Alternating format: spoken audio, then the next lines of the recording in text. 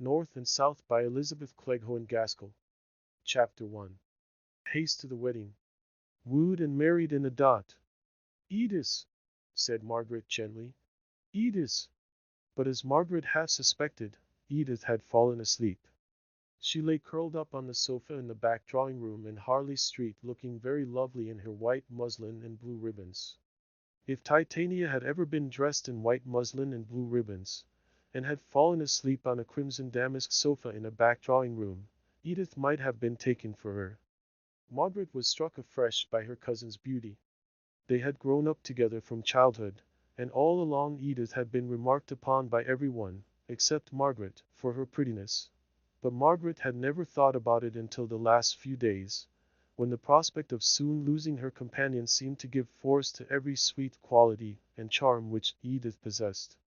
They had been talking about wedding dresses and wedding ceremonies, and Captain Lennox, and what he had told Edith about her future life at Corfu, where his regiment was stationed, and the difficulty of keeping a piano in good tune, a difficulty which Edith seemed to consider as one of the most formidable that could befall her in her married life, and what gowns she should want in the visits to Scotland, which would immediately succeed her marriage.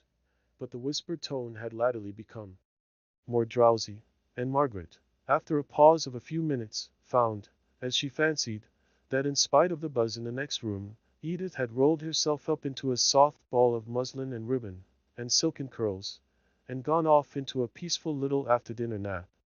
Margaret had been on the point of telling her cousin of some of the plans and visions which she entertained as to her future life in the country parsonage, where her father and mother lived, and where her bright holidays had always been passed, though for the last 10 years her Aunt Shaw's house had been considered as her home.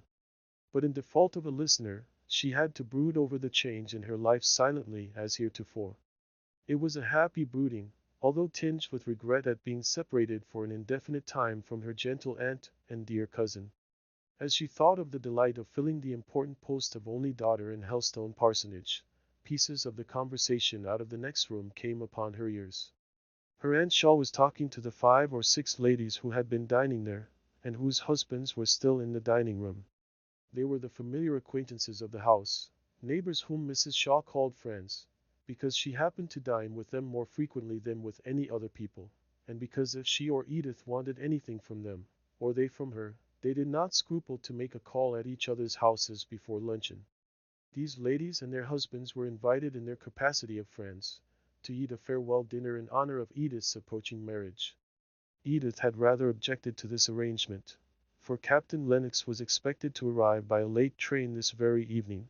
But, although she was a spoiled child, she was too careless and idle to have a very strong will of her own, and gave way when she found that her mother had absolutely ordered those extra delicacies of the season which are always supposed to be efficacious against immoderate grief at farewell dinners. She contented herself by leaning back in her chair, merely playing with the food on her plate, and looking grave and absent, while all around her were enjoying the mose of Mr. Gray, the gentleman who always took the bottom of the table at Mrs. Shaw's dinner parties, and asked Edith to give them some music in the drawing room. Mr. Gray was particularly agreeable over this farewell dinner, and the gentlemen stayed downstairs longer than usual. It was very well they did, to judge from the fragments of conversation which Margaret overheard. I suffered too much myself, not that I was not extremely happy with the poor dear general, but still disparity of age is a drawback, one that I was resolved Edith should not have to encounter. Of course, without any maternal partiality, I foresaw that the dear child was likely to marry early. Indeed, I had often said that I was sure she would be married before she was 19. I had quite prophetic feeling when Captain Lennox, and here the voice dropped into a whisper, but Margaret could easily supply the blank. The course of true love in Edith's case had run remarkably smooth. Mrs. Shaw had given way to the presentiment, as she expressed it, and had rather urged on the marriage, although it was below the expectations which many of Edith's acquaintances had formed for her, a young and pretty heiress. But Mrs. Shaw said that her only child should marry for love, and sighed emphatically, as if love had not been her motive for marrying the general. Mrs. Shaw enjoyed the romance of the present engagement rather more than her daughter. Not but that Edith was very thoroughly and properly in love, still she would certainly have preferred a good house in Belgravia, to all the picturesqueness of the life which Captain Lennox described at Corfu. The very parts which made Margaret glow as she listened, Edith pretended to shiver and shudder at, partly for the pleasure she had in being coaxed out of her dislike by her fond lover, and partly because anything of a gypsy or makeshift life was really distasteful to her. Yet had any one come with a fine house, and a fine estate, and a fine title to boot, Edith would still have clung to Captain Lennox while the temptation lasted. When it was over, it is possible she might have had little qualms of ill-concealed regret that Captain Lennox could not have united in his person everything that was desirable. In this she was but her mother's child, who, after deliberately marrying General Shaw with no warmer feeling than respect for his character and establishment, was constantly, though quietly, bemoaning her hard lot and being united to one whom she could not love. I have spared no expense in her trousseau, were the next words Margaret heard. She has all the beautiful Indian shawls and scarfs the General gave to me, but which I shall never wear again. She is a lucky girl, replied another voice, which Margaret knew to be that of Mrs. Gibson, a lady who was taking a double interest in the conversation, from the fact of one of her daughters having been married within the last few weeks. Helen had set her heart upon an Indian shawl, but really when I found what an extravagant price was asked, I was obliged to refuse her. She will be quite envious when she hears of Edith having Indian shawls. What kind are they? Delhi? With the lovely little borders? Margaret heard her aunt's voice again, but this time it was as if she had raised herself up from her half-recumbent position, and were looking into the more dimly lighted back drawing-room. Edith! Edith! Cried she, and then she sank as if wearied by the exertion. Margaret stepped forward. Edith is asleep, and shall. Is it anything I can do? All the lady said. Poor child! On receiving this distressing intelligence about Edith, and the minute lapdog in Mrs. Shaw's arms began to bark, as if excited by the burst of pity. Hush, Tiny! You naughty little girl! You awaken your mistress. It was only to ask Edith if she would tell Newton to bring down her shawls. Perhaps you would go, Margaret dear? Margaret went up into the old nursery at the very top of the house, where Newton was busy getting up some laces which were required for the wedding. While Newton went not without a muttered grumbling to undo the shawls, which had already been exhibited 4 or 5 times that day, Margaret looked round upon the nursery, the first room in that house with which she had become familiar 9 years ago, when she was brought, all untamed from the forest, to share the home, the play, and the lessons of her cousin Edith. She remembered the dark, dim look of the London nursery, presided over by an austere and ceremonious nurse, who was terribly particular about clean hands and torn frocks. She recollected the first tea up there, separate from her father and aunt, who were dining somewhere down below, an infinite depth of stairs, for unless she were up in the sky the child thought, they must be deep down in the bowels of the earth. At home, before she came to live in Harley Street, her mother's dressing-room had been her nursery, and as they kept early hours in the country parsonage, Margaret had always had her meals with her father and mother. Ay, well did the tall stately girl of 18 remember the tears shed with such wild passion of grief by the little girl of 9, as she hid her face under the bedclothes in that first night, and how she was bidden not to cry by the nurse, because it would disturb Miss Edith, and how she had cried as bitterly, but more quietly, till her newly seen grand pretty Anne had come softly upstairs with Mr. Hale to show him his little sleeping daughter. Then the little Margaret had hushed her sobs, and tried to lie quiet as if asleep, for fear of making her father unhappy by her grief, which she dared not express before her aunt, and which she rather thought it was wrong to feel at all after the long hoping, and planning, and contriving they had gone through at home, before her wardrobe could be arranged to suit her grander circumstances, and before Papa could leave his parish to come up to London, even for a few days. Now she had got to love the old nursery, though it was but a dismantled place, and she looked all round with a kind of cat-like regret, at the idea of leaving it forever in 3 days.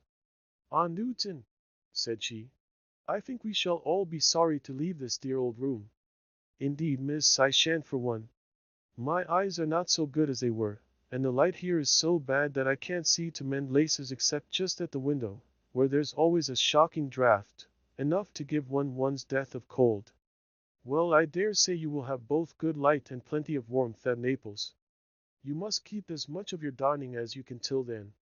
Thank you, Newton, I can take them down, you're busy. So Margaret went down laden with shawls, and snuffing up their spicy eastern smell. Her aunt asked her to stand as a sort of lay figure on which to display them, as Edith was still asleep.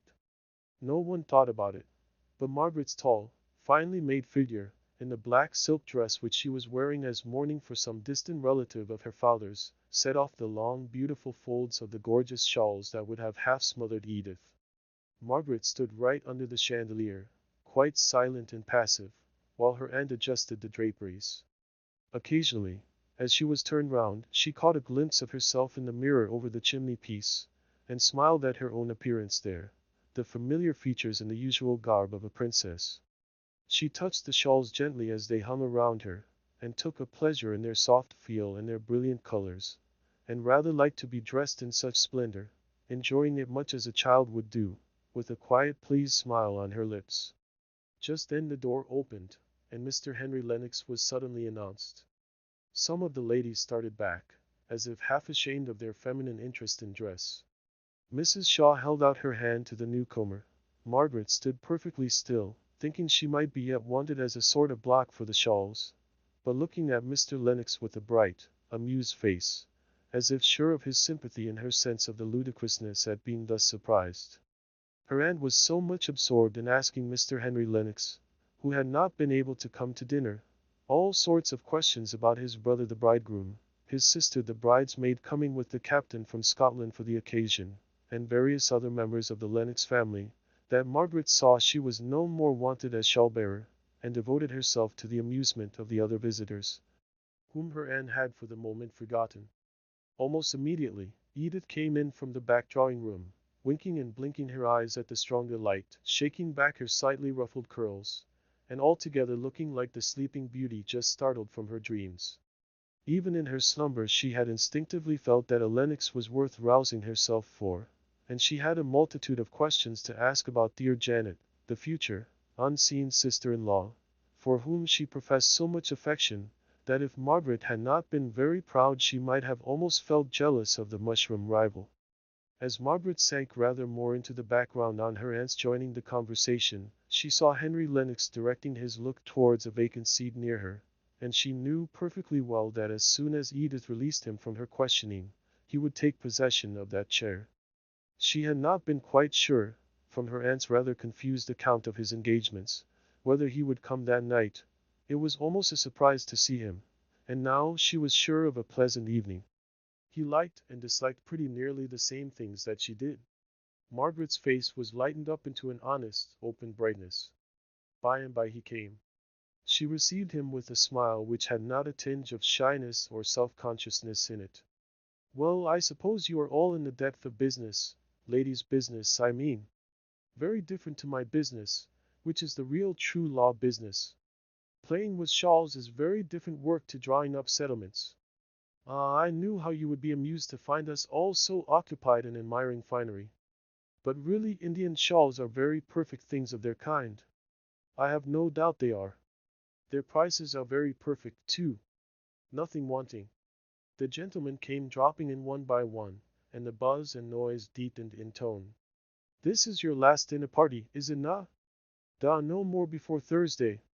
Now, I think after this evening we shall feel at rest, which I am sure I have not done for many weeks. At least, that kind of rest when the hands have nothing more to do, and all the arrangements are complete for an event which must occupy one's head and heart. I shall be glad to have time to think, and I am sure Edith will. I am not so sure about her, but I can fancy that you will. Whenever I have seen you lately, you have been carried away by a whirlwind of some other person's making. Yes, said Margaret, rather sadly, remembering the never-ending commotion about trifles that had been going on for more than a month past. I wonder if a marriage must always be preceded by what you call a whirlwind, or whether in some cases there might not rather be a calm and peaceful time just before it.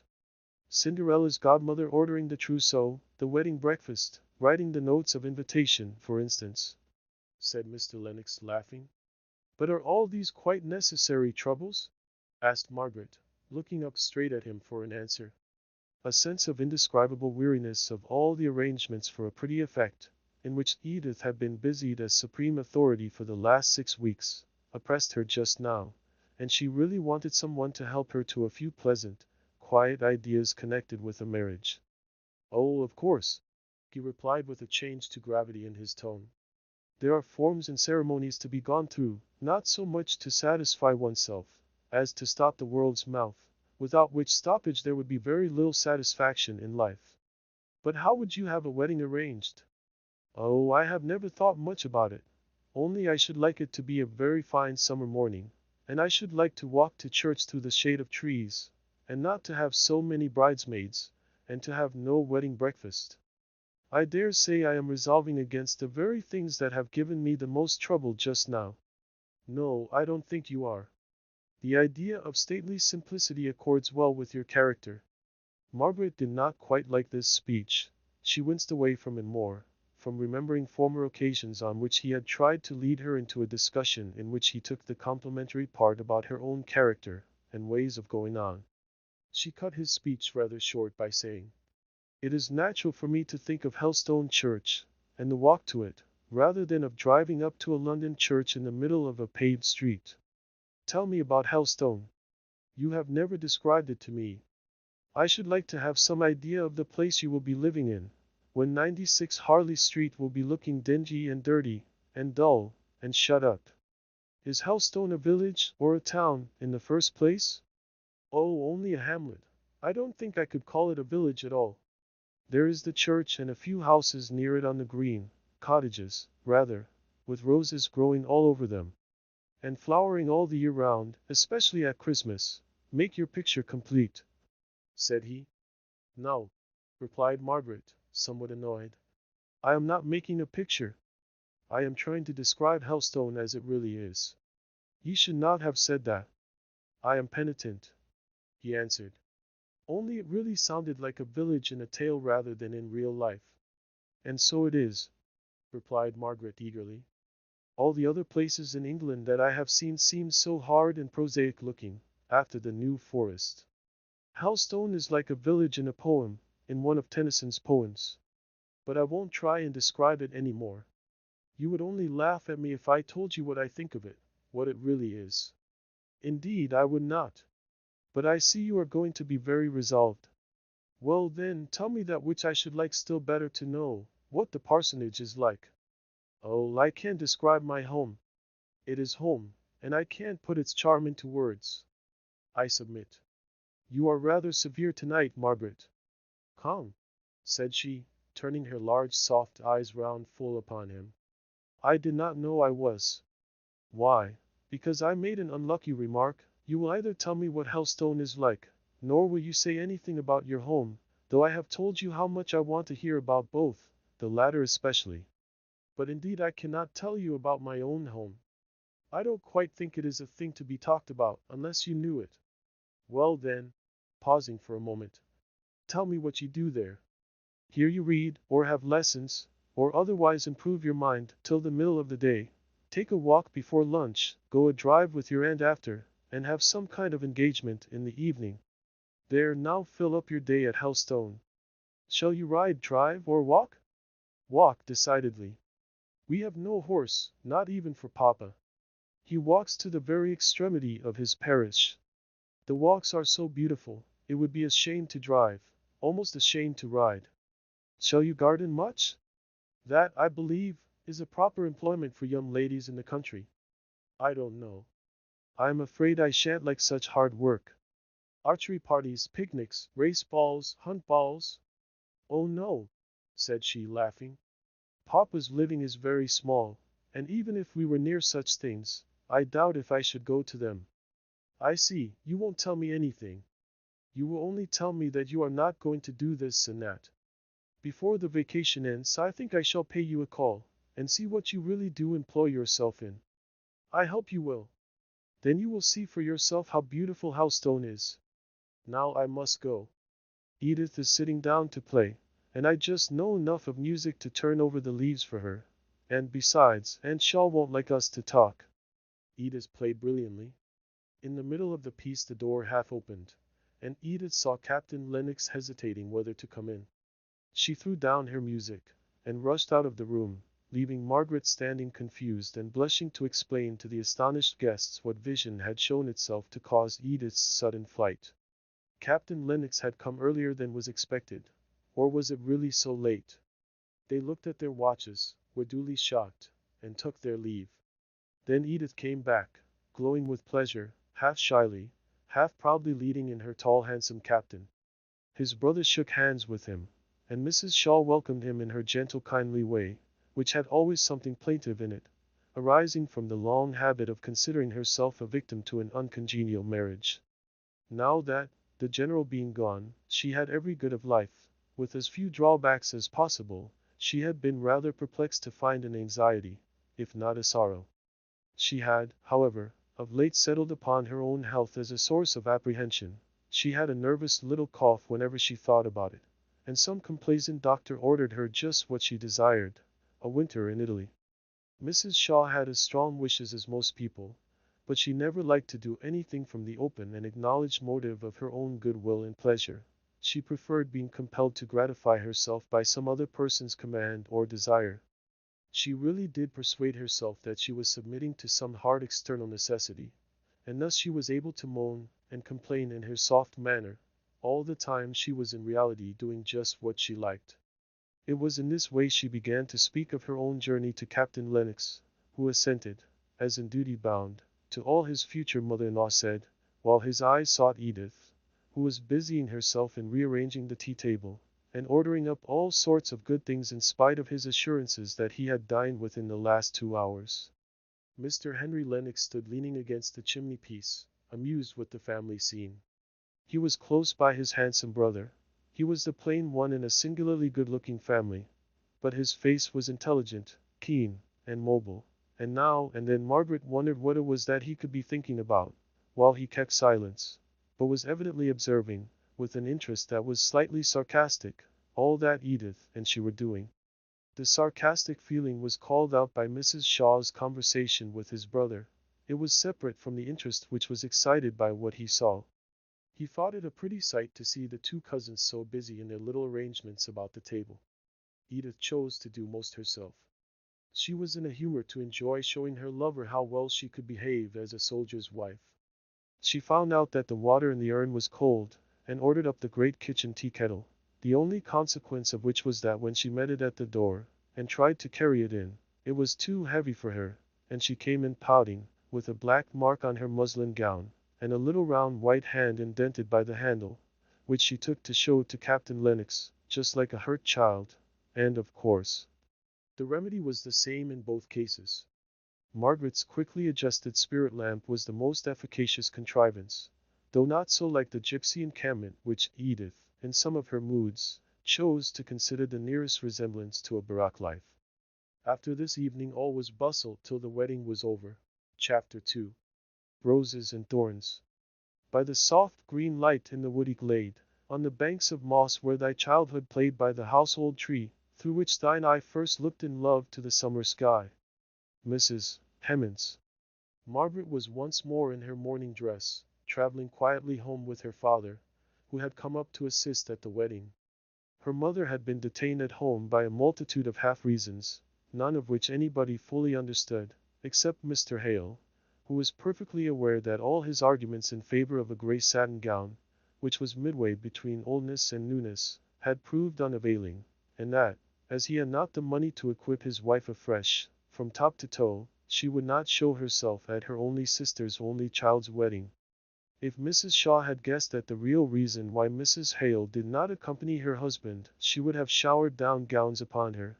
But it was nearly 20 years since Mrs. Shaw had been the poor pretty Miss Beresford, and she had really forgotten all grievances except that of the unhappiness arising from disparity of age in married life, on which she could descant by the half hour.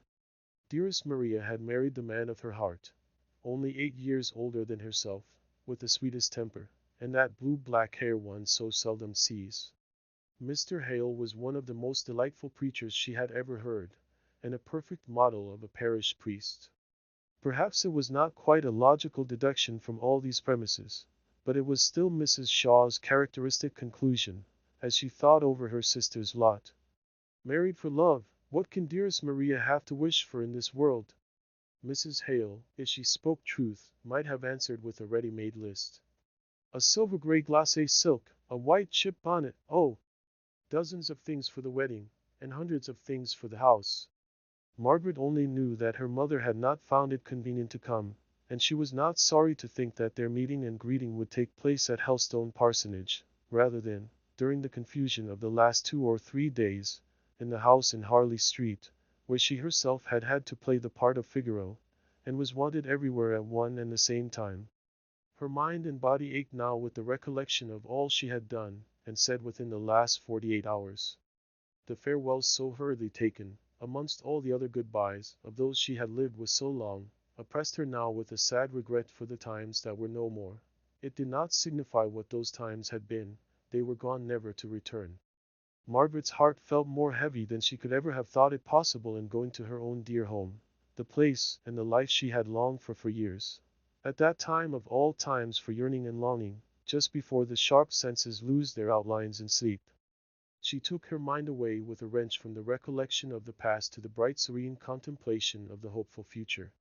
Her eyes began to see, not visions of what had been, but the sight actually before her, her dear father leaning back asleep in the railway carriage. His blue-black hair was grey now, and lay thinly over his brows.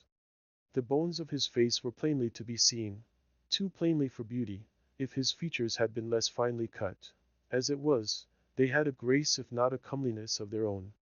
The face was in repose, but it was rather rest after weariness than the serene calm of the countenance of one who led a placid, contented life.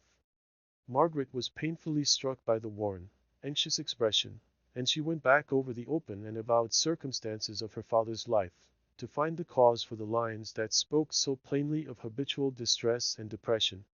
Poor Frederick, thought she, sighing. Ay, if Frederick had but been a clergyman, instead of going into the navy, and being lost to us all. I wish I knew all about it. I never understood it from Aunt Shaw. I only knew he could not come back to England because of that terrible affair. Poor dear papa! How sad he looks! I am so glad I am going home, to be a hand to comfort him and mamma. She was ready with a bright smile, in which there was not a trace of fatigue, to greet her father when he awakened. He smiled back again, but faintly, as if it were an unusual exertion. His face returned into its lines of habitual anxiety. He had a trick of half opening his mouth as if to speak, which constantly unsettled the form of the lips, and gave the face an undecided expression. But he had the same large, soft eyes as his daughter, eyes which moved slowly and almost grandly round in their orbits, and were well veiled by their transparent white eyelids. Margaret was more like him than like her mother. Sometimes people wondered that parents so handsome should have a daughter who was so far regularly beautiful. Not beautiful at all, was occasionally said. Her mouth was wide, no rosebud that could only open just enough to let out a yes and now, and please you, sir. But the wide mouth was one soft curve of rich red lips, and the skin, if not white and fair, was of an ivory smoothness and delicacy. If the look on her face was, in general, too dignified and reserved for one so young, now, talking to her father, it was bright as the morning, full of dimples, and glances that spoke of childish gladness, and boundless hope in the future. It was the latter part of July when Margaret returned home. The forest trees were all one dark, full, dusky green. The fern below them caught all the slanting sunbeams. The weather was sultry and broodingly still. Margaret used to tramp along by her father's side, crushing down the fern with a cruel glee, as she felt it yield under her light foot, and send up the fragrance peculiar to it, out on the broad commons into the warm scented light, seeing multitudes of wild, free, living creatures, reveling in the sunshine, and the herbs and flowers it called forth. This life, at least these walks, realized all Margaret's anticipations. She took a pride in her forest. Its people were her people. She made hearty friends with them, learned and delighted in using their peculiar words, took up her freedom amongst them, nursed their babies, talked or read with slow distinctness to their old people, carried dainty messes to their sick, resolved before long to teach at the school where her father went regularly every day as to an appointed task, but she was continually tempted off to go and see some individual friend, man, woman, or child, in some cottage in the green shade of the forest. Her out-of-doors life was perfect. Her indoors life had its drawbacks. With the healthy shame of a child, she blamed herself for her keenness of sight in perceiving that all was not as it should be there. Her mother always so kind and tender towards her, seemed now and then so much discontented with their situation, thought that the bishop strangely neglected his episcopal duties, in not giving Mr. Hale a better living, and almost reproached her husband because he could not bring himself to say that he wished to leave the parish, and undertake the charge of a larger. He would sigh aloud as he answered, that if he could do what he ought in Little Helstone, he should be thankful. But every day he was more overpowered. The world became more bewildering.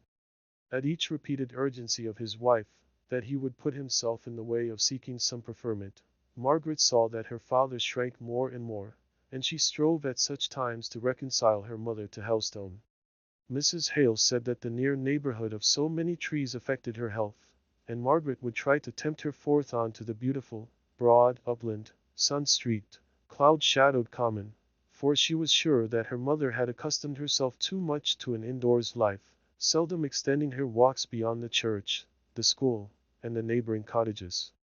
This did good for a time, but when the autumn drew on, and the weather became more changeable, her mother's idea of the unhealthiness of the place increased, and she repined even more frequently that her husband, who was more learned than Mr. Hume, a better parish priest than Mr. Hoodsworth, should not have met with the preferment that these two former neighbors of theirs had done. This marring of the peace of home, by long hours of discontent, was what Margaret was unprepared for. She knew, and had rather revelled in the idea, that she should have to give up many luxuries, which had only been troubles and trammels to her freedom in Harley Street. Her keen enjoyment of every sensuous pleasure was balanced finely, if not overbalanced, by her conscious pride in being able to do without them all, if need were. But the cloud never comes in that quarter of the horizon from which we watch for it.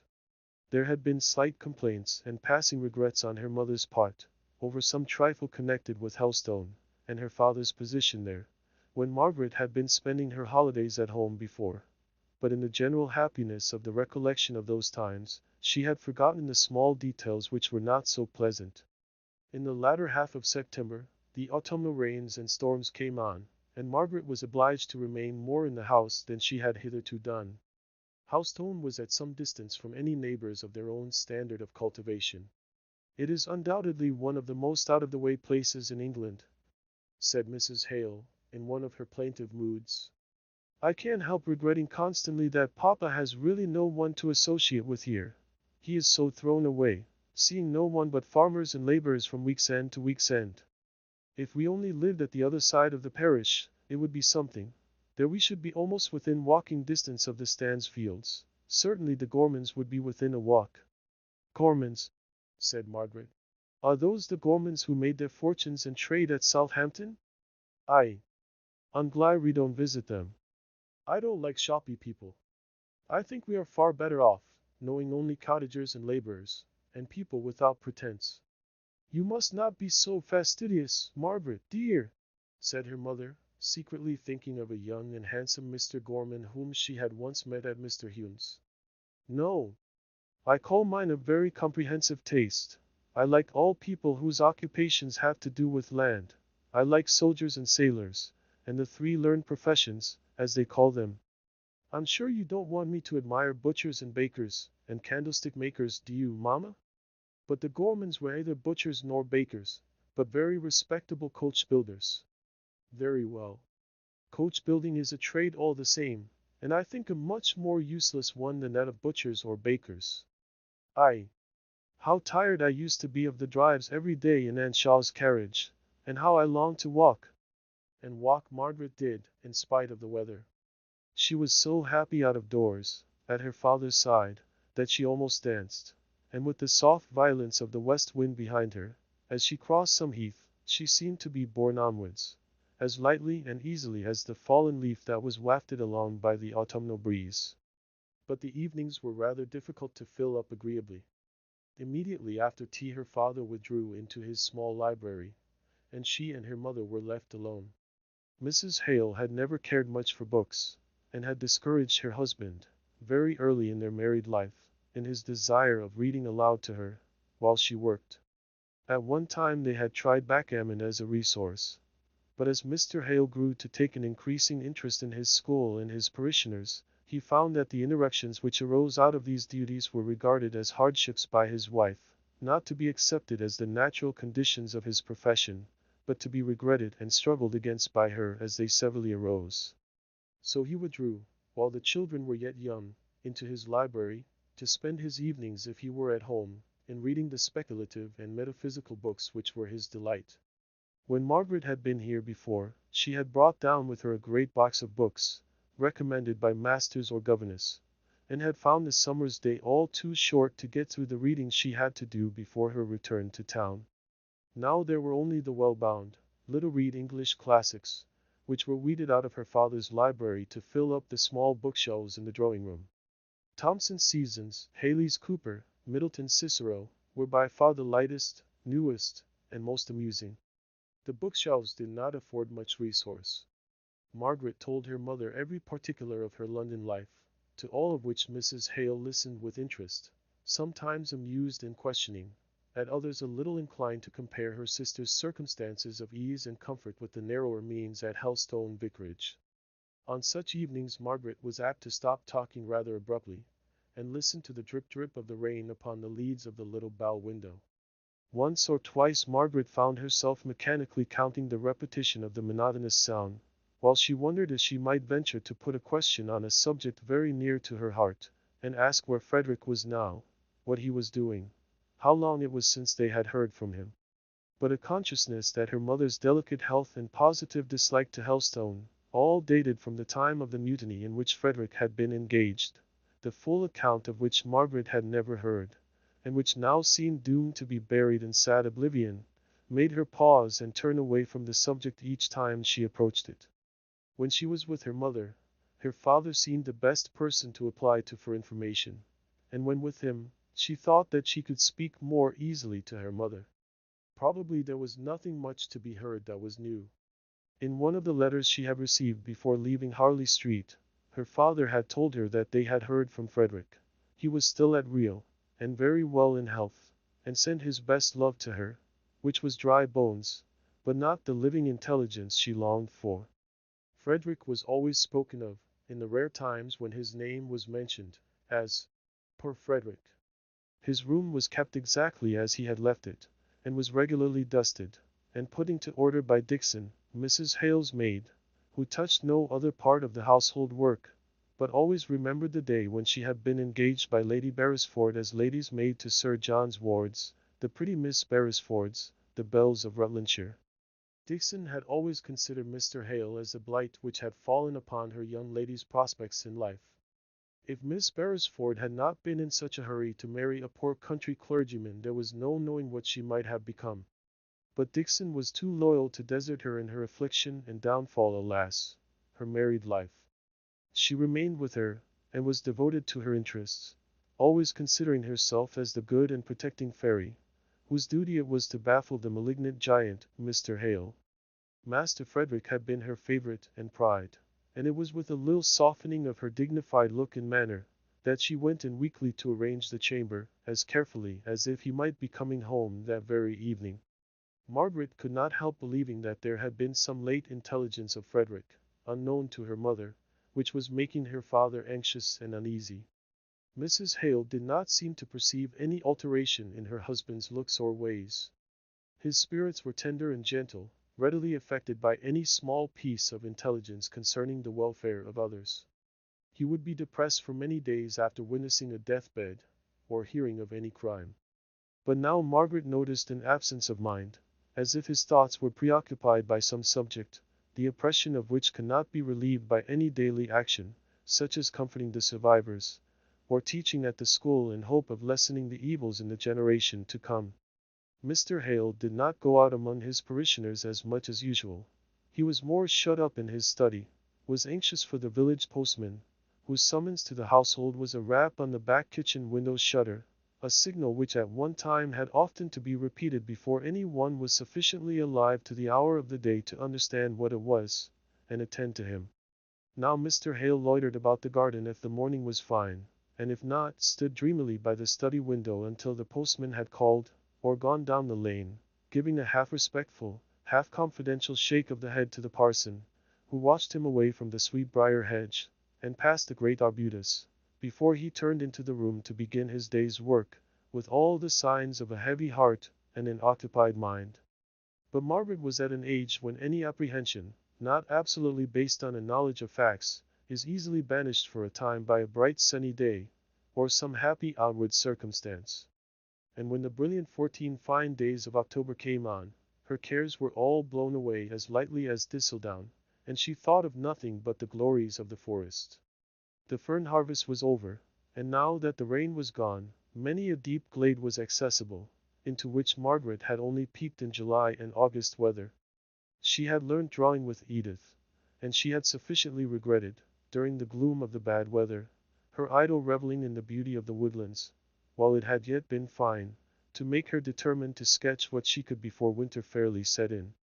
Accordingly, she was busy preparing her board one morning, when Sarah, the housemaid, threw wide open the drawing-room door, and announced, "Mr. Henry Lennox." Chapter 3. The more haste the worse speed. Learn to win a lady's faith nobly, as the thing is high, bravely, as for life and death, with a loyal gravity. Lead her from the festive boards, point her to the starry skies, guard her, by your truthful words, pure from courtship's flatteries. Mrs. Browning. Mr. Henry Lennox. Margaret had been thinking of him only a moment before, and remembering his inquiry into her probable occupations at home. It was Parle du soleil et en envoie les rayons, and the brightness of the sun came over Margaret's face as she put down her board, and went forward to shake hands with him. "Tell Mamma, Sarah," said she. "Mamma, and I want to ask you so many questions about Edith. I am so much obliged to you for coming." "Did not I say that I should?" asked he, in a lower tone than that in which he had spoken. "But I heard of you so far away in the Highlands that I never thought Hampshire could come in." "Aye," said he more lightly. "Our young couple were playing such foolish pranks, running all sorts of risks, climbing this mountain, sailing on that lake, that I really thought they needed a mentor to take care of them. And indeed they did. They were quite beyond my uncle's management, and kept the old gentleman in a panic for 16 hours out of the 24. Indeed, when I once saw how unfit they were to be trusted alone, I thought it my duty not to leave them till I had seen them safely embarked at Plymouth." "Have you been at Plymouth?" "Aye." Edith never named that. "To be sure, she has written in such a hurry lately. Did they really sail on Tuesday?" "Really sailed, and relieved me from many responsibilities. Edith gave me all sorts of messages for you. I believe I have a little diminutive note somewhere. Yes, here it is." "Aye. Thank you," exclaimed Margaret, and then, half wishing to read it alone and unwatched, she made the excuse of going to tell her mother again Sarah surely had made some mistake that Mr. Lennox was there. When she had left the room, he began in his scrutinizing way to look about him. The little drawing-room was looking its best in the streaming light of the morning sun. The middle window in the bow was opened, and clustering roses and a scarlet honeysuckle came peeping round the corner. The small lawn was gorgeous with verbenas and geraniums of all bright colors. But the very brightness outside made the colors within seem poor and faded. The carpet was far from new, the chintz had been often washed. The whole apartment was smaller and shabbier than he had expected, as background and framework for Margaret, herself so queenly. He took up one of the books lying on the table. It was the Paradise of Dante, in the proper old Italian binding of white vellum and gold. By it lay a dictionary, and some words copied out in Margaret's handwriting.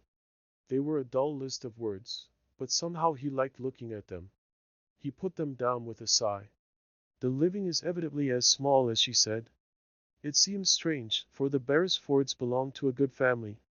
Margaret meanwhile had found her mother. It was one of Mrs. Hale's fitful days, when everything was a difficulty and a hardship, and Mr. Lennox's appearance took this shape, although secretly she felt complimented by his thinking it worth while to call. It is most unfortunate. We are dining early today, and having nothing but cold meat, in order that the servants may get on with their ironing, and yet, of course, we must ask him to dinner, Edith's brother-in-law and all. And your papa is in such low spirits this morning about something, I don't know what. I went into the study just now, and he had his face on the table, covering it with his hands. I told him I was sure Helstone air did not agree with him any more than with me, and he suddenly lifted up his head, and bade me not to speak a word more against Helstone. He could not bear it. If there was one place he loved on earth it was Helstone. But I am sure, for all that, it is the damp and relaxing air. Margaret felt as if a thin cold cloud had come between her and the sun. She had listened patiently, in hopes that it might be some relief to her mother to unburden herself. But now it was time to draw her back to Mr. Lennox. Papa likes Mr. Lennox. They got on together famously at the wedding breakfast. I dare say his coming will do Papa good. And never mind the dinner, dear Mamma. Cold meat will do capitally for a lunch, which is the light in which Mr. Lennox will most likely look upon a 2 o'clock dinner. But what are we to do with him till then? It is only 10:30 now. I'll ask him to go out sketching with me. I know he draws, and that will take him out of your way, Mamma. Only do come in now. He will think it so strange if you don't. Mrs. Hale took off her black silk apron, and smoothed her face. She looked a very pretty ladylike woman, as she greeted Mr. Lennox with the cordiality due to one who was almost a relation. He evidently expected to be asked to spend the day, and accepted the invitation with a glad readiness that made Mrs. Hale wish she could add something to the cold beef.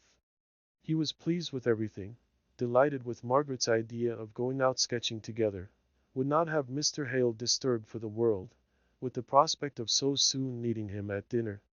Margaret brought out her drawing materials for him to choose from, and after the paper and brushes had been duly selected, the two set out in the merriest spirits in the world. Now, please, just stop here for a minute or two, said Margaret. These are the cottages that haunted me so during the rainy fortnight, reproaching me for not having sketched them before they tumbled down and were no more seen.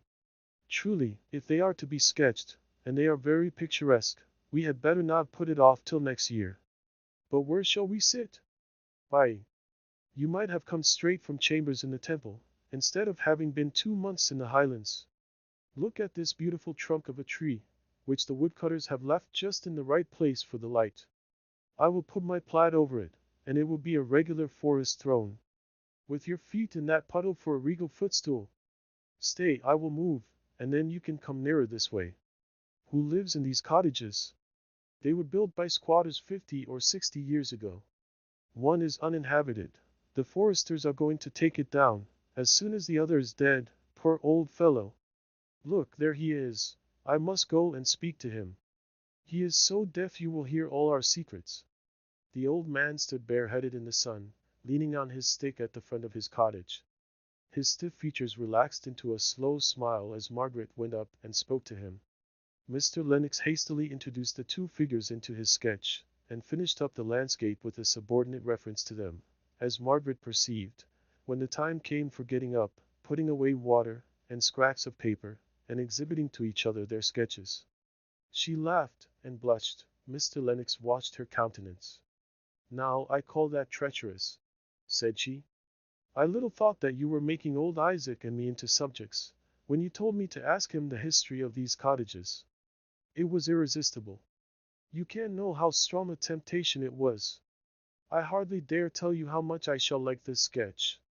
He was not quite sure whether she heard this latter sentence before she went to the brook to wash her palette. She came back rather flushed, but looking perfectly innocent and unconscious. He was glad of it, for the speech had slipped from him unawares, a rare thing in the case of a man who premeditated his actions so much as Henry Lennox. The aspect of home was all right and bright when they reached it.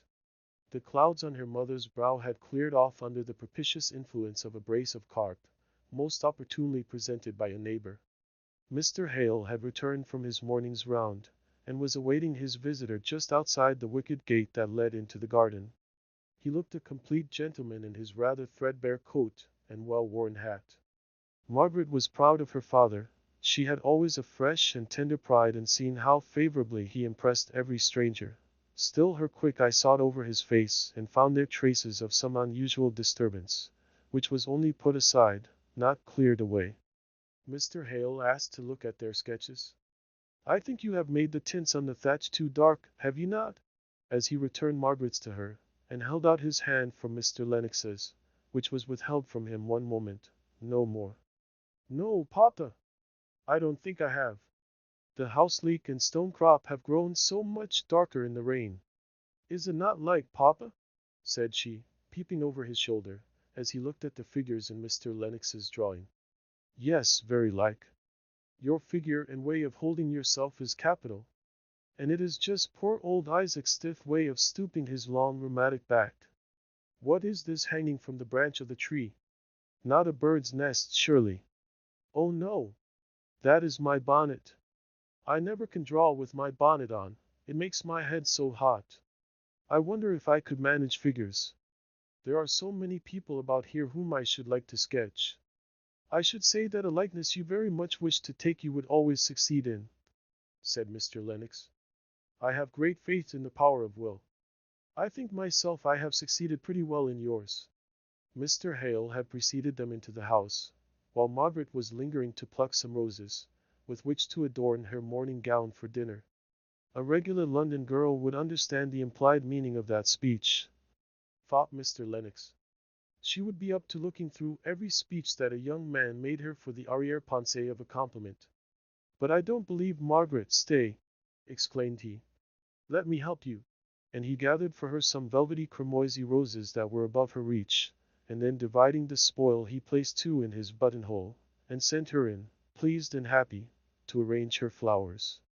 The conversation at dinner flowed on quietly and agreeably.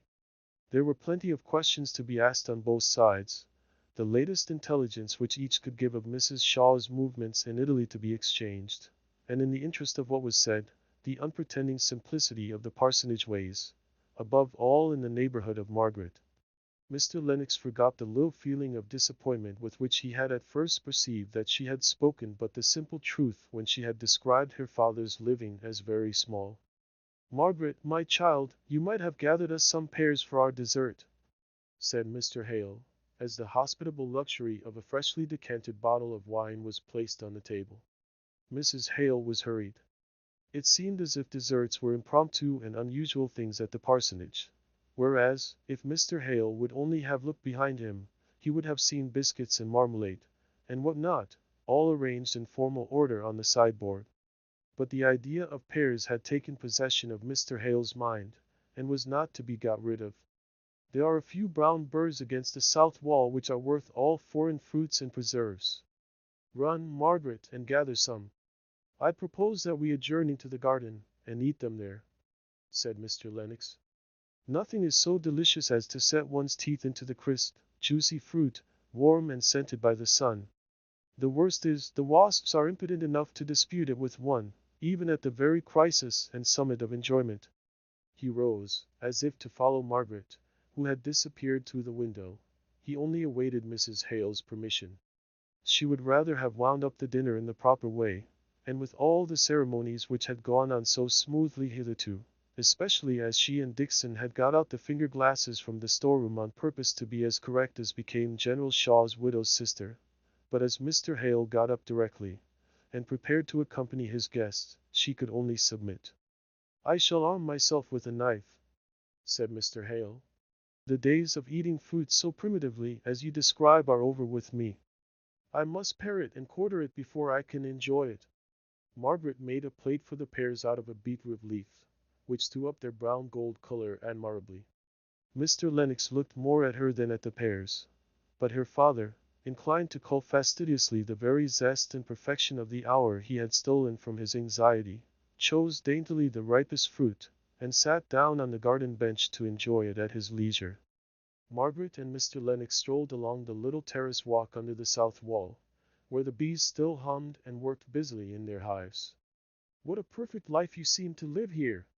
I have always felt rather contemptuously towards the poets before, with their wishes, mine be a cot beside a hill, and that sort of thing. But now I am afraid that the truth is, I have been nothing better than a cockney. Just now I feel as if 20 years' hard study of law would be amply rewarded by 1 year of such an exquisite serene life as this. Such skies! Looking up. Such crimson and amber foliage, so perfectly motionless as that, pointing to some of the great forest trees which shut in the garden as if it were a nest.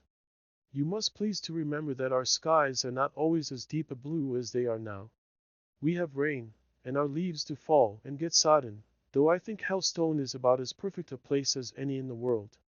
Recollect how you rather scorned my description of it one evening in Harley Street, a village in a tale. Scorned, Margaret! That is rather a hard word. Perhaps it is. Only I know I should have liked to have talked to you of what I was very full at the time, and you, what must I call it then, spoke disrespectfully of Helstone as a mere village in a tale.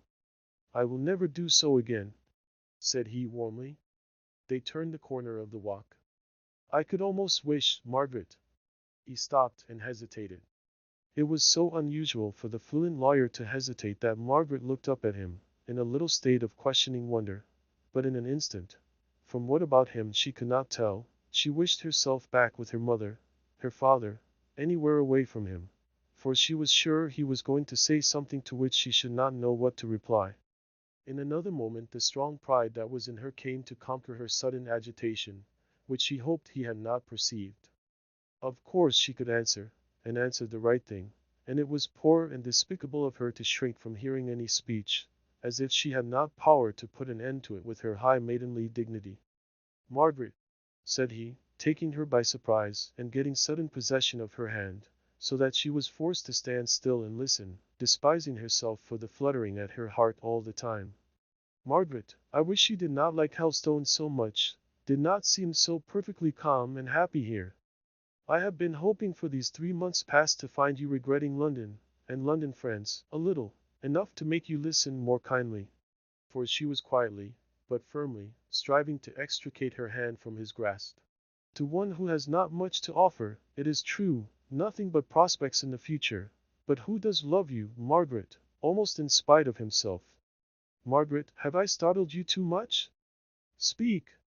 For he saw her lips quivering almost as if she were going to cry. She made a strong effort to be calm. She would not speak till she had succeeded in mastering her voice, and then she said, I was startled. I did not know that you cared for me in that way. I have always thought of you as a friend, and please I would rather go on thinking of you so. I don't like to be spoken to as you have been doing. I cannot answer you as you want me to do, and yet I should feel so sorry if I vexed you.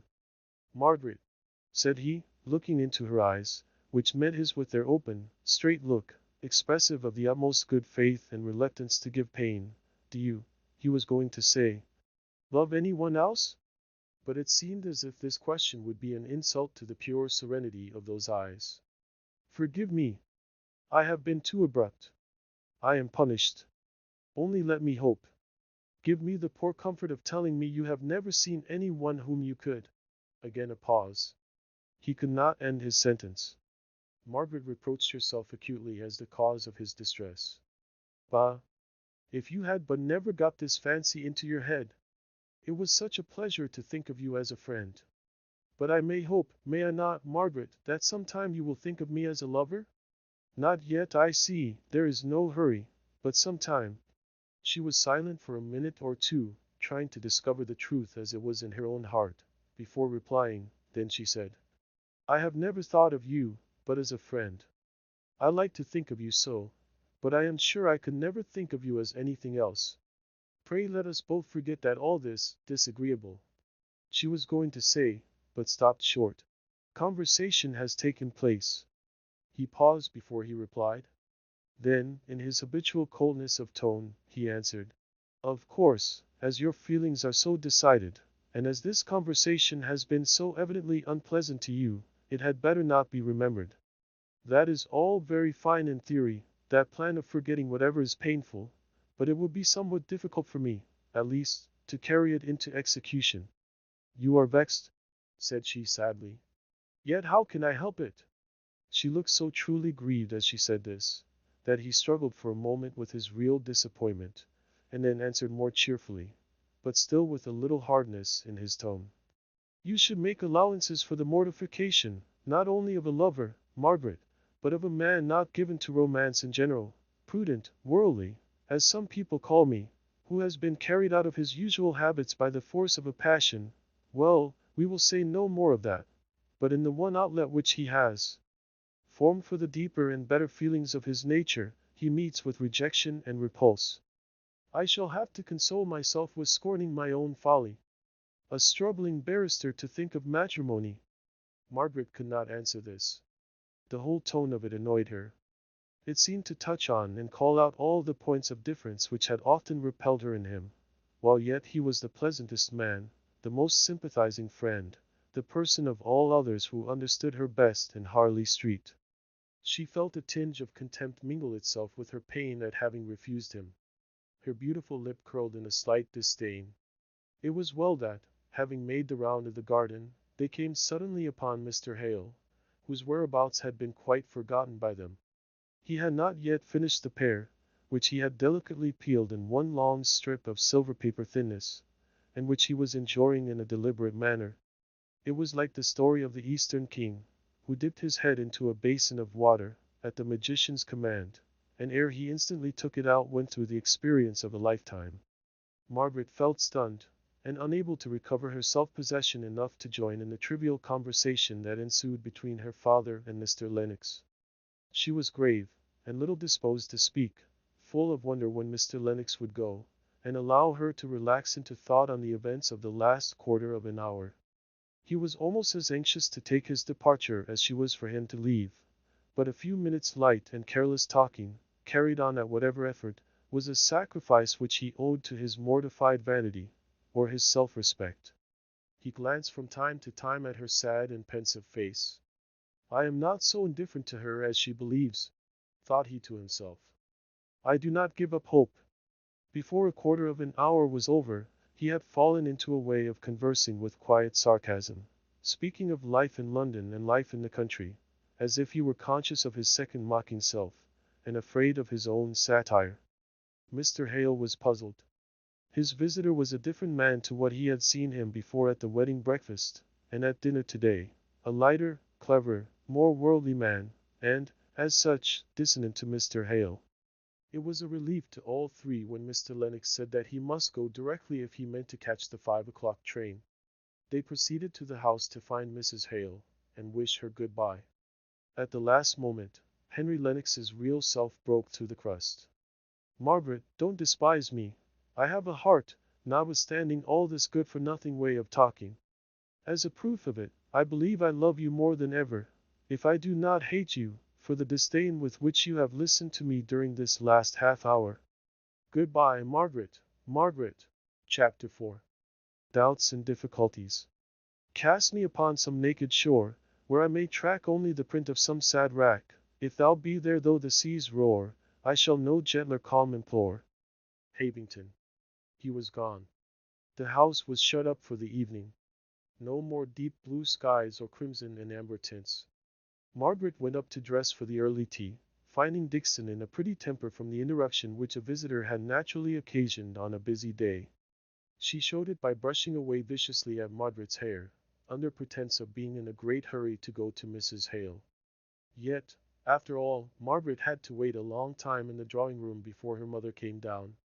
She sat by herself at the fire, with unlighted candles on the table behind her, thinking over the day, the happy walk, happy sketching, cheerful pleasant dinner, and the uncomfortable, miserable walk in the garden. How different men were to women! Here was she disturbed and unhappy, because her instinct had made anything but a refusal impossible, while he, not many minutes after he had met with a rejection of what ought to have been the deepest, holiest proposal of his life, could speak as if briefs, success, and all its superficial consequences of a good house, clever and agreeable society, were the sole avowed objects of his desires. Oh dear! How she could have loved him if he had but been different, with a difference which he felt, on reflection, to be one that went low, deep down. Then she took it into her head that, after all, his lightness might be but assumed, to cover a bitterness of disappointment which would have been stamped on her own heart as she had loved and been rejected.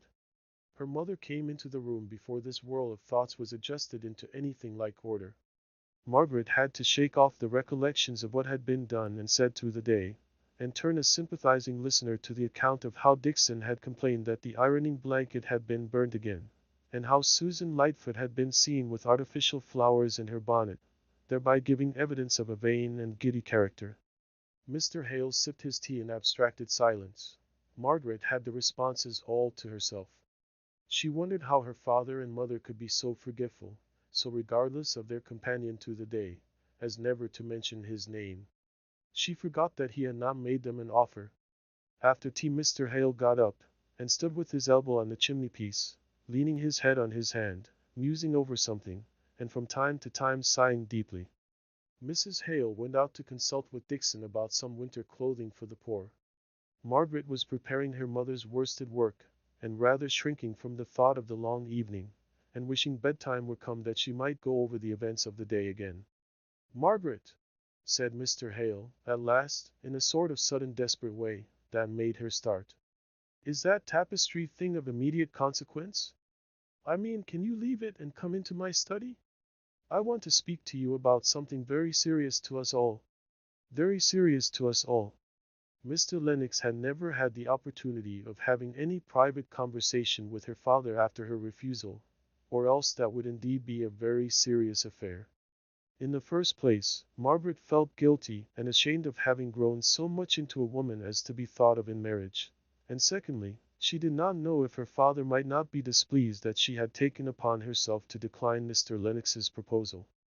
But she soon felt it was not about anything, which having only lately and suddenly occurred, could have given rise to any complicated thoughts, that her father wished to speak to her. He made her take a chair by him.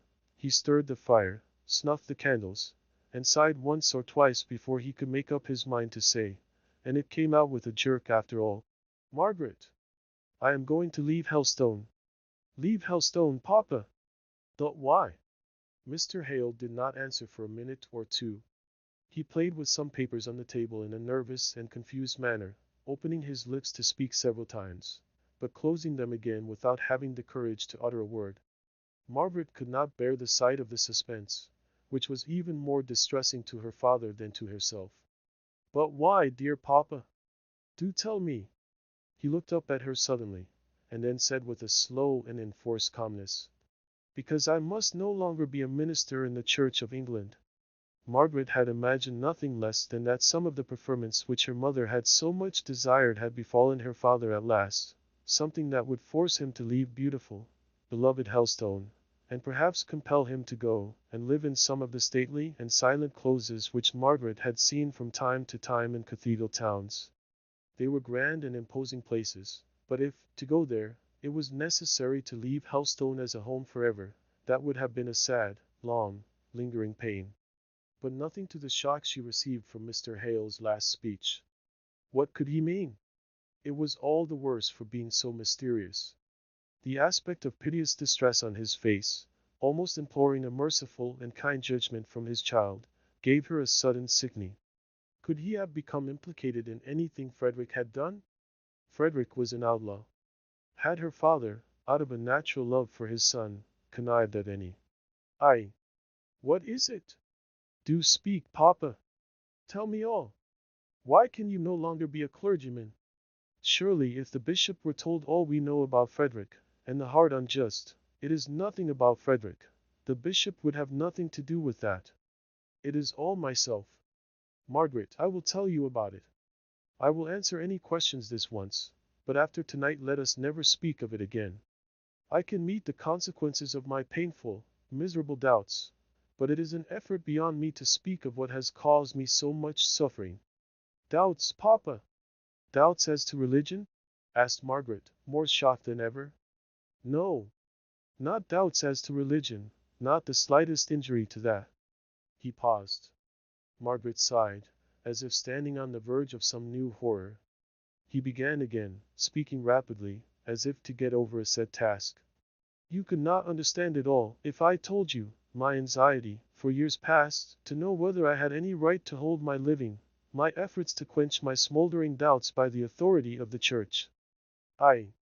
Margaret, How I love the holy church from which I am to be shut out.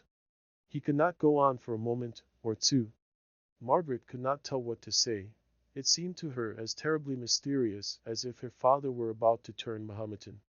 I have been reading today of the 2,000 who were ejected from their churches, continued Mr. Hale, smiling faintly, trying to steal some of their bravery. But it is of no use, no use.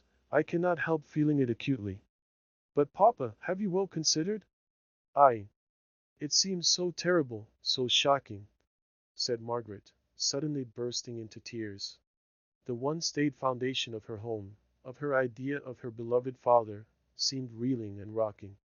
What could she say? What was to be done?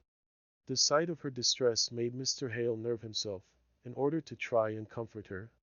He swallowed down the dry choking sobs which had been heaving up from his heart hitherto, and going to his bookcase he took down a volume, which he had often been reading lately, and from which he thought he had derived strength to enter upon the course in which he was now embarked. Listen, dear Margaret, said he, putting one arm round her waist.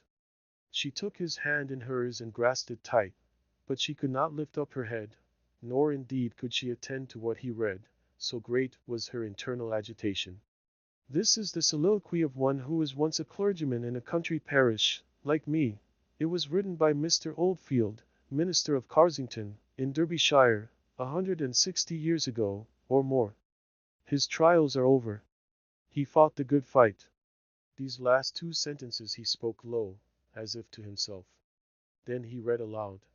But thou canst no longer continue in thy work without dishonour to God, discredit to religion, foregoing thy integrity, wounding conscience, spoiling thy peace, and hazarding the loss of thy salvation. In a word, when the conditions upon which thou must continue if thou wilt continue in thy employments are sinful, and unwarranted by the word of God, thou mayest, thou must believe that God will turn thy very silence, suspension, deprivation, and laying aside, to His glory, and the advancement of the gospel's interest. When God will not use thee in one kind, yet he will in another. A soul that desires to serve and honor him shall never want opportunity to do it, nor must thou so limit the Holy One of Israel, as to think he hath but one way in which he can glorify himself by thee. He can do it by thy silence as well as by thy preaching, the laying aside as well as thy continuance in thy work. It is not pretense of doing God the greatest service, or performing the weightiest duty, that will excuse the least sin, though that sin capacitated or gave us the opportunity for doing that duty. Thou wilt have little thanks, O my soul, if, when thou art charged with corrupting God's worship, falsifying thy vows, thou pretendest the necessity for it in order to a continuance in the ministry. As he read this, and glanced at much more which he did not read, he gained resolution for himself, and felt as if he too could be brave and firm in doing what he believed to be right. But as he ceased he heard Margaret's low convulsive sob, and his courage sank down under the keen sense of suffering. Margaret, dear, said he, drawing her closer, think of the early martyrs, think of the thousands who have suffered. But, father, said she, suddenly lifting up her flushed, too wet face, the early martyrs suffered for the truth, while you, oh, dear, dear papa, I suffer for conscience' sake, my child, said he, with a dignity that was only tremulous from the acute sensitiveness of his character. I must do what my conscience bids. I have borne long with self-reproach that would have roused any mind less torpid and cowardly than mine. He shook his head as he went on.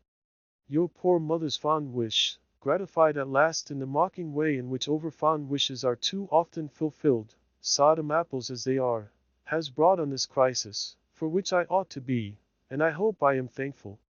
It is not a month since the bishop offered me another living. If I had accepted it, I should have had to make a fresh declaration of conformity to the liturgy at my institution. Margaret, I tried to do it. I tried to content myself with simply refusing the additional preferment, and stopping quietly here, strangling my conscience now, as I had strained it before. God forgive me. He rose and walked up and down the room, speaking low words of self-reproach and humiliation, of which Margaret was thankful to hear but few.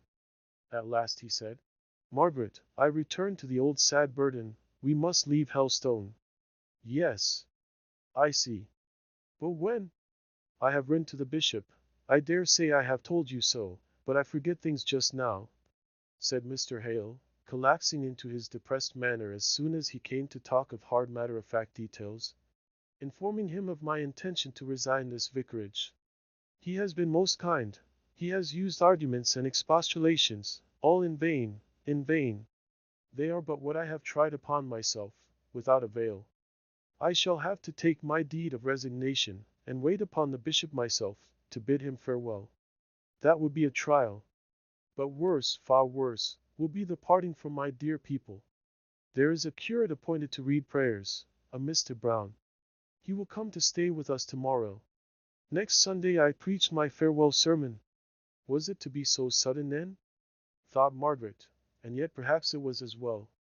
Lingering would only add stings to the pain. It was better to be stunned into numbness by hearing of all these arrangements, which seemed to be nearly completed before she had been told. "What does mamma say?" asked she, with a deep sigh. To her surprise, her father began to walk about again before he answered. At length he stopped and replied, "Margaret, I am a poor coward after all. I cannot bear to give pain. I know so well your mother's married life has not been all she hoped, all she had a right to expect, and this will be such a blow to her, that I have never had the heart, the power to tell her. She must be told though now," said he, looking wistfully at his daughter. Margaret was almost overpowered with the idea that her mother knew nothing of it all, and yet the affair was so far advanced. "Yes, indeed she must," said Margaret. "Perhaps, after all, she may not. Oh yes, she will, she must be shocked." As the force of the blow returned upon herself and trying to realize how another would take it. "Where are we to go to?" said she at last, struck with a fresh wonder as to their future plans, if plans indeed her father had. "To Milton Northern," he answered, with a dull indifference, for he had perceived that, although his daughter's love had made her cling to him, and for a moment strive to soothe him with her love, yet the keenness of the pain was as fresh as ever in her mind. "Milton Northern? The manufacturing town in Berkshire?" "Yes," said he, in the same despondent, indifferent way. "Why there, papa?" asked she. "Because there I can earn bread for my family. Because I know no one there, and no one knows Hellstone, or can ever talk to me about it. Bread for your family. I thought you and mamma had—" and then she stopped, checking her natural interest regarding their future life, as she saw the gathering gloom on her father's brow. But he, with his quick intuitive sympathy, read in her face, as in a mirror, the reflections of his own moody depression, and turned it off with an effort. "You shall be told all, Margaret. Only help me to tell your mother. I think I could do anything but that. The idea of her distress turns me sick with dread. If I tell you all, perhaps you could break it to her tomorrow. I am going out for the day, to bid Farmer Dawson and the poor people on Bracy Common good-bye. Would you dislike breaking it to her very much, Margaret?" Margaret did dislike it, did shrink from it more than from anything she had ever had to do in her life before. She could not speak, all at once. Her father said, "You dislike it very much, don't you, Margaret?" Then she conquered herself, and said, with a bright strong look on her face, "It is a painful thing, but it must be done, and I will do it as well as ever I can. You must have many painful things to do." Mr. Hale shook his head despondingly. He pressed her hand in token of gratitude. Margaret was nearly upset again into a burst of crying. To turn her thoughts, she said, "Now tell me, papa, what our plans are. You and mamma have some money, independent of the income from the living, have you not? Aunt Shaw has, I know." "Yes. I suppose we have about £120 a year of our own. 70 of that has always gone to Frederick, since he has been abroad. I don't know if he wants it all," he continued in a hesitating manner. "He must have some pay for serving with the Spanish army." "Frederick must not suffer," said Margaret, decidedly. "In a foreign country, so unjustly treated by his own. 100 is left. Could not you, and I, and mamma live on 100 a year in some very cheap, very quiet part of England? I think we could." "No," said Mr. Hale. "That would not answer. I must do something. I must make myself busy, to keep off morbid thoughts. Besides, in a country parish I should be so painfully reminded of Helstone, and my duties here. I could not bear it, Margaret. And 100 a year would go a very little way, after the necessary wants of housekeeping are met, towards providing your mother with all the comforts she has been accustomed to, and ought to have. No, we must go to Milton. That is settled. I can always decide better by myself, and not influenced by those whom I love, said he, as a half apology for having arranged so much before he had told any one of his family of his intentions. I cannot stand objections. They make me so undecided. Margaret resolved to keep silence. After all, what did it signify where they went, compared to the one terrible change? Mr. Hale continued. A few months ago, when my misery of doubt became more than I could bear without speaking, I wrote to Mr. Bell. You remember Mr. Bell, Margaret? No, I never saw him, I think. But I know who he is. Frederick's godfather, your old tutor at Oxford, don't you mean? Yes. He is a fellow of Plymouth College there. He is a native of Milton Northern, I believe. At any rate he has property there, which has very much increased in value since Milton has become such a large manufacturing town. Well, I had reason to suspect, to imagine. I had better say nothing about it, however. But I felt sure of sympathy from Mr. Bell. I don't know that he gave me much strength. He has lived an easy life in his college all his days. But he has been as kind as can be. And it is owing to him we are going to Milton. How? Said Margaret. Why, he has tenants, and houses, and mills there, so, though he dislikes the place, too bustling for one of his habits, he is obliged to keep up some sort of connection, and he tells me that he hears there is a good opening for a private tutor there. A private tutor? Said Margaret, looking scornful. What in the world do manufacturers want with the classics, or literature, or the accomplishments of a gentleman? Oh, said her father, some of them really seem to be fine fellows, conscious of their own deficiencies, which is more than many a man at Oxford is. Somewhat resolutely to learn, though they have come to man's estate. Some want their children to be better instructed than they themselves have been. At any rate, there is an opening, as I have said, for a private tutor. Mr. Bell has recommended me to a Mr. Thornton, a tenant of his, and a very intelligent man, as far as I can judge from his letters. And in Milton, Margaret, I shall find a busy life, if not a happy one, and people and scenes so different that I shall never be reminded of Helstone. There was the secret motive, as Margaret knew from her own feelings. It would be different. Discordant as it was, with almost a detestation for all she had ever heard of the north of England, the manufacturers, the people, the wild and bleak country, there was this one recommendation: it would be different to Helstone, and could never remind them of that beloved place. When do we go? Asked Margaret, after a short silence. I do not know exactly. I wanted to talk it over with you. You see, your mother knows nothing about it yet, but I think, in a fortnight, after my deed of resignation is sent in, I shall have no right to remain. Margaret was almost stunned. In a fortnight? No, no, not exactly to a day. Nothing is fixed, said her father, with anxious hesitation, as he noticed the filmy sorrow that came over her eyes, and the sudden change in her complexion. But she recovered herself immediately. Yes, papa, it had better be fixed soon and decidedly, as you say. Only mamma to know nothing about it. It is that is the great perplexity. Poor Maria, replied Mr. Hale tenderly. Poor Maria! Oh, if I were not married, if I were but myself in the world, how easy it would be! As it is, Margaret, I dare not tell her. No, said Margaret sadly. I will do it. Give me till tomorrow evening to choose my time. Ain't, papa, cried she with sudden passionate entreaty. Say, tell me it is a nightmare, a horrid dream, not the real waking truth. You cannot mean that you are really going to leave the church, to give up Helstone, to be forever separate from me, from mamma, led away by some delusion, some temptation. You do not really mean it. Mr. Hale sat in rigid stillness while she spoke. Then he looked her in the face, and said in a slow, hoarse, measured way, I do mean it, Margaret. You must not deceive yourself in doubting the reality of my words, my fixed intention and resolve. He looked at her in the same steady, stony manner, for some moments after he had done speaking. She, too, gazed back with pleading eyes before she would believe it was irrevocable. Then she arose and went, without another word or look, towards the door. As her fingers were on the handle, he called her back. He was standing by the fireplace, shrunk and stooping. But as she came near he drew himself up to his full height, and placing his hands on her head, he said solemnly, "The blessing of God be upon thee, my child, and may he restore you to his church," responded she, out of the fullness of her heart.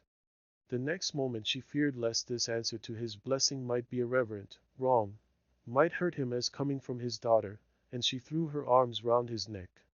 He held her to him for a minute or two. She heard him murmur to himself, "The martyrs and confessors had even more pain to bear. I will not shrink." They were startled by hearing Mrs. Hale inquiring for her daughter. They started asunder in the full consciousness of all that was before them. Mr. Hale hurriedly said, "Go, Margaret, go. I shall be out all tomorrow. Before night you will have told your mother." "Yes," she replied, and she returned to the drawing room in a stunned and dizzy state. Chapter 5. Decision. I ask thee for a thoughtful love, through constant watching wise, to meet the glad with joyful smiles, and to wipe the weeping eyes, and a heart at leisure from itself to soothe and sympathize. Anon. Margaret made a good listener to all her mother's little plans for adding some small comforts to the lot of the poorest parishioners. She could not help listening, though each new project was a stab to her heart. By the time the frost had set in, they should be far away from Helstone. Old Simon's rheumatism might be bad and his eyesight worse. There would be no one to go and read to him, and comfort him with little porringers of broth and good red flannel.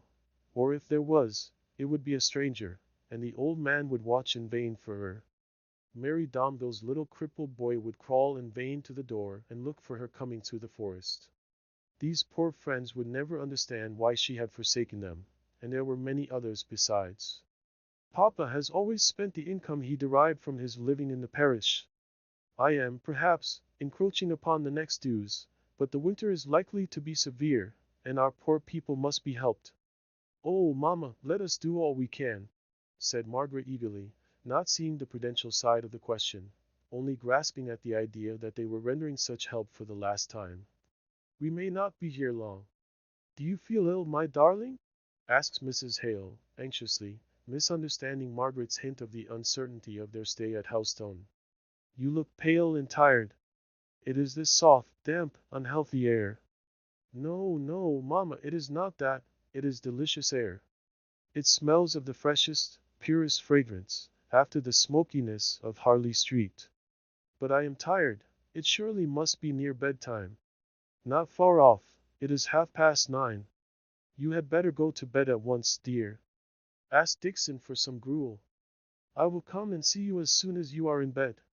I am afraid you have taken cold, or the bad air from some of the stagnant ponds." "Oh, mamma," said Margaret, faintly smiling as she kissed her mother, "I am quite well. Don't alarm yourself about me.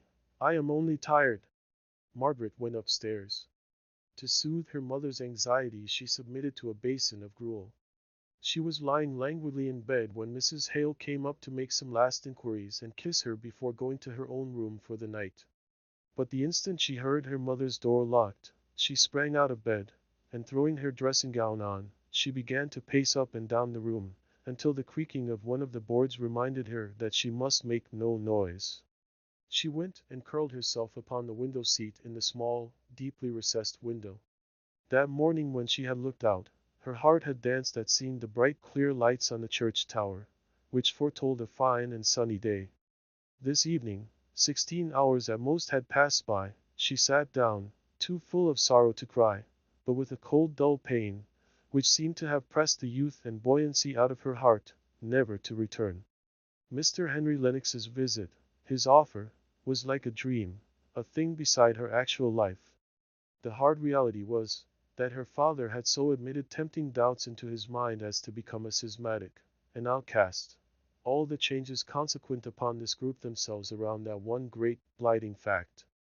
She looked out upon the dark grey lines of the church towers, square and straight in the center of the view, cutting against the deep blue transparent depths beyond, into which she gazed, and felt that she might gaze forever, seeing at every moment some farther distance, and yet no sign of God. It seemed to her at the moment, as if the earth was more utterly desolate than if girt in by an iron dome, behind which there might be the ineffaceable peace and glory of the Almighty. Those never-ending depths of space, and their still serenity, were more mocking to her than any material bounds could be, shutting in the cries of earth's sufferers, which now might ascend into that infinite splendor of vastness and be lost, lost forever, before they reached his throne. In this mood her father came in unheard. The moonlight was strong enough to let him see his daughter in her unusual place and attitude. He came to her and touched her shoulder before she was aware that he was there.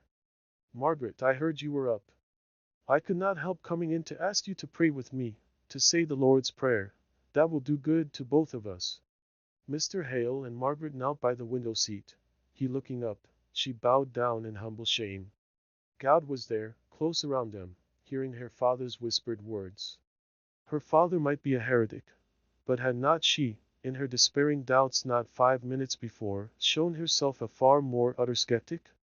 She spoke not a word, but stole to bed after her father had left her, like a child ashamed of its fault. If the world was full of perplexing problems she would trust, and only ask to see the one step needful for the hour. Mr. Lennox, his visit, his proposal, the remembrance of which had been so rudely pushed aside by the subsequent events of the day, haunted her dreams that night.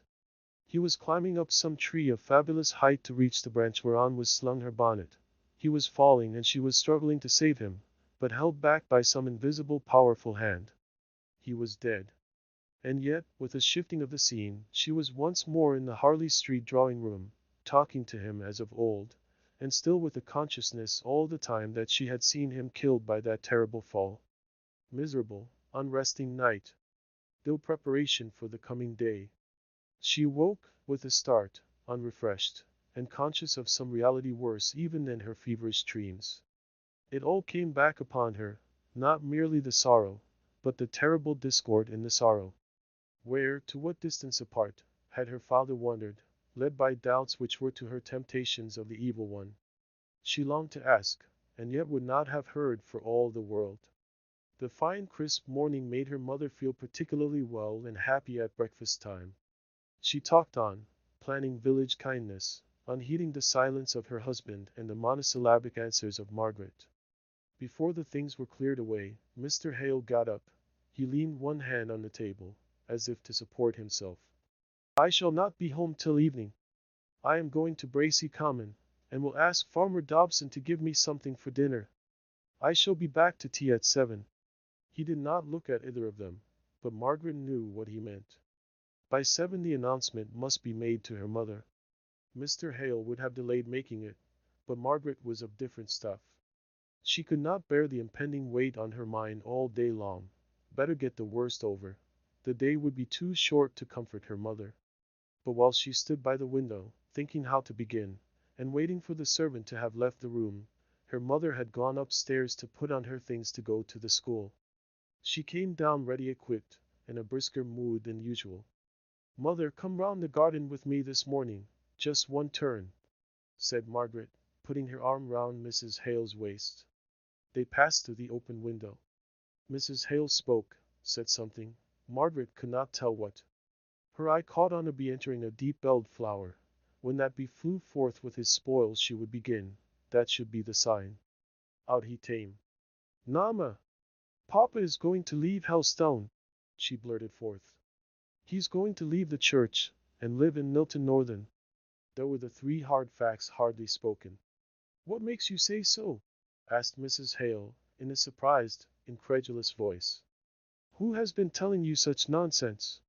"Papa himself," said Margaret, longing to say something gentle and consoling, but literally not knowing how. They were close to a garden bench. Mrs. Hale sat down and began to cry. "I don't understand you," she said. "Either you have made some great mistake, or I don't quite understand you." "No, mother, I have made no mistake. Papa has written to the bishop, saying that he has such doubts that he cannot conscientiously remain a priest of the Church of England, and that he must give up Helstone. He has also consulted Mr. Bell, Frederick's godfather, you know, Mamma, and it is arranged that we go to live at Milton Northern. Mrs. Hale looked up in Margaret's face all the time she was speaking these words. The shadow on her countenance told that she, at least, believed in the truth of what she said. "I don't think it can be true," said Mrs. Hale, at length. "He would surely have told me before it came to this." It came strongly upon Margaret's mind that her mother ought to have been told, that whatever her faults of discontent and repining might have been, it was an error in her father to have left her to learn his change of opinion, and his approaching change of life, from her better informed child. Margaret sat down by her mother, and took her unresisting head on her breast, bending her own soft cheeks down caressingly to touch her face. "Dear, darling mamma! We were so afraid of giving you pain. Papa felt so acutely. You know you are not strong, and there must have been such terrible suspense to go through." "When did he tell you, Margaret?" "Yesterday, only yesterday," replied Margaret, detecting the jealousy which prompted the inquiry. Poor papa! Trying to divert her mother's thoughts into compassionate sympathy for all her father had gone through. Mrs. Hale raised her head. "What does he mean by having doubts?" she asked. "Surely, he does not mean that he thinks differently, that he knows better than the Church." Margaret shook her head, and the tears came into her eyes, as her mother touched the bare nerve of her own regret. "Can't the bishop set him right?" asked Mrs. Hale half impatiently. "I'm afraid not," said Margaret. "But I did not ask. I could not bear to hear what he might answer. It is all settled at any rate. He is going to leave Helstone in a fortnight. I am not sure if he did not say he had sent in his deed of resignation." "In a fortnight!" exclaimed Mrs. Hale. "I do think this is very strange, not at all right. I call it very unfeeling," said she, beginning to take relief in tears. "He has doubts, you say, and gives up his living, and all without consulting me. I dare say, if he had told me his doubts at the first I could have nipped them in the bud." Mistaken as Margaret felt her father's conduct to have been, she could not bear to hear it blamed by her mother. She knew that his very reserve had originated in a tenderness for her, which might be cowardly, but was not unfeeling. "I almost hoped you might be glad to leave Helstone, mamma," said she, after a pause. "You have never been well in this air, you know.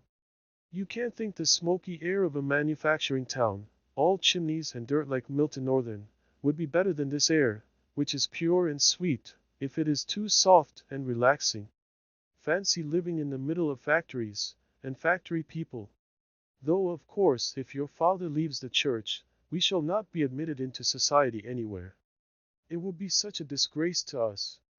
Poor dear Sir John! It is well he is not alive to see what your father has come to. Every day after dinner, when I was a girl, living with your Aunt Shaw, at Beresford Court, Sir John used to give for the first toast, Church and King, and down with the rump." Margaret was glad that her mother's thoughts were turned away from the fact of her husband's silence to her on the point which must have been so near his heart. Next to the serious vital anxiety as to the nature of her father's doubts, this was the one circumstance of the case that gave Margaret the most pain. "You know, we have very little society here, mamma. The Gormans, who are our nearest neighbors to call society, and we hardly ever see them, have been in trade just as much as these Milton Northern people." "Yes," says Mrs. Hale, almost indignantly. "But at any rate, the Gormans made carriages for half the gentlemen of the county, and were brought into some kind of intercourse with them. But these factory people, who on earth wears cotton that can afford linen? Well, mamma, I give up the cotton spinners. I am not standing up for them, any more than for any other tradespeople. Only we shall have little enough to do with them. Why on earth has your father fixed on Milton Northern to live in?" "Partly," said Margaret, sighing, "because it is so very different from Helstone, partly because Mr. Bell says there is an opening there for a private tutor." "Private tutor in Milton!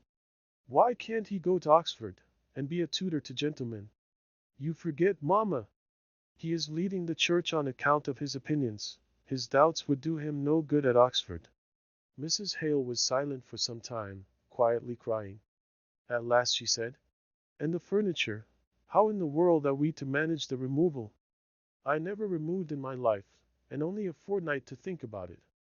Margaret was inexpressibly relieved to find that her mother's anxiety and distress was lowered to this point, so insignificant to herself, and on which she could do so much to help.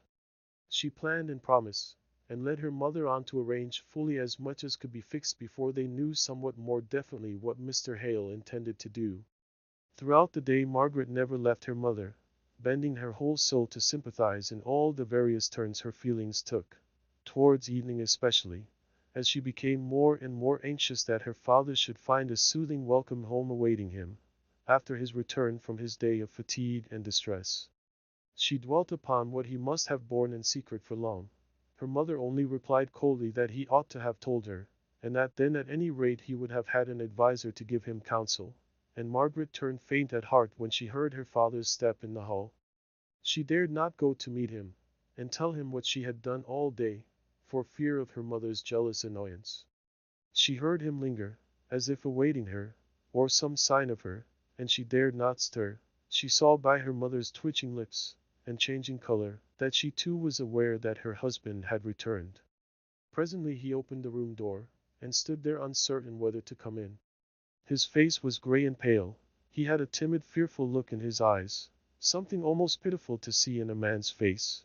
But that look of despondent uncertainty, of mental and bodily languor, touched his wife's heart. She went to him, and threw herself on his breast, crying out, "I, Richard, Richard, you should have told me sooner!" And then, in tears, Margaret left her, as she rushed upstairs to throw herself on her bed, and hide her face in the pillows to stifle the hysteric sobs that would force their way out at last, after the rigid self-control of the whole day. How long she lay thus she could not tell. She heard no noise, though the housemaid came in to arrange the room. The affrighted girl stole out again on tiptoe, and went and told Mrs. Dixon that Miss Hale was crying as if her heart would break. She was sure she would make herself deadly ill if she went on at that rate. In consequence of this, Margaret felt herself touched, and started up into a sitting posture. She saw the accustomed room, the figure of Dixon in shadow, as the latter stood holding a candle a little behind her, for fear of the effect on Miss Hale's startled eyes, swollen and blinded as they were. "Oh, Dixon! I did not hear you come into the room," said Margaret, resuming her trembling self-restraint. "Isn't very late?" continued she, lifting herself languidly off the bed, yet letting her feet touch the ground without fairly standing down, as she shaded her wet ruffled hair off her face, and tried to look as though nothing were the matter, as if she had been asleep. "I can hardly tell what time it is," replied Dixon in an aggrieved tone of voice. "Since your mamma told me this terrible news, when I dressed her for tea, I've lost all count of time. I'm sure I don't know what is to become of us all. When Charlotte told me just now you were sobbing, Miss Hale, I thought, no wonder, poor thing. And master thinking of turning dissenter at his time of life, when, if it is not to be said he's done well in the church, he's not done badly after all. I had a cousin, miss, who turned Methodist preacher after he was 50 years of age, and a tailor all his life, but then he had never been able to make a pair of trousers to fit, for as long as he had been in the trade, so it was no wonder. But for master, as I said to Mrs. what would poor Sir John have said? He never liked your marrying Mr. Hale, but if he could have known it would have come to this, he would have sworn worse oaths than ever, if that was possible." Dixon had been so much accustomed to comment upon Mr. Hale's proceedings to her mistress who listened to her, or not, as she was in the humor, that she never noticed Margaret's flashing eye and dilating nostril. To hear her father talked of in this way by a servant to her face. "Dixon," she said in the low tone she always used when much excited, which had a sound in it as of some distant turmoil, or threatening storm breaking far away. "Dixon! You forget to whom you are speaking." She stood upright and firm on her feet now, confronting the waiting maid, and fixing her with her steady, discerning eye. "I am Mr. Hale's daughter." "Thou! You have made a strange mistake, and one that I am sure your own good feeling will make you sorry for when you think about it." Dixon hummed irresolutely about the room for a minute or two. Margaret repeated, "You may leave me, Dixon. I wish you to go." Dixon did not know whether to resent these decided words or to cry. Either course would have suited her mistress. But as she said to herself, Miss Margaret has a touch of the old gentleman about her, as well as poor Master Frederick. I wonder where they get it from? And she, who would have resented such words from any one less haughty and determined in manner, was subdued enough to say, in a half-humble, half-injured tone, "Mayn't I unfasten your gown, miss, and do your hair?" "No, not tonight, thank you." And Margaret gravely lighted her out of the room, and bolted the door. From henceforth Dixon obeyed and admired Margaret. She said it was because she was so like poor Master Frederick. But the truth was, that Dixon, as do many others, liked to feel herself ruled by a powerful and decided nature. Margaret needed all Dixon's help in action, and silence in words. For some time, the latter thought it her duty to show her sense of affront by saying as little as possible to her young lady. So the energy came out in doing rather than in speaking. A fortnight was a very short time to make arrangements for so serious a removal. As Dixon said, anyone but a gentleman, indeed almost any other gentleman.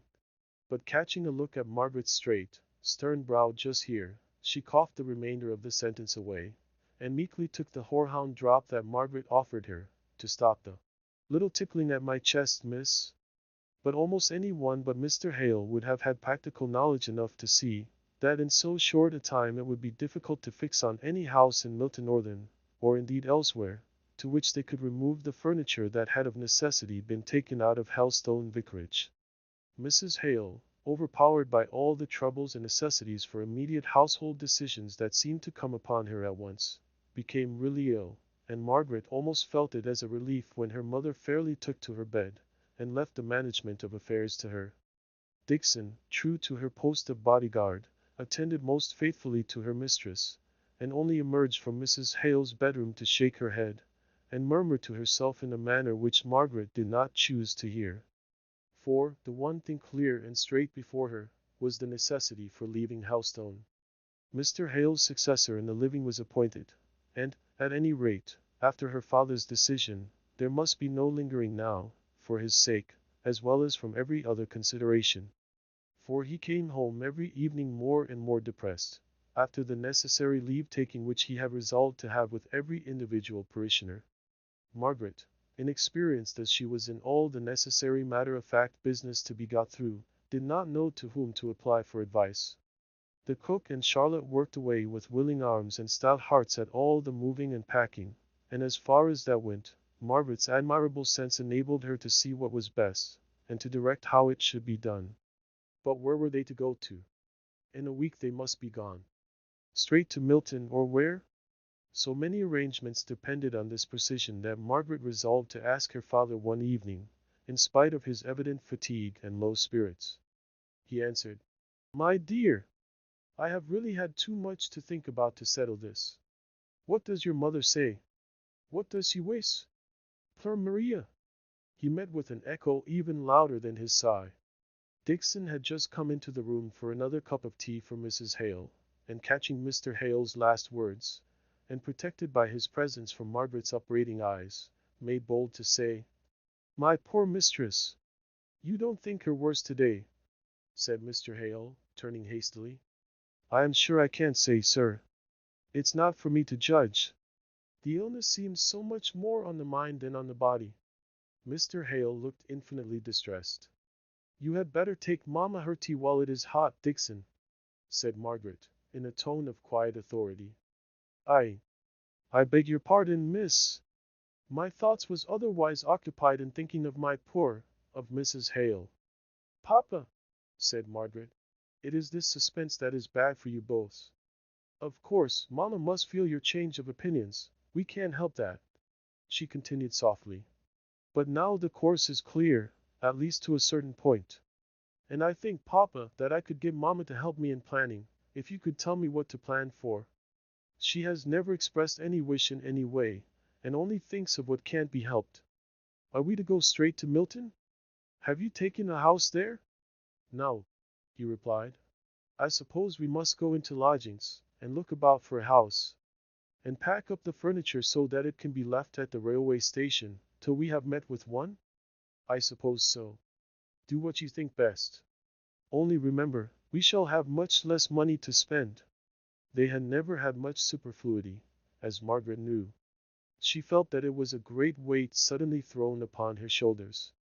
4 months ago, all the decisions she needed to make were what dress she would wear for dinner, and to help Edith to draw out the lists of who should take down home in the dinner parties at home. Nor was the household in which she lived one that called for much decision. Except in the one grand case of Captain Lennox's offer, everything went on with the regularity of clockwork. Once a year, there was a long discussion between her aunt and Edith as to whether they should go to the Isle of Wight, abroad, or to Scotland. But at such times Margaret herself was secure of drifting, without any exertion of her own, into the quiet harbor of home. Now, since that day when Mr. Lennox came, and startled her into a decision, every day brought some question, momentous to her, and to those whom she loved, to be settled. Her father went up after tea to sit with his wife. Margaret remained alone in the drawing room. Suddenly she took a candle and went into her father's study for a great Alice, and lugging it back into the drawing room, she began to pore over the map of England. She was ready to look up brightly when her father came downstairs.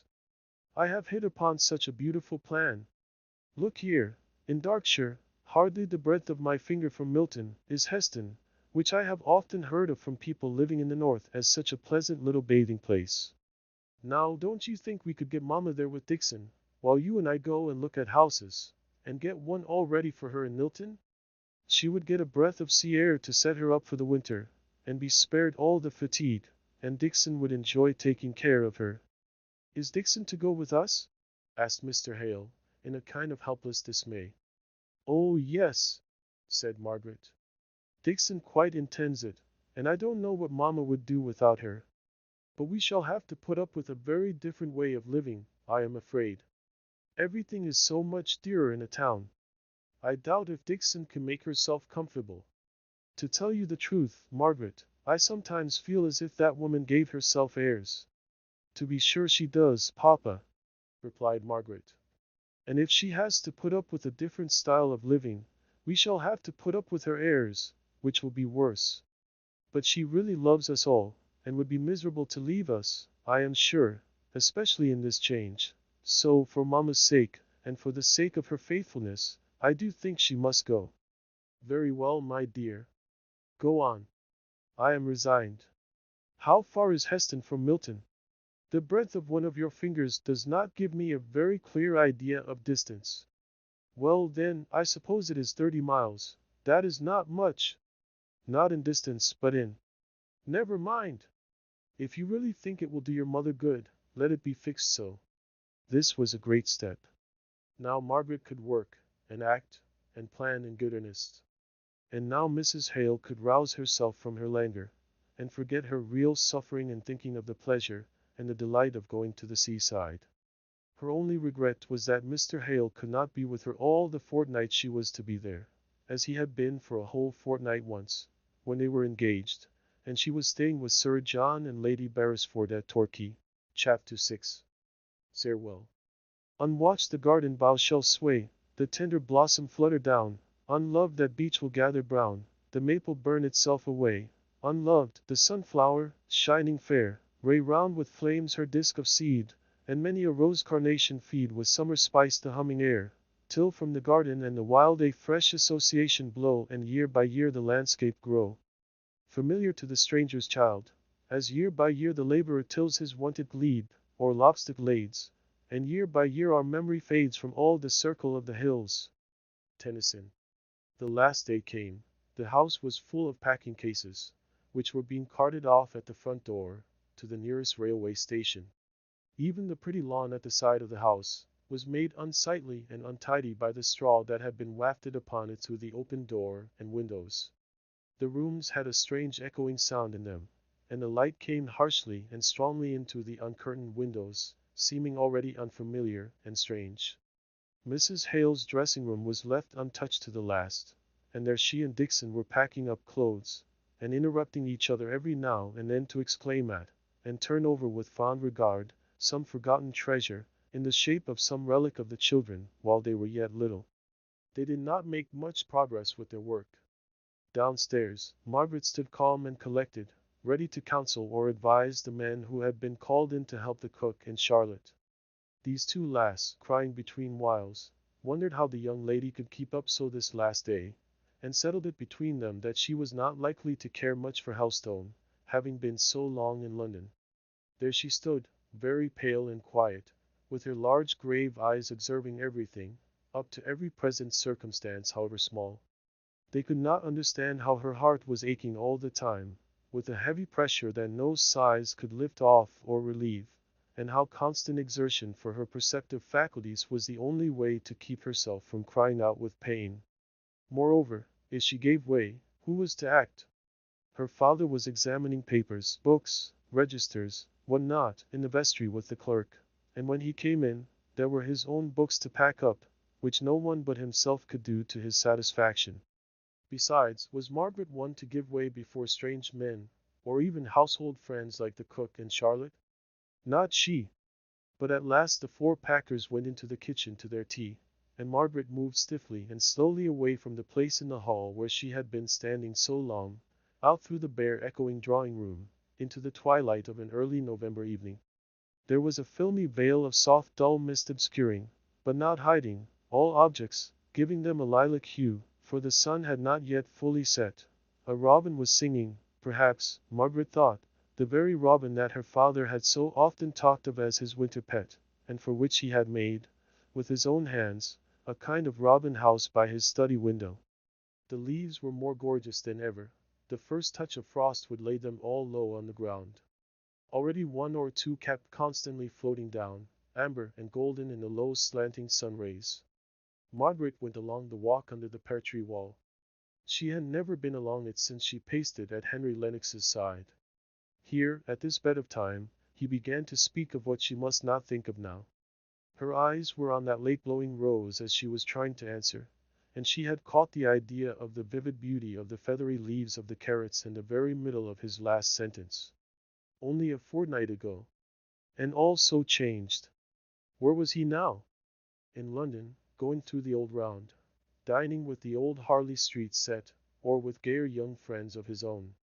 Even now, while she walked sadly through that damp and drear garden in the dusk, with everything falling and fading, and turning to decay around her, he might be gladly putting away his law books after a day of satisfactory toil, and freshening himself up, as he had told her he often did, by a run in the Temple Gardens, taking in the while the grand inarticulate mighty roar of tens of thousands of busy men nigh at hand, but not seen, and catching ever, at his quick turns, glimpses of the lights of the city coming up out of the depths of the river. He had often spoken to Margaret of these hasty walks, snatched in the intervals between study and dinner. At his best times and in his best moods had he spoken of them, and the thought of them had struck upon her fancy. Here there was no sound. The robin had gone away into the vast stillness of night. Now and then, a cottage door in the distance was opened and shut, as if to admit the tired laborer to his home, but that sounded very far away. A stealthy, creeping, crunching sound among the crisp fallen leaves of the forest, beyond the garden, seemed almost close at hand. Margaret knew it was some poacher. Sitting up in her bedroom this past autumn, with the light of her candle extinguished, and purely reveling in the solemn beauty of the heavens and the earth, she had many a time seen the light noiseless leap of the poachers over the garden fence, their quick tramp across the dewy moonlit lawn, their disappearance in the black still shadow beyond. The wild adventurous freedom of their life had taken her fancy. She felt inclined to wish them success. She had no fear of them. But tonight she was afraid, she knew not why. She heard Charlotte shutting the windows, and fastening up for the night, unconscious that any one had gone out into the garden. A small branch, it might be of rotten wood, or it might be broken by force, came heavily down in the nearest part of the forest. Margaret ran, swift as Camilla, down to the window, and rapped at it with a hurried tremulousness which startled Charlotte within. "Let me in! Let me in! It is only me, Charlotte!" Her heart did not still its fluttering till she was safe in the drawing-room, with the windows fastened and bolted, and the familiar walls hemming her round, and shutting her in. She had sate down upon a packing-case. Cheerless, chill was the dreary and dismantled room. No fire, nor other light, but Charlotte's long unsnuffed candle, Charlotte looked at Margaret with surprise, and Margaret, feeling it rather than seeing it, rose up. "I was afraid you were shutting me out altogether, Charlotte," said she, half smiling. "And then you would never have heard me in the kitchen, and the doors into the lane and churchyard are locked long ago. Oh, miss, I should have been sure to have missed you soon. The men would have wanted you to tell them how to go on. And I have put tea in master's study, as being the most comfortable room, so to speak." "Thank you, Charlotte. You are a kind girl. I shall be sorry to leave you. You must try and write to me, if I can ever give you any little help or good advice. I shall always be glad to get a letter from Helstone, you know. I shall be sure and send you my address when I know it." The study was all ready for tea.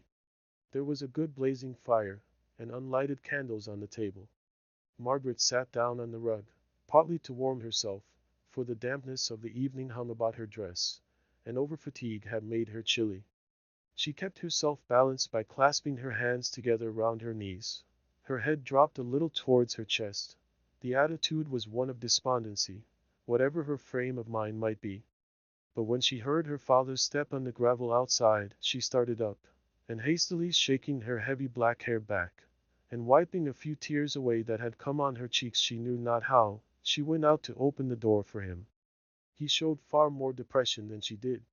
She could hardly get him to talk, although she tried to speak on subjects that would interest him, at the cost of an effort every time which she thought would be her last. "Have you been a very long walk today?" asked she, on seeing his refusal to touch food of any kind. "As far as Fordham Beeches. I went to see Widow Maltby. She is sadly grieved at not having wished you good-bye. She says little Susan has kept watch down the lane for days past. Nay, Margaret, what is the matter, dear?" The thought of the little child watching for her, and continually disappointed, from no forgetfulness on her part, but from sheer inability to leave home, was the last drop in poor Margaret's cup, and she was sobbing away as if her heart would break. Mr. Hale was distressingly perplexed. He rose, and walked nervously up and down the room. Margaret tried to check herself, but would not speak until she could do so with firmness. She heard him talking, as if to himself. "I cannot bear it. I cannot bear to see the sufferings of others. I think I could go through my own with patience. Oh, is there no going back?" "No, father," said Margaret, looking straight at him, and speaking low and steadily. "It is bad to believe you in error. It would be infinitely worse to have known you a hypocrite." She dropped her voice at the last few words, as if entertaining the idea of hypocrisy for a moment in connection with her father savored of irreverence. "Besides," she went on, "it is only that I am tired tonight. Don't think that I am suffering from what you have done, dear papa. We can neither of us talk about it tonight, I believe," said she, finding that tears and sobs would come in spite of herself. "I had better go and take mamma up this cup of tea. She had hers very early, when I was too busy to go to her, and I am sure she will be glad of another now." Railroad time inexorably wrenched them away from lovely, beloved Helstone, the next morning. They were gone. They had seen the last of the long low parsonage home, half covered with china roses and pyrocanthus, more homelike than ever in the morning sun that glittered on its windows, each belonging to some well-loved room. Almost before they had settled themselves into the car, sent from Southampton to fetch them to the station, they were gone away to return no more. A sting at Margaret's heart made her strive to look out to catch the last glimpse of the old church tower at the turn where she knew it might be seen above a wave of the forest trees. But her father remembered this too, and she silently acknowledged his greater right to the one window from which it could be seen. She leant back and shut her eyes, and the tears welled forth, and hung glittering for an instant on the shadowing eyelashes before rolling slowly down her cheeks, and dropping, unheeded, on her dress. They were to stop in London all night at some quiet hotel. Poor Mrs. Hale had cried in her way nearly all day long, and Dixon showed her sorrow by extreme crossness, and a continual irritable attempt to keep her petticoats from even touching the unconscious Mr. Hale, whom she regarded as the origin of all this suffering. They went through the well-known streets, past houses which they had often visited, past shops in which she had lounged, impatient, by her aunt's side, while that lady was making some important and interminable decision, nay, absolutely past acquaintances in the streets. For though the morning had been of an incalculable length to them, and they felt as if it ought long ago to have closed in for the repose of darkness, it was the very busiest time of a London afternoon in November when they arrived there. It was long since Mrs. Hale had been in London, and she roused up, almost like a child, to look about her at the different streets, and to gaze after and exclaim at the shops and carriages. "Oh, there's Harrison's, where I bought so many of my wedding things. Dear, how altered! They've got immense plate glass windows, larger than Crawford's in Southampton. Oh, and there, I declare, no, it is not, yes it is, Margaret, we have just passed Mr. Henry Lennox. Where can he be going, among all these shops?" Margaret started forwards, and as quickly fell back, half smiling at herself for the sudden motion. They were 100 yards away by this time, but he seemed like a relic of Helstone. He was associated with a bright morning, an eventful day, and she should have liked to have seen him, without his seeing her, without the chance of their speaking. The evening, without employment, passed in a room high up in an hotel, was long and heavy. Mr. Hale went out to his booksellers, and to call on a friend or two. Everyone they saw, either in the house or out in the streets, appeared hurrying to some appointment, expected by, or expecting somebody. They alone seemed strange and friendless, and desolate. Yet within a mile, Margaret knew of house after house, where she for her own sake, and her mother for her Aunt Shaw's, would be welcomed, if they came in gladness, or even in peace of mind. If they came sorrowing, and wanting sympathy in a complicated trouble like the present, then they would be felt as a shadow in all these houses of intimate acquaintances, not friends. London life is too whirling and full to admit of even an hour of that deep silence of feeling which the friends of Job showed, when they sat with him on the ground 7 days and 7 nights, and none spake a word unto him, for they saw that his grief was very great. Chapter 7. New scenes and faces. Mist clogs the sunshine, smoky dwarf houses hem me round everywhere. Massey Arnold. The next afternoon, about 20 miles from Milton Northern, they entered on the little branch railway that led to Heston. Heston itself was one long straggling street, running parallel to the seashore. It had a character of its own, as different from the little bathing places in the south of England as they again from those of the continent. To use a Scotch word, everything looked more purpose-like. The country carts had more iron, and less wood and leather about the horse gear. The people in the streets, although on pleasure bent, had yet a busy mind. The colors looked grayer, more enduring, not so gay and pretty. There were no smock frocks, even among the country folk. They retarded motion, and were apt to catch on machinery, and so the habit of wearing them had died out. In such towns in the south of England, Margaret had seen the shopmen, when not employed in their business, lounging a little at their doors, enjoying the fresh air, and the look up and down the street. Here, if they had any leisure from customers, they made themselves business in the shop, even, Margaret fancied, to the unnecessary unrolling and rerolling of ribbons. All these differences struck upon her mind, as she and her mother went out next morning to look for lodgings. Their 2 nights at hotels had cost more than Mr. Hale had anticipated, and they were glad to take the first clean, cheerful rooms they met with that were at liberty to receive them. There, for the first time for many days, did Margaret feel at rest. There was a dreaminess in the rest, too, which made it still more perfect and luxurious to repose in. The distant sea lapped the sandy shore with measured sound, the nearer cries of the donkey boys, the unusual scenes moving before her like pictures, which she cared not in her laziness to have fully explained before they passed away, the stroll down to the beach to breathe the sea air, soft and warm on that sandy shore even to the end of November, the great long misty sea line touching the tender-colored sky, the white sail of a distant boat turning silver in some pale sunbeam.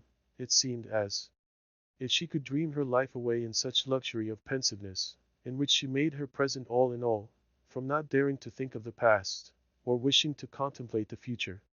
But the future must be met, however stern and iron it be. One evening it was arranged that Margaret and her father should go the next day to Milton Northern, and look out for a house.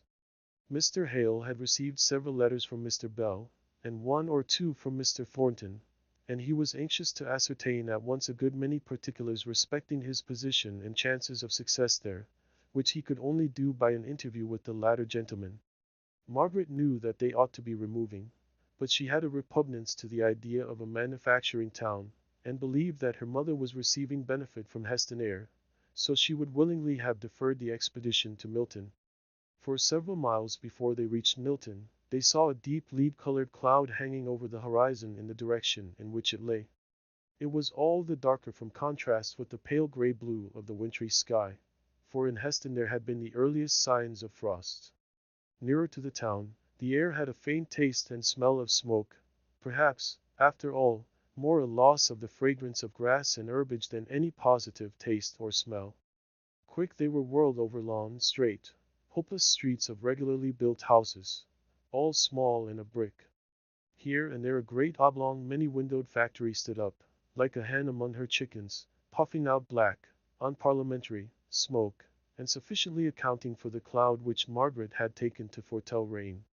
As they drove through the larger and wider streets, from the station to the hotel, they had to stop constantly. Great loaded lorries blocked up the not over-wide thoroughfares. Margaret had now and then been into the city in her drives with her aunt. But there the heavy lumbering vehicles seemed various in their purposes and intent.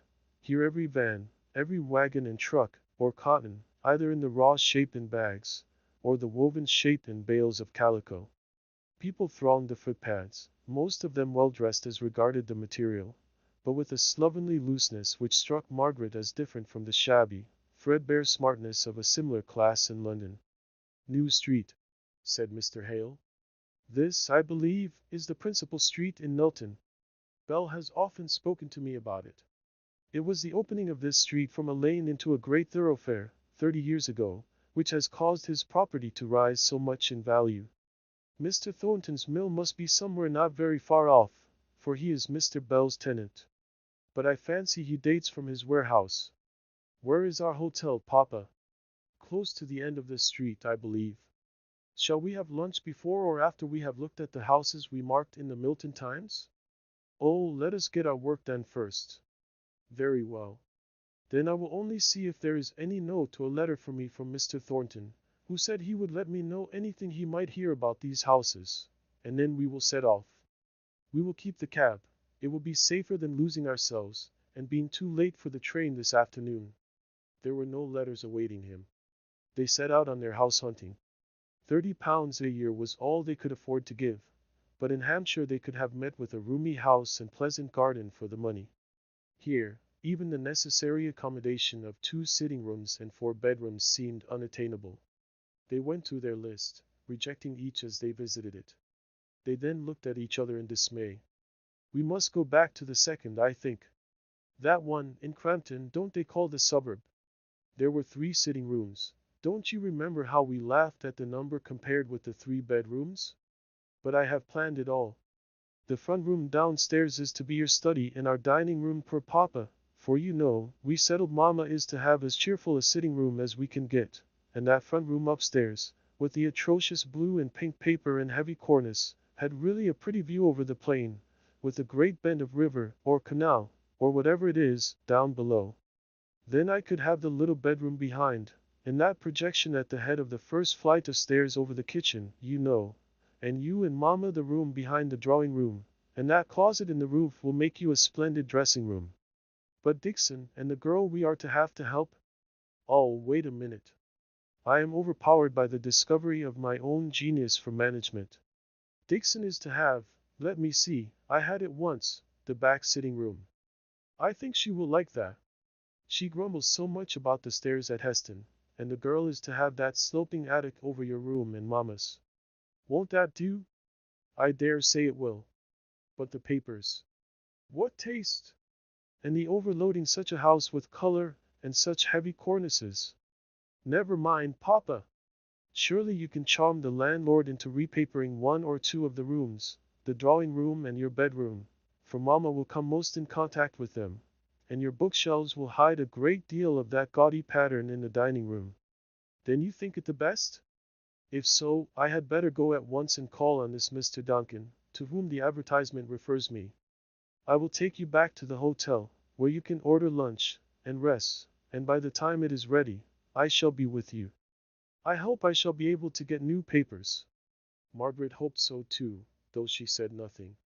She had never come fairly in contact with the taste that loves ornament, however bad, more than the plainness and simplicity which are of themselves the framework of elegance. Her father took her through the entrance of the hotel, and leaving her at the foot of the staircase, went to the address of the landlord of the house they had fixed upon. Just as Margaret had her hand on the door of their sitting room, she was followed by a quick-stepping waiter. "I beg your pardon, ma'am. The gentleman was gone so quickly, I had no time to tell him. Mr. Thornton called almost directly after you left, and as I understood, from what the gentleman said, you would be back in an hour. I told him so, and he came again about 5 minutes ago, and said he would wait for Mr. Hale. He is in your room now, ma'am." "Thank you. My father will return soon, and then you can tell him." Margaret opened the door and went in with the straight, fearless, dignified presence habitual to her. She felt no awkwardness. She had too much the habits of society for that. Here was a person come on business to her father, and, as he was one who had shown himself obliging, she was disposed to treat him with a full measure of civility. Mr. Thornton was a good deal more surprised and discomfited than she. Instead of a quiet, middle-aged clergyman, a young lady came forward with frank dignity, a young lady of a different type to most of those he was in the habit of seeing. Her dress was very plain, a close straw bonnet of the best material and shape, trimmed with white ribbon, a large Indian shawl, which hung about her in long heavy folds, and which she wore as an empress wears her drapery. He did not understand who she was, as he caught the simple, straight, unabashed look, which showed that his being there was of no concern to the beautiful countenance, and called up no flush of surprise to the pale ivory of the complexion. He had heard that Mr. Hale had a daughter, but he had imagined that she was a little girl. "Mr. Thornton, I believe," said Margaret, after a half-instant's pause, during which his unready words would not come.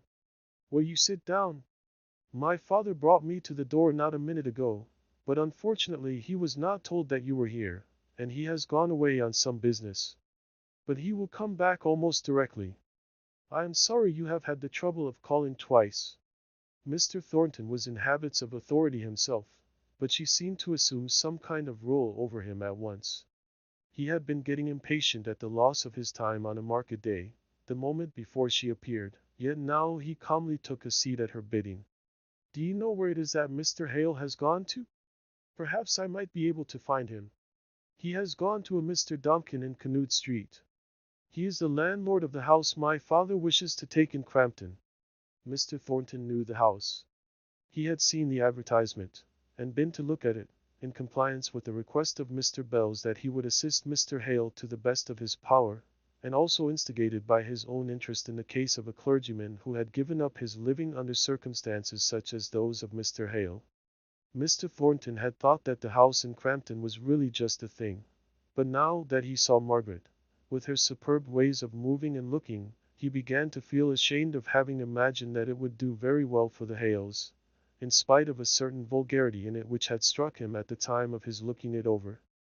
Margaret could not help her looks, but the short curled upper lip, the round, massive upturned chin, the manner of carrying her head, her movements, full of a soft feminine defiance, always gave strangers the impression of haughtiness. She was tired now, and would much rather have remained silent, and taken the rest her father had planned for her. But of course, she owed to herself to be a gentlewoman, and to speak courteously from time to time to this stranger, not overbrushed, nor overpolished, it must be confessed, after his rough encounter with Milton streets and crowds. She wished that he would go, as he had once spoken of doing, instead of sitting there, answering with curt sentences all the remarks she made. She had taken off her shawl, and hung it over the back of her chair. She sat facing him and facing the light. Her full beauty met his eye, her round white flexile throat rising out of the full yet lithe figure, her lips moving so slightly as she spoke, not breaking the cold serene look of her face with any variation from the one lovely haughty curve. Her eyes, with their soft gloom, meeting his with quiet maiden freedom.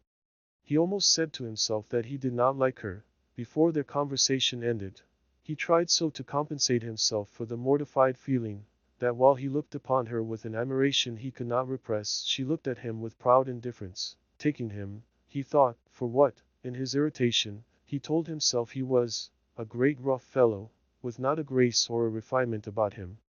Her quiet coldness of demeanor he interpreted into contemptuousness, and resented it in his heart to the pitch of almost inclining him to get up and go away, and have nothing more to do with these Hales, and their superciliousness.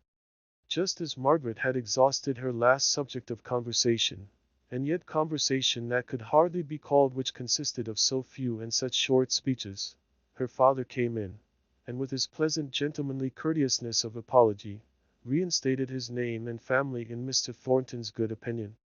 Mr. Hale and his visitor had a good deal to say respecting their mutual friend, Mr. Bell, and Margaret, glad that her part of entertaining the visitor was over, went to the window to try and make herself more familiar with the strange aspect of the street.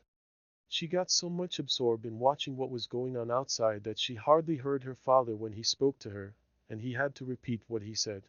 "Margaret, the landlord will persist in admiring that hideous paper, and I am afraid we must let it remain." "Oh dear!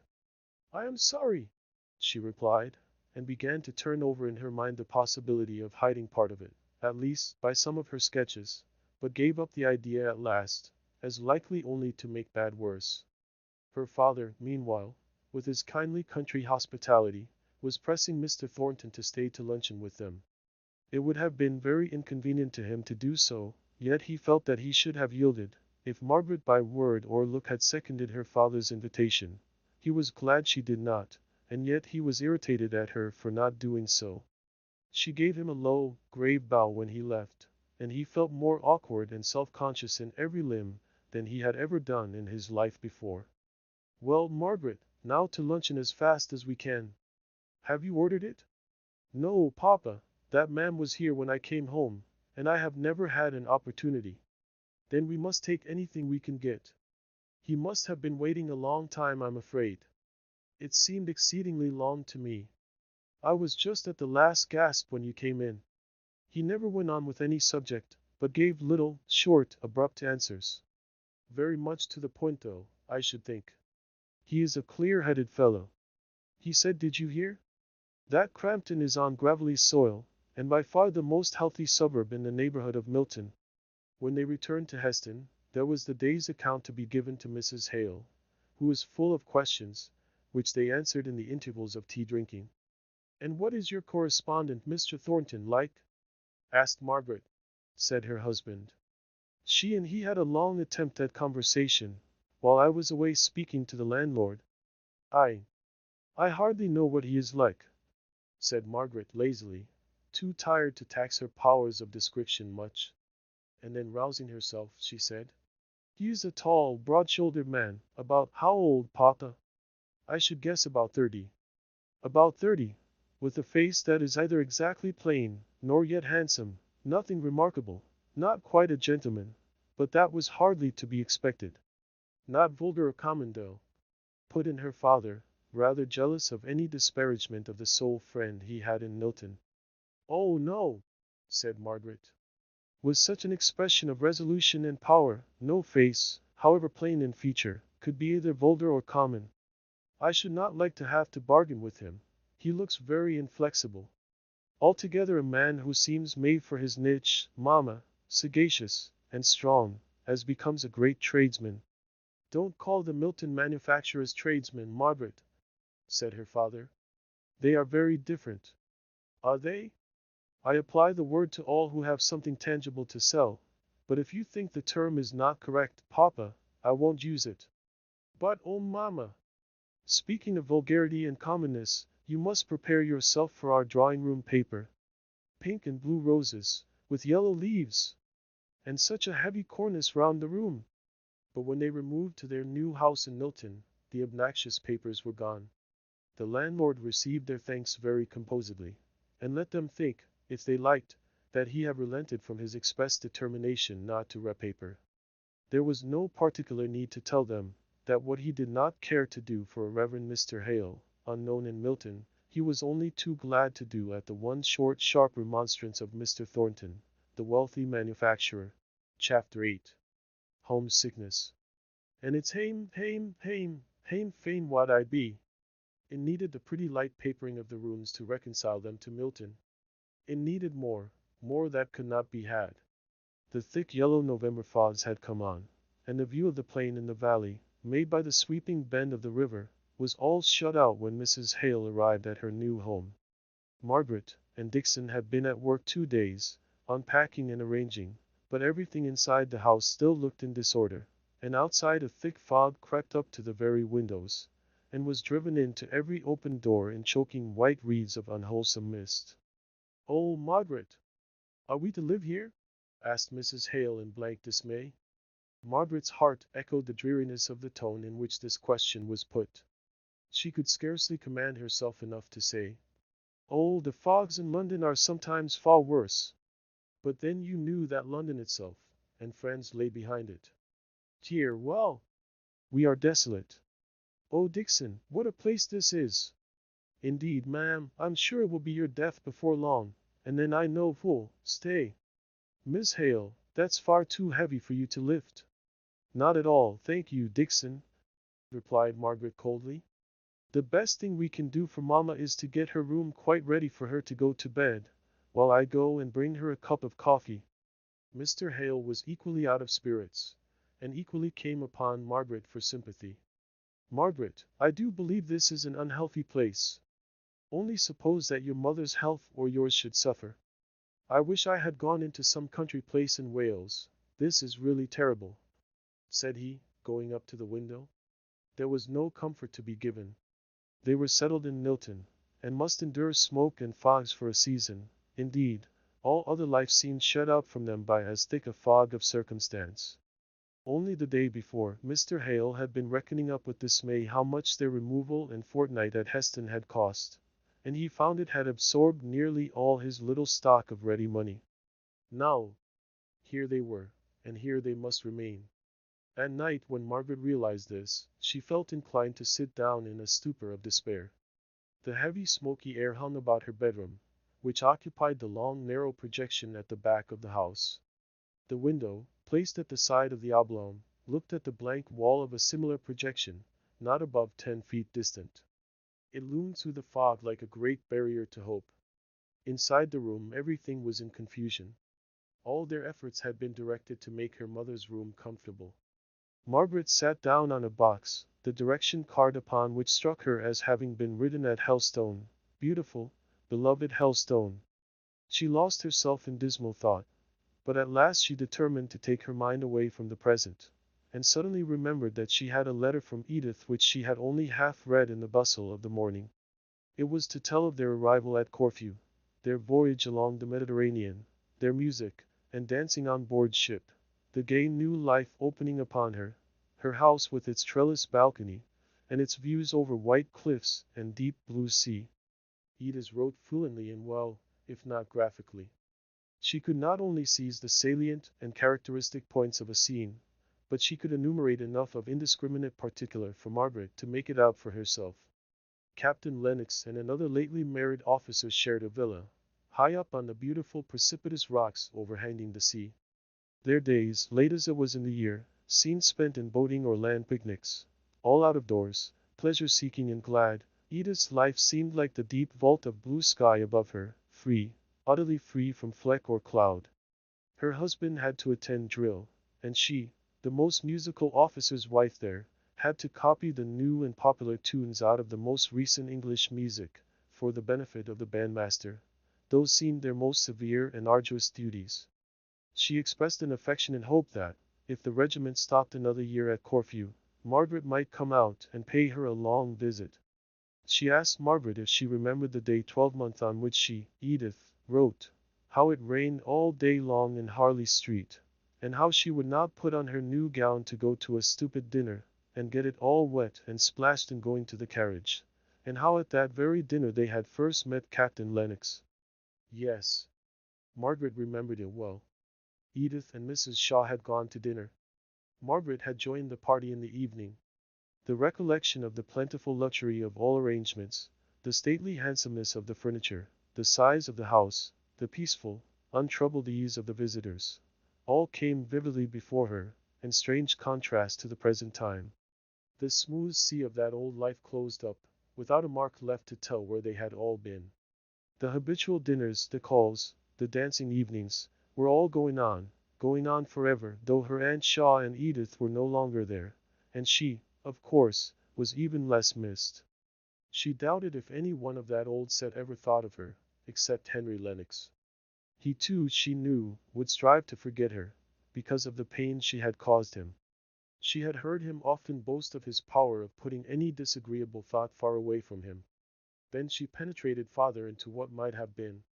If she had cared for him as a lover, and had accepted him, and this change in her father's opinions and consequent station had taken place, she could not doubt but that it would have been impatiently received by Mr. Lennox.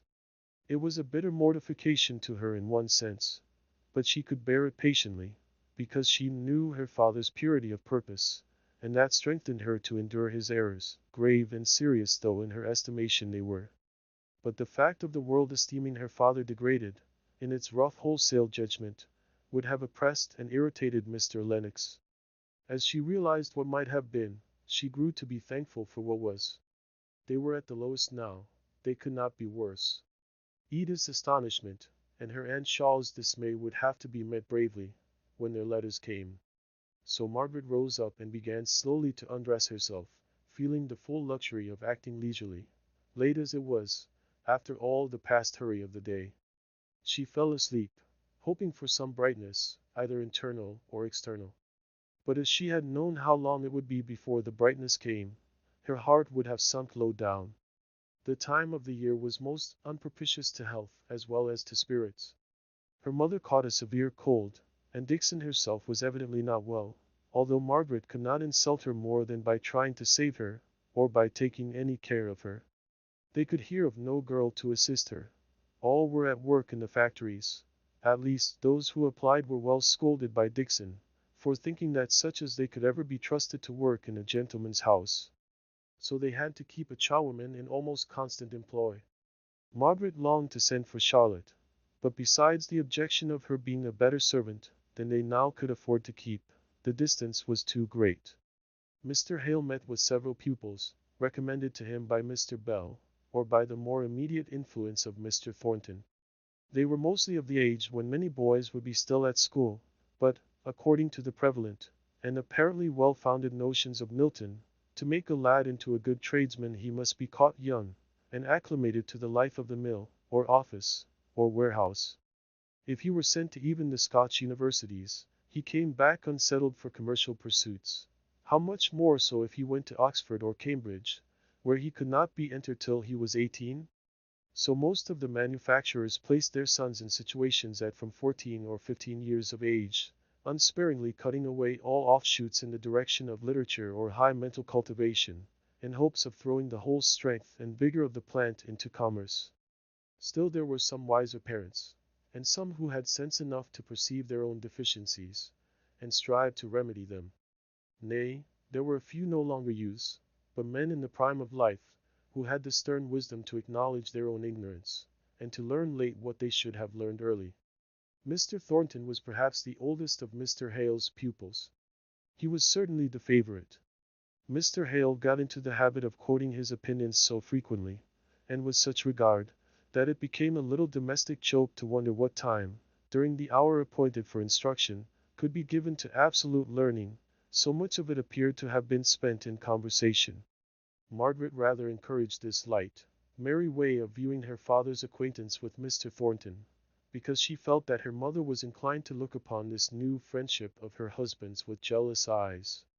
As long as his time had been solely occupied with his books and his parishioners, as at Helstone, she had appeared to care little whether she saw much of him or not. But now that he looked eagerly forward to each renewal of his intercourse with Mr. Thornton, she seemed hurt and annoyed, as if he were slighting her companionship for the first time. Mr. Hale's overpraise had the usual effect of overpraise upon his auditors. They were a little inclined to rebel against Aristides being always called the jest. After a quiet life in a country parsonage for more than 20 years, there was something dazzling to Mr. Hale in the energy which conquered immense difficulties with ease. the power of the machinery of Milton, the power of the men of Milton, impressed him with a sense of grandeur, which he yielded to without caring to inquire into the details of its exercise. But Margaret went less abroad, among machinery and men, saw less of power in its public effect, and, as it happened, she was thrown with one or two of those who, in all measures affecting masses of people, must be acute sufferers for the good of many. The question always is, has everything been done to make the sufferings of these exceptions as small as possible? Or, in the triumph of the crowded procession, have the helpless been trampled on, instead of being gently lifted aside out of the roadway of the conqueror, whom they have no power to accompany on his march? It fell to Margaret's share to have to look out for a servant to assist Dixon, who had at first undertaken to find just the person she wanted to do all the rough work of the house. But Dixon's ideas of helpful girls were founded on the recollection of tidy elder scholars at Helstone School, who were only too proud to be allowed to come to the parsonage on a busy day, and treated Mrs. Dixon with all the respect, and a good deal more of fright, which they paid to Mr. and Mrs. Hale. Dixon was not unconscious of this odd reverence which was given to her, nor did she dislike it. It flattered her much as Louis XIV was flattered by his courtiers shading their eyes from the dazzling light of his presence. But nothing short of her faithful love for Mrs. Hale could have made her endure the rough independent way in which all the Milton girls, who made application for the servant's place, replied to her inquiries respecting their qualifications. They even went the length of questioning her back again, having doubts and fears of their own, as to the solvency of a family who lived in a house of £30 a year, and yet gave themselves airs, and kept 2 servants, one of them so very high and mighty. Mr. Hale was no longer looked upon as vicar of Helstone, but as a man who only spent at a certain rate. Margaret was weary and impatient of the accounts which Dixon perpetually brought to Mrs. Hale of the behavior of these would-be servants. Not but what Margaret was repelled by the rough, uncourteous manners of these people, not but what she shrunk with fastidious pride from their hail-fellow accost, and severely resented their unconcealed curiosity as to the means and position of any family who lived in Milton, and yet were not engaged in trade of some kind. But the more Margaret felt impertinence, the more likely she was to be silent on the subject. And at any rate, if she took upon herself to make inquiry for a servant, she could spare her mother the recital of all her disappointments and fancied or real insults. Margaret accordingly went up and down to butchers and grocers, seeking for a nonpareil of a girl, and lowering her hopes and expectations every week, as she found the difficulty of meeting with any one in a manufacturing town who did not prefer the better wages and greater independence of working in a mill. It was something of a trial to Margaret to go out by herself in this busy, bustling place. Mrs. Shaw's ideas of propriety, and her own helpless dependence on others, had always made her insist that a footman should accompany Edith and Margaret, if they went beyond Harley Street, or the immediate neighborhood. The limits by which this rule of her aunt's had circumscribed Margaret's independence had been silently rebelled against at the time, and she had doubly enjoyed the free walks and rambles of her forest life from the contrast which they presented. She went along there with a boundless, fearless step, that occasionally broke out into a run, if she were in a hurry, and occasionally was stilled into perfect repose, as she stood listening to, or watching any of the wild creatures who sang in the leafy courts, or glanced out with their keen bright eyes from the low brushwood or tangled firs. It was a trial to come down from such motion or such stillness, only guided by her own sweet will, to the even and decorous pace necessary in streets. But she could have laughed at herself for minding this change, if it had not been accompanied by what was a more serious annoyance. The side of the town on which Crampton lay was especially a thoroughfare for the factory people. In the back streets around them there were many mills, out of which poured streams of men and women 2 or 3 times a day.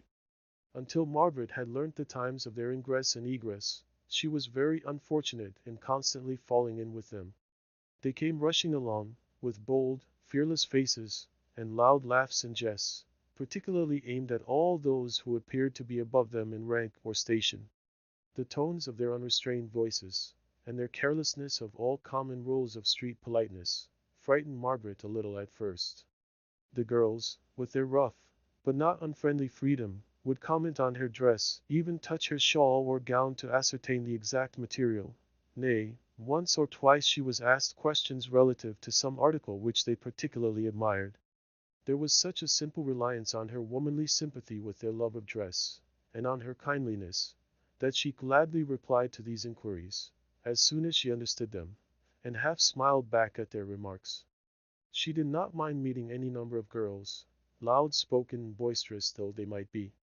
But she alternately dreaded and fired up against the workmen, who commented not on her dress, but on her looks, in the same open, fearless manner. She, who had hitherto felt that even the most refined remark on her personal appearance was an impertinence, had to endure undisguised admiration from these outspoken men. But the very outspokenness marked their innocence of any intention to hurt her delicacy, as she would have perceived if she had been less frightened by the disorderly tumult. Out of her fright came a flash of indignation which made her face scarlet, and her dark eyes gather flame, as she heard some of their speeches. Yet there were other sayings of theirs, which, when she reached the quiet safety of home, amused her even while they irritated her. For instance, one day, after she had passed a number of men, several of whom had paid her the not unusual compliment of wishing she was their sweetheart, one of the lingerers added, "Your bonny face, my lass, makes the day look brighter." And another day, as she was unconsciously smiling at some passing thought, she was addressed by a poorly dressed, middle-aged workman, with, "You may well smile, my lass. Many a one would smile to have such a bonny face." This man looked so careworn that Margaret could not help giving him an answering smile, glad to think that her looks, such as they were, should have had the power to call up a pleasant thought. He seemed to understand her acknowledging glance, and a silent recognition was established between them whenever the chances of the day brought them across each other's paths. They had never exchanged a word, nothing had been said but that first compliment. Yet somehow Margaret looked upon this man with more interest than upon any one else in Milton. Once or twice, on Sundays, she saw him walking with a girl, evidently his daughter, and if possible, still more unhealthy than he was himself. One day Margaret and her father had been as far as the fields that lay around the town. It was early spring, and she had gathered some of the hedge and ditch flowers, dog violets, lesser celandines, and the like, with an unspoken lament in her heart for the sweet profusion of the South. Her father had left her to go into Milton upon some business, and on the road home she met her humble friends. The girl looked wistfully at the flowers, and, acting on a sudden impulse, Margaret offered them to her. Her pale blue eyes lightened up as she took them, and her father spoke for her. "Thank yo, Mississippi Bessie'll think a deal o' them flowers, that who will, and I shall think a deal o' your kindness. You're not of this country, I reckon?" "No," said Margaret, half sighing. "I come from the south, from Hampshire," she continued, a little afraid of wounding his consciousness of ignorance, if she used a name which he did not understand. "That's beyond London, I reckon? And I come fro burn the ways, and 40 miles to th north. And yet, you'll see, north and south has both met and made kind o' friends in this big smoky place." Margaret had slackened her pace to a walk alongside of the man and his daughter, whose steps were regulated by the feebleness of the latter. She now spoke to the girl, and there was a sound of tender pity in the tone of her voice as she did so that went right to the heart of the father. "I'm afraid you are not very strong." "No," said the girl, "nor never will be." "Spring is coming," said Margaret, as if to suggest pleasant, hopeful thoughts. "Spring nor summer will do me good," said the girl quietly. Margaret looked up at the man, almost expecting some contradiction from him, or at least some remark that would modify his daughter's utter hopelessness. But instead, he added, "I'm afeard who speaks the truth. I'm afeard who's too far gone in a waste. I shall have a spring where I am bound to, and flowers, and amaranths, and shining robes besides." Poor lass," said her father in a low tone. "I'm none so sure o' that, but it's a comfort to thee, poor lass, poor lass." "Poor father! It'll be soon." Margaret was shocked by his words, shocked but not repelled, rather attracted and interested. "Where do you live? I think we must be neighbors, we meet so often on this road. We put up at 9 Francis Street, second turn to th left at after you've past th Golden Dragon. And your name? I must not forget that." I'm none ashamed o' my name. It's Nicholas Higgins. Who's called Bessie Higgins? What'n you asking for? Margaret was surprised at this last question, for at Helstone it would have been an understood thing, after the inquiries she had made, that she intended to come and call upon any poor neighbor whose name and habitation she had asked for. I meant to come and see you. She suddenly felt rather shy of offering the visit, without having any reason to give for her wish to make it, beyond a kindly interest in a stranger. It seemed all at once to take the shape of an impertinence on her part. She read this meaning too in the man's eyes. I'm none so fond of having strange folk in my house. But then relenting, as he saw her heightened color, he added, You're a foreigner, as one may say, and maybe don't know many folk here, and you'll be given my wench here flowers out of your own hand. You'll may come if you'll like. Margaret was half amused, half nettled at this answer. She was not sure if she would go where permission was given so like a favor conferred. But when they came to the turn into Francis Street, the girl stopped a minute, and said, You'll not forget Yuri to come and see us. Aye, aye, said the father, impatiently. They'll come. Who's a bit set up now, because who thinks I might ha' spoken more civilly, but who'll think better on it, and come. I can read her proud bonny face like a book. Come along, Bess, there's the mill bell ringing. Margaret went home, wondering at her new friends, and smiling at the man's insight into what had been passing in her mind. From that day Milton became a brighter place to her. It was not the long, bleak sunny days of spring, nor yet was it that time was reconciling her to the town of her habitation. It was that in it she had found a human interest. Chapter 9. Dressing for Tea. Let China's earth, enriched with colored stains, penciled with gold, and streaked with azure veins, the grateful flavor of the Indian leaf, or mocha's sunburnt berry glad receive. Mrs. Barbauld. The day after this meeting with Higgins and his daughter Mr. Hale came upstairs into the little drawing room at an unusual hour. He went up to different objects in the room, as if examining them, but Margaret saw that it was merely a nervous trick, a way of putting off something he wished, yet feared to say. Out it came at last. My dear, I'd asked Mr. Thornton to come to tea tonight. Mrs. Hale was leaning back in her easy chair, with her eyes shut, and an expression of pain on her face which had become habitual to her of late. But she roused up into querulousness at this speech of her husband's. Mr. Thornton, and tonight? What in the world does the man want to come here for? And Dixon is washing my muslins and laces, and there is no soft water with these horrid east winds, which I suppose we shall have all the year round in Milton. The wind is veering round, my dear, said Mr. Hale, looking out at the smoke, which drifted right from the east, only he did not yet understand the points of the compass, and rather arranged them ad libitum according to circumstances. Don't tell me, said Mrs. Hale, shuddering up, and wrapping her shawl about her still more closely. But east or west wind, I suppose this man comes. Oh, mamma, that shows you never saw Mr. Thornton. He looks like a person who would enjoy battling with every adverse thing he could meet with, enemies, winds, or circumstances. The more it rains and blows, the more certain we are to have him. But I'll go and help Dixon. I'm getting to be a famous clear starcher. And he won't want any amusement beyond talking to Papa. Papa, I am really longing to see the Pythias to your Damon. You know I never saw him but once, and then we were so puzzled to know what to say to each other that we did not get on particularly well. I don't know that you would ever like him, was think him agreeable, Margaret.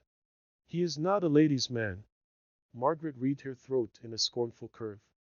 I don't particularly admire ladies' men, Papa. But Mr. Thornton comes here as your friend, as one who has appreciated you, the only person in Milton, said Mrs. Hale. So we would give him a welcome, and some cocoanut cakes. Dixon will be flattered if we ask her to make some, and I will undertake to iron your caps, mamma. Many a time that morning did Margaret wish Mr. Thornton far enough away. She had planned other employments for herself, a letter to Edith, a good piece of Dante, a visit to the Higginses. But instead, she ironed away, listening to Dixon's complaints, and only hoping that by an excess of sympathy she might prevent her from carrying the recital of her sorrows to Mrs. Hale.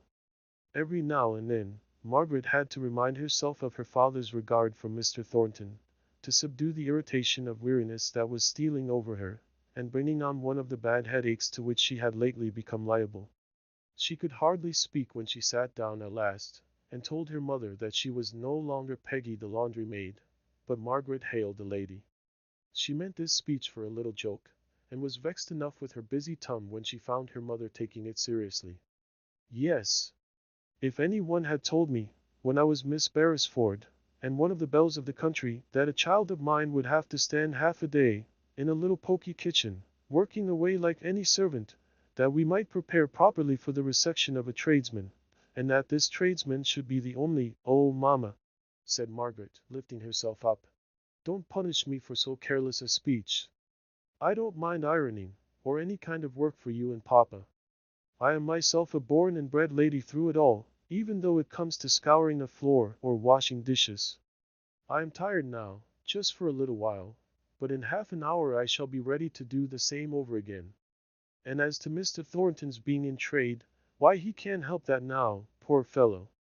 I don't suppose his education would fit him for much else. Margaret lifted herself slowly up, and went to her own room, for just now she could not bear much more. In Mr. Thornton's house, at this very same time, a similar, yet different scene was going on. A large-boned lady, long past middle age, sat at work in a grim, handsomely furnished dining room. Her features, like her frame, were strong and massive, rather than heavy.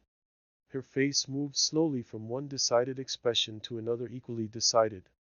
There was no great variety in her countenance, but those who looked at it once, generally looked at it again.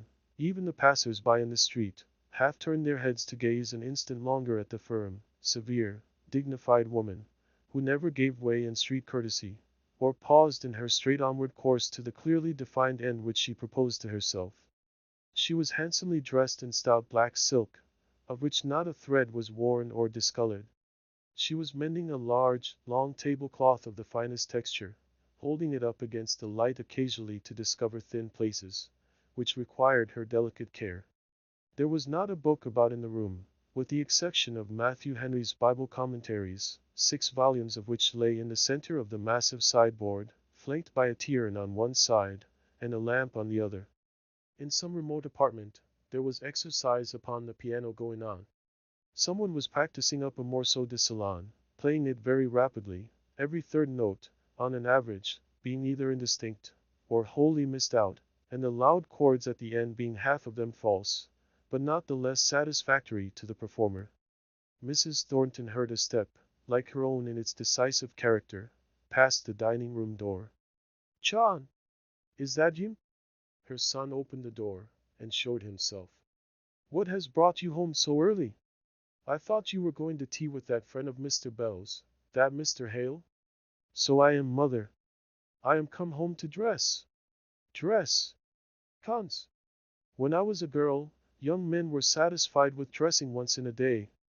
Why should you dress to go and take a cup of tea with an old parson? Mr. Hale is a gentleman, and his wife and daughter are ladies." "Wife and daughter? Do they teach too? What do they do?" "You have never mentioned them." "No, mother, because I have never seen Mrs. Hale. I have only seen Miss Hale for half an hour." "Take care you don't get caught by a penniless girl, John." "I am not easily caught, mother, as I think you know. But I must not have Miss Hale spoken of in that way, which, you know, is offensive to me. I never was aware of any young lady trying to catch me yet, nor do I believe that any one has ever given themselves that useless trouble." Mrs. Thornton did not choose to yield the point to her son, or else she had, in general, pride enough for her sex. "Well, I only say take care. Perhaps our Milton girls have too much spirit and good feeling to go angling after husbands, but this Miss Hale comes out of the aristocratic counties, where, if all tales be true, rich husbands are reckoned prizes." Mr. Thornton's brow contracted, and he came a step forward into the room. "Mother," with a short, scornful laugh, "you will make me confess. The only time I saw Miss Hale, she treated me with a haughty civility which had a strong flavor of contempt in it. She held herself aloof from me as if she had been a queen, and I her humble, unwashed vassal." "Be easy, mother. No, I am not easy nor content either. What business had she, a renegade clergyman's daughter, to turn up her nose at you? I would dress for none of them, a saucy set, if I were you. As he was leaving the room he said, Mr. Hale is good, and gentle, and learned. He is not saucy. As for Mrs. Hale, I will tell you what she is like tonight, if you care to hear. He shut the door, and was gone. Despise my son! Treat him as her vassal, indeed! Hans! I should like to know where she could find such another. Boy and man, he is the noblest, stoutest heart I ever knew. I don't care if I am his mother, I can see what's what, and not be blind.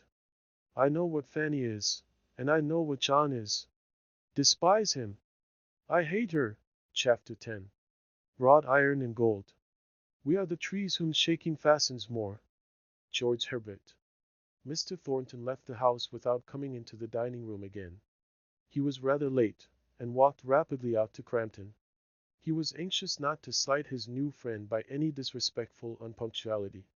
The church clock struck 7:30 as he stood at the door awaiting Dixon's slow movements, always doubly tardy when she had to degrade herself by answering the doorbell. He was ushered into the little drawing room, and kindly greeted by Mr. Hale, who led him up to his wife, whose pale face and shawl-draped figure made a silent excuse for the cold languor of her greeting. Margaret was lighting the lamp when he entered, for the darkness was coming on. The lamp threw a pretty light into the center of the dusky room, from which, with country habits, they did not exclude the night skies and the outer darkness of air. Somehow, that room contrasted itself with the one he had lately left, handsome, ponderous, with no sign of female habitation, except in the one spot where his mother sate, and no convenience for any other employment than eating and drinking. To be sure, it was a dining room. His mother preferred to sit in it, and her will was a household law. But the drawing room was not like this. It was twice, 20 times as fine, not 1/4 as comfortable. Here were no mirrors, not even a scrap of glass to reflect the light, and answer the same purpose as water in a landscape. No gilding, a warm, sober breadth of coloring, well relieved by the dear old Helstone chintz curtains and chair covers. An open davenport stood in the window opposite the door. In the other there was a stand, with a tall white china vase, from which drooped wreaths of English ivy, pale green birch, and copper-colored beech leaves. Pretty baskets of work stood about in different places, and books, not cared for on account of their binding solely, lay on one table, as if recently put down. Behind the door was another table decked out for tea, with a white tablecloth, on which flourished the cocoanut cakes, and a basket piled with oranges and ruddy American apples, heaped on leaves. It appeared to Mr. Thornton that all these graceful cares were habitual to the family, and especially of a piece with Margaret. She stood by the tea-table in a light-colored muslin gown, which had a good deal of pink about it. She looked as if she was not attending to the conversation, but solely busy with the teacups, among which her round ivory hands moved with pretty, noiseless daintiness. She had a bracelet on one taper arm, which would fall down over her round wrist. Mr. Thornton watched the replacing of this troublesome ornament with far more attention than he listened to her father. It seemed as if it fascinated him to see her push it up impatiently until it tightened her soft flesh, and then to mark the loosening, the fall. He could almost have exclaimed, "There it goes again!" There was so little left to be done after he arrived at the preparation for tea, that he was almost sorry the obligation of eating and drinking came so soon to prevent him watching Margaret. She handed him his cup of tea with the proud air of an unwilling slave, but her eye caught the moment when he was ready for another cup, and he almost longed to ask her to do for him what he saw her compelled to do for her father, who took her little finger and thumb in his masculine hand, and made them serve as sugar tongues. Mr. Thornton saw her beautiful eyes lifted to her father, full of light, half laughter, and half love, as this bit of pantomime went on between the two, unobserved as they fancied, by any. Margaret's head still ached, as the paleness of her complexion, and her silence might have testified, but she was resolved to throw herself into the breach, if there was any long untoward pause, rather than that her father's friend, pupil, and guest should have cause to think himself in any way neglected.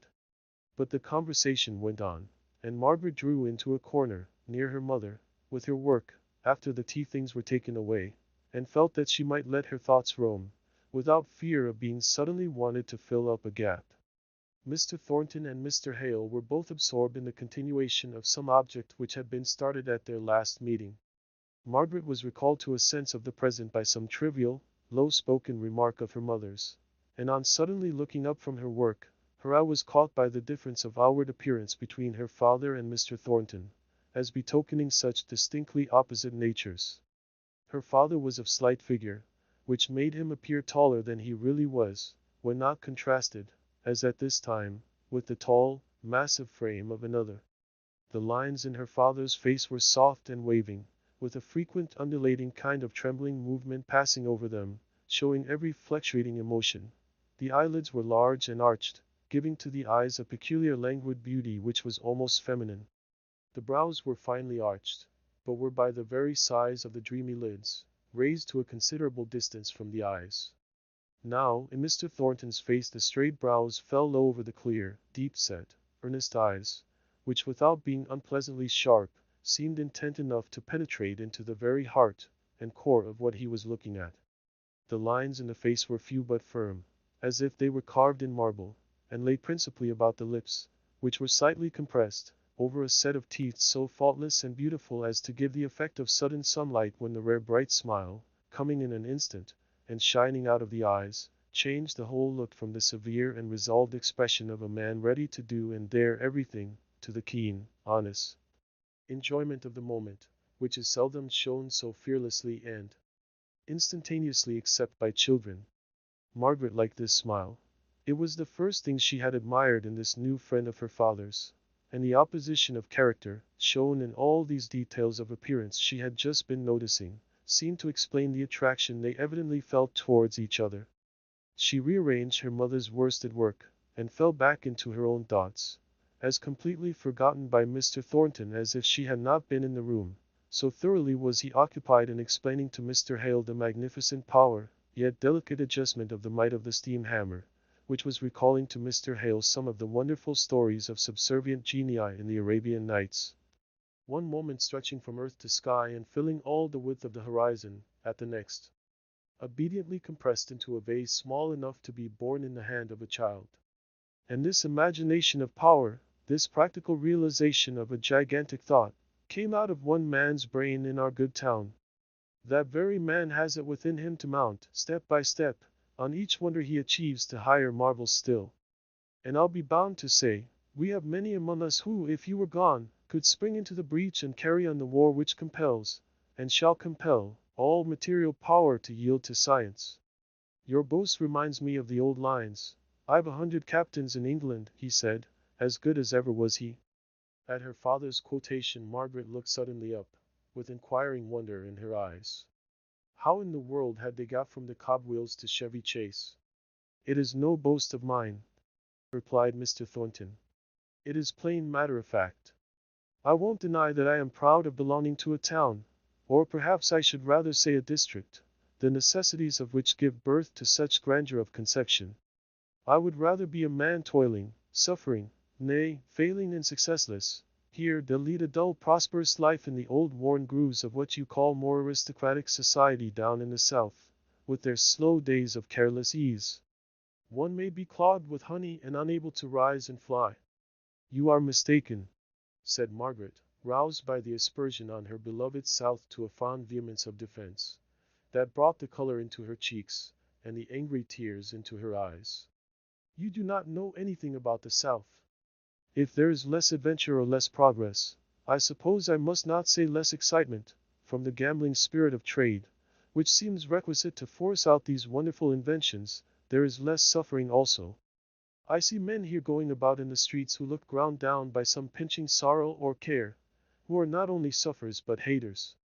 Now, in the South we have our poor, but there is not that terrible expression in their countenances of a sullen sense of injustice which I see here.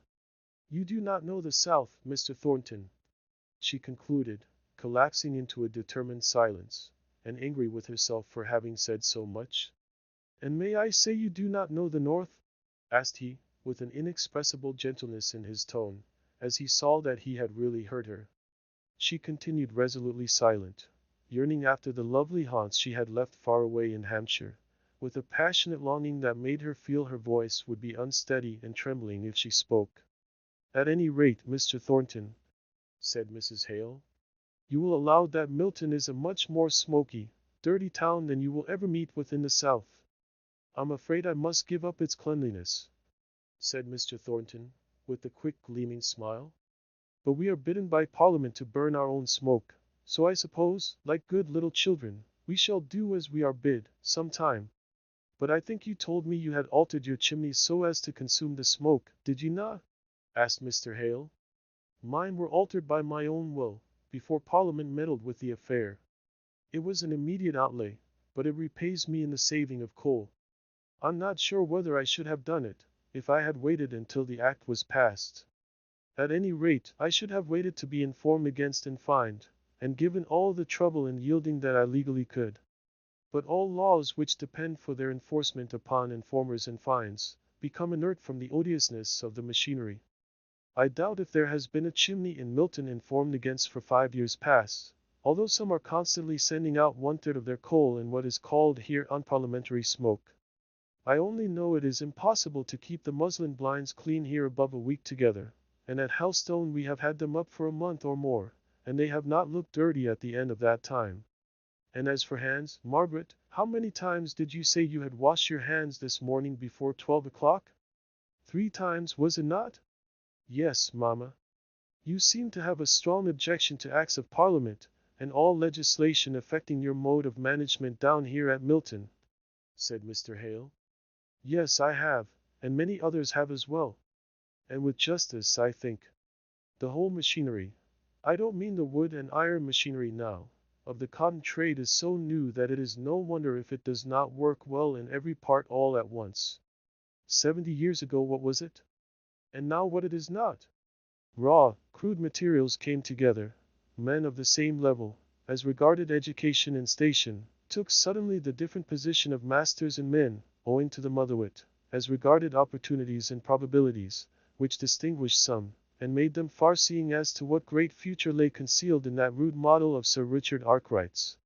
The rapid development of what might be called a new trade, gave those early masters enormous power of wealth and command.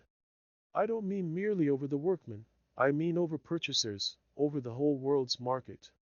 Why, I may give you, as an instance, an advertisement, inserted not 50 years ago in a Milton paper, that so-and-so one of the half-dozen calico printers of the time would close his warehouse at noon each day, therefore, that all purchasers must come before that hour. Fancy a man dictating in this manner the time when he would sell and when he would not sell.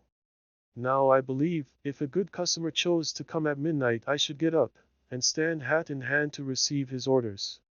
Margaret's lip curled, but somehow she was compelled to listen. She could no longer abstract herself in her own thoughts. "I only name such things to show what almost unlimited power the manufacturers had about the beginning of this century. The men were rendered dizzy by it. Because a man was successful in his ventures, there was no reason that in all other things his mind should be well balanced. On the contrary, his sense of justice, and his simplicity, were often utterly smothered under the glut of wealth that came down upon him, and they tell strange tales of the wild extravagance of living indulged in on gala days by those early cotton lords. There can be no doubt, too, of the tyranny they exercised over their work people.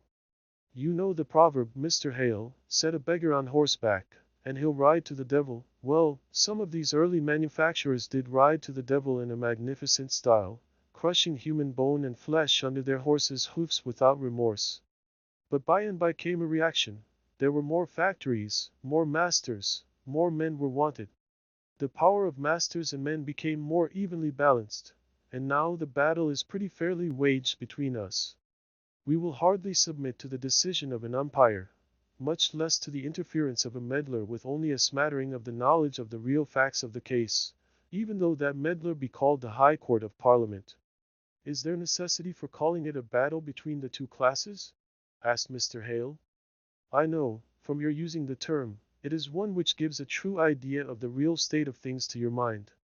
It is true, and I believe it to be as much a necessity as that prudent wisdom and good conduct are always opposed to, and doing battle with ignorance and improvidence.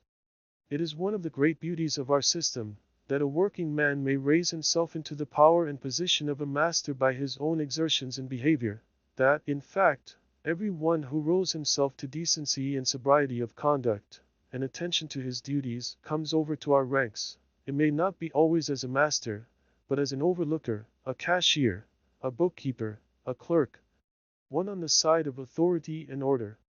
You consider all who are unsuccessful in raising themselves in the world, from whatever cause, as your enemies, then, if I understand you rightly, said Margaret, in a clear, cold voice. As their own enemies, certainly, said he, quickly, not a little piqued by the haughty disapproval her form of expression and tone of speaking implied. But in a moment, his straightforward honesty made him feel that his words were but a poor and quibbling answer to what she had said, and be she as scornful as she liked, it was a duty he owed to himself to explain, as truly as he could, what he did mean. Yet it was very difficult to separate her interpretation, and keep it distinct from his meaning.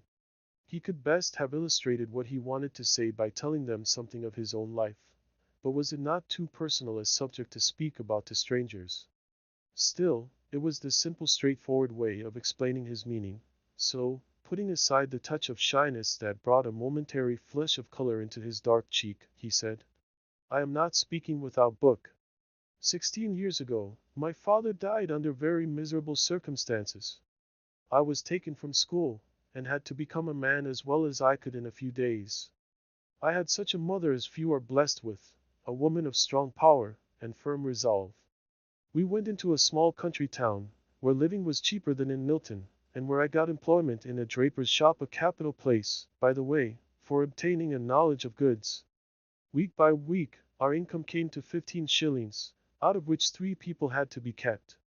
My mother managed so that I put by 3 out of these 15 shillings regularly. This made the beginning. This taught me self-denial.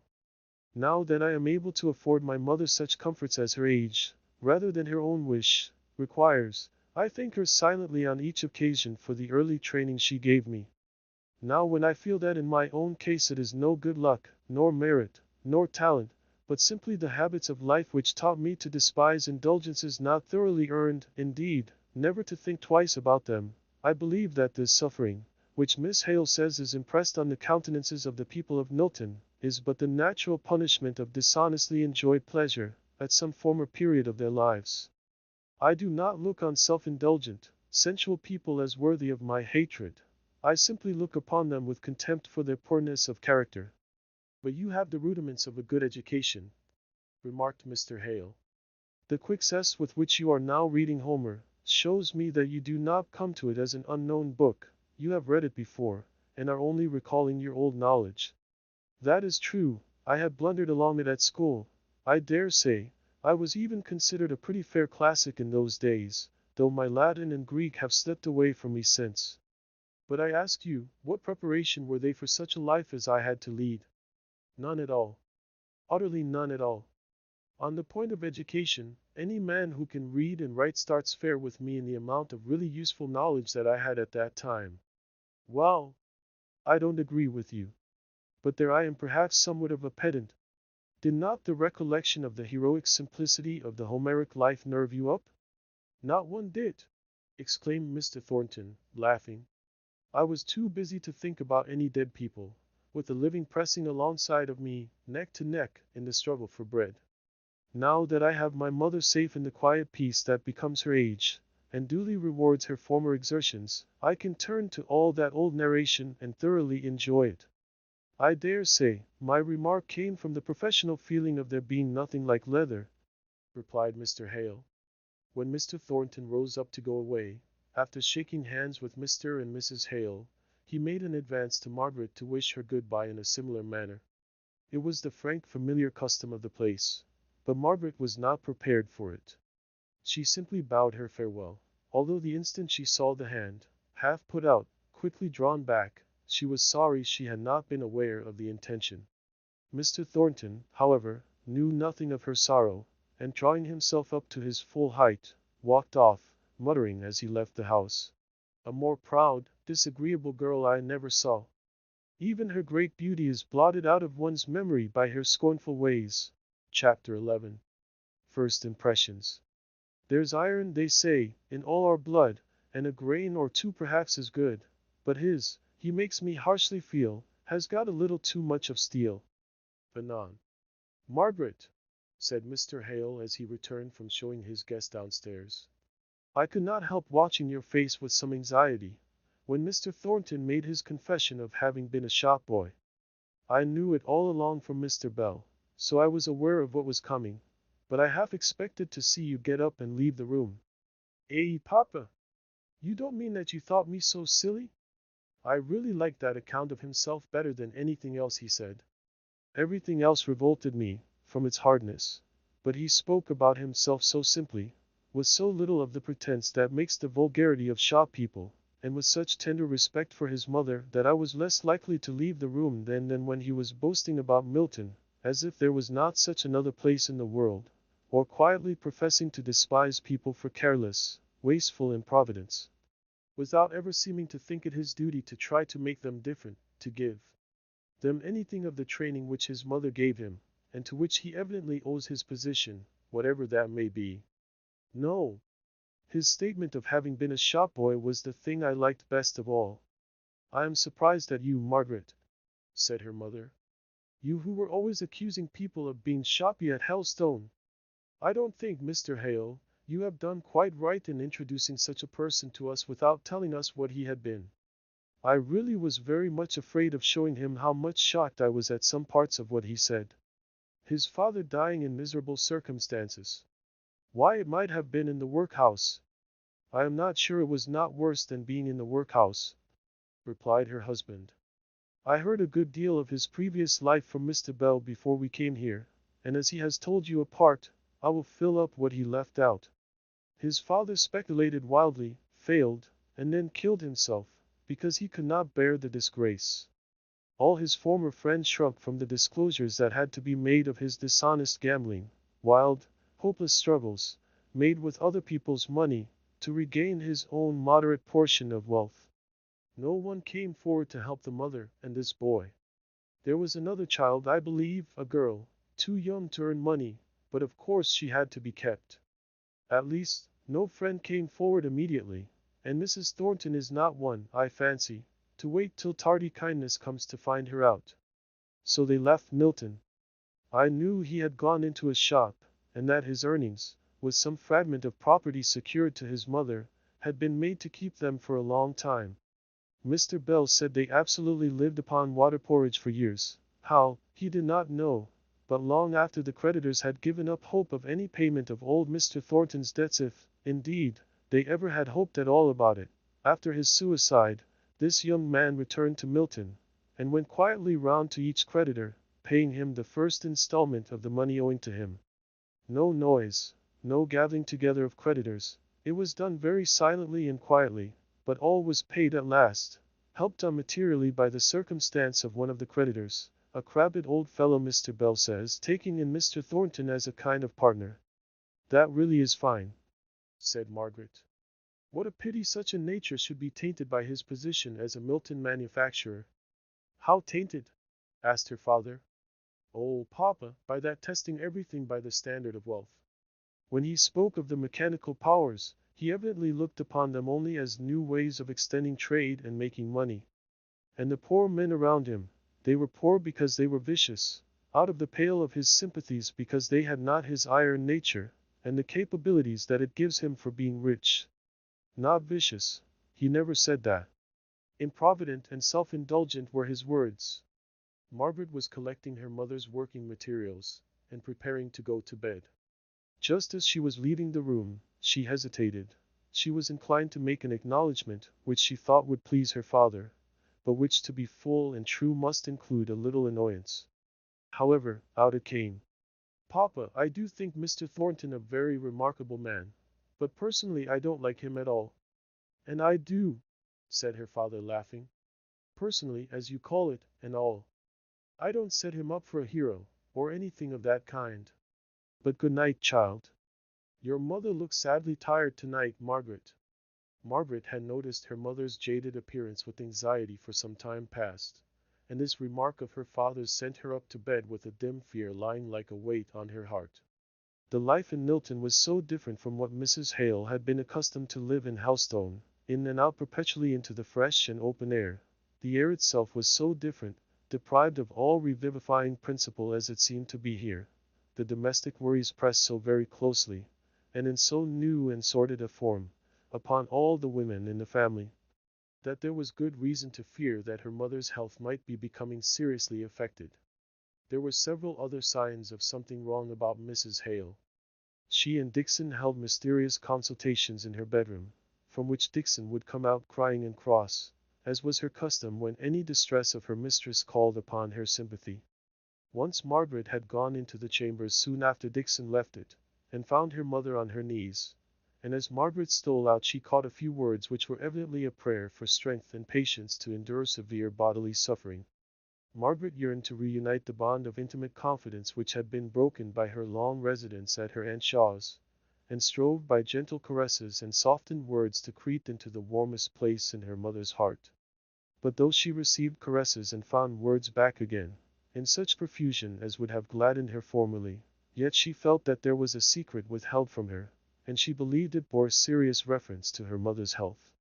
She lay awake very long this night, planning how to lessen the evil influence of their Milton life on her mother. A servant to give Dixon permanent assistance should be got, if she gave up her whole time to the search, and then, at any rate, her mother might have all the personal attention she required, and had been accustomed to her whole life.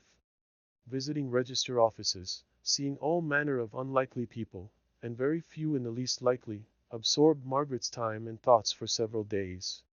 One afternoon she met Bessie Higgins in the street, and stopped to speak to her. "Well, Bessie, how are you?"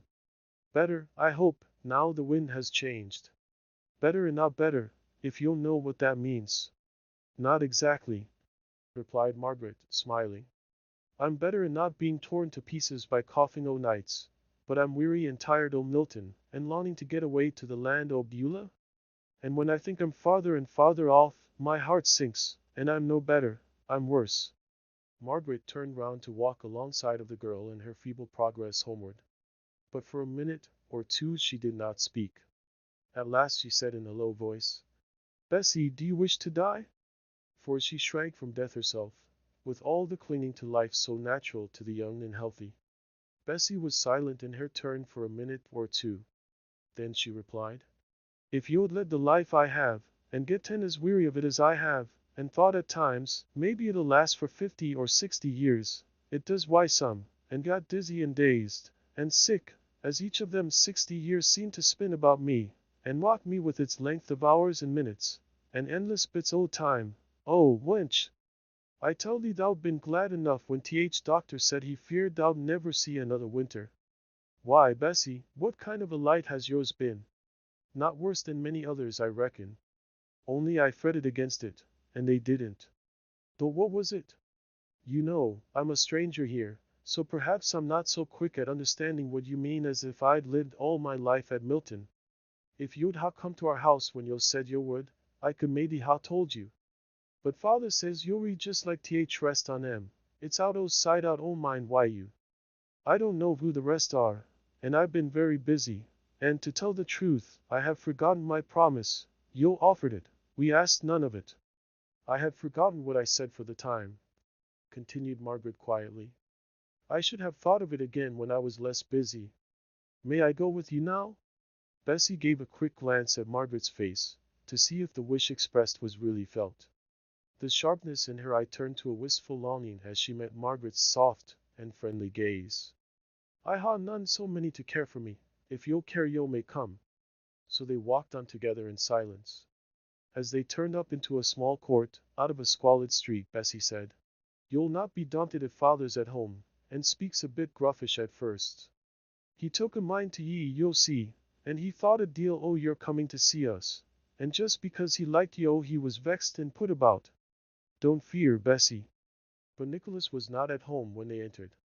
A great slatternly girl, not so old as Bessie, but taller and stronger, was busy at the wash-tub, knocking about the furniture in a rough capable way, but altogether making so much noise that Margaret shrunk, out of sympathy with poor Bessie, who had sat down on the first chair, as if completely tired out with her walk.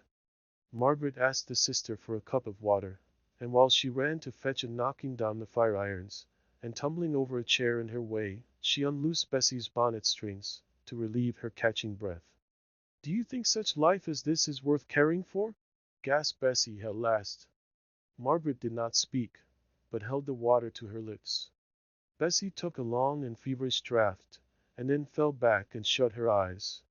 Margaret heard her murmur to herself, "They shall hunger no more, either thirst any more, either shall the sun light on them, nor any heat." Margaret bent over and said, "Bessie, don't be impatient with your life, whatever it is, or may have been. Remember who gave it you, and made it what it is." She was startled by hearing Nicholas speak behind her. He had come in without her noticing him. "Now I'll not have my wench preached to. She's bad enough, as it is, with her dreams and her methody fancies, and her visions of cities with golden gates and precious stones. But if it amuses her I'll let it aid, but I'm none going to have more stuff poured into her." "But surely," said Margaret, facing round, "you believe in what I said, that God gave her life, and ordered what kind of life it was to be." "I believe what I see, and no more." "That's what I believe, young woman. I don't believe all I hear, no, not by a big deal. I did hear a young lass making ado about knowing where we lived, and coming to see us. And my wench here thought a deal about it, and flushed up many a time, when who little knew as I was looking at her, at the sound of a strange step. But who's come at last, and who's welcome, as long as who'll keep from preaching on what who knows not about." Bessie had been watching Margaret's face. She half sate up to speak now, laying her hand on Margaret's arm with a gesture of entreaty. "Don't be vexed by him. There's many a one thinks like him, many and many a one here. If you could hear them speak, you'll not be shocked at him. He's a rare good man, his father, but oh," said she, falling back in despair, "what he says at times makes me long to die more than ever, for I want to know so many things, and am so tossed about why wonder. Poor wench, poor old wench, I'm loath to vex thee, I am, but a man mun speak out for the truth, and when I see the world going all wrong at this time o' day, bothering itself why things it knows not about, and leaving undone all the things that lie in disorder close at its hand, why, I say, leave a this talk about religion alone, and set to work on what you'll see and know. That's my creed. It's simple, and not far to fetch, no hard to work." But the girl only pleaded the more with Margaret. "Don't think hardly on him. He's a good man, he is. I sometimes think I shall be moped why sorrow even in the city of God, if father is not there." The feverish color came into her cheek, and the feverish flame into her eye. "But you will be there, father? You shall?" "I. My heart." She put her hand to it, and became ghastly pale. Margaret held her in her arms, and put the weary head to rest upon her bosom. She lifted the thin soft hair from off the temples, and bathed them with water. Nicholas understood all her signs for different articles with the quickness of love, and even the round-eyed sister moved with laborious gentleness at Margaret's. "Pus!" Presently the spasm that foreshadowed death had passed away, and Bessie roused herself and said, "I'll go to bed, it's best place, but," catching at Margaret's gown, "you'll come again, I know you will, but just say it." "I will come again tomorrow," said Margaret. Bessie leaned back against her father, who prepared to carry her upstairs. But as Margaret rose to go, he struggled to say something. "I could wish there were a God, if it were only to ask him to bless thee." Margaret went away very sad and thoughtful. She was late for tea at home. At Helstone unpunctuality at mealtimes was a great fault in her mother's eyes. But now this, as well as many other little irregularities, seemed to have lost their power of irritation, and Margaret almost longed for the old complainings. "Have you met with a servant, dear?" "No, mamma, that and Buckley would never have done." "Suppose I try," said Mr. Hale. "Everybody else has had their turn at this great difficulty. Now let me try. I may be the Cinderella to put on the slipper after all." Margaret could hardly smile at this little joke, so oppressed was she by her visit to the Higginses. "What would you do, papa?" How would you set about it? Why, I should apply to some good house mother to recommend me one known to herself or her servants. Very good. But we must first catch our house mother. You have caught her. Or rather she is coming into the snare, and you will catch her tomorrow, if you're skillful. What do you mean, Mr. Hale? Asked his wife, her curiosity aroused. Why, my paragon pupil, as Margaret calls him, has told me that his mother intends to call on Mrs. and Miss Hale tomorrow. Mrs. Thornton, exclaimed Mrs. Hale. The mother of whom he spoke to us, said Margaret. Mrs. Thornton, the only mother he has, I believe, said Mr. Hale, quietly. I shall like to see her. She must be an uncommon person, her mother added. Perhaps she may have a relation who might suit us, and be glad of our place. She sounded to be such a careful, economical person, that I should like any one out of the same family. My dear, said Mr. Hale, alarmed, pray don't go off on that idea. I fancy Mrs. Thornton is as haughty and proud in her way as our little Margaret here is in hers, and that she completely ignores that old time of trial, and poverty, and economy, of which he speaks so openly. I am sure, at any rate, she would not like strangers to know anything about it. Take notice that is not my kind of haughtiness, Papa, if I have any at all, which I don't agree to, though you're always accusing me of it. I don't know positively that it is hers either, but from little things I have gathered from him, I fancy so. They cared too little to ask in what manner her son had spoken about her. Margaret only wanted to know if she must stay in to receive this call, as it would prevent her going to see how Bessie was, until late in the day, since the early morning was always occupied in household affairs. And then she recollected that her mother must not be left to have the whole weight of entertaining her visitor. Chapter 12. Morning Calls. Well, I suppose we must.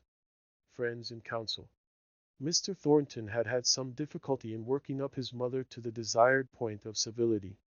She did not often make calls, and when she did, it was in heavy state that she went through her duties. Her son had given her a carriage, but she refused to let him keep horses for it. They were hired for the solemn occasions, when she paid morning or evening visits. She had had horses for 3 days, not a fortnight before, and had comfortably killed off all her acquaintances, who might now put themselves to trouble and expense in their turn. Yet Crampton was too far off for her to walk, and she had repeatedly questioned her son as to whether his wish that she should call on the Hales was strong enough to bear the expense of cab hire. She would have been thankful if it had not, for, as she said, she saw no use in making up friendships and intimacies with all the teachers and masters in Milton. Why, he would be wanting her to call on Fanny's dancing master's wife, the next thing. And so I would, mother, if Mr. Mason and his wife were friendless in a strange place, like the Hales. Bye. You need not speak so hastily. I am going tomorrow. I only wanted you exactly to understand about it. If you are going tomorrow, I shall order horses. Nonsense, John. One would think you were made of money. Not quite yet. But about the horses I am determined.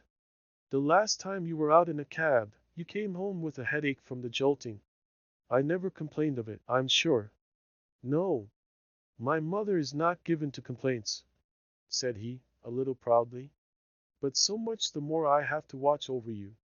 Now, as for Fanny there, a little hardship would do her good.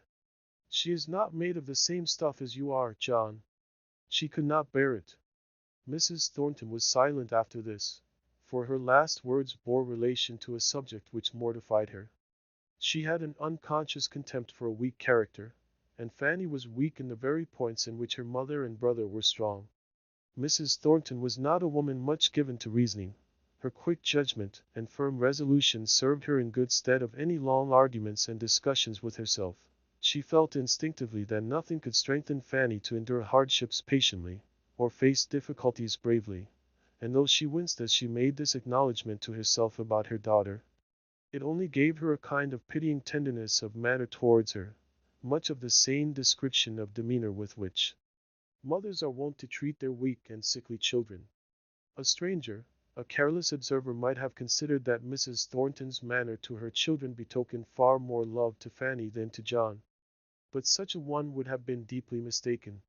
The very daringness with which mother and son spoke out unpalatable truths, the one to the other, showed a reliance on the firm center of each other's souls, which the uneasy tenderness of Mrs. Thornton's manner to her daughter, the shame with which she thought to hide the poverty of her child and all the grand qualities which she herself possessed unconsciously, and which she set so high a value upon in others, this shame, I say, betrayed the want of a secure resting place for her affection. She never called her son by any name but John. Love, and dear, and such like terms, were reserved for Fanny. But her heart gave thanks for him day and night, and she walked proudly among women for his sake. Fanny dear, I shall have horses to the carriage today, to go and call on these Hales. Should not you go and see nurse? It's in the same direction, and she's always so glad to see you. You could go on there while I am at Mrs. Hale's. Mamma, it's such a long way, and I am so tired. Was what? Asked Mrs. Thornton, her brows slightly contracting. I don't know, the weather, I think. It is so relaxing. Couldn't you bring nurse here, Mamma? The carriage could fetch her, and she could spend the rest of the day here, which I know she would like. Mrs. Thornton did not speak, but she laid her work on the table, and seemed to think. It will be a long way for her to walk back in night, she remarked at last. Oh, but I will send her home in a cab. I never thought of her walking. At this point, Mr. Thornton came in, just before going to the mill. Mother, I need hardly say, that if there is any little thing that could serve Mrs. Hale as an invalid, you will offer it, I'm sure. If I can find it out, I will. But I have never been ill myself, so I am not much up to invalids' fancies. Well, here is Fanny then, who is seldom without an ailment. She will be able to suggest something, perhaps, won't you, Fan? I have not always an ailment, said Fanny pettishly. And I am not going with Mamma. I have a headache today, and I shan't go out. Mr. Thornton looked denied. His mother's eyes were bent on her work, at which she was now stitching away busily. Fanny, I wish you to go, said he, authoritatively. It will do you good, instead of harm. You will oblige me by going, without my saying anything more about it. He went abruptly out of the room after saying this. If he had stayed a minute longer, Fanny would have cried at his tone of command, even when he used the words, You will oblige me. As it was, she grumbled. John always speaks as if I fancied I was ill, and I am sure I never do fancy any such thing. Who are these Hales that he makes such a fuss about? Fanny, don't speak so of your brother. He has good reasons of some kind or other, or he would not wish us to go. Make haste and put your things on. But the little altercation between her son and her daughter did not incline Mrs. Thornton more favorably towards these Hales. Her jealous heart repeated her daughter's question. Who are they, that he is so anxious we should pay them all this attention? It came up like a burden to a psalm, long after Fanny had forgotten all about it in the pleasant excitement of seeing the effect of a new bonnet in the looking-glass. Mrs. Thornton was shy. It was only of late years that she had had leisure enough in her life to go into society, and as society she did not enjoy it. As dinner-giving, and as criticizing other people's dinners, she took satisfaction in it. But this going to make acquaintance with strangers was a very different thing. She was ill at ease, and looked more than usually stern and forbidding as she entered the Hales' little drawing-room. Margaret was busy embroidering a small piece of cambric for some little article of dress for Edith's expected baby. Flimsy, useless work, as Mrs. Thornton observed to herself. She liked Mrs. Hale's double knitting far better, that was sensible of its kind. The room altogether was full of knickknacks, which must take a long time to dust, and time to people of limited income was money. She made all these reflections as she was talking in her stately way to Mrs. Hale, and uttering all the stereotyped commonplaces that most people can find to say with their senses blindfolded. Mrs. Hale was making rather more exertion in her answers, captivated by some real old lace which Mrs. Thornton wore. Lace, as she afterwards observed to Dixon, of that old English point which has not been made for this 70 years, and which cannot be bought. It must have been an heirloom, and shows that she had ancestors. so the owner of the ancestral lace became worthy of something more than the languid exertion to be agreeable to a visitor, by which Mrs. Hale's efforts at conversation would have been otherwise bounded. And presently, Margaret, racking her brain to talk to Fanny, heard her mother and Mrs. Thornton plunge into the interminable subject of servants. "I suppose you are not musical," said Fanny, "as I see no piano. I am fond of hearing good music. I cannot play one myself, and Papa and Mamma don't care much about it, so we sold our old piano when we came here. I wonder how you can exist without one. It almost seems to me a necessary of life. 15 shillings a week, and 3 saved out of them," thought Margaret to herself. But she must have been very young. She probably has forgotten her own personal experience. But she must know of those days. Margaret's manner had an extra tinge of coldness in it when she next spoke. "You have good concerts here, I believe?" "Oh, yes. Delicious. Too crowded, that is the worst. The directors admit so indiscriminately. But one is sure to hear the newest music there. I always have a large order to give to Johnson's the day after a concert." "Do you like new music simply for its newness, then?" "Oh, one knows it is the fashion in London, or else the singers would not bring it down here. You have been in London, of course." "Yes," said Margaret. "I have lived there for several years." "Why, London and the Alhambra are the two places I long to see." "London and the Alhambra?" "Yes. Ever since I read the tales of the Alhambra." "Don't you know them?" "I don't think I do." "But surely, it is a very easy journey to London." "Yes, but somehow," said Fanny, lowering her voice, "Mamma has never been to London herself, and can't understand my longing. She is very proud of Milton, dirty, smoky place as I feel it to be. I believe she admires it the more for those very qualities. If it has been Mrs. Thornton's home for some years, I can well understand her loving it," said Margaret, in her clear, bell-like voice. "What are you saying about me, Miss Hale? They ain't fire?" Margaret had not the words ready for an answer to this question, which took her a little by surprise, so Miss Thornton replied, "Oh, Nana, we are only trying to account for your being so fond of Milton."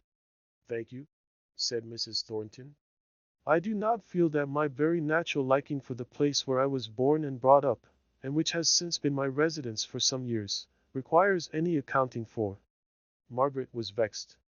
As Fanny had put it, it did seem as if they had been impertinently discussing Mrs. Thornton's feelings, but she also rose up against a lady's manner of showing that she was offended. Mrs. Thornton went on after a moment's pause. "Do you know anything of Milton, Miss Hale? Have you seen any of our factories? Our magnificent warehouses?" "No," said Margaret. "I have not seen anything of that description as yet." Then she felt that, by concealing her utter indifference to all such places, she was hardly speaking with truth. So she went on. "I dare say, Papa would have taken me before now if I had cared. But I really do not find much pleasure in going over manufactories. They are very curious places," said Mrs. Hale. "But there is so much noise and dirt always. I remember once going in a lilac silk to see candles made, and my gown was utterly ruined."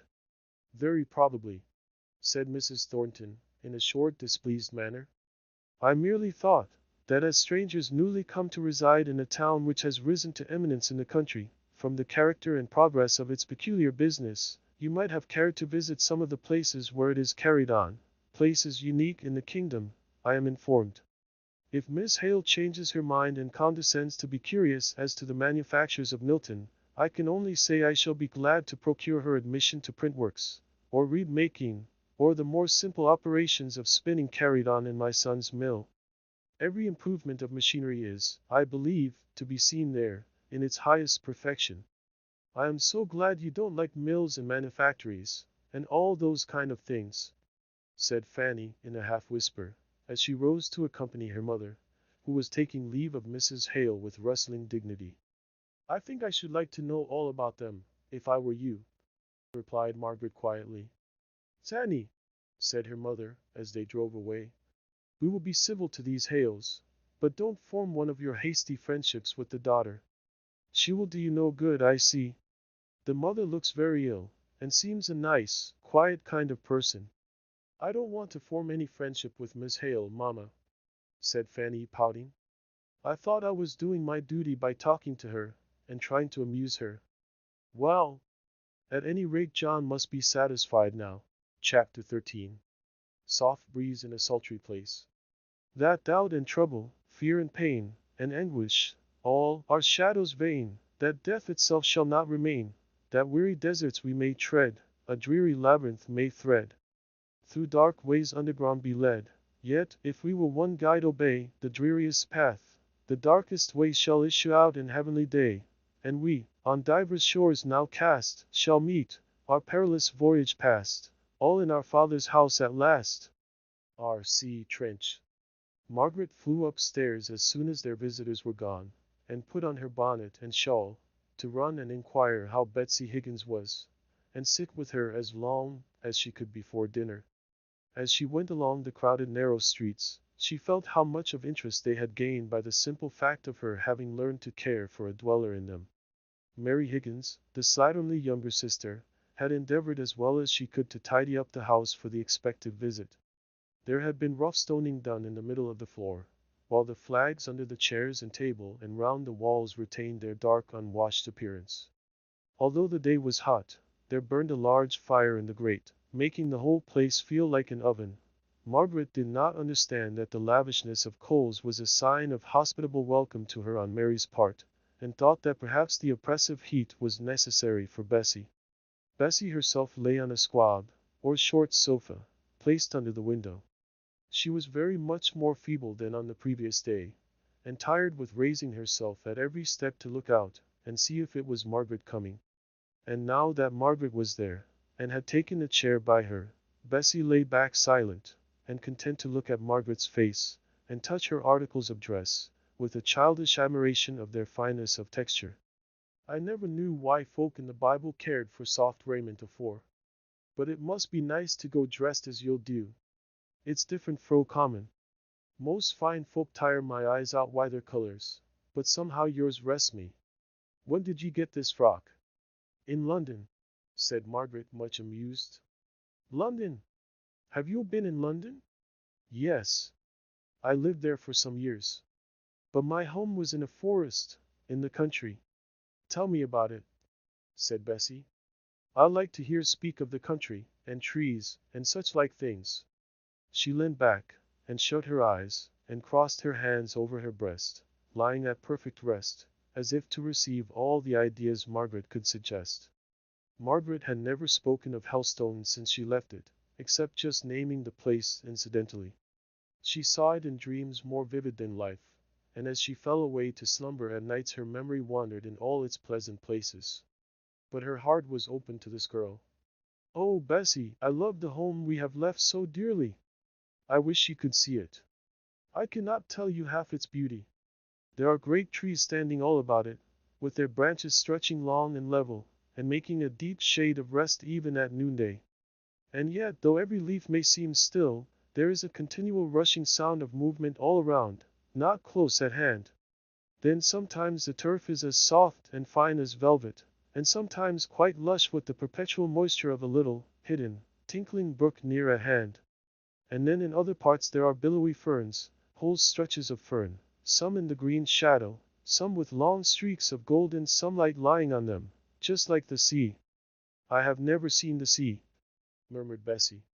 But go on. Then here and there are wide commons, high up as if above the very tops of the trees. I am glad of that.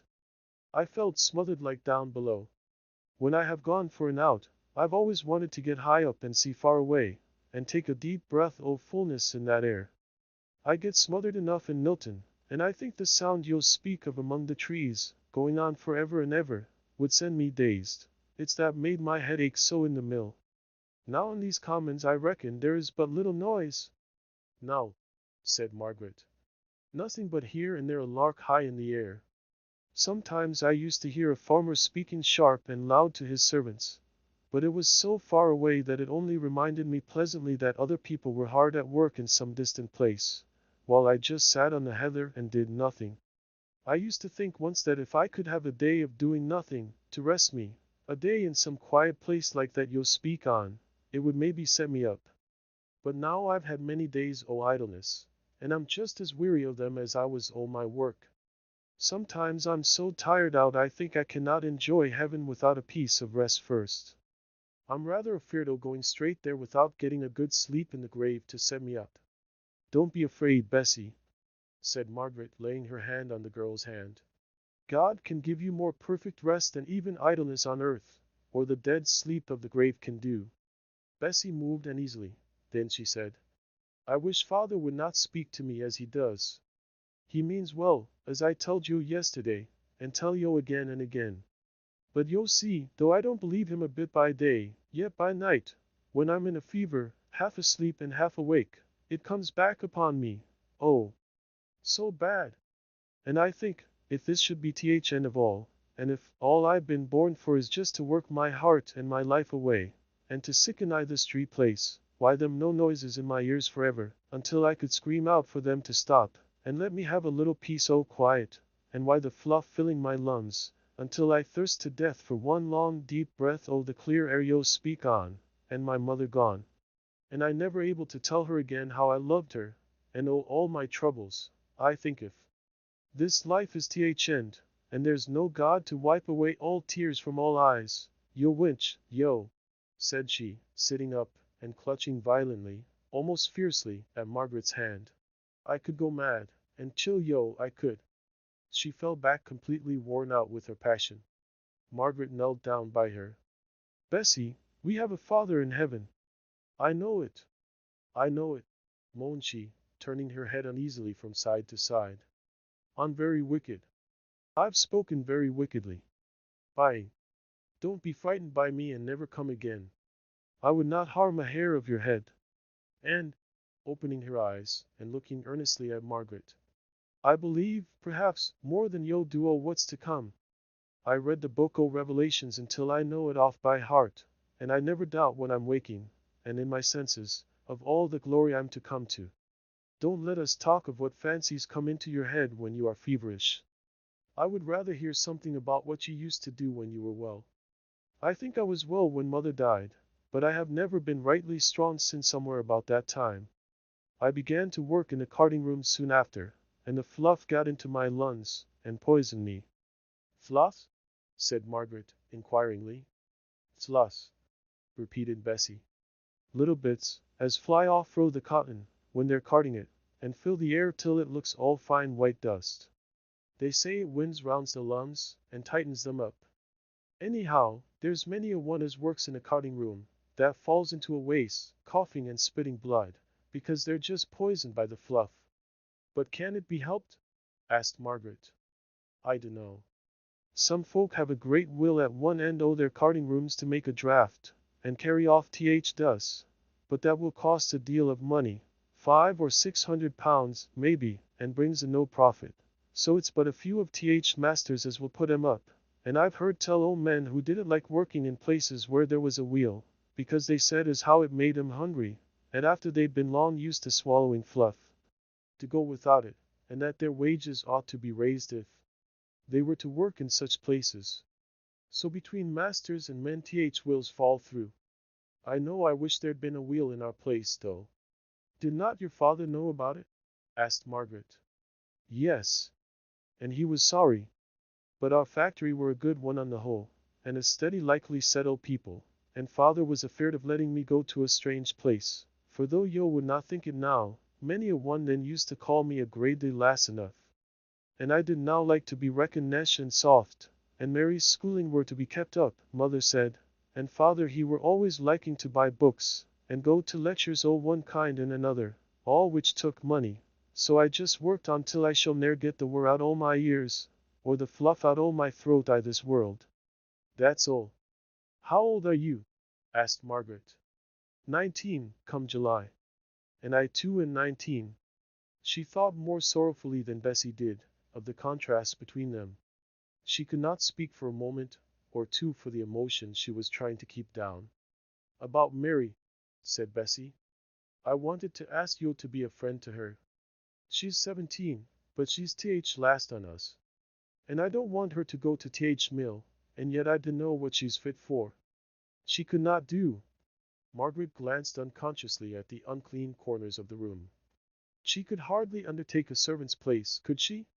We have an old faithful servant, almost a friend, who wants help, but who is very particular, and it would not be right to plague her with giving her any assistance that would really be an annoyance and an irritation.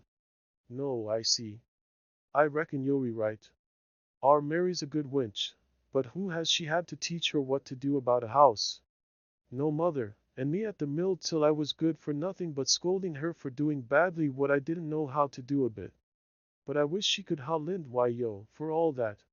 But even though she may not be exactly fitted to come and live with us as a servant, and I don't know about that, I will always try to be a friend to her for your sake, Bessie. And now I must go. I will come again as soon as I can, but if it should not be tomorrow, or the next day, or even a week or a fortnight hence, don't think I've forgotten you. I may be busy. I'll know you won't forget me again. I'll not mistrust you no more. But remember, in a week or a fortnight I may be dead and buried. I'll come again as soon as I can, Bessie, said Margaret, squeezing her hand tight. But you'll let me know if you get worse. Aye, that will I, said Bessie, returning the pressure. From that day forwards Mrs. Hale became more and more of a suffering invalid. It was now drawing near to the anniversary of Edith's marriage, and looking back upon the year's accumulated heap of troubles, Margaret wondered how they had been borne. If she could have anticipated them, how she would have shrunk away and hid herself from the coming time. And yet day by day had, of itself, and by itself, been very endurable, small, keen, bright little spots of positive enjoyment having come sparkling into the very middle of sorrows. A year ago, or when she first went to Helstone, and first became silently conscious of the querulousness in her mother's temper, she would have groaned bitterly over the idea of a long illness to be borne in a strange, desolate, noisy, busy place, with diminished comforts on every side of the home life. But with the increase of serious, and just ground of complaint, a new kind of patience had sprung up in her mother's mind. She was gentle in quiet and intense bodily suffering, almost in proportion as she had been restless and depressed when there had been no real cause for grief. Mr. Hale was in exactly that stage of apprehension which, in men of his stamp, takes the shape of wilful blindness. He was more irritated than Margaret had ever known him at his daughter's expressed anxiety. Indeed, Margaret, you are growing fanciful. God knows I should be the first to take the alarm if your mother were really ill. We always saw when she had her headaches at Helstone, even without her telling us. She looks quite pale and white when she is ill, and now she has a bright healthy color in her cheeks, just as she used to have when I first knew her. But papa, said Margaret with hesitation, do you know I think that is a flush of pain? Nonsense, Margaret. I tell you, you are too fanciful. You are the person not well, I think. Send for the doctor tomorrow for yourself, and then, if it will make your mind easier, he can see your mother. Thank you, dear papa. It will make me happier indeed. And she went up to him to kiss him. But he pushed her away, gently enough, but still as if she had suggested unpleasant ideas, which he should be glad to get rid of as readily as he could of her presence. He walked uneasily up and down the room. Poor Maria, said he, half soliloquizing. I wish one could do right without sacrificing others. I shall hate this town, and myself too, if she. Pray, Margaret, does your mother often talk to you of the old places, of Helstone, I mean? No, papa, said Margaret sadly. Then, you see, she can't be fretting after them, eh?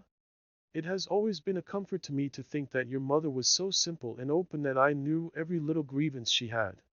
She never would conceal anything seriously affecting her health from me, would she, Margaret? I am quite sure she would not. So don't let me hear of these foolish morbid ideas.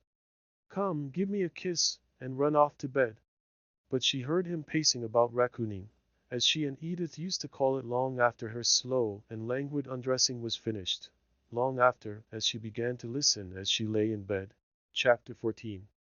The Meeting. I was used to sleep at nights as sweetly as a child. Now if the wind blew rough, it made me start, and think of my poor boy tossing about upon the roaring seas. and then I seemed to feel that it was hard to take him from me for such a little fault. Seldy. It was a comfort to Margaret about this time, to find that her mother drew more tenderly and intimately towards her than she had ever done since the days of her childhood. She took her to her heart as a confidential friend, the post Margaret had always longed to fill, and had envied Dixon for being preferred to. Margaret took pains to respond to every call made upon her for sympathy, and they were many, even when they bore relation to trifles which she would no more have noticed or regarded herself than the elephant would perceive the little pin at his feet, which yet he lifts carefully up at the bidding of his keeper. All unconsciously Margaret drew near to a reward. One evening, Mr. Hale being absent, her mother began to talk to her about her brother Frederick, the very subject on which Margaret had longed to ask questions, and almost the only one on which her timidity overcame her natural openness. The more she wanted to hear about him, the less likely she was to speak. "Oh, Margaret, it was so windy last night. It came howling down the chimney in our room. I could not sleep. I never can when there is such a terrible wind. I got into a wakeful habit when poor Frederick was at sea, and now, even if I don't waken all at once, I dream of him in some stormy sea, with great clear, glass-green walls of waves on either side his ship, but far higher than her very mass, curling over her with that cruel, terrible white foam, like some gigantic crested serpent. It is an old dream, but it always comes back on windy nights, till I am thankful to waken, sitting straight and stiff up in bed with my terror. Poor Frederick! He is on land now, so wind can do him no harm. Though I did think it might shake down some of those tall chimneys. Where is Frederick now, Mamma? Our letters are directed to the care of Messrs. Barber, at Cotty's. I know, but where is he himself? I can't remember the name of the place, but he is not called Hale. You must remember that, Margaret. Notice the F. D. in every corner of the letters. He has taken the name of Dickinson.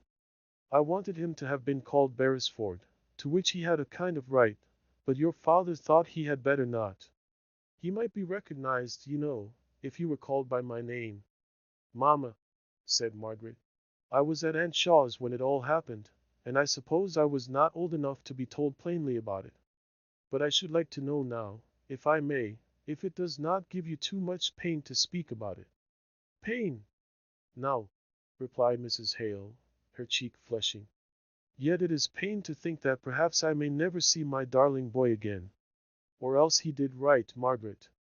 They may say what they like, but I have his own letters to show, and I'll believe him, though he is my son, sooner than any court-martial on earth. Go to my little Japan cabinet, dear, and in the second left-hand drawer you will find a packet of letters. Margaret went. There were the yellow, sea-stained letters, with the peculiar fragrance which ocean letters have.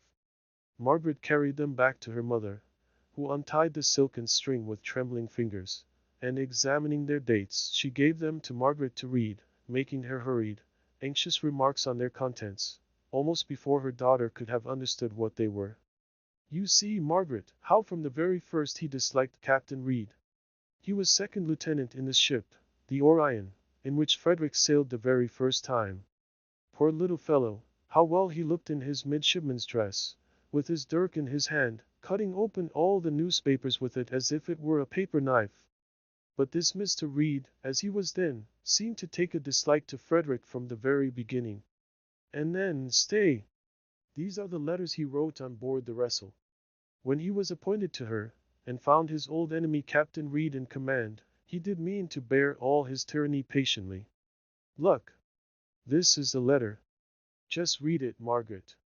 Where is it he says, stop, my father may rely upon me, that I will bear with all proper patience everything that one officer and gentleman can take from another.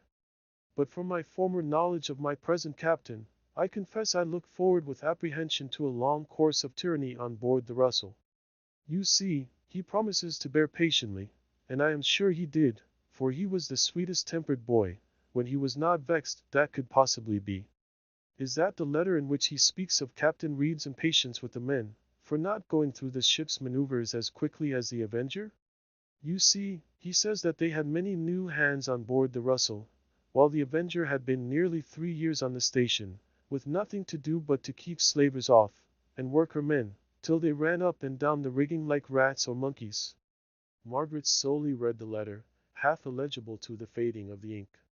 It might be, it probably was, a statement of Captain Reed's imperiousness in trifles, very much exaggerated by the narrator, who had written it while fresh and warm from the scene of altercation. Some sailors being aloft in the main topsail rigging, the captain had ordered them to race down, threatening the hindmost with the cat of nine tails. He who was the farthest on the spar, feeling the impossibility of passing his companions, and yet passionately dreading the disgrace of the flogging, threw himself desperately down to catch a rope considerably lower, failed, and fell senseless on the deck. He only survived for a few hours afterwards, and the indignation of the ship's crew was at boiling point when young Hale wrote. But we did not receive this letter till long, long after we heard of the mutiny. Poor friend! I dare say it was a comfort to him to write it, even though he could not have known how to send it, poor fellow.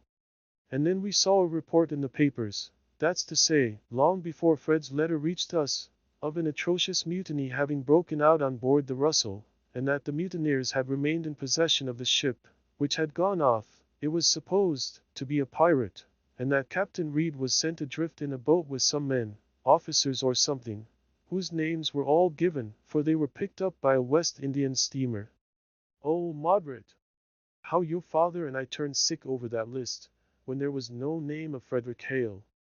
We thought it must be some mistake, for poor Fred was such a fine fellow, only perhaps rather too passionate, and we hoped that the name of Carr, which was in the list, was a misprint for that of Hale. Newspapers are so careless. And towards post time the next day, Papa set off to walk to Southampton to get the papers, and I could not stop at home, so I went to meet him. He was very late, much later than I thought he would have been, and I sat down under the hedge to wait for him. He came at last, his arms hanging loose down, his head sunk, and walking heavily along, as if every step was a labor and a trouble. Margaret, I see him now. Don't go on, Mamma.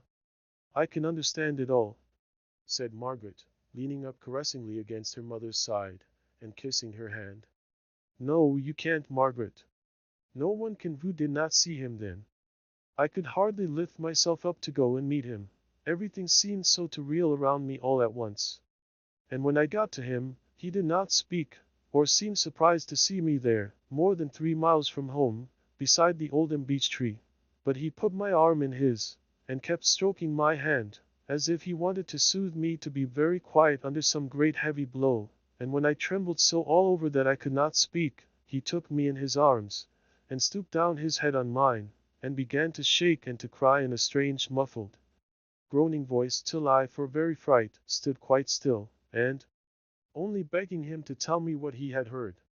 And then, with his hand jerking, as if someone else moved it against his will, he gave me a wicked newspaper to read, calling our Frederick a traitor of the blackest dye, a base, ungrateful disgrace to his profession.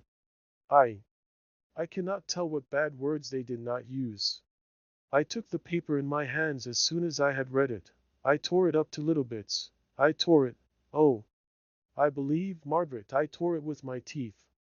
I did not cry. I could not. My cheeks were as hot as fire, and my very eyes burnt in my head. I saw your father looking grave at me. I said it was a lie, and so it was. Months after, this letter came, and you see what provocation Frederick had.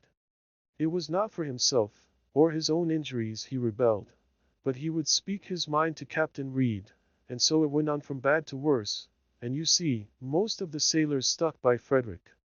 I think, Margaret, she continued after a pause, in a weak, trembling, exhausted voice, I am glad of it. I am prouder of Frederick standing up against injustice, than if he had been simply a good officer. I am sure I am, said Margaret, in a firm, decided tone. Loyalty and obedience to wisdom and justice are fine, but it is still finer to defy arbitrary power, unjustly and cruelly used, not on behalf of ourselves, but on behalf of others more helpless. For all that, I wish I could see Frederick once more, just once. He was my first baby, Margaret. Mrs. Hale spoke wistfully, and almost as if apologizing for the yearning, craving wish, as though it were a depreciation of her remaining child. But such an idea never crossed Margaret's mind. She was thinking how her mother's desire could be fulfilled. It is 6 or 7 years ago. Would they still prosecute him, mother? If he came and stood his trial, what would be the punishment? Surely, he might bring evidence of his great provocation. It would do no good, replied Mrs. Hale. Some of the sailors who accompanied Frederick were taken, and there was a court-martial held on them on board the Amisha. I believed all they said in their defense, poor fellows, because it just agreed with Frederick's story, but it was of no use. And for the first time during the conversation Mrs. Hale began to cry. Yet something possessed Margaret to force the information she foresaw, yet dreaded, from her mother. "What happened to them, mamma?" asked she. "They were hung at the yardarm," said Mrs. Hale, solemnly. "And the worst was that the court, in condemning them to death, said they had suffered themselves to be led astray from their duty by their superior officers." They were silent for a long time. "And Frederick was in South America for several years, was he not?" "Yes. And now he is in Spain, at Cadiz, or somewhere near it. If he comes to England he will be hung. I shall never see his face again, for if he comes to England he will be hung." There was no comfort to be given. Mrs. Hale turned her face to the wall, and lay perfectly still in her mother's despair. Nothing could be said to console her. She took her hand out of Margaret's with a little impatient movement, as if she would fain be left alone with the recollection of her son. When Mr. Hale came in, Margaret went out, oppressed with gloom, and seeing no promise of brightness on any side of the horizon. Chapter 15. Masters and Men. Thought fights with thought. Out springs a spark of truth from the collision of the sword and shield. W. S. Landor. "Margaret," said her father, the next day, "we must return Mrs. Thornton's call. Your mother is not very well, and thinks she cannot walk so far, but you and I will go this afternoon." As they went, Mr. Hale began about his wife's health, with a kind of veiled anxiety, which Margaret was glad to see awakened at last. "Did you consult the doctor, Margaret? Did you send for him?" "No, papa, you spoke of his coming to see me. Now I was well. But if I only knew of some good doctor, I would go this afternoon, and ask him to come, for I am sure mamma is seriously indisposed." She put the truth thus plainly and strongly because her father had so completely shut his mind against the idea, when she had last named her fears. But now the case was changed. He answered in a despondent tone. "Do you think she has any hidden complaint? Do you think she is really very ill? Has Dixon said anything? Oh, Margaret, I am haunted by the fear that our coming to Milton has killed her. My poor Maria!" "Ain't papa?" "Don't imagine such things," said Margaret, shocked. "She is not well, that is all. Many a one is not well for a time, and with good advice gets better and stronger than ever. But has Dixon said anything about her?" "No. You know Dixon enjoys making a mystery out of trifles, and she has been a little mysterious about mamma's health, which has alarmed me rather, that is all. Without any reason, I dare say. You know, papa, you said the other day I was getting fanciful. I hope and trust you are. But don't think of what I said then. I like you to be fanciful about your mother's health. Don't be afraid of telling me your fancies. I like to hear them, though I dare say I spoke as if I was annoyed. But we will ask Mrs. Thornton if she can tell us of a good doctor. We won't throw away our money on any but someone first rate. Stay, we turn up this street." The street did not look as if it could contain any house large enough for Mrs. Thornton's habitation. Her son's presence never gave any impression as to the kind of house he lived in, but unconsciously, Margaret had imagined that tall, massive, handsomely dressed Mrs. Thornton must live in a house of the same character as herself. Now Marlborough Street consisted of long rows of small houses, with a blank wall here and there. At least that was all they could see from the point at which they entered it. "He told me he lived in Marlborough Street, I'm sure," said Mr. Hale, with a much perplexed air. "Perhaps it is one of the economies he still practices, to live in a very small house. But here are plenty of people about, let me ask." She accordingly inquired of a passer-by, and was informed that Mr. Thornton lived close to the mill, and had the factory lodge door pointed out to her, at the end of the long dead wall they had noticed. The lodge door was like a common garden door. On one side of it were great closed gates for the ingress and egress of lorries and wagons. The lodge-keeper admitted them into a great oblong yard, on one side of which were offices for the transaction of business, on the opposite, an immense many-windowed mill, whence proceeded the continual clank of machinery and the long groaning roar of the steam engine, enough to deafen those who lived within the enclosure.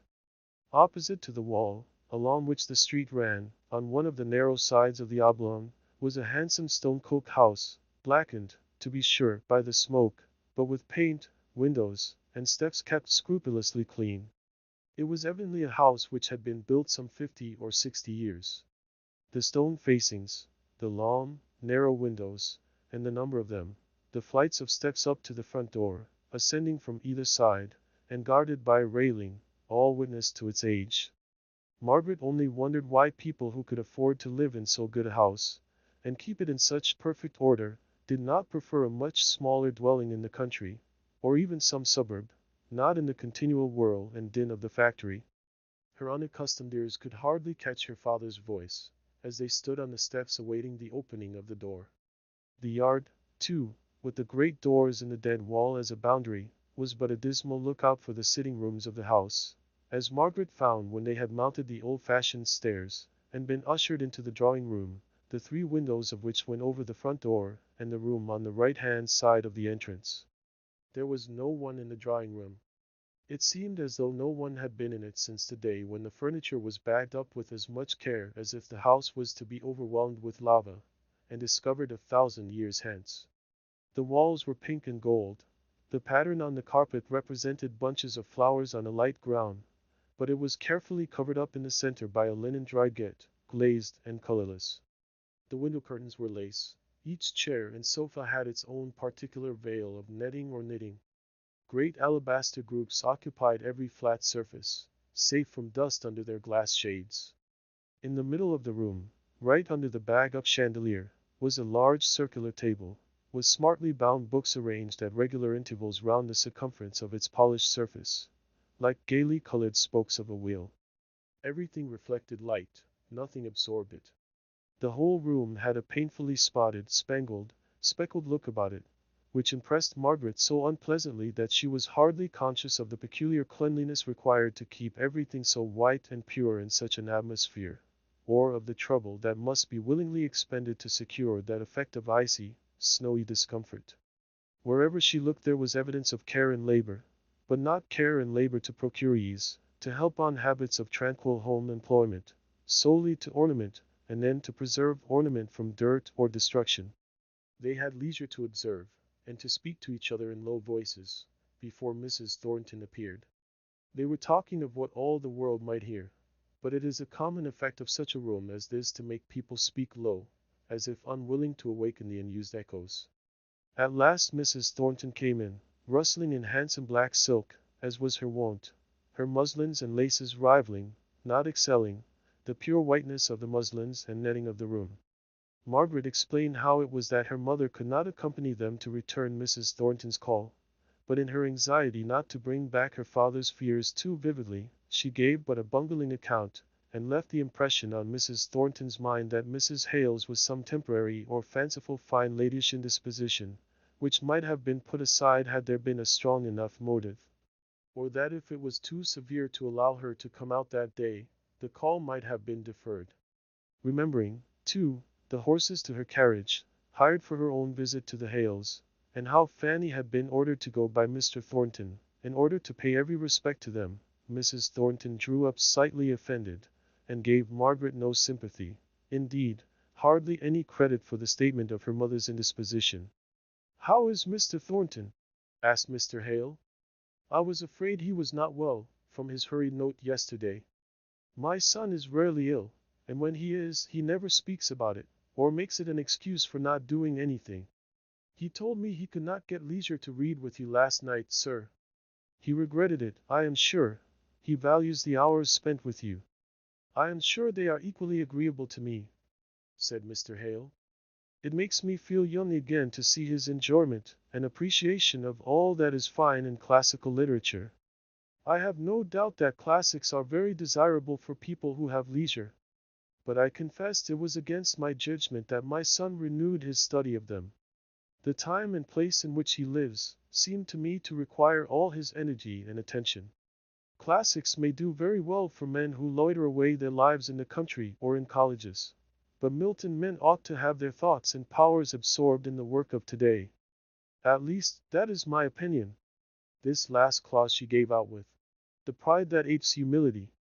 But surely if the mind is too long directed to one object only, it will get stiff and rigid, and unable to take in many interests, said Margaret.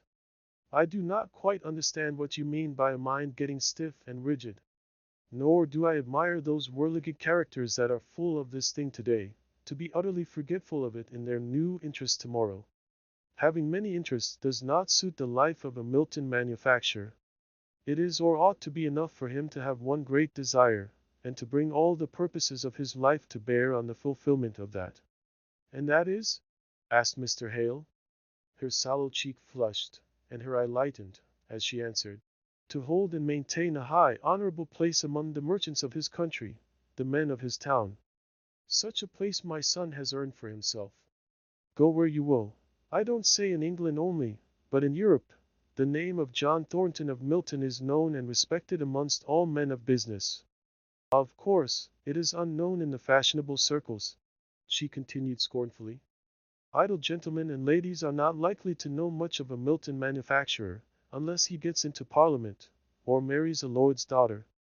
Both Mr. Hale and Margaret had an uneasy, ludicrous consciousness that they had never heard of this great name, until Mr. Bell had written them word that Mr. Thornton would be a good friend to have in Milton. The proud mother's world was not their world of Harley Street gentilities on the one hand, or country clergymen and Hampshire squires on the other.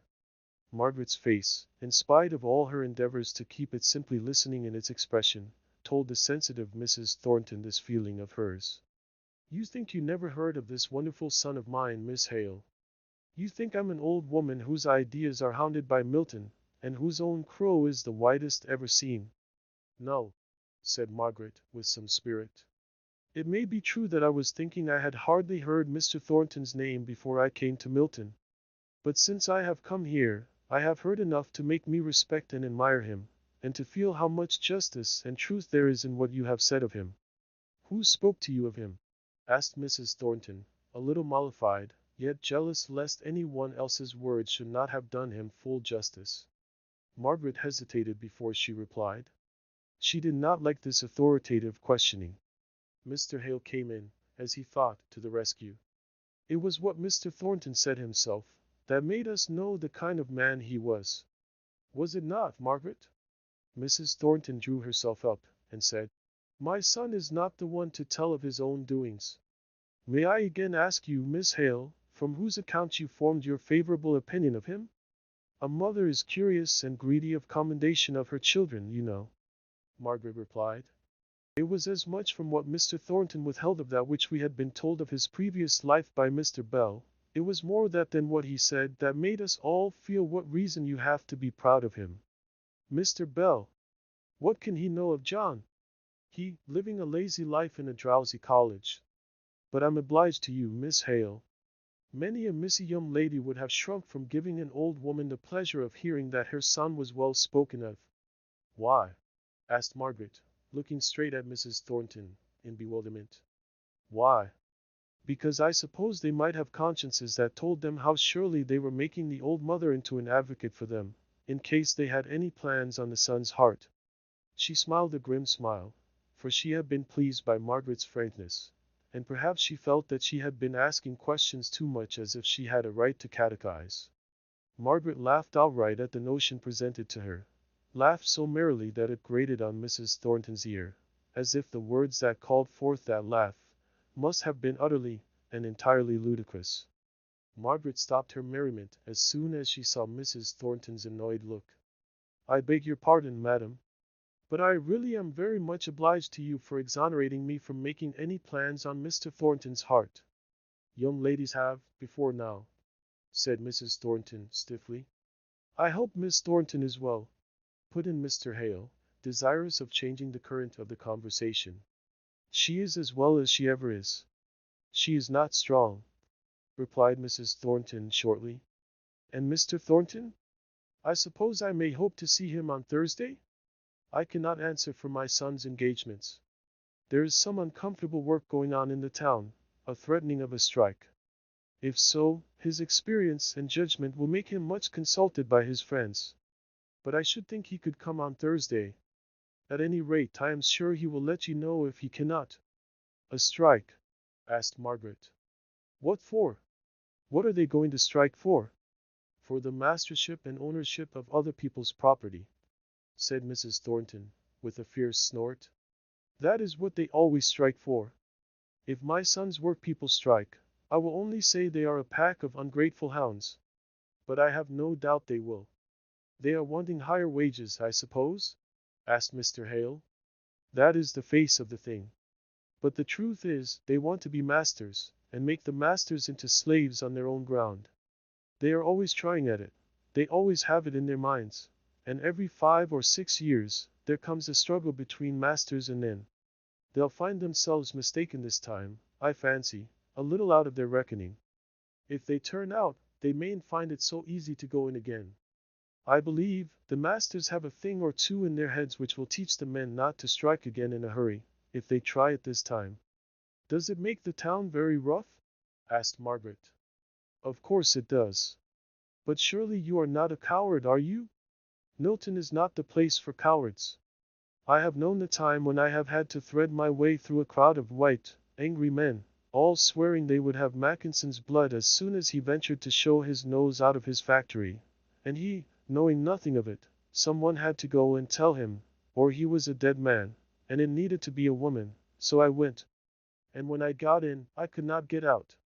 It was as much as my life was worth. So I went up to the roof, where there were stones piled ready to drop on the heads of the crowd, if they tried to force the factory doors. And I would have lifted those heavy stones, and dropped them with as good an aim as the best man there, but that I fainted with the heat I had gone through. If you live in Milton, you must learn to have a brave heart, Miss Hale. I would do my best, said Margaret, rather pale.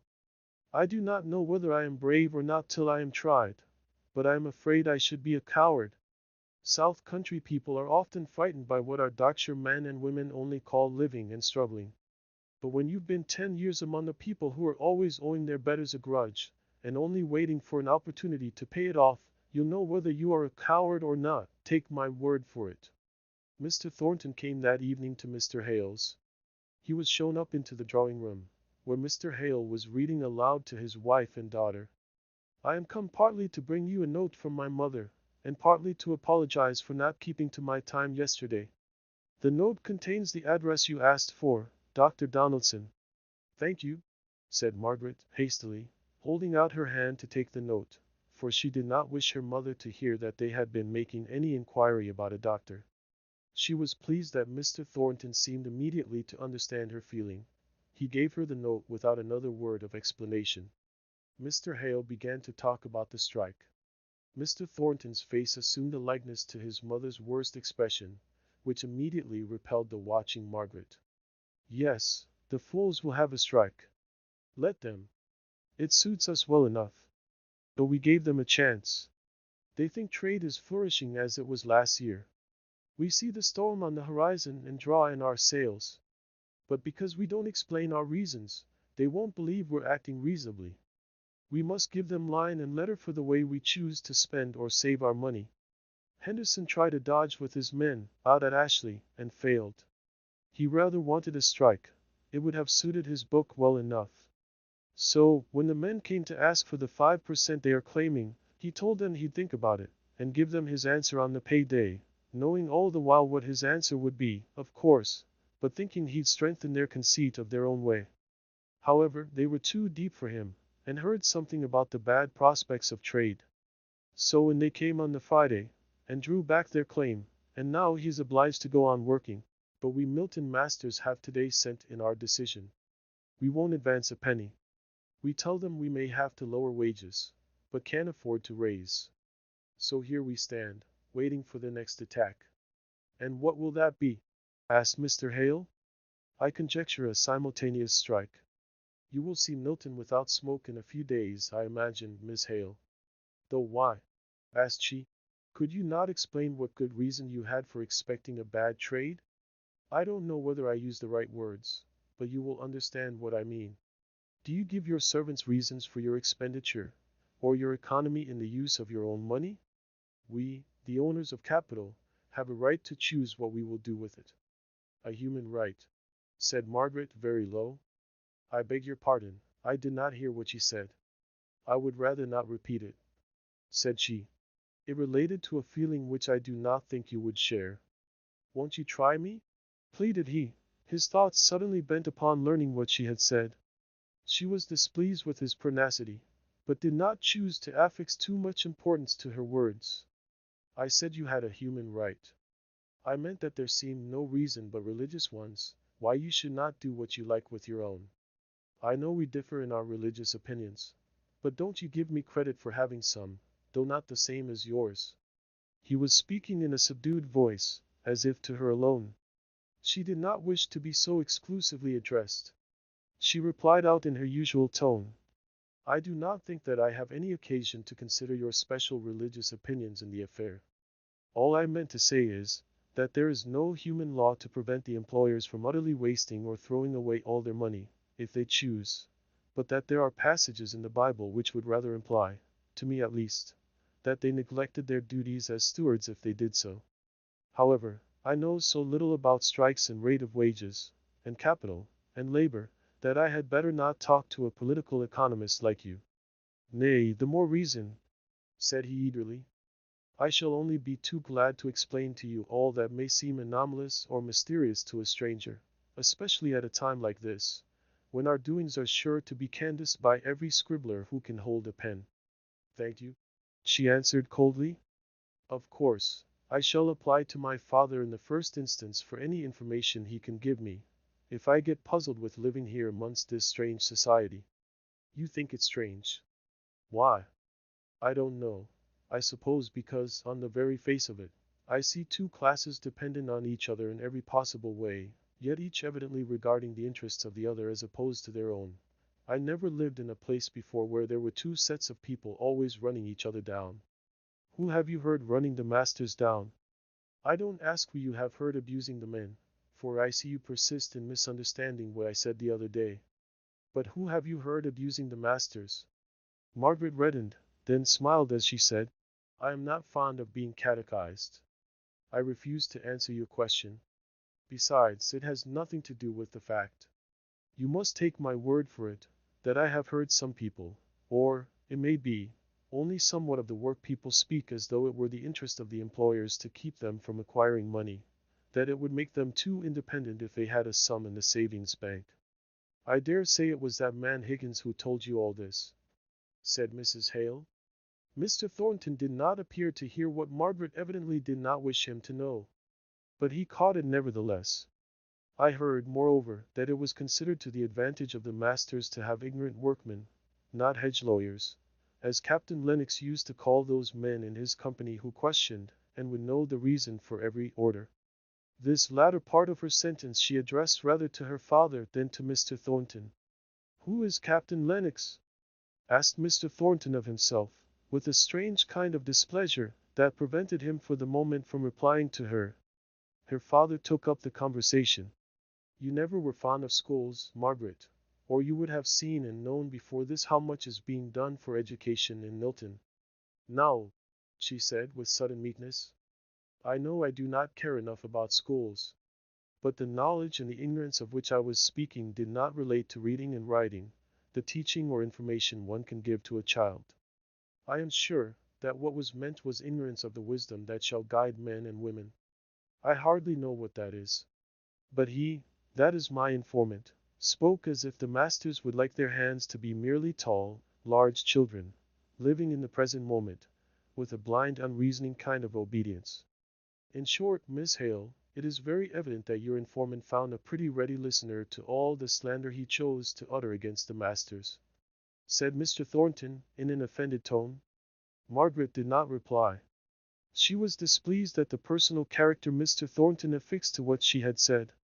Mr. Hale spoke next.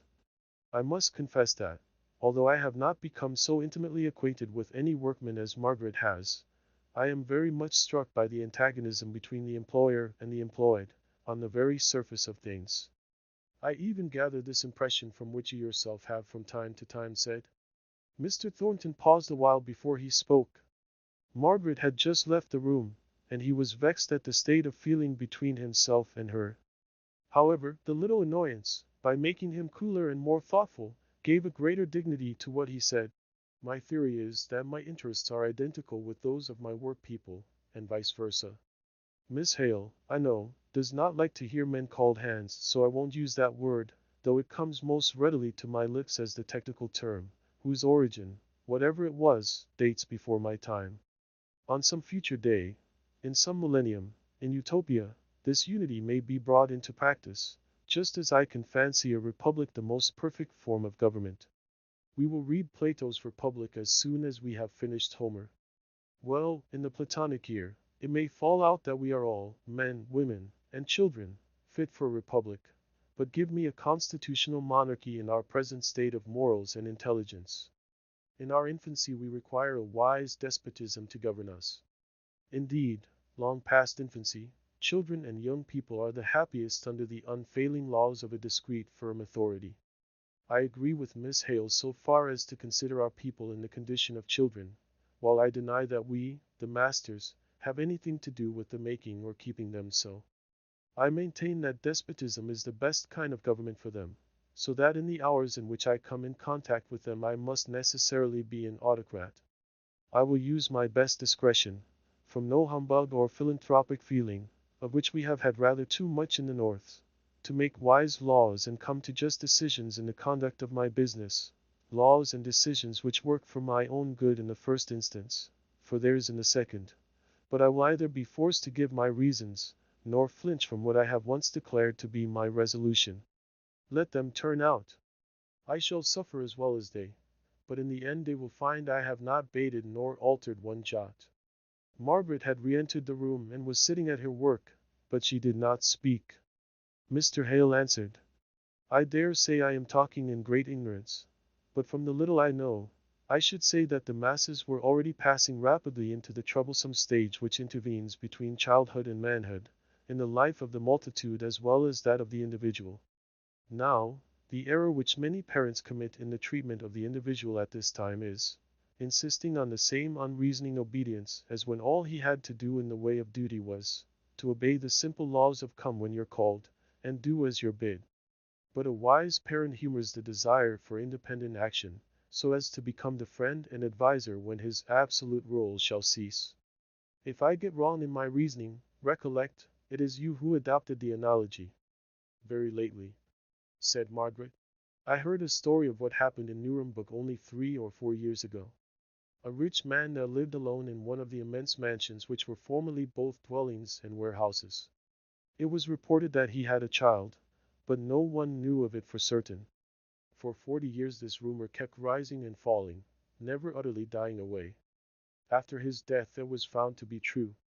He had a son, an overgrown man, with the unexercised intellect of a child, whom he had kept up in that strange way, in order to save him from temptation and error. But, of course, when this great old child was turned loose in the world, every bad counselor had power over him. He did not know good from evil. His father had made the blunder of bringing him up in ignorance, and taking it for innocence, and after 14 months of riotous living, the city authorities had to take charge of him, in order to save him from starvation. He could not even use words effectively enough to be a successful beggar. I used the comparison suggested by Miss Hale of the position of the master to that of a parent, so I ought not to complain of your turning the simile into a weapon against me. But, Mr. Hale, when you were setting up a wise parent as a model for us, you said he humored his children in their desire for independent action. Now certainly, the time is not come for the hands to have any independent action during business hours. I hardly know what you would mean by it then. And I say, that the masters would be trenching on the independence of their hands, in a way that I, for one, should not feel justified in doing, if we interfered too much with the life they lead out of the mills. Because they labor 10 hours a day for us, I do not see that we have any right to impose leading strings upon them for the rest of their time. I value my own independence so highly that I can fancy no degradation greater than that of having another man perpetually directing and advising and lecturing me, or even planning too closely in any way about my actions. He might be the wisest of men or the most powerful. I should equally rebel and resent his interference. I imagine this is a stronger feeling in the north of England than in the south. I beg your pardon, but is not that because there has been none of the equality of friendship between the adviser and advised classes? Because every man has had to stand in an unchristian and isolated position, apart from and jealous of his brother men, constantly afraid of his rights being trenched upon. I only state the fact.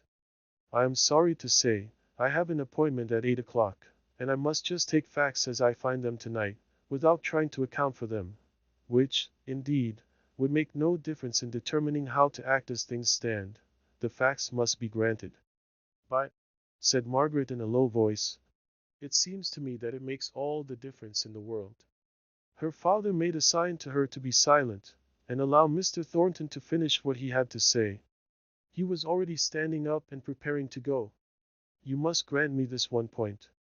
Given a strong feeling of independence in every Berkshire man, have I any right to obtrude my views, of the manner in which he shall act, upon another, hating it as I should do most vehemently myself, merely because he has labor to sell and I capital to buy? Not in the least, said Margaret, determined to say just this one thing. Not in the least because of your labor and capital positions, whatever they are, but because you are a man, dealing with a set of men over whom you have, whether you reject the use of it or not, immense power, just because your lives and your welfare are so constantly and intimately interwoven. God has made us so that we must be mutually dependent. We may ignore our own dependence, or refuse to acknowledge that others depend upon us in more respects than the payment of weekly wages, but the thing must be, nevertheless. Neither you nor any other master can help yourselves. The most probably independent man depends on those around him for their insensible influence on his character, his life. And the most isolated of all your Berkshire egos has dependents clinging to him on all sides. He cannot shake them off, any more than the great rock he resembles can shake off. Pray don't go into similes, Margaret. You have led us off once already, said her father, smiling, yet uneasy at the thought that they were detaining Mr. Thornton against his will, which was a mistake, for he rather liked it, as long as Margaret would talk, although what she said only irritated him. Just tell me, Miss Hale, are you yourself ever influenced? No, that is not a fair way of putting it. But if you are ever conscious of being influenced by others, and not by circumstances, have those others been working directly or indirectly? Have they been laboring to exhort, to enjoin, to act rightly for the sake of example, or have they been simple, true men, taking up their duty, and doing it unflinchingly, without a thought of how their actions were to make this man industrious, that man saving? Why, if I were a workman, I should be 20 times more impressed by the knowledge that my master was honest, punctual. Chapter 16. The Shadow of Death.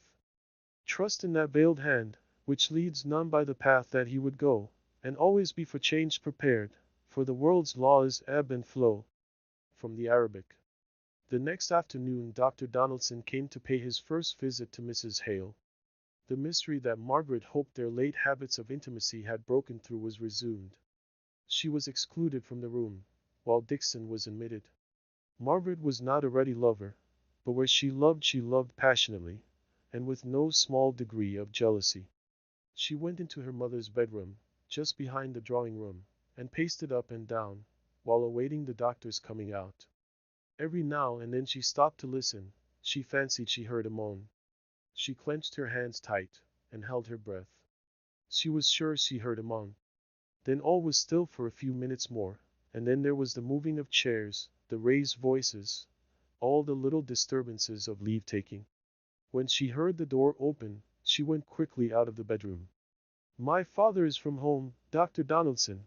He has to attend a pupil at this hour. May I trouble you to come into his room downstairs? She saw, and triumphed over all the obstacles which Dixon threw in her way, assuming her rightful position as daughter of the house and something of the spirit of the elder brother, which quelled the old servant's officiousness very effectually.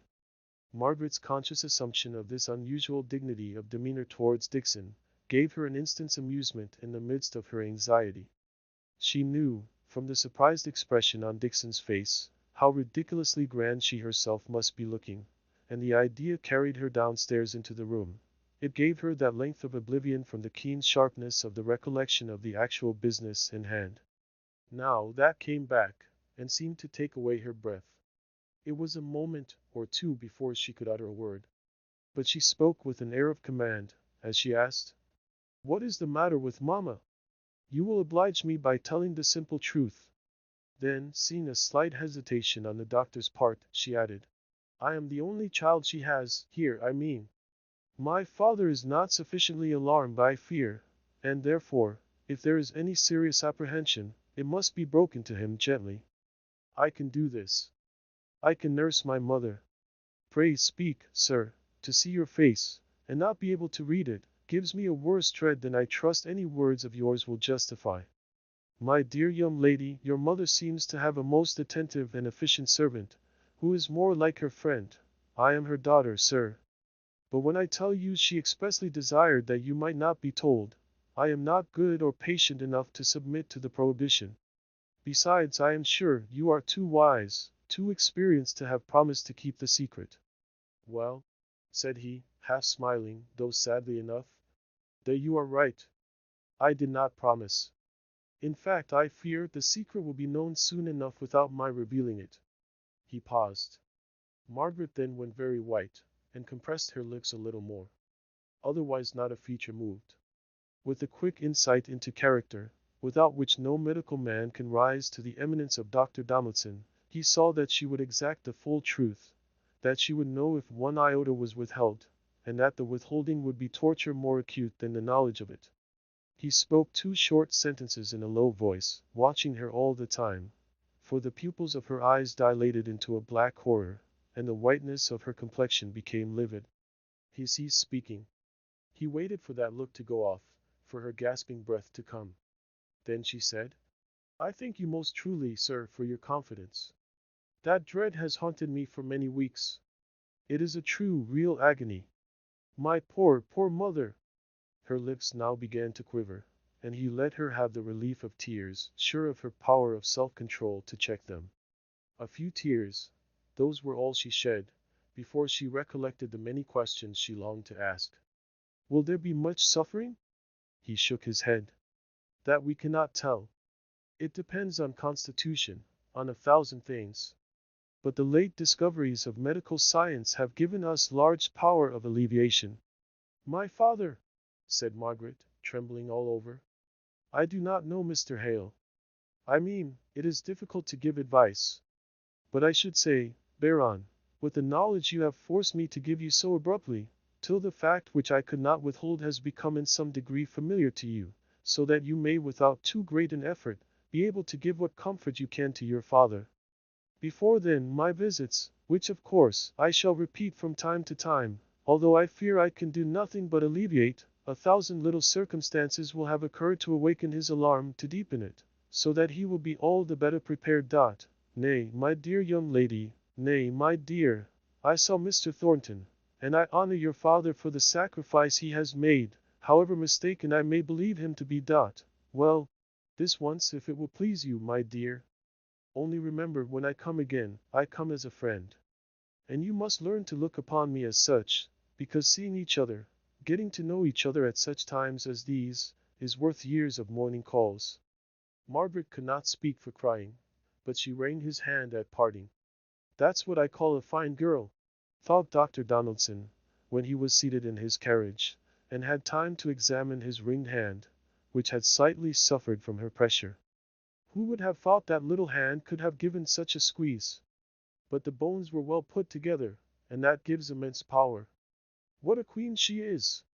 With her head thrown back at first, to force me into speaking the truth, and then bent so eagerly forward to listen. Poor thing! I must see she does not overstrain herself. Though it's astonishing how much these thoroughbred creatures can do and suffer. That girl's game to the backbone. Another, who had gone that deadly color, could never have come round without either fainting or hysterics. But she wouldn't do either, not she. And the very force of her will brought her round. Such a girl as that would win my heart, if I were 30 years younger. It's too late now. Ah, here we are at the Archers. So out he jumped, with thought, wisdom, experience, sympathy, and ready to attend to any of the calls made upon them by this family, just as if there were none other in the world. Meanwhile, Margaret had returned into her father's study for a moment, to recover strength before going upstairs into her mother's presence. Oh my God, my God! But this is terrible. How shall I bear it? Such a deadly disease. No hope. Oh, mamma, mamma, I wish I had never gone to Aunt Shaw's, and been all those precious years away from you. Poor Nama! How much she must have borne! Oh, pray thee, my God, that her sufferings may not be too acute, too dreadful. How shall I bear to see them? How can I bear Papa's agony? He must not be told yet, not all at once. It would kill him. But I won't lose another moment of my own dear, precious mother. She ran upstairs. Dixon was not in the room. Mrs. Hale lay back in an easy chair, with a soft white shawl wrapped around her, and a becoming cap put on, in expectation of the doctor's visit. Her face had a little faint color in it, and the very exhaustion after the examination gave it a peaceful look. Margaret was surprised to see her look so calm. Why, Margaret, how strange you look! What is the matter? And then, as the idea stole into her mind of what was indeed the real state of the case, she added, as if a little displeased, You have not been seeing Dr. Donaldson, and asking him any questions, have you, child? Margaret did not reply, only looked wistfully towards her. Mrs. Hale became more displeased. He would not surely break his word to me, and oh yes, mamma, he did. I made him. It was I, blame me. She knelt down by her mother's side, and caught her hand. She would not let it go, though Mrs. Hale tried to pull it away. She kept kissing it, and the hot tears she shed bathed it. Margaret, it was very wrong of you. You knew I did not wish you to know. But as if tired with the contest, she left her hand in Margaret's clasp, and by she returned the pressure faintly. That encouraged Margaret to speak. Oh, Nana, let me be your nurse. I will learn anything Dixon can teach me. But you know I am your child, and I do think I have a right to do everything for you. You don't know what you are asking, said Mrs. Hale, with a shudder. Yes, I do. I know a great deal more than you are aware of. Let me be your nurse. Let me try at any rate. No one has ever, shall ever try so hard as I will do. It will be such a comfort, mamma. My poor child. Well, you shall try. Do you know, Margaret, Dixon, and I thought you would quite shrink from me if you knew. Dixon thought, said Margaret, her lip curling. Dixon could not give me credit for enough true love, for as much as herself. She thought, I suppose, that I was one of those poor sickly women who like to lie on rose leaves, and be fanned all day. Don't let Dixon's fancies come any more between you and me, mamma. Don't, please, implored she. Don't be angry with Dixon, said Mrs. Hale, anxiously. Margaret recovered herself. No, I won't. I will try and be humble, and learn her ways, if you will only let me do all I can for you. Let me be in the first place, mother. I am greedy of that. I used to fancy you would forgive me while I was away at Aunt Shaw's, and cry myself to sleep at nights with that notion in my head. And I used to think, how will Margaret bear our makeshift poverty after the thorough comfort and luxury in Harley Street, till I have many a time been more ashamed of your seeing our contrivances at Helstone than of any stranger finding them out. Oh, Nana! And I did so enjoy them. They were so much more amusing than all the jog-trot Harley Street ways. The wardrobe shelf with handles that served as a supper tray on grand occasions, and the old tea chest stuffed and covered for ottomans. I think what you call the makeshift contrivances at dear Helstone were a charming part of the life there. I shall never see Helstone again, Margaret, said Mrs. Hale, the tears welling up into her eyes. Margaret could not reply. Mrs. Hale went on. While I was there, I was forever wanting to leave it. Every place seemed pleasanter. And now I shall die far away from it. I am rightly punished. You must not talk so, said Margaret impatiently. He said you might live for years. Oh, mother, we will have you back at Hellstone yet. No, never. That I must take as a just penance. But Margaret, Frederick. At the mention of that one word, she suddenly cried out loud, as in some sharp agony. It seemed as if the thought of him upset all her composure, destroyed the calm, overcame the exhaustion. Wild passionate cry succeeded to cry. Frederick! Frederick! Come to me! I am dying! Little firstborn child, come to me once again! She was in violent hysterics. Margaret went and called Dixon in terror. Dixon came in a huff, and accused Margaret of having overexcited her mother. Margaret bore all meekly, only trusting that her father might not return. In spite of her alarm, which was even greater than the occasion warranted, she obeyed all Dixon's directions promptly, and well without a word of self-justification. By so doing she mollified her accuser. They put her mother to bed, and Margaret sate by her till she fell asleep, and afterwards till Dixon beckoned her out of the room, and with a sour face, as if doing something against the grain, she bade her drink a cup of coffee which she had prepared for her in the drawing-room, and stood over her in a commanding attitude as she did so. You shouldn't have been so curious, miss, and then you wouldn't have needed to fret before your time. It would have come soon enough. And now, I suppose, you'll tell master, and a pretty household I shall have of you. No, Dixon, said Margaret, sorrowfully, I will not tell papa. He could not bear it as I can. And by way of proving how well she bore it, she burst into tears. I knew how it would be. Now you waken your mamma, just after she's gone to sleep so quietly. Miss Margaret, my dear, I've had to keep it down this many a week, and though I don't pretend I can love her as you do, yet I loved her better than any other man, woman, or child. No one but Master Frederick ever came near her in my mind. Ever since Lady Beresford's maid first took me in to see her dressed out in white crape, and corners, and scarlet poppies, and I ran a needle down into my finger, and broke it in, and she tore up her worked pocket handkerchief, after they'd cut it out, and came in to wet the bandages again with lotion when she returned from the ball, where she'd been the prettiest young lady of all. I've never loved any one like her. I little thought then that I should live to see her brought so low. I don't mean no reproach to nobody. Many a one calls you pretty and handsome, and when not. Even in this smoky place, enough to blind one's eyes, the owls can see that. But you'll never be like your mother for beauty, never, not if you live to be 100. Mamma is very pretty still. Per Nama. Now don't ye set off again, or I shall give way, alas. Winfrey.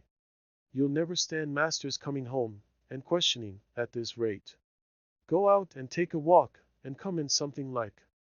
Many's the time I've longed to walk it off, the thought of what was the matter with her, and how it must all end. Oh, Dixon, said Margaret, how often I've been cross with you, not knowing what a terrible secret you had to bear. Bless you, child. I like to see you showing a bit of a spirit. It's the good old Beresford blood. Why, the last Sir John but two shot his steward down, there where he stood, for just telling him that he racked the tenants, and he'd rack the tenants till he could get no more money off them than he could get skin off a flint. Well, Dixon, I won't shoot you, and I'll try not to be cross again. You never have. If I've said it at times, it has always been to myself, just in private, by way of making a little agreeable conversation, for there's no one here fit to talk to. And when you fire up you're the very image of Master Frederick. I could find in my heart to put you in a passion any day just to see his stormy look coming like a great cloud over your face. But now you go out, Mississippi. I'll watch over Missus, and as for Master, his books are company enough for him, if he should come in. I will go, said Margaret. She hung about Dixon for a minute or so, as if afraid and irresolute. Then, suddenly kissing her, she went quickly out of the room. Bless her, said Dixon.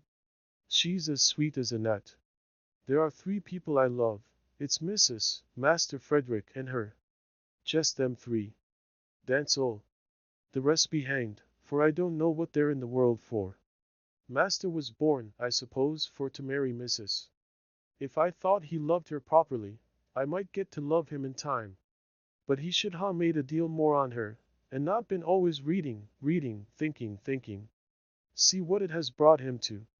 Many a one who never reads or thinks either, gets to be rector, and dean, and what not, and I dare say master might, if he just minded missus, and let the weary reading and thinking alone. There she goes, looking out of the window as she heard the front door shut. Poor young lady! Her clothes looked shabby to what they did when she came to Helstone a year ago. Then she hadn't so much as a darned stocking or a clean pair of gloves in all her wardrobe. And now, Chapter 17. What is a strike? There are briars besetting every path, which call for patient care. There is a cross in every lot, and an earnest need for prayer. Anon. Margaret went out heavily and unwillingly enough. But the length of a street, yes, the air of a Milton street, cheered her young blood before she reached her first turning. Her step grew lighter, her lip redder. She began to take notice, instead of having her thoughts turned so exclusively inward. She saw unusual loiterers in the streets, men with their hands in their pockets sauntering along, loud laughing and loud-spoken girls clustered together, apparently excited to high spirits, and a boisterous independence of temper and behavior. The moral looking of the men, the discreditable minority, hum about on the steps of the beer houses and gin shops, smoking, and commenting pretty freely on every passer-by. Margaret disliked the prospect of the long walk through these streets, before she came to the fields which she had planned to reach. Instead, she would go and see Bessie Higgins. It would not be so refreshing as a quiet country walk, but still it would perhaps be doing the kind of thing. Nicholas Higgins was sitting by the fire smoking, as she went in. Bessie was rocking herself on the other side. Nicholas took the pipe out of his mouth, and standing up, pushed his chair towards Margaret. He leant against the chimney-piece in a lounging attitude, while she asked Bessie how she was. Who's rather down mouth in regard to spirits, but who's better in health? Who doesn't like this strike? Who's a deal too much set on peace and quietness at any price? This is third strike I've seen, said she, sighing, as if that was answer and explanation enough. Well, third time pays for all. See if we don't dang masters this time. See if they don't come and beg us to come back at our own price. That's all. We've missed it aforetime, I grant yo, but this time we laid our plans desperate deep. Why do you strike? Asked Margaret. Striking is leaving off work till you get your own rate of wages, is it not? You must not wonder at my ignorance. Where I come from I never heard of a strike. I wish I were there, said Bessie wearily. But it's not for me to get sick and tired of those strikes. This is the last I'll see. Before it's ended I shall be in the great city, the holy Jerusalem. Who is so full of life to come, who cannot think of present. Now I see, am bound to do the best I can here. I think a bird hand is worth two bush. So then's the different views we take on strike question.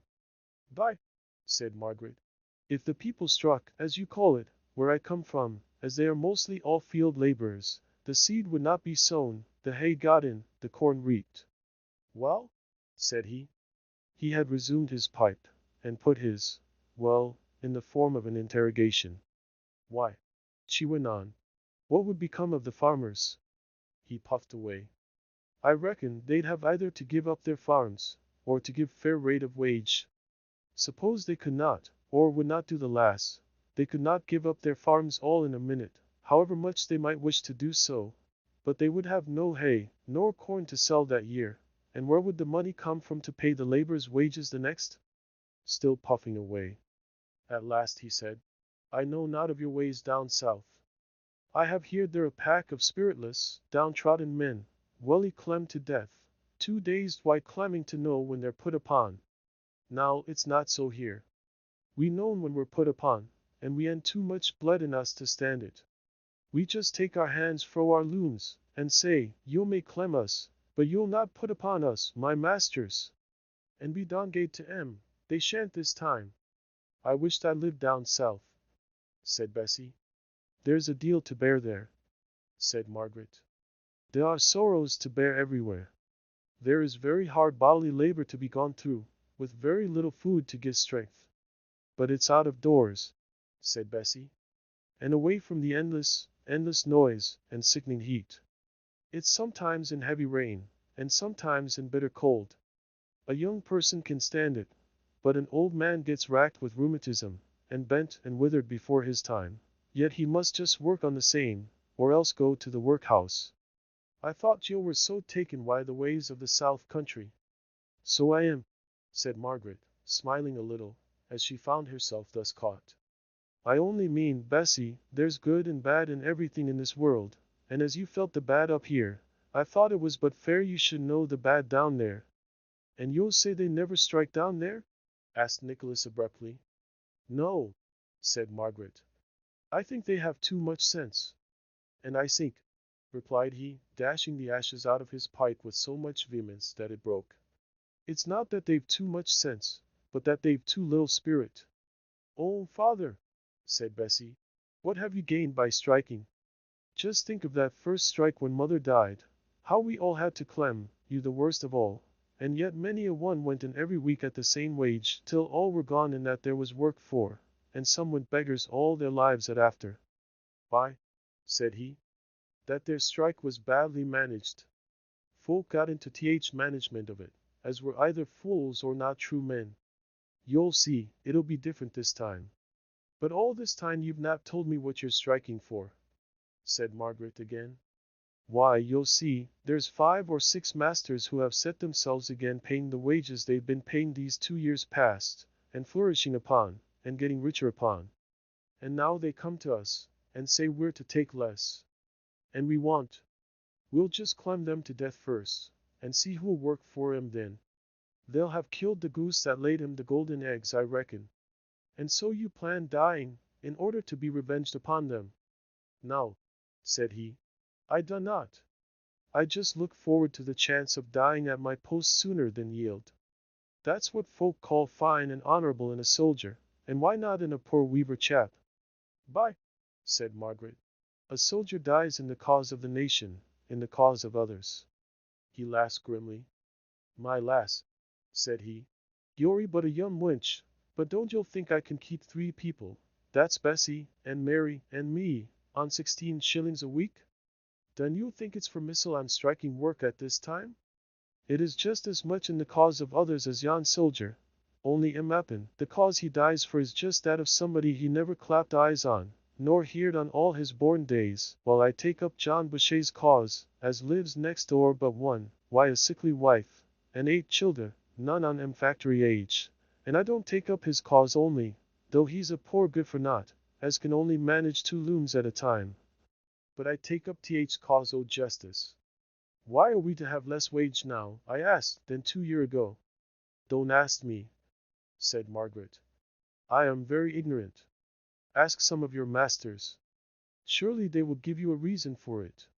It is not merely an arbitrary decision of theirs, come to without reason. You'll read just a foreigner, and nothing more, said he, contemptuously. Much you know about it. Ask masters. They tell us to mind our own business, and they mind theirs. Our business being, you'll understand, to take the bated wage, and be thankful, and their business to bait us down to clumming point, to swell their profits. That's what it is. By, said Margaret, determined not to give way, although she saw she was irritating him. The state of trade may be such as not to enable them to give you the same remuneration. State o' trade. That's just a piece o' master's humbug. It's rate o' wages I was talking of. Masters keep state o' trade in their own hands, and just walk it forward like a black bugaboo, to frighten naughty children with into being good. I'll tell you it's their part, their cue, as some folks call it, to beat us down, to swell their fortunes, and it's ours to stand up and fight hard, not for ourselves alone, but for them round about us, for justice and fair play. We help to make their profits, and we ought to help spend them. It's not that we want their brass so much this time, as we've done many a time afore. We ain't get money laid by, and we resolve to stand and fall together. Not a man on us will go in for less wage than Union says is our due.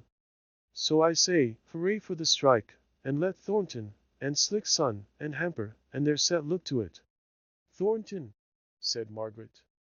Mr. Thornton of Marlborough Street? Aye. Thornton o' Marlborough Mill, as we call him. He is one of the masters you are striving with, is he not? What sort of a master is he? Did yo ever see a bulldog? Set a bulldog on hind legs, and dress him up in coat and breeches, and yo'en just get in John Thornton. Nay, said Margaret, laughing, I deny that.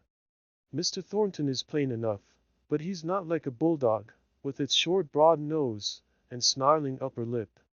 No, not in look, I grant you. But let John Thornton get hold on a notion, and he'll stick to it like a bulldog. You might pull him away why a pitchfork ere he'd leave go. He's worth fighting why, is John Thornton. As for sick son, I take it, some o' these days he'll wheel his men back why fair promises, that they'll just get cheated out of as soon as they're in his power again. He'll work his fines well out on 'em, I'll warrant. He's as slippery as an eel, he is. He's like a cat, as sleek, and cunning, and fierce. It'll never be an honest up and down fight why him, as it will be why Thornton. Thornton's as dour as a doornail, an obstinate chap, every inch on him, th'ud bulldog. Poor Bessie, said Margaret, turning round to her. You sigh over it all. You don't like struggling and fighting as your father does, do you? No, said she heavily. I'm sick on it. I could have wished to have had other talk about me in my latter days, than just the clashing and clanging and clattering that has ever wearied of my life long, about work and wages, and masters, and hands, and knobsticks. Poor wench! Latter days be fa-raid.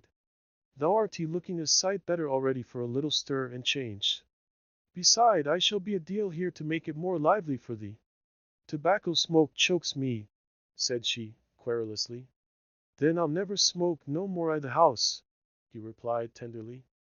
But why didst thou not tell me afore, thou foolish wench? She did not speak for a while, and then so low that only Margaret heard her. I reckon he'll want of the comfort he can get out o' either pipe or drink afore he's done.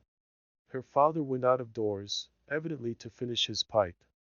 Bessie said passionately, Now am not I a fool, am I not, miss? There, I knew I ought for to keep father at home, and away fro the folk that are always ready for to tempt a man, in time o' strike, to go drink, and there my Tum must needs quarrel with this pipe o' his en, and he'll go off, I know he will, as often as he wants to smoke, and nobody knows where it'll end. I wish I'd let ten myself be choked first. But does your father drink? Said Margaret. No, not to say drink, replied she, still in the same wild excited tone. Though what would ye have? There are days why you as why other folk, I suppose, when you'll get up and go through hours, just longing for a bit of a change, a bit of a fillip, as it were. I know I ha' gone and bought a 4-pounder out o' another baker's shop to come in on such days, just because I sicken at the thought of going on forever why the same sight in my eyes, and the same sound in my ears, and the same taste on my mouth, and the same thought or no thought, for that matter in my head, day after day, forever.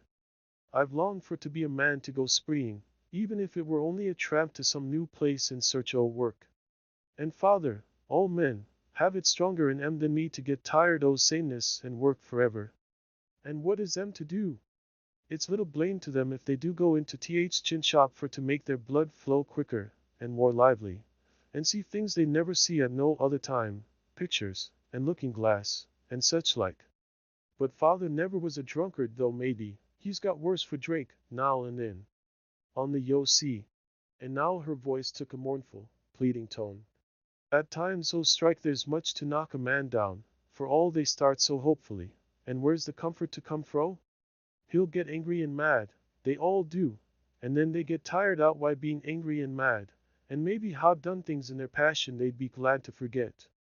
Bless your sweet pitiful face! But yo do not know what a strike is yet. Come, Bessie, said Margaret. I won't say you're exaggerating, because I don't know enough about it, but perhaps, as you're not well, you're only looking on one side, and there is another and a brighter to be looked to. It's all well enough for you to say so, who have lived in pleasant green places all your life long, and never known want or care, or wickedness either, for that matter. Take care, said Margaret, her cheek flushing, and her eye lightening. How you judge, Bessie. I shall go home to my mother, who is so ill, Bessie, that there's no outlet but death for her out of prison of her great suffering, and yet I must speak cheerfully to my father, who has no notion of her real state, and to whom the knowledge must come gradually. The only person, the only one who could sympathize with me and help me, whose presence could comfort my mother more than any other earthly thing, is falsely accused, would run the risk of death if he came to see his dying mother. This I tell you, only you, Bessie. You must not mention it. No other person in Milton, hardly any other person in England knows. Have I not tear? Do I not know anxiety, though I go about well dressed, and have food enough? Oh, Bessie, God is just, and our lots are well portioned out by him, although none but he knows the bitterness of our souls. I asked your pardon, replied Bessie humbly. Sometimes, when I've thought o' my life, and the little pleasure I've had in it, I believe that, maybe, I was one of those doomed to die by the falling of a star from heaven, and the name of the star is called wormwood, and the third part of the waters became wormwood, and men died of the waters, because they were made bitter. One can bear pain and sorrow better if one thinks it has been prophesied long before for one, somehow, then it seems as if my pain was needed for the fulfillment. Otherways it seems all sent for nothing. Nay, Bessie, think, said Margaret. God does not willingly inflict. Don't dwell so much on the prophecies, but read the clearer parts of the Bible. I dare say it would be wiser, but where would I hear such grand words of promise, hear tell o' anything so far different fro this dreary world, and this town above as in Revelations. Many's the time I've repeated the verses in the 7th chapter to myself, just for the sound. It's as good as an organ, and is different from every day, too. No, I cannot give up Revelations. It gives me more comfort than any other book the Bible. Let me come and read you some of my favorite chapters. I, said she greedily. Come. Father will maybe hear you. He's deep why my talking. He says it's all not to do with the things o' today, and that's his business. Where is your sister? Gone fustian cutting. I were loath to let her go, but somehow we must live, and Thin can't afford us much. Now I must go. You have done me good, Bessie. I done you good? Yes, I came here very sad, and rather too apt to think my own cause for grief was the only one in the world. And now I hear how you have had to bear for years, and that makes me stronger.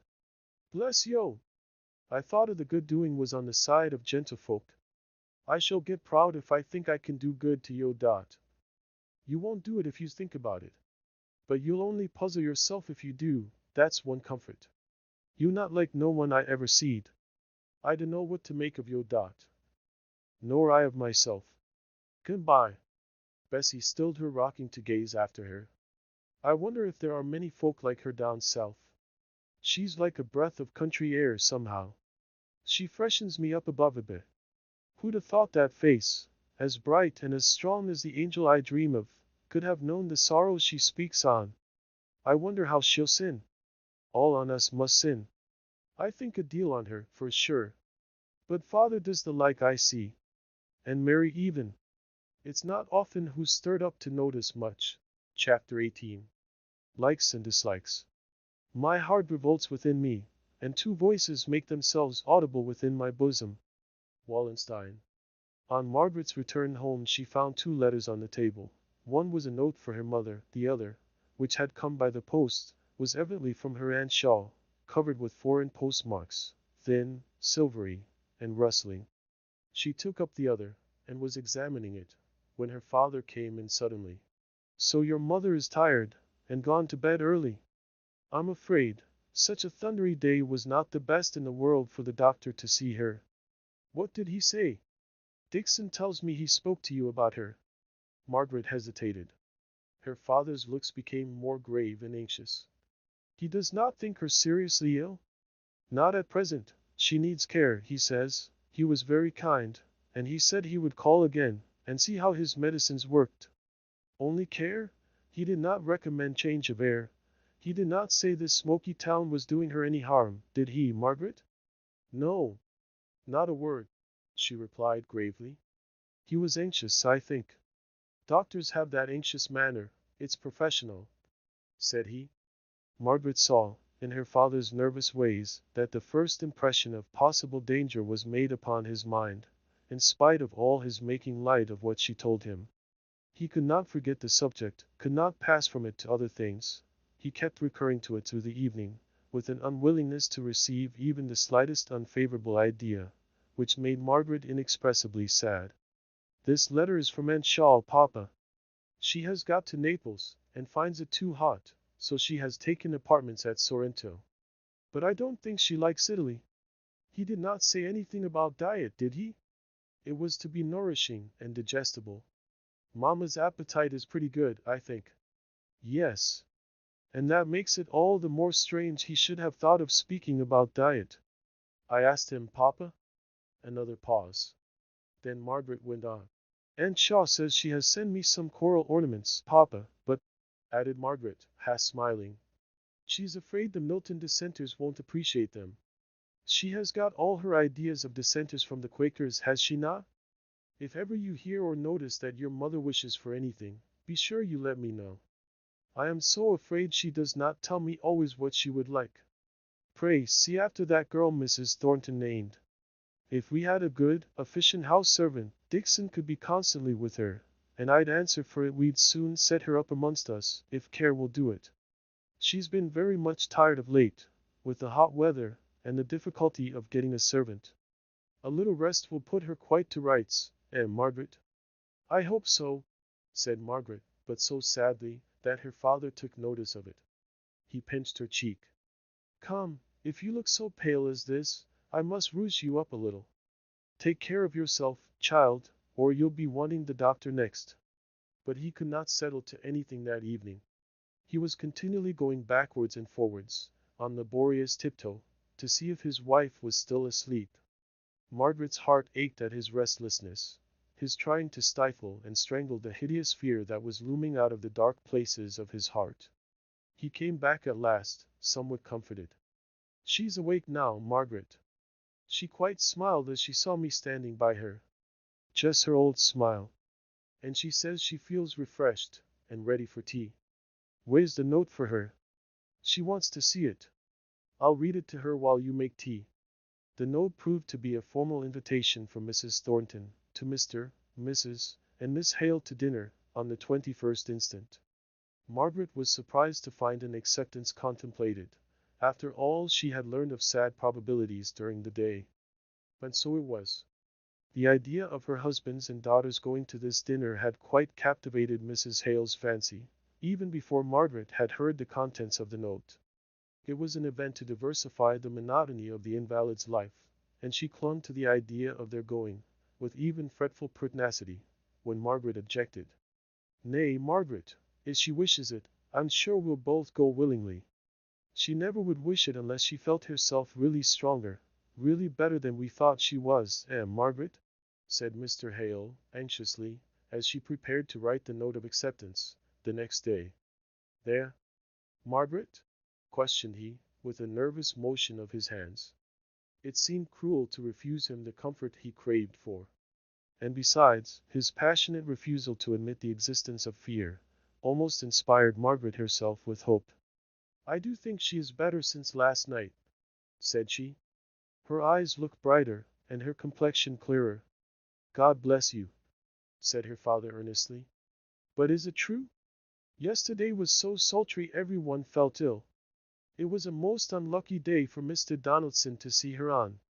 So he went away to his day's duties, now increased by the preparation of some lectures he had promised to deliver to the working people at a neighboring lyceum. He had chosen ecclesiastical architecture as his subject, rather more in accordance with his own taste and knowledge than as falling in with the character of the place, or the desire for particular kinds of information among those to whom he was to lecture. And the institution itself, being in debt, was only too glad to get a gratis course from an educated and accomplished man like Mr. Hale, let the subject be what it might. "Well, mother," asked Mr. Thornton that night, "who have accepted your invitations for the 21st? Fanny, where are the notes?" "The Slicksons accept, Collingbrooks accept, Stevens's accept, Browns decline. Hale's, father and daughter come, mother too great an invalid, Macpherson's come, and Mr. Horsfall, and Mr. Young." I was thinking of asking the porters, as the Browns can't come. Very good. Do you know, I'm really afraid Mrs. Hale is very far from well, from what Dr. Donaldson says. It's strange of them to accept a dinner invitation if she's very ill, said Fanny. I didn't say very ill, said her brother, rather sharply. I only said far from well. They may not know it either. And then he suddenly remembered that, from what Dr. Donaldson had told him, Margaret, at any rate, must be aware of the exact state of the case. Very probably they are quite aware of what you said yesterday, John, of the great advantage it would be to them, to Mr. Hale, I mean, to be introduced to such people as the Stevenses and the Collingbrookes. I'm sure that motive would not influence them. No, I think I understand how it is. John, said Fanny, laughing in her little, weak, nervous way. How you profess to understand these Hales, and how you never will allow that we can know anything about them. Are they really so very different to most people one meets with? She did not mean to vex him, but if she had intended it, she could not have done it more thoroughly. He chafed in silence, however, not deigning to reply to her question. They do not seem to me out of the common way, said Mrs. Thornton. He appears a worthy kind of man enough, rather too simple for trade, so it's perhaps as well he should have been a clergyman first, and now a teacher. She's a bit of a fine lady, with her invalidism, and as for the girl, she's the only one who puzzles me when I think about her, which I don't often do. She seems to have a great notion of giving herself airs, and I can't make out why. I could almost fancy she thinks herself too good for her company at times. And yet they're not rich, from all I can hear they never have been. And she's not accomplished, Mamma. She can't play. Go on, Fanny. What else does she want to bring her up to your standard? Nay, John, said his mother, that speech of Fanny's did no harm. I myself heard Miss Hale say she could not play. If you would let us alone, we could perhaps like her, and see her merits. I'm sure I never could, murmured Fanny, protected by her mother. Mr. Thornton heard, but did not care to reply. He was walking up and down the dining room, wishing that his mother would order candles, and allow him to set to work at either reading or writing, and so put a stop to the conversation. But he never thought of interfering in any of the small domestic regulations that Mrs. Thornton observed, in habitual remembrance of her old economies. Mother, said he, stopping, and bravely speaking out the truth, I wish you would like Miss Hale. Why? Asked she, startled by his earnest yet tender manner. You're never thinking of marrying her, a girl without a penny. She would never have me, said he, with a short laugh. No, I don't think she would, answered his mother. She laughed in my face, when I praised her for speaking out something Mr. Bell had said in your favor. I liked the girl for doing so frankly, for it made me sure she had no thought of you, and the next minute she vexed me so by seeming to think, well, never mind. Only you're right in saying she's too good an opinion of herself to think of you. The saucy jade. I should like to know where she'd find a better. Well, as I'm just as much convinced of the truth of what you have been saying as you can be, and as I have no thought or expectation of ever asking her to be my wife, you'll believe me for the future that I'm quite disinterested in speaking about her. I foresee trouble for that girl, perhaps, one of motherly care, and I only wish you to be ready to be a friend to her, in case she needs one. Now, Fanny, said he, I trust you have delicacy enough to understand that it is as great an injury to Miss Hale as to me. In fact, she would think it a greater, to suppose that I have any reason, more than I now give, for begging you and my mother to show her every kindly attention. I cannot forgive her pride, said his mother. I will befriend her, if there is need, for your asking, John. I would befriend Jezebel herself if you asked me.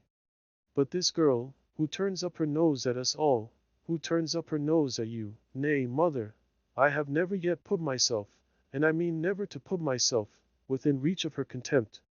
Contempt, indeed! One of Mrs. Thornton's expressive snorts. Don't go on speaking of Miss Hale, John, if I've to be kind to her. When I'm with her, I don't know if I like or dislike her most, but when I think of her, and hear you talk of her, I hate her. I can see she's given herself airs to you as well as if you told me out. And if she has, said he, and then he paused for a moment, then went on. I'm not a lad, to be cowed by a proud look from a woman, or to care for her misunderstanding me and my position. I can laugh at it, to be sure, and at her too, with her fine notions and haughty tosses. I only wonder why you talk so much about her then, said Fanny. I'm sure I'm tired enough of the subject. Well, said her brother, with a shade of bitterness, suppose we find some more agreeable subject. What do you say to a strike, by way of something pleasant to talk about? Have the hands actually turned out? Asked Mrs. Thornton, with vivid interest. Hamper's men are actually out.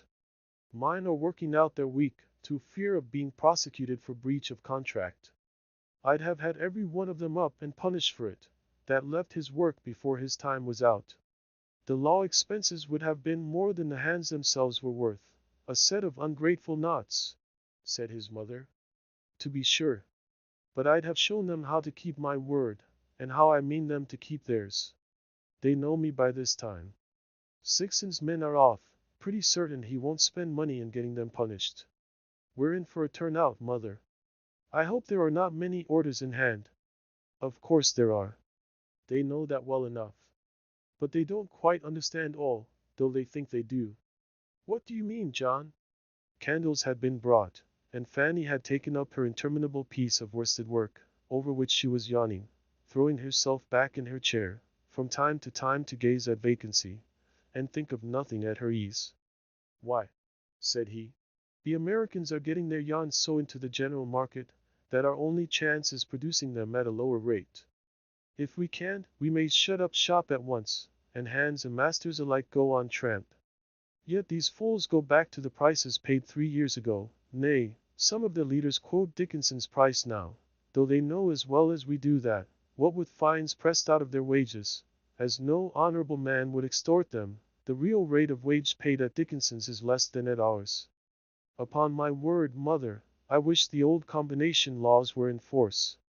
It is too bad to find out that fools, ignorant, wayward men like these, just by uniting their silly heads, are to rule over the fortunes of those who bring all the wisdom that knowledge and experience, and often painful thought and anxiety, can give. The next thing will be, indeed, we've all but come to it now, that we shall have to go and stand hand in hand, and humbly ask the Secretary of the Spinners' Union to be so kind as to furnish us with labor at their own price. That's what they want, they, who haven't the sense to see that, if we don't get a fair share of the profits to compensate us for our wear and tear here in England, we can move off to some other country, and that, what with home and foreign competition, we are none of us likely to make above a fair share, and may be thankful enough if we can get that, in an average number of years. Can't you get hands from Ireland? I wouldn't keep these fellows a day. I'd teach them that I was master, and could employ what servants I liked. Yes, to be sure I can, and will too if they go on long. It will be trouble and expense, and I fear there will be some danger, but I will do it, rather than give in. If there is to be all this extra expense, I'm sorry we're giving a dinner just now. So am I, not because of the expense, but because I shall have much to think about, and many unexpected calls on my time. But we must have had Mr. Horsfall, and he does not stay in Milton long. And as for the others, we owe them dinners, and it's all one trouble. He kept on with his restless walk, not speaking any more, but drawing a deep breath from time to time, as if endeavoring to throw off some annoying thought. Fanny asked her mother numerous small questions, all having nothing to do with the subject, which a wiser person would have perceived was occupying her attention. Consequently, she received many short answers. She was not sorry when, at 10 o'clock, the servants filed into prayers. These her mother always read, first reading a chapter. They were now working steadily through the Old Testament. When prayers were ended, and his mother had wished him good night, with that long steady look of hers which conveyed no expression of the tenderness that was in her heart, but yet had the intensity of a blessing, Mr. Thornton continued his walk. All his business plans had received a check, a sudden pull-up, from this approaching turnout. The forethought of many anxious hours was thrown away, utterly wasted by their insane folly, which would injure themselves even more than him, though no one could set any limit to the mischief they were doing. And these were the men who thought themselves fitted to direct the masters in the disposal of their capital. Hamper had said, only this very day, that if he were ruined by the strike, he would start life again, comforted by the conviction that those who had brought it on were in a worse predicament than he himself, for he had head as well as hands, while they had only hands, and if they drove away their market, they could not follow it, nor turn to anything else. But this thought was no consolation to Mr. Thornton. It might be that revenge gave him no pleasure. It might be that he valued the position he had earned with the sweat of his brow, so much that he keenly felt its being endangered by the ignorance or folly of others, so keenly that he had no thoughts to spare for what would be the consequences of their conduct to themselves. He paced up and down, setting his teeth now and then. At last it struck 2. The candles were flickering in their sockets. He lighted his own, muttering to himself, once for all they shall know whom they have got to deal with. I can give them a fortnight, no more. If they don't see their madness before the end of that time, I must have hands from Ireland. I believe it's Slickson's doing, confound him and his dodges. He thought he was overstocked, so he seemed to yield at first, when the deputation came to him, and of course, he only confirmed them in their folly, as he meant to do. That's where it spread from. Chapter 19. Angel Visits. As angels in some brighter dreams call to the soul when man does sleep, so some strange thoughts transcend our wonted themes, and into glory peep. Henry Vaughan. Mrs. Hale was curiously amused and interested by the idea of the Thornton dinner party. She kept wondering about the details, with something of the simplicity of a little child, who wants to have all its anticipated pleasure described beforehand. But the monotonous life led by invalids often makes them like children, inasmuch as they have either of them any sense of proportion in events, and seem each to believe that the walls and curtains which shut in their world, and shut out everything else, must of necessity be larger than anything hidden beyond. Besides, Mrs. Hale had had her vanities as a girl, had perhaps unduly felt their mortification when she became a poor clergyman's wife. They had been smothered and kept down, but they were not extinct, and she liked to think of seeing Margaret dressed for a party, and discussed what she should wear, with an unsettled anxiety that amused Margaret, who had been more accustomed to society in her 1 year in Harley Street than her mother in 25 years of Helstone. Then you think you shall wear your white silk? Are you sure it will fit? It's nearly a year since Edith was married. Oh yes, Mamma. Mrs. Murray made it, and it's sure to be right. It may be a straw's breadth shorter or longer waisted, according to my having grown fat or thin. But I don't think I've altered in the least. Hadn't you better let Dixon see it? It may have gone yellow with lying by. If you like, Mamma. But if the worst comes to the worst, I've a very nice pink gauze which Aunt Shaw gave me, only 2 or 3 months before Edith was married. That can't have gone yellow. No.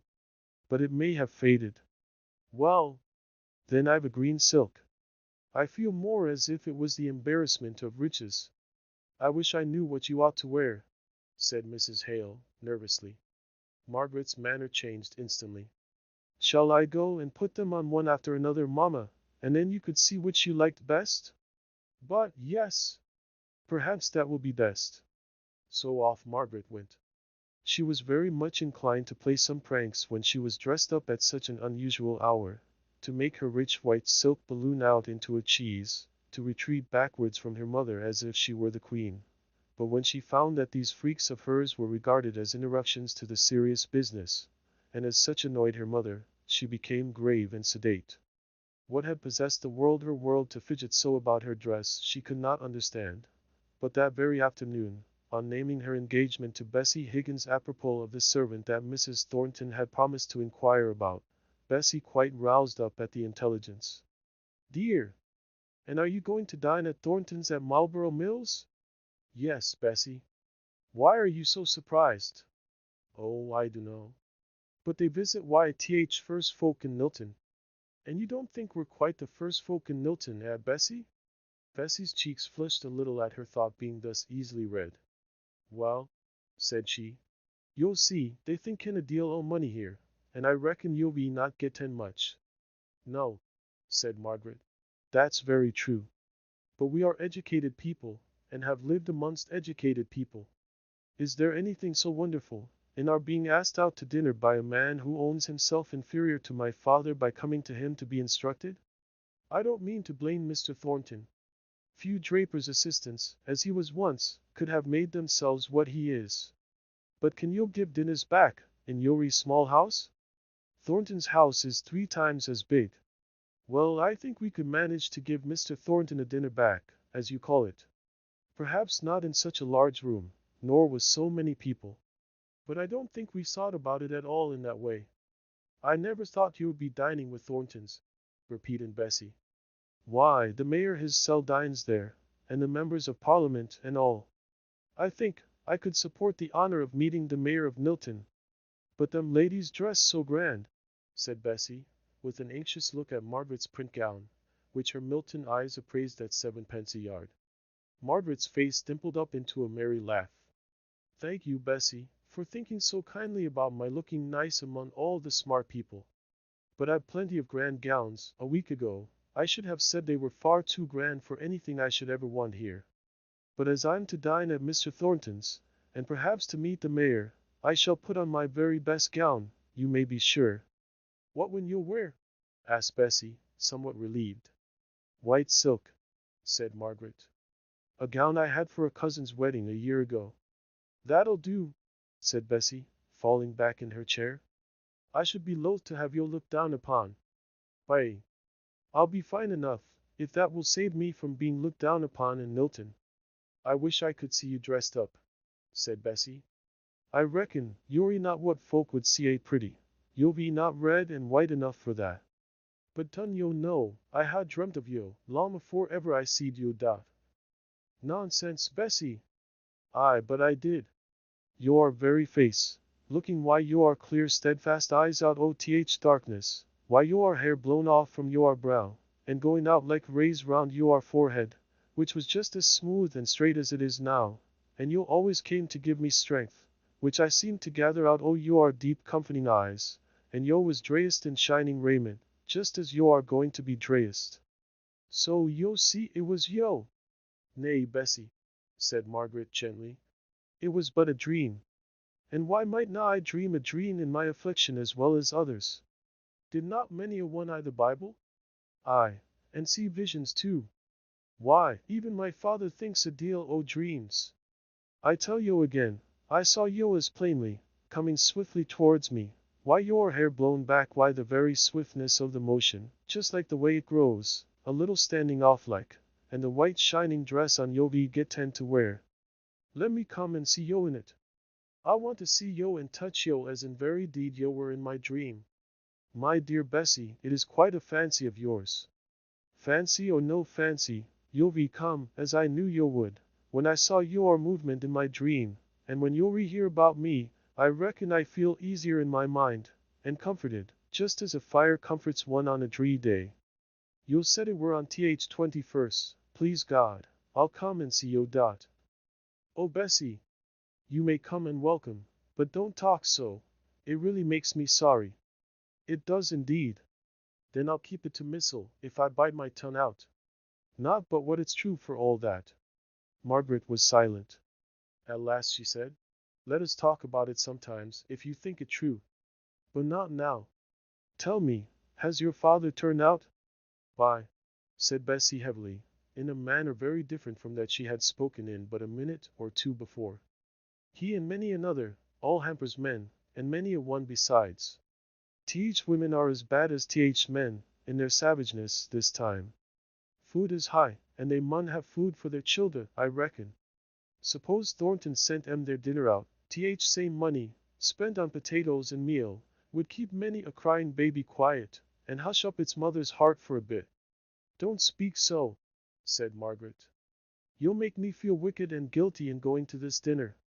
No, said Bessie. Some's pre-elected to sumptuous feasts, and purple and fine linen may be yori one on 'em.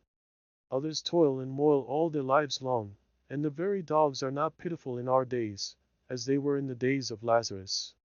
But if you'll ask me to cool yori tongue why th tip of my finger, I'll come across the great gulf to yo just for th thought o' what you've been to me here. Bessie, You're very feverish. I can tell it in the touch of your hand, as well as in what you're saying. It won't be division enough, in that awful day, that some of us have been beggars here, and some of us have been rich. We shall not be judged by that poor accident, but by our faithful following of Christ. Margaret got up, and found some water, and soaking her pocket handkerchief in it, she laid the cool wetness on Bessie's forehead, and began to chafe the stone-cold feet. Bessie shut her eyes, and allowed herself to be soothed. At last she said, You'd ha' been deaved out o' your 5 wits, as well as me, if you'd had one body after another coming in to ask for father, and staying to tell me each one their tale.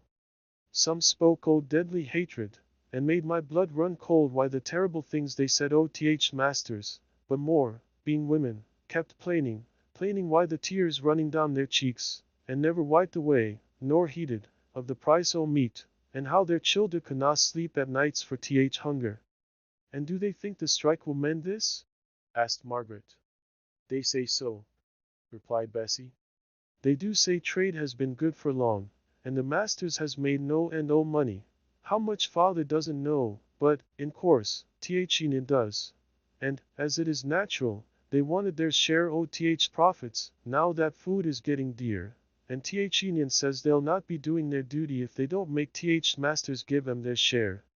But masters has getten th upper hand somehow, and I'm feared they'll keep it now and evermore. It's like th great battle o' Armageddon, the way they keep on, grinning and fighting at each other, till even while they fight, they are picked off into the pit. Just then, Nicholas Higgins came in. He caught his daughter's last words. Aye. And I'll fight on too, and I'll got it this time.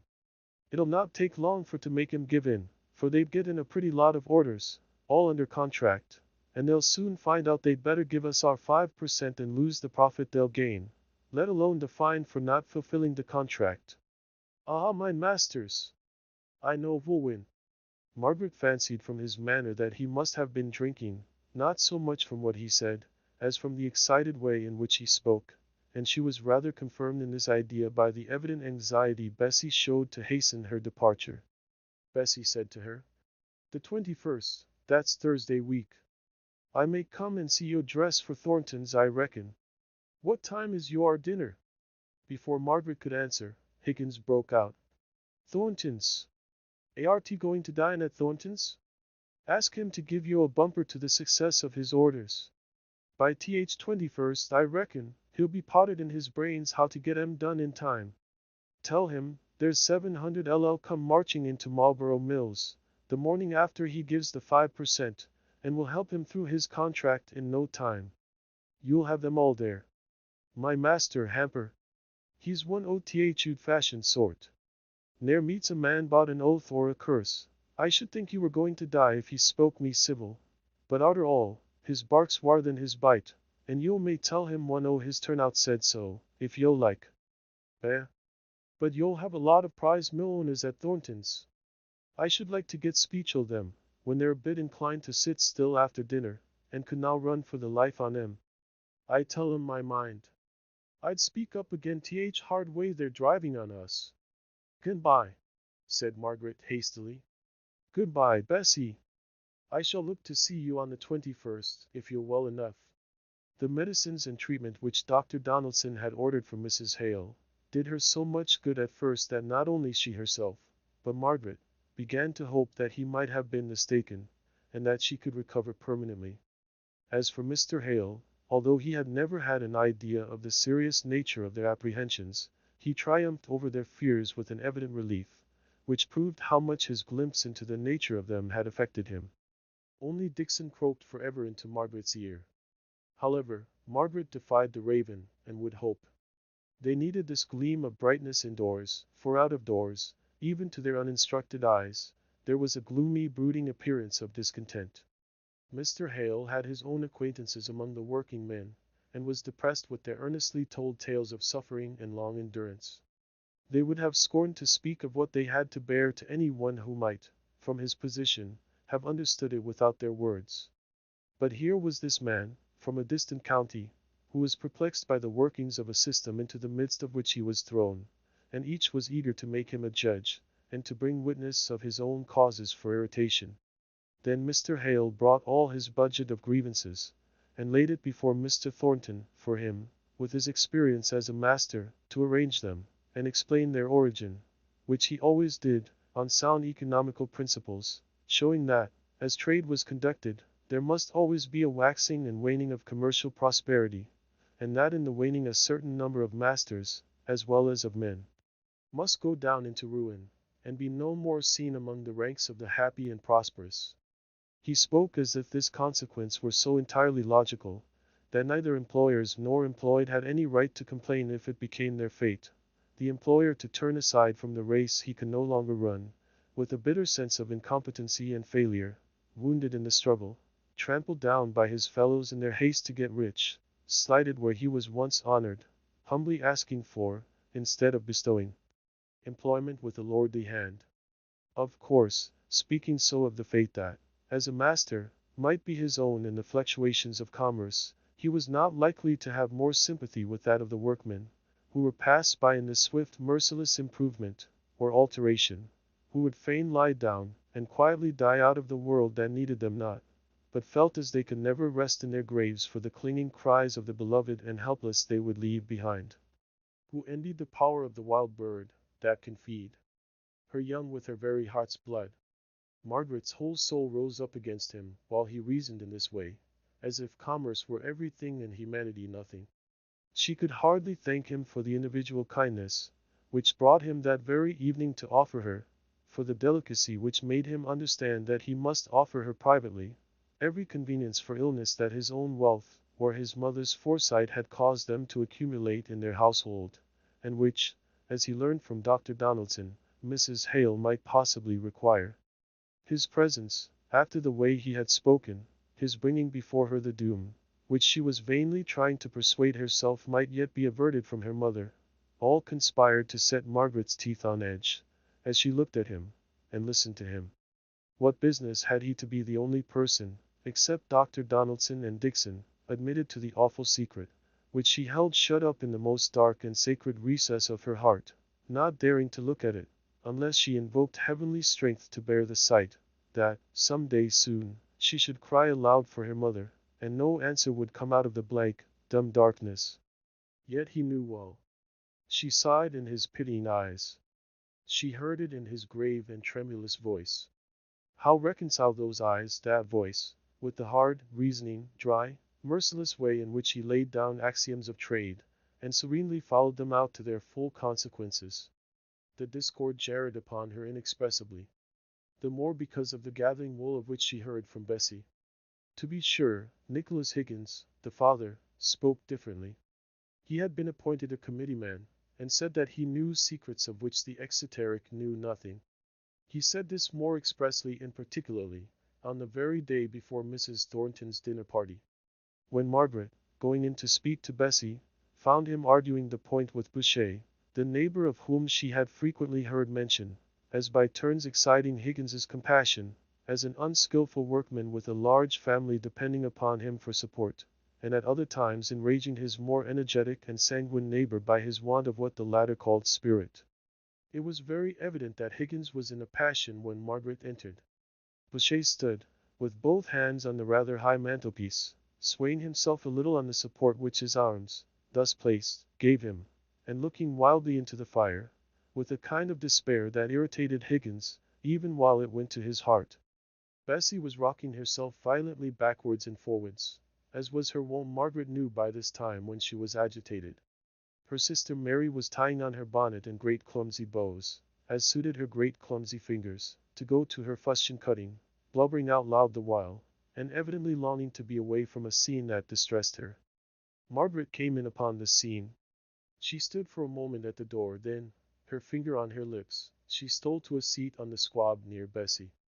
Nicholas saw her come in, and greeted her with a gruff, but not unfriendly nod. Mary hurried out of the house, catching gladly at the open door, and crying aloud when she got away from her father's presence. It was only John Boucher that took no notice whatever who came in and who went out. "It's no use, Higgins. Who cannot live long at this end? Who's just sinking away, not for want o' meat hersel, but because who cannot stand th sight o' the little ones clemming. Aye, clemming. 5 shilling a week may do well enough for thee, why but 2 mouths to fill, and one on 'em a wench who can well earn her own meat. But it's clamming to us. And I tell thee plain, if who dies, as I'm feared who will afore we've get 10th 5%, I'll fling the money back I th master's face, and say, be damned to ye'll, be damned to th whole cruel world o' ye'll, that could not leave me th's best wife that ever bore childer to a man. And look thee lad, I'll hate thee, and th whole pack o' th union. Aye, and chase yo through heaven why my hatred I will, lad. I will, if you're leading me astray I this matter.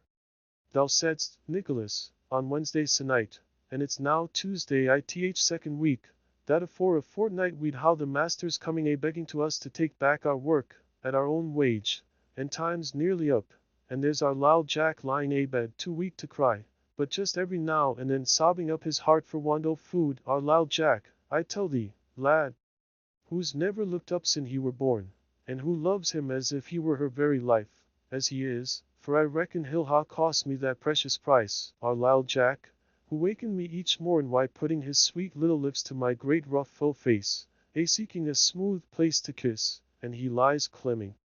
Here the deep sobs choked the poor man, and Nicholas looked up, with eyes brimful of tears, to Margaret, before he could gain courage to speak. Hold up, man. Thy loud Jack shall not clim. I ha gotten brass, and will go buy the chap a sup o' milk and a good 4 pounder this very minute. What's mine's thine, sure enough, I doust I want. Only do not lose heart, man, continued he, as he fumbled in a teapot for what money he had. I'll lay you my heart and soul will win for this. It's but bearing on one more week, and you'll just see th way th masters ll come round, praying on us to come back to our mills. On the Union, that's to say, I will take care you'll be enough for th childer and th missus. So do not turn faint-heart, and go to th tyrants a seeking work. The man turned round at these words, turned round a face so white, and gaunt, and tear-furrowed, and hopeless, that its very calm forced Margaret to weep. Yo know well, that a worser tyrant than e'er th masters were says, clem to death, and see I'm a clem to death, ere yo dare go again th Union. Yo know it well, Nicholas, for a yory one on him. Yo may be kind hearts, each separate, but once banded together, yo be no more pity for a man than a wild hunger-maddened wolf. Nicholas had his hand on the lock of the door, he stopped, and turned round on Boucher, close following. So help me God! Man alive, if I think not I'm doing best for thee, and for all on us. If I'm going wrong when I think I'm going right, it's their sin, who ha left me where I am, in my ignorance. I ha thought till my brains ache, belly me, John, I have. And I say again, there's no help for us but having faith I th Union. They'll win the day, see if they do not. Not one word had Margaret or Bessie spoken. They had hardly uttered the sighing, that the eyes of each called to the other to bring up from the depths of her heart. At last Bessie said, I never thought to hear father call on God again. But you heard him say, so help me God. Yes, said Margaret. Let me bring you what money I can spare, let me bring you a little food for that poor man's children. Don't let them know it comes from any one but your father. It will be but little. Bessie lay back without taking any notice of what Margaret said. She did not cry, she only quivered up her breath. My heart's drained dry o' tears, she said. Boucher's been in these days past, a-telling me of his fears and his troubles. He's but a weak kind of chap I know, but he's a man for that, and though I've been angry, many a time afore now, why him and his wife, as knew no more nor him how to manage, yet you'll see, all folks isn't wise, yet God lets 'em live, aye, and gives them some one to love, and be loved by, just as good as Solomon. And if sorrow comes to them they love, it hurts 'em as sore as e'er it did Solomon. I can't make it out. Perhaps it's as well such a one as Boucher has th Union to see after him. But I'd just like for to see th men as make th Union, and put 'em one by one face to face wi' Boucher. I reckon, if they heard him, they'd tell him if I cotched him one by one, he might go back and get what he could for his work, even if it weren't so much as they ordered. Margaret sat utterly silent. How was she ever to go away into comfort and forget that man's voice, with a tone of unutterable agony, telling more by far than his words of what he had to suffer? She took out her purse. She had not much in it of what she could call her own, but what she had she put into Bessie's hands without speaking. "Thank you. There's many on 'em gets no more, and is not so bad off, leastways does not show it as he does. But father won't let him want, now he knows. Yo see, Boucher's been pulled down by his childer, and her being so cranky, and a they could pawn has gone this last 12 month. Yory not to think we'd ha lettin' 'em clem, for all we're a bit pressed oursel. If neighbors doesn't see after neighbors, I dunno who will." Bessie seemed almost afraid lest Margaret should think they had not the will, and to a certain degree, the power of helping one whom she evidently regarded as having a claim upon them. "Besides," she went on, "father is sure and positive the masters must give in within these next few days, that they canna hood on much longer. But I thank you all the same, I thank you for Missile, as much as for Boucher, for it just makes my heart warm to you more and more." Bessie seemed much quieted today, but fearfully languid and exhausted. As she finished speaking, she looked so faint and weary that Margaret became alarmed. "It's nowt," said Bessie. "It's not death yet. I had a fearful night dreams, or somewhat like dreams, for I were wide awake, and I'm all in a swooning daze today, only yon poor chap made me alive again. No, it's not death yet, but death is not far off. I cover me up, and I'll maybe sleep, if th cough will let me. Good night, good afternoon, I'm happen I should say, but th light is dim and misty today." Chapter 20. Men and Gentlemen. "Old and young boy, let 'em all eat, I have it, let 'em have 10 tire of teeth apiece, I care not." Rollo, Duke of Normandy. Margaret went home so painfully occupied with what she had heard and seen that she hardly knew how to rouse herself up to the duties which awaited her. The necessity for keeping up a constant flow of cheerful conversation for her mother, who, now that she was unable to go out, always looked to Margaret's return from the shortest walk as bringing in some news. "And can your factory friend come on Thursday to see you dressed? She was so ill I never thought of asking her," said Margaret dolefully. "Dear, everybody is ill now, I think," said Mrs. Hale, with a little of the jealousy which one invalid is apt to feel of another. "But it must be very sad to be ill in one of those little back streets." Her kindly nature prevailing, and the old Helstone habits of thought returning. "It's bad enough here. What could you do for her, Margaret? Mr. Thornton has sent me some of his old port wine since you went out. Would a bottle of that do her good, think you?" "No, mamma. I don't believe they are very poor, at least, they don't speak as if they were, and, at any rate, Bessie's illness is consumption, she won't want wine. Perhaps, I might take her a little preserve, made of our dear Helstone fruit. No. There's another family to whom I should like to give. Oh, mamma, mamma! How am I to dress up in my finery, and go off and away to smart parties, after the sorrow I've seen today?" exclaimed Margaret, bursting the bounds she had preordained for herself before she came in, and telling her mother what she had seen and heard at Higgins's cottage. It distressed Mrs. Hale excessively. It made her restlessly irritated till she could do something. She directed Margaret to pack up a basket in the very drawing-room, to be sent there and then to the family, and was almost angry with her for saying that it would not signify if it did not go till morning, as she knew Higgins had provided for their immediate wants, and she herself had left money with Bessie. Mrs. Hale called her unfeeling for saying this, and never gave herself breathing time till the basket was sent out of the house. Then she said, "After all, we may have been doing wrong. It was only the last time Mr. Thornton was here that he said those were no true friends who helped to prolong the struggle by assisting the turnouts. And this Boucher man was a turnout, was he not?" The question was referred to Mr. Hale by his wife, when he came upstairs, fresh from giving a lesson to Mr. Thornton, which had ended in conversation, as was their wont. Margaret did not care if their gifts had prolonged the strife. She did not think far enough for that, in her present excited state. Mr. Hale listened, and tried to be as calm as a judge. He recalled all that had seemed so clear not half an hour before, as it came out of Mr. Thornton's lips, and then he made an unsatisfactory compromise.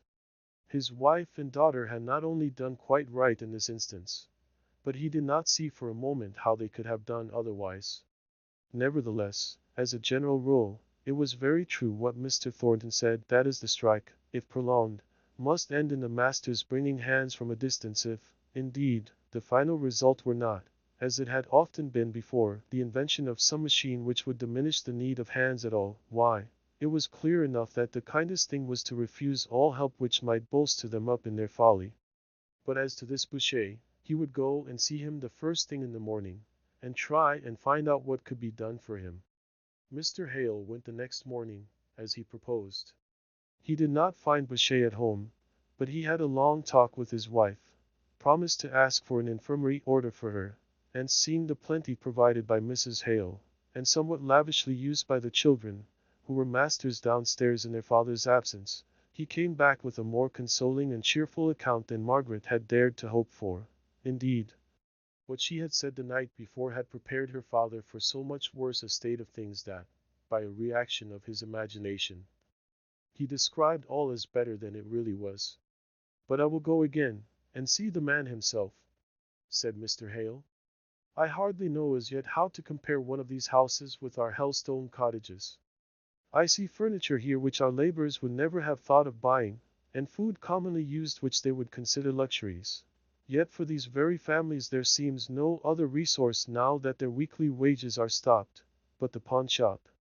One had need to learn a different standard, up here in Milton." Bessie, too, was rather better this day. Still she was so weak that she seemed to have entirely forgotten her wish to see Margaret dressed, if, indeed, that had not been the feverish desire of a half-delirious state.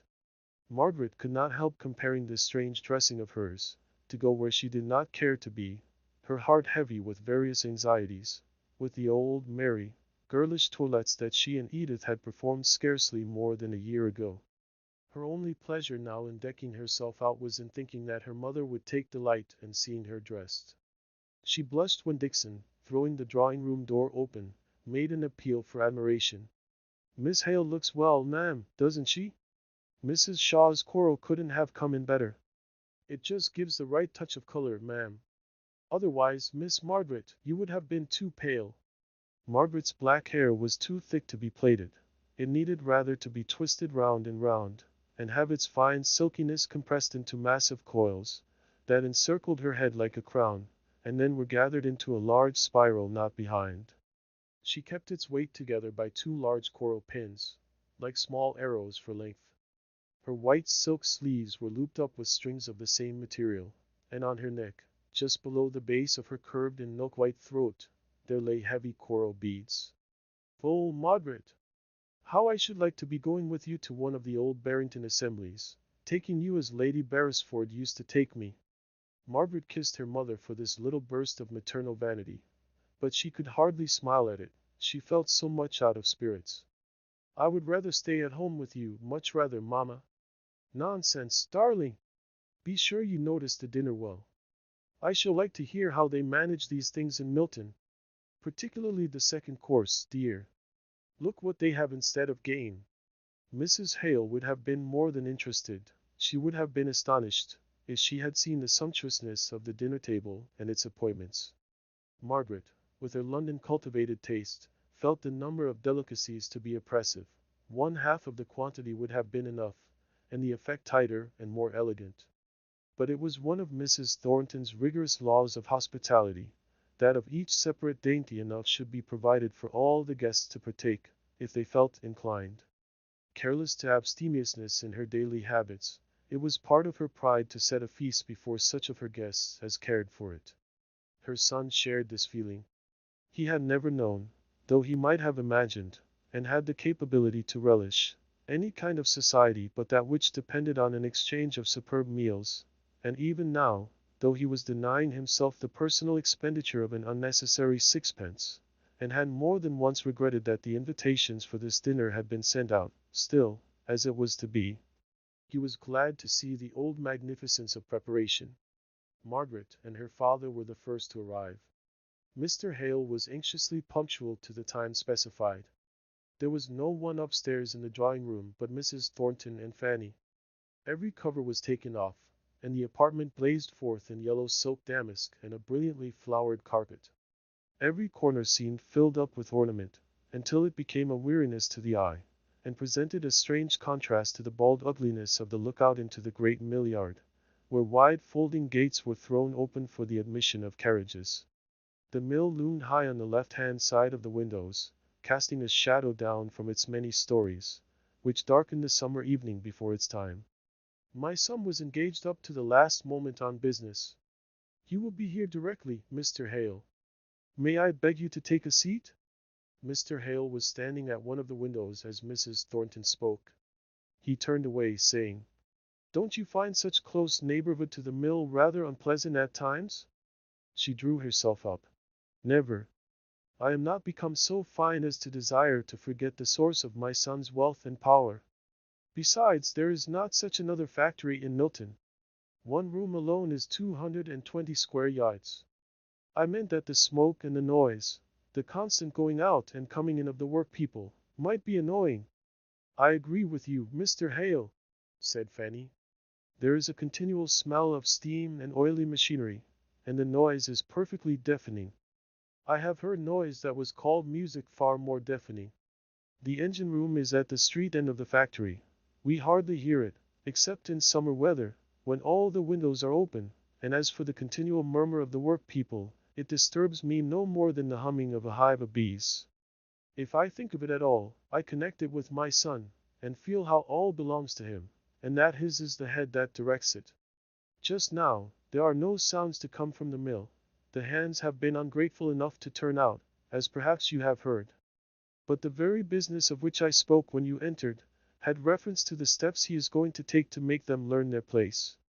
The expression on her face, always stern, deepened into dark anger, as she said this. Nor did it clear away when Mr. Thornton entered the room, for she saw in an instant the weight of care and anxiety which he could not shake off, although his guests received from him a greeting that appeared both cheerful and cordial. He shook hands with Margaret. He knew it was the first time their hands had met, though she was perfectly unconscious of the fact. He inquired after Mrs. Hale, and heard Mr. Hale's sanguine, hopeful account, and glancing to Margaret, to understand how far she agreed with her father, he saw that no dissenting shadow crossed her face. And as he looked with this intention, he was struck anew with her great beauty. He had never seen her in such dress before, and yet now it appeared that such elegance of attire was so befitting her noble figure and lofty serenity of countenance, that she ought to go always thus apparelled. She was talking to Fanny, about what he could not hear, but he saw his sister's restless way of continually arranging some part of her gown, her wandering eyes, now glancing here, now there, but without any purpose in her observation, and he contrasted them uneasily with the large soft eyes that looked forth steadily at one object, as if from out their light beamed some gentle influence of repose, the curving lines of the red lips, just parted in the interest of listening to what her companion said, the head a little bent forwards, so as to make a long sweeping line from the summit, where the light caught on the glossy raven hair, to the smooth ivory tip of the shoulder, the round white arms, and taper hands, laid lightly across each other, but perfectly motionless in their pretty attitude. Mr. Thornton sighed as he took in all this with one of his sudden comprehensive glances. And then he turned his back to the young ladies, and threw himself, with an effort, but with all his heart and soul, into a conversation with Mr. Hale. More people came, more and more. Fanny left Margaret's side and helped her mother to receive her guests. Mr. Thornton felt that in this influx no one was speaking to Margaret, and was restless under this apparent neglect. But he never went near her himself. He did not look at her. Only, he knew what she was doing, or not doing, better than he knew the movements of any one else in the room. Margaret was so unconscious of herself, and so much amused by watching other people, that she never thought whether she was left unnoticed or not. Somebody took her down to dinner. She did not catch the name, nor did he seem much inclined to talk to her. There was a very animated conversation going on among the gentlemen. The ladies, for the most part, were silent, employing themselves in taking notes of the dinner and criticizing each other's dresses. Margaret caught the clue to the general conversation, grew interested and listened attentively. Mr. Horsfall, the stranger, whose visit to the town was the original germ of the party, was asking questions relative to the trade and manufactures of the place, and the rest of the gentlemen, all Milton men, were giving him answers and explanations. Some dispute arose, which was warmly contested. It was referred to Mr. Thornton, who had hardly spoken before, but who now gave an opinion, the grounds of which were so clearly stated that even the opponents yielded. Margaret's attention was thus called to her host. His whole manner, as master of the house, and entertainer of his friends, was so straightforward, yet simple and modest, as to be thoroughly dignified. Margaret thought she had never seen him to so much advantage. When he had come to their house, there had been always something, either of over-eagerness or of that kind of vexed annoyance which seemed ready to presuppose that he was unjustly judged, and yet felt too proud to try and make himself better understood. But now, among his fellows, there was no uncertainty as to his position. He was regarded by them as a man of great force of character, of power in many ways. There was no need to struggle for their respect. He had it, and he knew it, and the security of this gave a fine grand quietness to his voice and ways, which Margaret had missed before. He was not in the habit of talking to ladies, and what he did say was a little formal. To Margaret herself he hardly spoke at all. She was surprised to think how much she enjoyed this dinner. She knew enough now to understand many local interests, nay, even some of the technical words employed by the eager mill owners. She silently took a very decided part in the question they were discussing. At any rate, they talked in desperate earnest, not in the used-up style that wearied her so in the old London parties. She wondered that, with all this dwelling on the manufacturers and trade of the place, no allusion was made to the strike then pending. She did not yet know how coolly such things were taken by the masters, as having only one possible end. To be sure, the men were cutting their own throats, as they had done many a time before, but if they would be fools, and put themselves into the hands of a rascally set of paid delegates, they must take the consequence. One or two thought Thornton looked out of spirits, and of course he must lose by this turnout.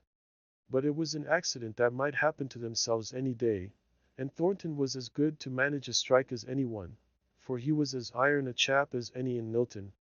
The hands had mistaken their man in trying that dodge on him, and they chuckled inwardly at the idea of the workmen's discomfiture and defeat, in their attempt to alter one iota of what Thornton had decreed. It was rather dull for Margaret after dinner. She was glad when the gentlemen came, not merely because she caught her father's eye to brighten her sleepiness up, but because she could listen to something larger and grander than the petty interests which the ladies had been talking about. She liked the exultation in the sense of power which these Milton men had. It might be rather rampant in its display, and savor of boasting, but still they seemed to defy the old limits of possibility, in a kind of fine intoxication, caused by the recollection of what had been achieved, and what yet should be. If in her cooler moments she might not approve of the spirit in all things, still there was much to admire in their forgetfulness of themselves in the present, and their anticipated triumphs over all inanimate matter at some future time which none of them would live to see. She was rather startled when Mr. Thornton spoke to her close at her elbow. "I could see you were on our side in our discussion at dinner, were you not, Miss Hale?" "Certainly. But then I knows so little about it." I was surprised, however, to find from what Mr. Horsfall said that there were others who thought in so diametrically opposite a manner, as the Mr. Morrison he spoke about. "He cannot be a gentleman, is he?" "I am not quite the person to decide on another's gentlemanliness, Miss Hale. I mean, I don't quite understand your application of the word. But I should say that this Morrison is no true man. I don't know who he is. I merely judge him from Mr. Horsfall's account. I suspect my gentleman includes your true man, and a great deal more you would imply. I differ from you. A man is to me a higher and a completer being than a gentleman." "What do you mean?" asked Margaret. "We must understand the words differently. I take it that gentleman is a term that only describes a person in his relation to others. But when we speak of him as a man, we consider him not merely with regard to his fellow men, but in relation to himself, to life, to time, to eternity. A castaway lonely as Robinson Crusoe, a prisoner immured in a dungeon for life, nay, even a saint in Patmos, has his endurance, his strength, his faith, best described by being spoken of as a man. I am rather weary of this word gentlemanly, which seems to me to be often inappropriately used, and often, too, with such exaggerated distortion of meaning, while the full simplicity of the noun man, and the adjective manly are acknowledged, that I am induced to class it with the cant of the day. Margaret thought a moment, but before she could speak her slow conviction, he was called away by some of the eager manufacturers, whose speeches she could not hear, though she could guess at their import by the short, clear answers Mr. Thornton gave, which came steady and firm as the boom of a distant minute gun. They were evidently talking of the turnout, and suggesting what course had best be pursued. She heard Mr. Thornton say, "That has been done." Then came a hurried murmur, in which 2 or 3 joined. "All those arrangements have been made." Some doubts were implied, some difficulties named by Mr. Slick's son, who took hold of Mr. Thornton's arm, the better to impress his words. Mr. Thornton moved slightly away, lifted his eyebrows a very little, and then replied, "I take the risk. You need not join in it unless you choose." Still some more fears were urged. "I'm not afraid of anything so dastardly as incendiarism. We are open enemies, and I can protect myself from any violence that I apprehend. And I will assuredly protect all others who come to me for work. They know my determination by this time, as well and as fully as you do." Mr. Horsfall took him a little on one side, as Margaret conjectured, to ask him some other question about the strike. But, in truth, it was to inquire who she herself was, so quiet, so stately, and so beautiful. "A Milton lady?" asked he, as the name was given. "No. From the south of England, Hampshire, I believe," was the cold, indifferent answer. Mrs. Slick's son was catechizing Fanny on the same subject. "Who is that fine distinguished-looking girl? A sister of Mr. Horsfall's?" "Oh dear, no. That is Mr. Hale, her father, talking now to Mr. Stevens. He gives lessons, that is to say, he reads with young men. My brother John goes to him twice a week, and so he begged mamma to ask them here, in hopes of getting him known. I believe we have some of their prospectuses, if you would like to have one." "Mr. Thornton! Does he really find time to read with a tutor, in the midst of all his business, and this abominable strike in hand as well?" Fanny was not sure, from Mrs. Slickson's manner, whether she ought to be proud or ashamed of her brother's conduct, and like all people who try and take other people's, ought, for the role of their feelings, she was inclined to blush for any singularity of action. Her shame was interrupted by the dispersion of the guests. Chapter 21. The Dark Night. On earth is known to none the smile that is not sister to a tear. Eliot. Margaret and her father walked home. The night was fine, the streets clean, and with her pretty white silk, like Lizzie Lindsay's gown o' green satin, in the ballad, kilted up to her knee, she was off with her father, ready to dance along with the excitement of the cool, fresh night air. "I rather think Thornton is not quite easy in his mind about this strike. He seemed very anxious tonight. I should wonder if he were not.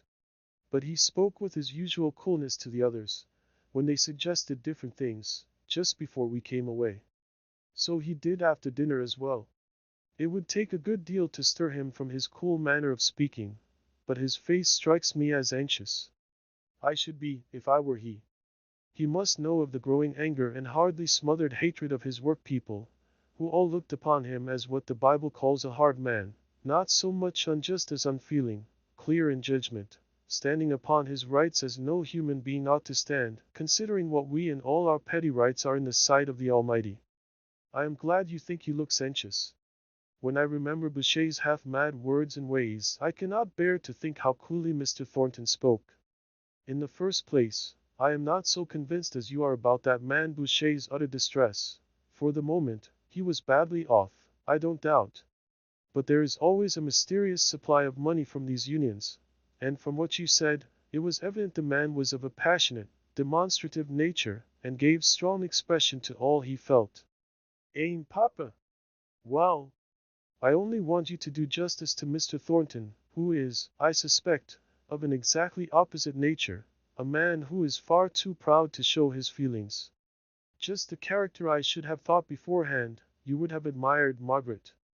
So I do, so I should, but I don't feel quite so sure as you do of the existence of those feelings. He is a man of great strength of character, of unusual intellect, considering the few advantages he has had. Not so few. He has led a practical life from a very early age, has been called upon to exercise judgment and self-control. All that develops one part of the intellect. To be sure, he needs some of the knowledge of the past, which gives the truest basis for conjecture as to the future. But he knows this need, he perceives it, and that is something.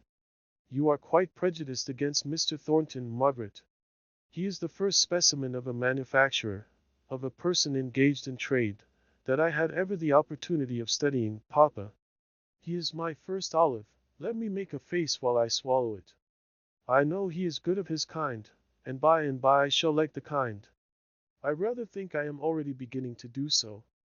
I was very much interested by what the gentlemen were talking about, although I did not understand half of it. I was quite sorry when Miss Thornton came to take me to the other end of the room, saying she was sure I should be uncomfortable at being the only lady among so many gentlemen. I had never thought about it. I was so busy listening, and the ladies were so dull, Papa, oh, so dull. Yet I think it was clever too. It reminded me of our old game of having each so many nouns to introduce into a sentence. What do you mean, child? Asked Mr. Hale. Why, they took nouns that were signs of things which gave evidence of wealth, housekeepers, undergardeners, extent of glass, valuable lace, diamonds, and all such things, and each one formed her speech so as to bring them all in the prettiest accidental manner possible. You will be as proud of your one servant when you get her, if all is true about her that Mrs. Thornton says. To be sure I shall. I felt like a great hypocrite tonight, sitting there in my white silk gown, with my idle hands before me, when I remembered all the good, thorough, housework they had done today. They took me for a fine lady, I'm sure. Even I was mistaken enough to think you looked like a lady, my dear, said Mr. Hale, quietly smiling. But smiles were changed to white and trembling looks when they saw Dixon's face, as she opened the door. Oh, master! Oh, Miss Margaret! Thank God you are come! Dr. Donaldson is here. The servant next door went for him, for the charwoman is gone home. She's better now, but oh, sir! I thought she'd have died an hour ago. Mr. Hale caught Margaret's arm to steady himself from falling. He looked at her face, and saw an expression upon it of surprise and extremest sorrow, but not the agony of terror that contracted his own unprepared heart. She knew more than he did, and yet she listened with that hopeless expression of awed apprehension. I should not have left her, wicked daughter that I am, moaned forth Margaret, as she supported her trembling father's hasty steps upstairs. Dr. Donaldson met them on the landing. She is better now, he whispered. The opiate has taken effect. The spasms were very bad. No wonder they frightened your maid, but she'll rally this time. This time? Let me go to her. Half an hour ago Mr. Hale was a middle-aged man. Now his sight was dim, his senses wavering, his walk tottering, as if he were 70 years of age. Dr. Donaldson took his arm, and led him into the bedroom. Margaret followed close. There lay her mother, with an unmistakable look on her face. She might be better now. She was sleeping, but death had signed her for his own, and it was clear that ere long he would return to take possession. Mr. Hale looked at her for some time without a word.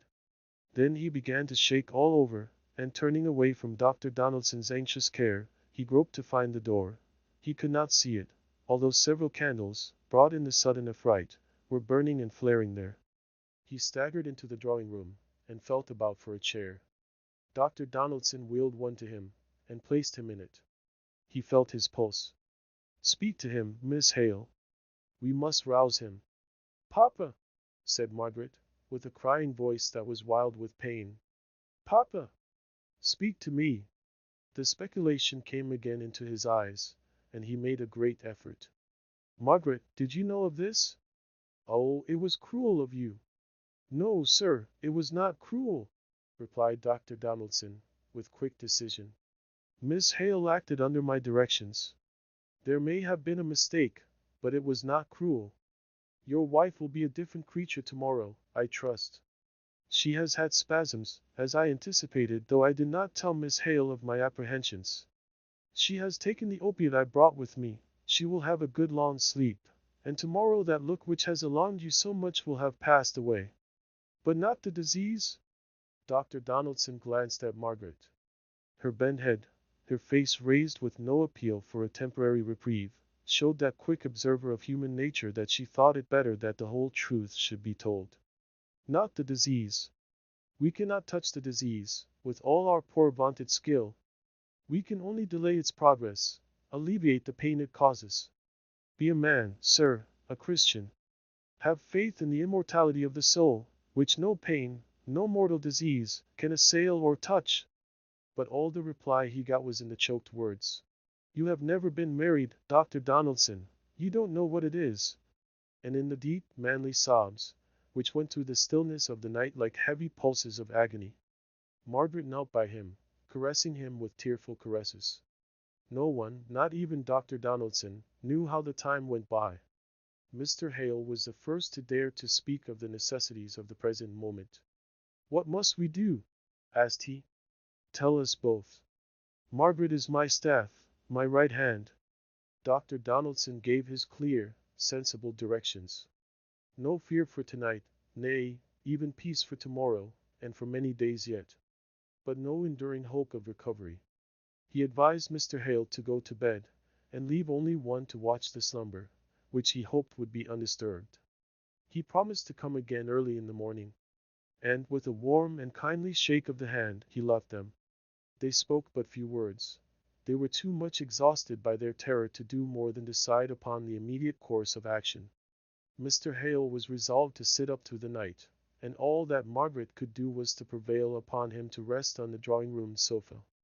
Dixon stoutly and bluntly refused to go to bed, and as for Margaret, it was simply impossible that she should leave her mother, let all the doctors in the world speak of husbanding resources, and one watcher only being required. So Dixon sat, and stared, and winked, and drooped, and picked herself up again with a jerk, and finally gave up the battle, and fairly snored. Margaret had taken off her gown and tossed it aside with a sort of impatient disgust, and put on her dressing gown. She felt as if she never could sleep again, as if her whole senses were acutely vital, and all endued with double keenness, for the purpose of watching. Every sight and sound, nay, even every thought, touched some nerve to the very quick. For more than 2 hours she heard her father's restless movements in the next room. He came perpetually to the door of her mother's chamber, pausing there to listen, till she, not hearing his close unseen presence, went and opened it to tell him how all went on, in reply to the questions his baked lips could hardly form. At last he, too, fell asleep, and all the house was still. Margaret sat behind the curtain thinking. Far away in time, far away in space, seemed all the interests of past days. Not more than 36 hours ago, she cared for Bessie Higgins and her father, and her heart was wrung for Boucher. Now, that was all like a dreaming memory of some former life. Everything that had passed out of doors seemed dissevered from her mother, and therefore unreal. Even Harley Street appeared more distinct. There she remembered, as if it were yesterday, how she had pleased herself with tracing out her mother's features in her Aunt Shaw's face, and how letters had come, making her dwell on the thoughts of home with all the longing of love. Helstone, itself, was in the dim past.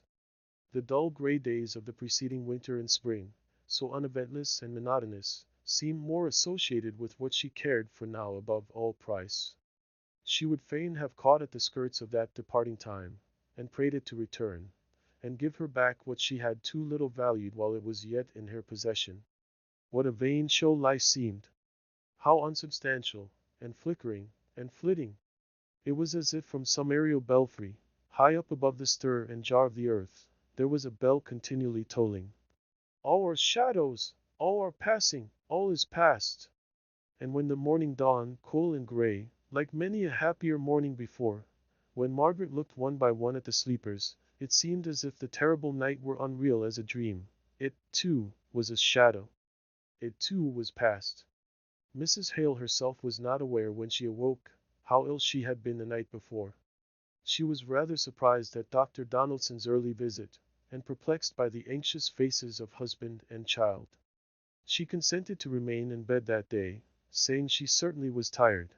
But the next, she insisted on getting up, and Dr. Donaldson gave his consent to her returning into the drawing room. She was restless and uncomfortable in every position, and before night she became very feverish. Mr. Hale was utterly listless, and incapable of deciding on anything. "What can we do to spare Mamma such another night?" asked Margaret on the third day. "It is to a certain degree the reaction after the powerful opiates I have been obliged to use. It is more painful for you to see than for her to bear, I believe. But I think, if we could get a waterbed it might be a good thing. Not but what she will be better tomorrow, pretty much like herself as she was before this attack. Still, I should like her to have a waterbed. Mrs. Thornton has one, I know. I'll try and call there this afternoon." "Stay," said he, his eye catching on Margaret's face, blanched with watching in a sick room. "I'm not sure whether I can go. I've a long round to take. It would do you no harm to have a brisk walk to Marlborough Street, and ask Mrs. Thornton if she can spare it." "Certainly," said Margaret. "I could go while Mamma is asleep this afternoon. I'm sure Mrs. Thornton would lend it to us." Dr. Donaldson's experience told him rightly. Mrs. Hale seemed to shake off the consequences of her attack, and looked brighter and better this afternoon than Margaret had ever hoped to see her again. Her daughter left her after dinner, sitting in her easy chair, with her hand lying in her husband's, who looked more worn and suffering than she by far. Still, he could smile now, rather slowly, rather faintly it is true, but a day or two before, Margaret never thought to see him smile again. It was about 2 miles from their house in Crampton Crescent to Marlborough Street. It was too hot to walk very quickly. An August sun beat straight down into the street at 3 o'clock in the afternoon. Margaret went along, without noticing anything very different from usual in the first mile and a half of her journey. She was absorbed in her own thoughts, and had learned by this time to thread her way through the irregular stream of human beings that flowed through Milton streets. But by and by, she was struck with an unusual heaving among the mass of people in the crowded road on which she was entering. They did not appear to be moving on, so much as talking, and listening, and buzzing with excitement without much stirring from the spot where they might happen to be. Still, as they made way for her, and wrapped up in the purpose of her errand, and the necessities that suggested it, she was less quick of observation than she might have been, if her mind had been at ease. She had got into Marlborough Street before the full conviction forced itself upon her, that there was a restless, oppressive sense of irritation abroad among the people, a thunderous atmosphere, morally as well as physically, around her. From every narrow lane opening out on Marlborough Street came up a low distant roar, as of myriads of fierce, indignant voices. The inhabitants of each poor squalid dwelling were gathered round the doors and windows, if indeed they were not actually standing in the middle of the narrow ways, all with looks intent towards one point. Marlborough Street itself was the focus of all those human eyes, that betrayed intensest interest of various kinds, some fierce with anger, some lowering with relentless threats, some dilated with fear, or imploring entreaty. And as Margaret reached the small side entrance by the folding doors, in the great dead wall of Marlborough Mill Yard, and waited the porter's answer to the bell, she looked round and heard the first long far-off roll of the tempest, saw the first slow surging wave of the dark crowd come, with its threatening crest, tumble over, and retreat, at the far end of the street, which a moment ago seemed so full of repressed noise, but which now was ominously still. All these circumstances forced themselves on Margaret's notice, but did not sink down into her preoccupied heart. She did not know what they meant, what was their deep significance. While she did know, did feel the keen, sharp pressure of the knife that was soon to stab her through and through by leaving her motherless. She was trying to realize that, in order that, when it came, she might be ready to comfort her father. The porter opened the door cautiously, not nearly wide enough to admit her. "It's you, is it, ma'am?" said he, drawing a long breath, and widening the entrance, but still not opening it fully. Margaret went in. He hastily bolted it behind her. "Th folk are all coming up here, I reckon?" asked he. "I don't know. Something unusual seemed going on, but this street is quite empty, I think." She went across the yard and put up the steps to the house door. There was no near sound, No steam engine at work with beat and pant, no click of machinery, no mingling and clashing of many sharp voices, but far away, the ominous gathering roar, deep clamoring. Chapter 22. A blow and its consequences. But work grew scarce, while bread grew dear, and wages lessened, too, for Irish hordes were bidders here, our half-paid work to do. Cornlow Rhymes. Margaret was shown into the drawing room. It had returned into its normal state of bag and covering. The windows were half open because of the heat, and the Venetian blinds covered the glass, so that a grey grim light, reflected from the pavement below, threw all the shadows wrong, and combined with the green-tinged upper light to make even Margaret's own face, as she caught it in the mirrors, look ghastly and wan. She sat and waited. No one came. Every now and then, the wind seemed to bear the distant multitudinous sound nearer, and yet there was no wind. It died away into profound stillness between whiles. Fanny came in at last. "Mamma will come directly, Miss Hale. She desired me to apologize to you as it is.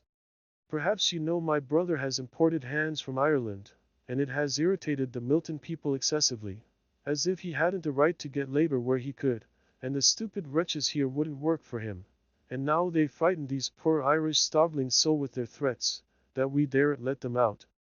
You may see them huddled in that top room in the mill, and they're to sleep there, to keep them safe from those brutes, who either work or let them work. And Mamma is seeing about their food, and John is speaking to them, for some of the women are crying to go back. Ah, here's Mamma." Mrs. Thornton came in with a look of black sternness on her face, which made Margaret feel she had arrived at a bad time to trouble her with her request. However, it was only in compliance with Mrs. Thornton's expressed desire that she would ask for whatever they might want in the progress of her mother's illness. Mrs. Thornton's brow contracted, and her mouth grew set, while Margaret spoke with gentle modesty of her mother's restlessness, and Dr. Donaldson's wish that she should have the relief of a waterbed. She ceased. Mrs. Thornton did not reply immediately. Then she started up and exclaimed, "They're at the gates! Call John, Fanny, call him in from the mill! They're at the gates! They'll batter them in! Call John, I say!" And simultaneously, the gathering tramp, to which she had been listening, instead of heeding Margaret's words, was heard just right outside the wall, and an increasing din of angry voices raged behind the wooden barrier, which shook as if the unseen maddened crowd made battering rams of their bodies, and retreated a short space only to come with more united steady impetus against it, till their great beats made the strong gates quiver like reeds before the wind. The women gathered round the windows, fascinated to look on the scene which terrified them. Mrs. Thornton, the women servants, Margaret, all were there. Fanny had returned, screaming upstairs as if pursued at every step, and had thrown herself in hysterical sobbing on the sofa. Mrs. Thornton watched for her son, who was still in the mill. He came out, looked up at them, the pale cluster of faces, and smiled good courage to them, before he locked the factory door. Then he called to one of the women to come down and undo his own door, which Fanny had fastened behind her in her mad flight. Mrs. Thornton herself went, and the sound of his well-known and commanding voice seemed to have been like the taste of blood to the infuriated multitude outside. Hitherto they had been voiceless, wordless, needing all their breath for their hard-labored efforts to break down the gates. But now, hearing him speak inside, they set up such a fierce, unearthly groan, that even Mrs. Thornton was white with fear as she preceded him into the room. He came in a little flushed, but his eyes gleamed, as in answer to the trumpet call of danger, and with a proud look of defiance on his face, that made him a noble, if not a handsome man. Margaret had always dreaded lest her courage should fail her in any emergency, and she should be proved to be, what she dreaded lest she was, a coward.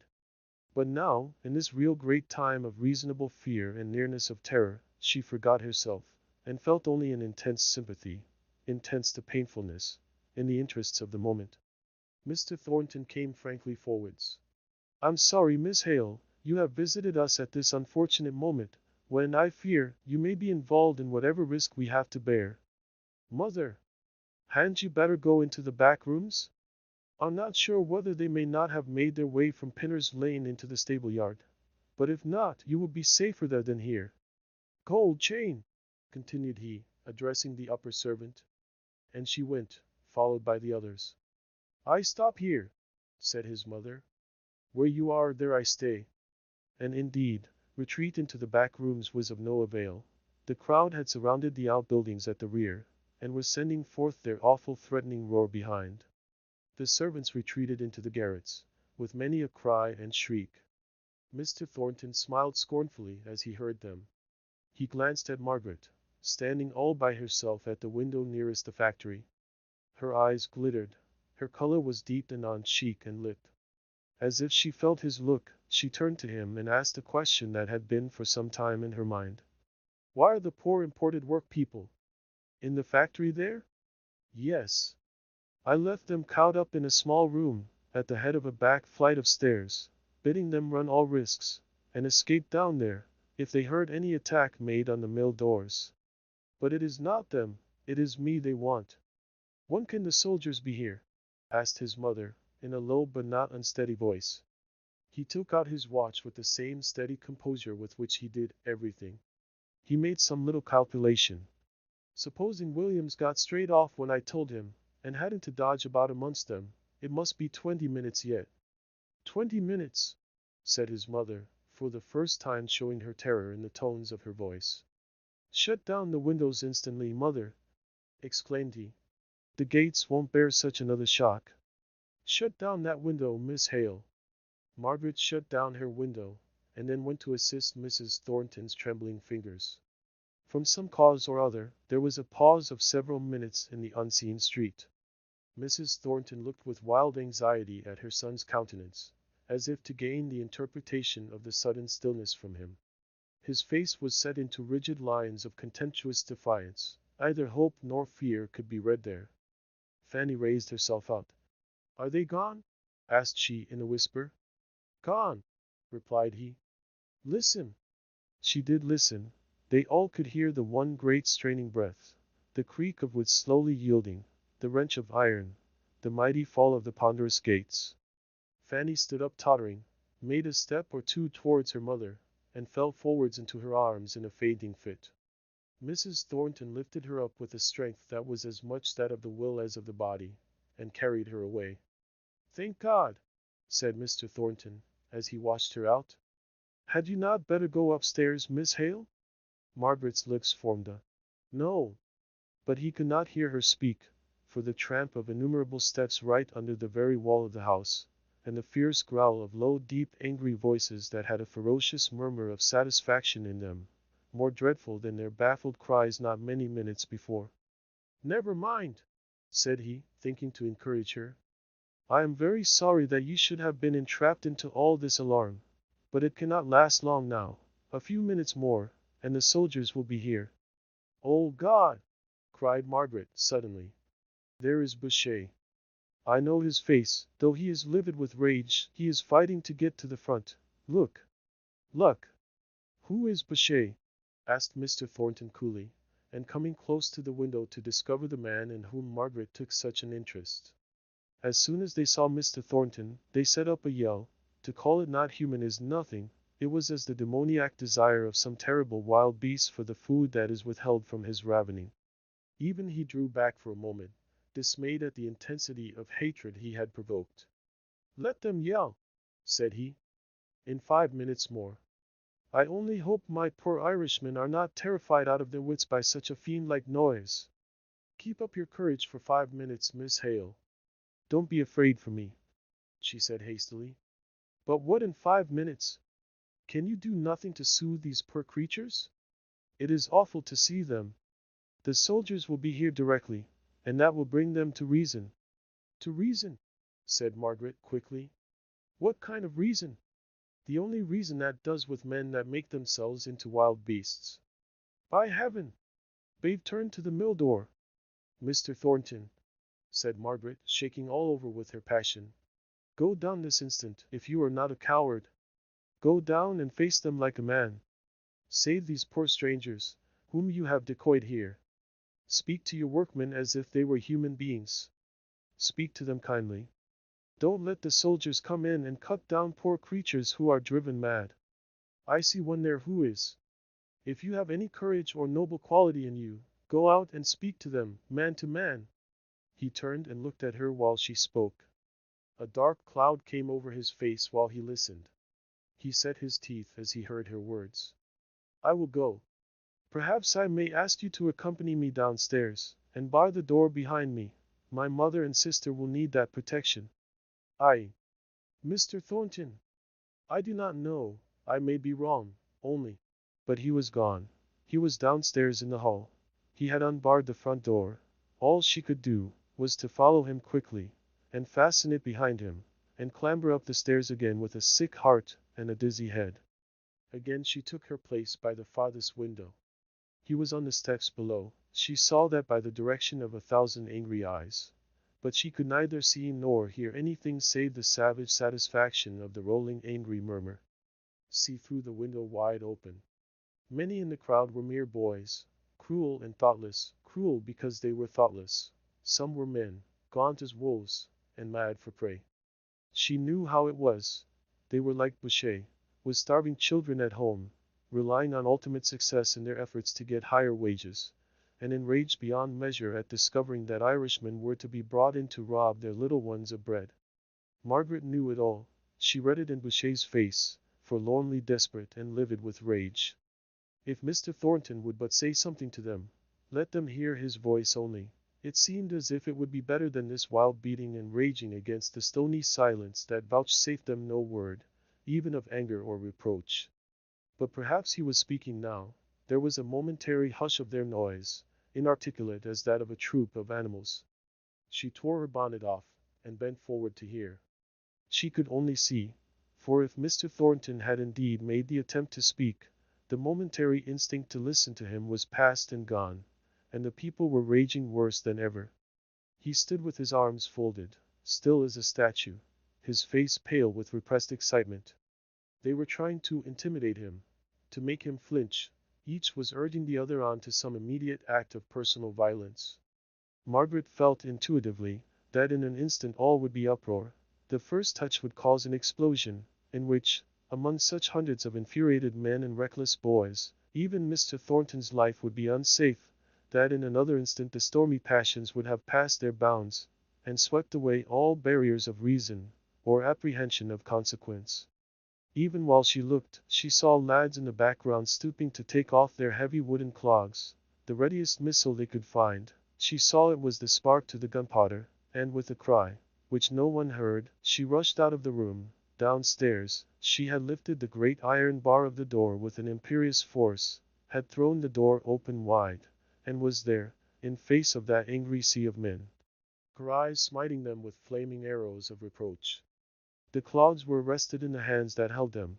The countenances, so fell not a moment before, now looked irresolute, and as if asking what this meant. For she stood between them and their enemy. She could not speak, but held out her arms towards them till she could recover breath. "Oh, do not use violence! He is one man, and you are many." But her words died away, for there was no tone in her voice. It was but a hoarse whisper. Mr. Thornton stood a little on one side. He had moved away from behind her, as if jealous of anything that should come between him and danger. "Go," said she, once more, and now her voice was like a cry. "The soldiers are sent for, are coming. Go peaceably. Go away. You shall have relief from your complaints, whatever they are." "Shall them Irish blackguards be packed back again?" asked one from out the crowd, with fierce threatening in his voice. "Never, for your bidding," exclaimed Mr. Thornton. And instantly the storm broke. The hootings rose and filled the air, but Margaret did not hear them. Her eye was on the group of lads who had armed themselves with their clogs some time before. She saw their gesture, she knew its meaning, she read their aim. Another moment, and Mr. Thornton might be smitten down, he whom she had urged and goaded to come to this perilous place. She only thought how she could save him. She threw her arms around him. She made her body into a shield from the fierce people beyond. Still, with his arms folded, he shook her off. "Go away," said he in his deep voice. "This is no place for you." "It is," said she. "You did not see what I saw." If she thought her sex would be a protection, if, with shrinking eyes she had turned away from the terrible anger of these men, in any hope that ere she looked again they would have paused and reflected, and slunk away, and vanished, she was wrong. Their reckless passion had carried them too far to stop, at least had carried some of them too far, for it is always the savage lads, with their love of cruel excitement, who head the riot, reckless to what bloodshed it may lead. A cloud whizzed through the air. Margaret's fascinated eyes watched its progress. It missed its aim, and she turned sick with affright, but changed not her position, only hid her face on Mr. Thornton's arm. Then she turned and spoke again. For God's sake, do not damage your cause by this violence. You do not know what you are doing.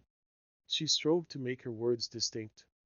A sharp pebble flew by her, grazing forehead and cheek, and drawing a blinding sheet of light before her eyes. She lay like one dead on Mr. Thornton's shoulder. Then he unfolded his arms, and held her encircled in one for an instant. You do well, said he. You come to oust the innocent stranger.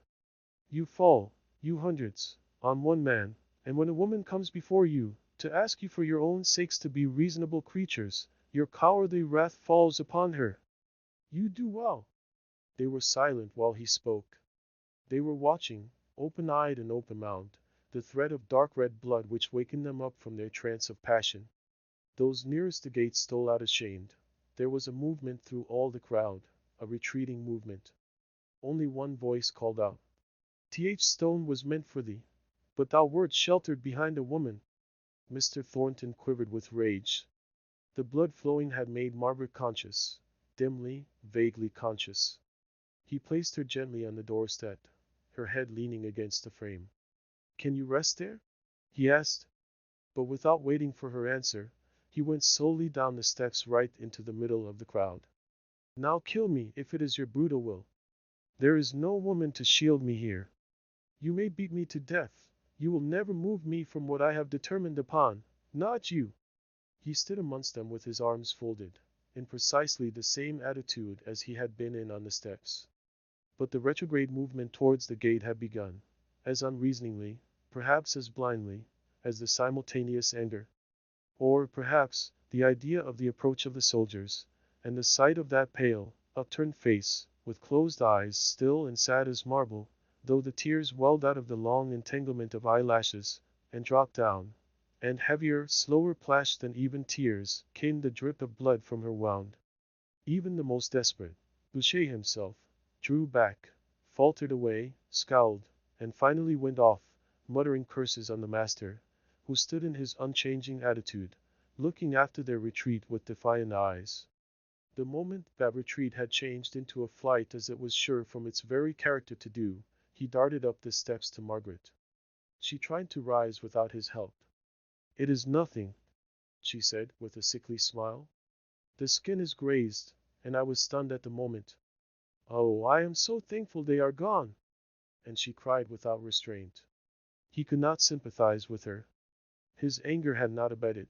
It was rising the more as his sense of immediate danger was passing away. The distant clank of the soldiers was heard, just 5 minutes too late to make this vanished mob feel the power of authority and order. He hoped they would see the troops, and be quelled by the thought of their narrow escape. While these thoughts crossed his mind, Margaret clung to the doorpost to steady herself, but a film came over her eyes. He was only just in time to catch her. "Mother, mother!" cried he. "Come down, they are gone, and Miss Hale is hurt." He bore her into the dining room, and laid her on the sofa there, laid her down softly, and looking on her pure white face, the sense of what she was to him came upon him so keenly that he spoke it out in his pain. "Oh, my Margaret, my Margaret! No one can tell what you are to me. Dead, cold as you lie there, you are the only woman I ever loved. Oh, Margaret, Margaret!" Inarticulately as he spoke, kneeling by her, and rather moaning than saying the words, he started up, ashamed of himself, as his mother came in. She saw nothing, but her son a little paler, a little sterner than usual. "Miss Hale is hurt, mother. A stone has grazed her temple. She has lost a good deal of blood, I'm afraid. She looks very seriously hurt. I could almost fancy her dead." said Mrs. Thornton, a good deal alarmed. "It is only a fainting fit. She has spoken to me since." But all the blood in his body seemed to rush inwards to his heart as he spoke, and he absolutely trembled. "Go and call Jane, she can find me the things I want, and do you go to your Irish people, who are crying and shouting as if they were mad with fright." He went. He went away as if weights were tied to every limb that bore him from her. He called Jane. He called his sister. She should have all womanly care, all gentle tendance. But every pulse beat in him as he remembered how she had come down and placed herself in foremost danger. Could it be to save him? At the time, he had pushed her aside, and spoken gruffly. He had seen nothing but the unnecessary danger she had placed herself in. He went to his Irish people, with every nerve in his body thrilling at the thought of her, and found it difficult to understand enough of what they were saying to soothe and comfort away their fears. There, they declared they would not stop. They claimed to be sent back. And so he had to think, and talk, and reason. Mrs. Thornton bathed Margaret's temples with eau de cologne. As the spirit touched the wound, which till then neither Mrs. Thornton nor Jane had perceived, Margaret opened her eyes. But it was evident she did not know where she was, nor who they were. The dark circles deepened, the lips quivered and contracted, and she became insensible once more. "She has had a terrible blow," said Mrs. Thornton.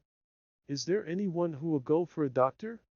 "Not me, ma'am, if you please," said Jane, shrinking back. "Them rabble may be all about. I don't think the cut is so deep, ma'am, as it looks. I will not run the chance. She was hurt in our house.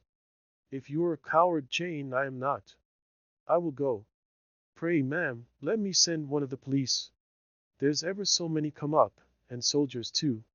And yet you're afraid to go. I will not have their time taken up with our errands. They'll have enough to do to catch some of the mob. You will not be afraid to stop in this house?" she asked contemptuously. "And go on bathing Miss Hale's forehead, shall you? I shall not be 10 minutes away. Couldn't Hannah go, ma'am?" "Why Hannah? Why any but you?" "No, Jane, if you don't go, I do." Mrs. Thornton went first to the room in which she had left Fanny stretched on the bed. She started up as her mother entered. "Oh, mamma, how you terrified me! I thought you were a man that had got into the house." "Nonsense! The men are all gone away. There are soldiers all round the place, seeking for their work now it is too late. Miss Hale is lying on the dining room sofa badly hurt. I am going for the doctor." "Why? Don't, mamma. They'll murder you." She clung to her mother's gown. Mrs. Thornton wrenched it away with no gentle hand.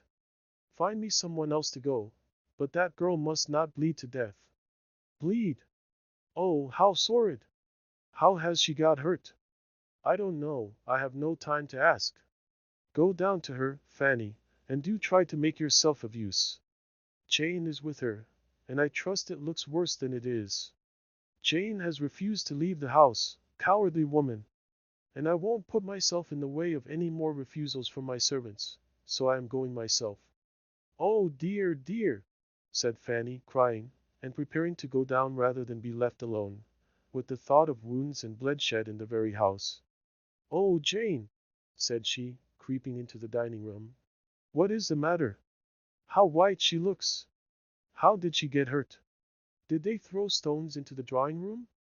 Margaret did indeed look white and wan, although her senses were beginning to return to her. But the sickly days of the swoon made her still miserably faint. She was conscious of movement around her, and of refreshment from the eau de cologne, and a craving for the bathing to go on without intermission.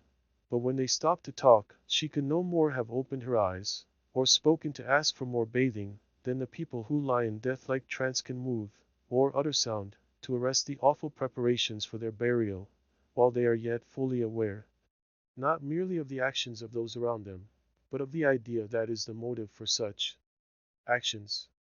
Jane paused in her bathing, to reply to Miss Thornton's question. "She'd have been safe enough, miss, if she'd stayed in the drawing room, or come up to us. We were in the front garret, and could see it all, out of harm's way." "Where was she then?" said Fanny, drawing nearer by slow degrees, as she became accustomed to the sight of Margaret's pale face. Just before the front door, with master, said Jane, significantly. With John. Was my brother. How did she get there? Nay, miss, that's not for me to say, answered Jane, with a slight toss of her head. Sarah did. Sarah what? Said Fanny, with impatient curiosity. Jane resumed her bathing, as if what Sarah did or said was not exactly the thing she liked to repeat. Sarah what? Asked Fanny sharply. Don't speak in these half sentences, or I can't understand you. Well, miss, since you will have it, Sarah, you see, was in the best place for seeing, being at the right-hand window, and she says, and said at the very time too, that she saw Miss Hale with her arms about master's neck, hugging him before all the people. I don't believe it, said Fanny. I knows she cares for my brother, any one can see that, and I dare say she'd give her eyes if he'd marry her, which he never will, I can tell her. But I don't believe she'd be so bold and forward as to put her arms round his neck. Poor young lady! She's paid for it dearly if she did. It's my belief that the blow has given her such an ascendancy of blood to the head as she'll never get the better from. She looks like a corpse now. Oh, I wish Mamma would come, said Fanny, wringing her hands. I never was in the room with a dead person before. Stay, miss. She's not dead. Her eyelids are quivering, and here's wet tears coming down her cheeks. Speak to her, Miss Fanny. Are you better now? Asked Fanny, in a quavering voice. No answer, no sign of recognition, but a faint pink color returned to her lips, although the rest of her face was ashen pale. Mrs. Thornton came hurriedly in, with the nearest surgeon she could find. How is she? Are you better, my dear? As Margaret opened her filmy eyes, and gazed dreamily at her. Here is Mr. Lowe come to see you. Mrs. Thornton spoke loudly and distinctly, as to a deaf person. Margaret tried to rise, and drew her ruffled, luxuriant hair instinctively over the cut. I'm better now, said she, in a very low, faint voice. I was a little sick. She let him take her hand and feel her pulse. The bright color came for a moment into her face, when he asked to examine the wound in her forehead, and she glanced up at Jane, as if shrinking from her inspection more than from the doctor's. It is not much, I think. I am better now. I must go home. Not until I have applied some strips of plaster, and you have rested a little. She sat down hastily, without another word, and allowed it to be bound up. Now, if you please, said she, I must go. Mamma will not see it, I think. It is under the hair, is it not? Quite, no one could tell. But you must not go, said Mrs. Thornton, impatiently. You are not fit to go. I must, said Margaret, decidedly. Think of Mamma. If they should hear, besides, I must go, said she, vehemently. I cannot stay here. May I ask for a cab? You are quite flushed and feverish, observed Mr. Lowe. It is only with being here, when I do so want to go. The air, getting away, would do me more good than anything, pleaded she. I really believe it is as she says, Mr. Lowe replied. If her mother is so ill as you told me on the way here, it may be very serious as she hears of this riot, and does not see her daughter back at the time she expects. The injury is not deep. I will fetch a cab, if your servants are still afraid to go out. Oh, thank you, said Margaret. It will do me more good than anything. It is the air of this room that makes me feel so miserable. She leant back on the sofa, and closed her eyes. Fanny beckoned her mother out of the room, and told her something that made her equally anxious with Margaret for the departure of the latter. Not that she fully believed Fanny's statement, but she credited enough to make her manner to Margaret appear very much constrained at wishing her good-bye. Mr. Lowe returned in the cab. If you will allow me, I will see you home, Miss Hale. The streets are not very quiet yet. Margaret's thoughts were quite alive enough to the present to make her desirous of getting rid of both Mr. Lowe and the cab before she reached Crampton Crescent, for fear of alarming her father and mother. Beyond that one aim she would not look. That ugly dream of insolent words spoken about herself could never be forgotten, but could be put aside till she was stronger, for, oh, she was very weak, and her mind sought for some present fact to steady itself upon, and keep it from utterly losing consciousness in another hideous, sickly swoon. Chapter 23. Mistakes. Which when his mother saw, she in her mind was troubled sore, he wist well what to wean. Spenser. Margaret had not been gone 5 minutes when Mr. Thornton came in, his face all aglow. I could not come sooner, the superintendent would. Where is she? He looked round the dining room, and then almost fiercely at his mother, who was quietly rearranging the disturbed furniture, and did not instantly reply. Where is Miss Hale? Asked he again. Gone home, said she, rather shortly. Gone home? Yes. She was a great deal better. Indeed, I don't believe it was so very much of a hurt. Only some people faint at the least thing. I am sorry she has gone home, said he, walking uneasily about. She could not have been fit for it. She said she was, and Mr. Lowe said she was. I went for him myself. Thank you, mother. He stopped, and partly held out his hand to give her a grateful shake. But she did not notice the movement. What have you done with your Irish people? Sent to the Dragon, for a good meal for them, poor wretches. And then, luckily, I caught Father Grady, and I've asked him in to speak to them, and dissuade them from going off in a body. How did Miss Hale go home? I'm sure she could not walk. She had a cab. Everything was done properly, even to the paying. Let us talk of something else. She has caused disturbance enough.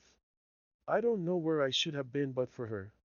Are you become so helpless as to have to be defended by a girl? Asked Mrs. Thornton scornfully. He reddened. Not many girls would have taken the blows on herself which were meant for me, meant with right down goodwill, too. A girl in love will do a good deal, replied Mrs. Thornton shortly. Mother! He made a step forwards, stood still, heaved with passion. She was a little startled at the evident force he used to keep himself calm. She was not sure of the nature of the emotions she had provoked. It was only their violence that was clear. Was it anger? His eyes glowed, his figure was dilated, his breath came thick and fast. It was a mixture of joy, of anger, of pride, of glad surprise, of panting doubt, but she could not read it. Still it made her uneasy, as the presence of all strong feeling, of which the cause is not fully understood or sympathized in, always has this effect. She went to the sideboard, opened a drawer, and took out a duster, which she kept there for any occasional purpose. She had seen a drop of eau de cologne on the polished arm of the sofa, and instinctively sought to wipe it off. But she kept her back turned to her son much longer than was necessary, and when she spoke, her voice seemed unusual and constrained. You have taken some steps about the rioters, I suppose? You don't apprehend any more violence, do you? Where were the police? Never at hand when they're wanted. On the contrary, I saw 3 or 4 of them, when the gates gave way, struggling and beating about in fine fashion, and more came running up just when the yard was clearing. I might have given some of the fellows in charge then, if I had had my wits about me. But there will be no difficulty, plenty of people can identify them. But won't they come back tonight? I'm going to see about a sufficient guard for the premises. I have appointed to meet Captain Hanbury in half an hour at the station. You must have some tea first. Tea? Yes, I suppose I must. It's 6:30, and I may be out for some time. Don't sit up for me, mother. You expect me to go to bed before I have seen you safe, do you? Well, perhaps not. He hesitated for a moment. But if I've time, I shall go round by Crampton, after I've arranged with the police and seen Hamper and Clarkson. Their eyes met. They looked at each other intently for a minute. Then she asked, Why are you going round by Crampton? To ask after Miss Hale? I will send. Williams must take the waterbed she came to ask for. He shall inquire how she is. I must go myself. Not merely to ask how Miss Hale is? No, not merely for that. I want to thank her for the way in which she stood between me and the mob. What made you go down at all? It was putting your head into the lion's mouth. He glanced sharply at her, saw that she did not know what had passed between him and Margaret in the drawing room, and replied by another question. Shall you be afraid to be left without me, until I can get some of the police, or have we better send Williams for them now, and they could be here by the time we have done tea? There's no time to be lost. I must be off in a quarter of an hour." Mrs. Thornton left the room. Her servants wondered at her directions, usually so sharply cut and decided, now confused and uncertain. Mr. Thornton remained in the dining room, trying to think of the business he had to do at the police office, and in reality thinking of Margaret.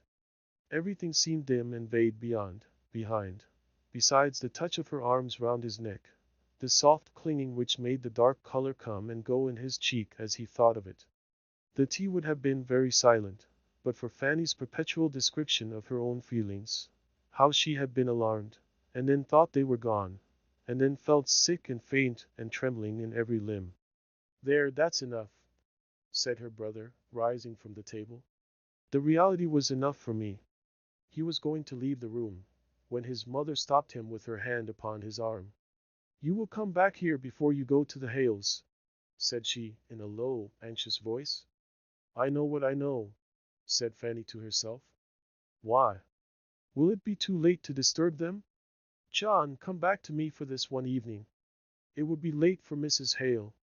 But that is not it. Tomorrow, you will come back tonight, John."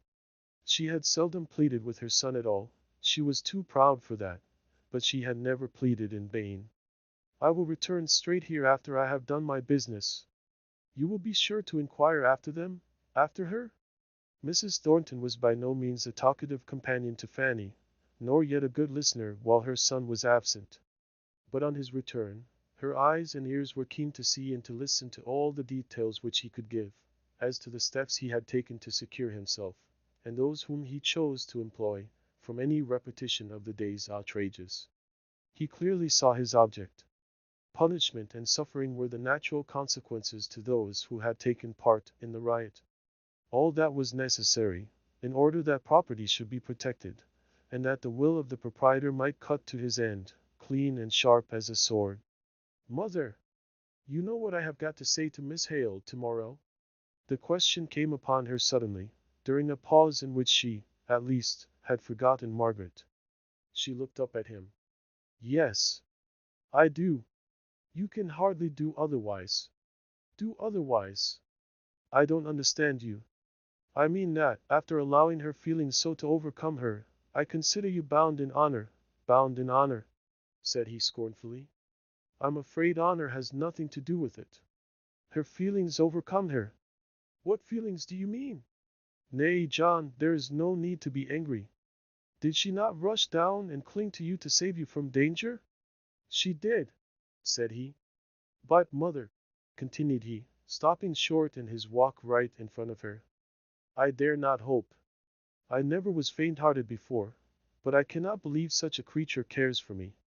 "Don't be foolish, John." "Such a creature! Why, she might be a duke's daughter, to hear you speak. And what proof more would you have, I wonder, of her caring for you? I can believe she has had a struggle with her aristocratic way of viewing things, but I like her the better for seeing clearly at last." "It is a good deal for me to say," said Mrs. Thornton, smiling slowly, while the tears stood in her eyes. "For after tonight I stand second. It was to have you to myself, all to myself, a few hours longer, that I begged you not to go till tomorrow." "Dearest mother!"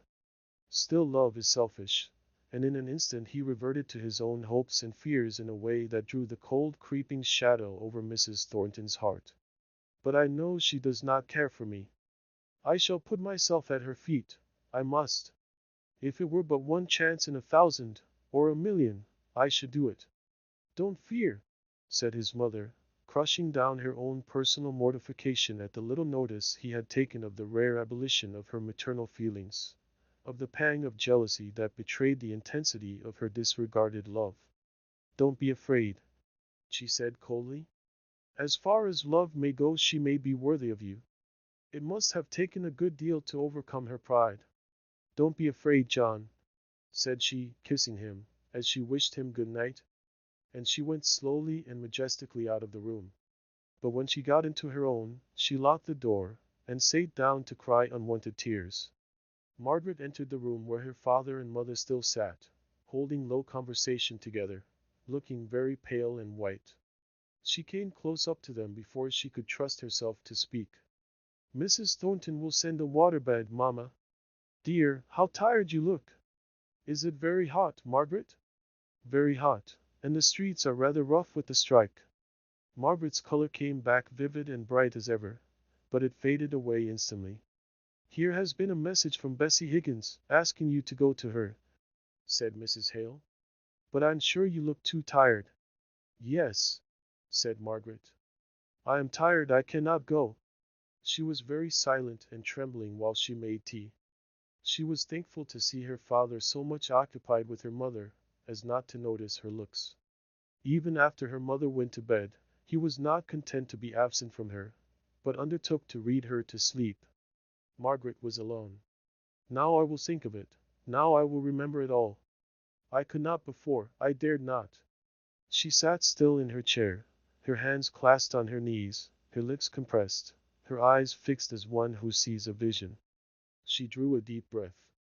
I, who hate scenes, I, who have despised people for showing emotion, who have thought them wanting in self-control, I went down and must needs throw myself into the melee, like a romantic fool. Did I do any good? They would have gone away without me, I dare say.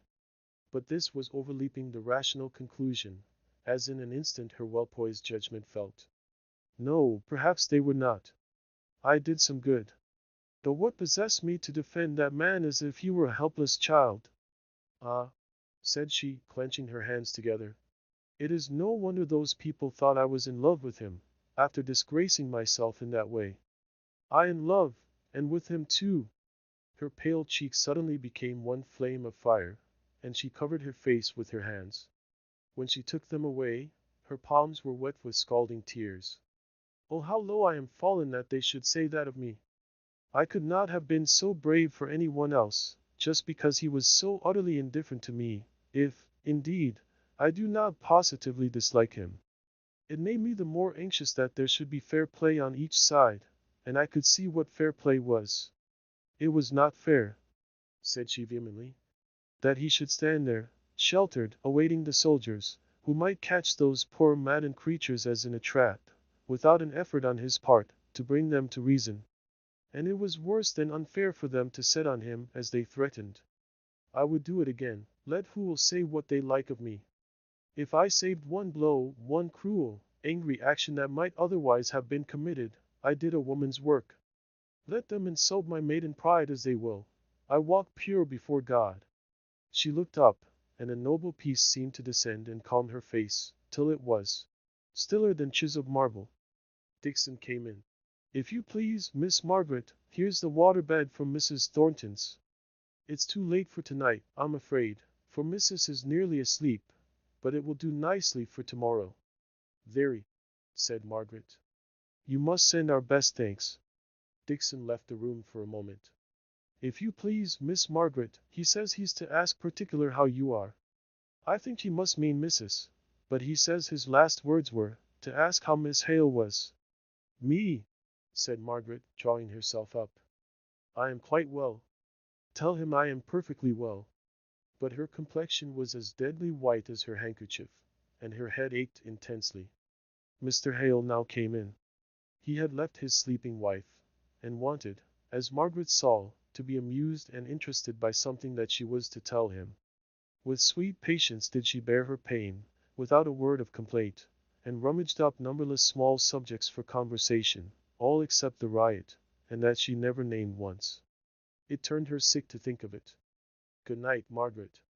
I have every chance of a good night myself, and you are looking very pale with your watching. I shall call Dixon if your mother needs anything. Do you go to bed and sleep like a top, for I'm sure you need it, poor child. Good night, Papa. She let her color go, the false smile fade away, the eyes grow dull with heavy pain. She released her strong will from its laborious task.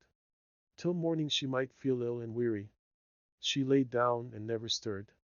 To move hand or foot, or even so much as one finger, would have been beyond the powers of either volition or motion. She was so tired, so stunned, that she thought she never slept at all. Her feverish thoughts passed and repassed the boundary between sleeping and waking, and kept their own miserable identity. She could not be alone. Prostrate, powerless as she was, a cloud of faces looked up at her, giving her no idea of fierce vivid anger, or of personal danger, but a deep sense of shame that she should thus be the object of universal regard, a sense of shame so acute that it seemed as if she would fain have burrowed into the earth to hide herself, and yet she could not escape out of that unwinking glare of many eyes. Chapter 24. Mistakes cleared up.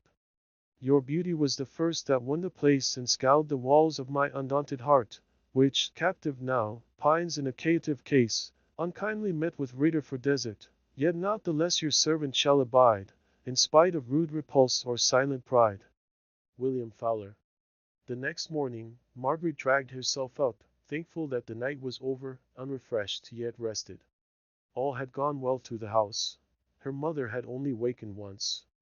A little breeze was stirring in the hot air, and though there were no trees to show the playful tossing movement caused by the wind among the leaves, Margaret knew how, somewhere or another, by wayside, in copses, or in thick green woods, there was a pleasant, murmuring dancing sound, a rushing and falling noise, the very thought of which was an echo of distinct gladness in her heart.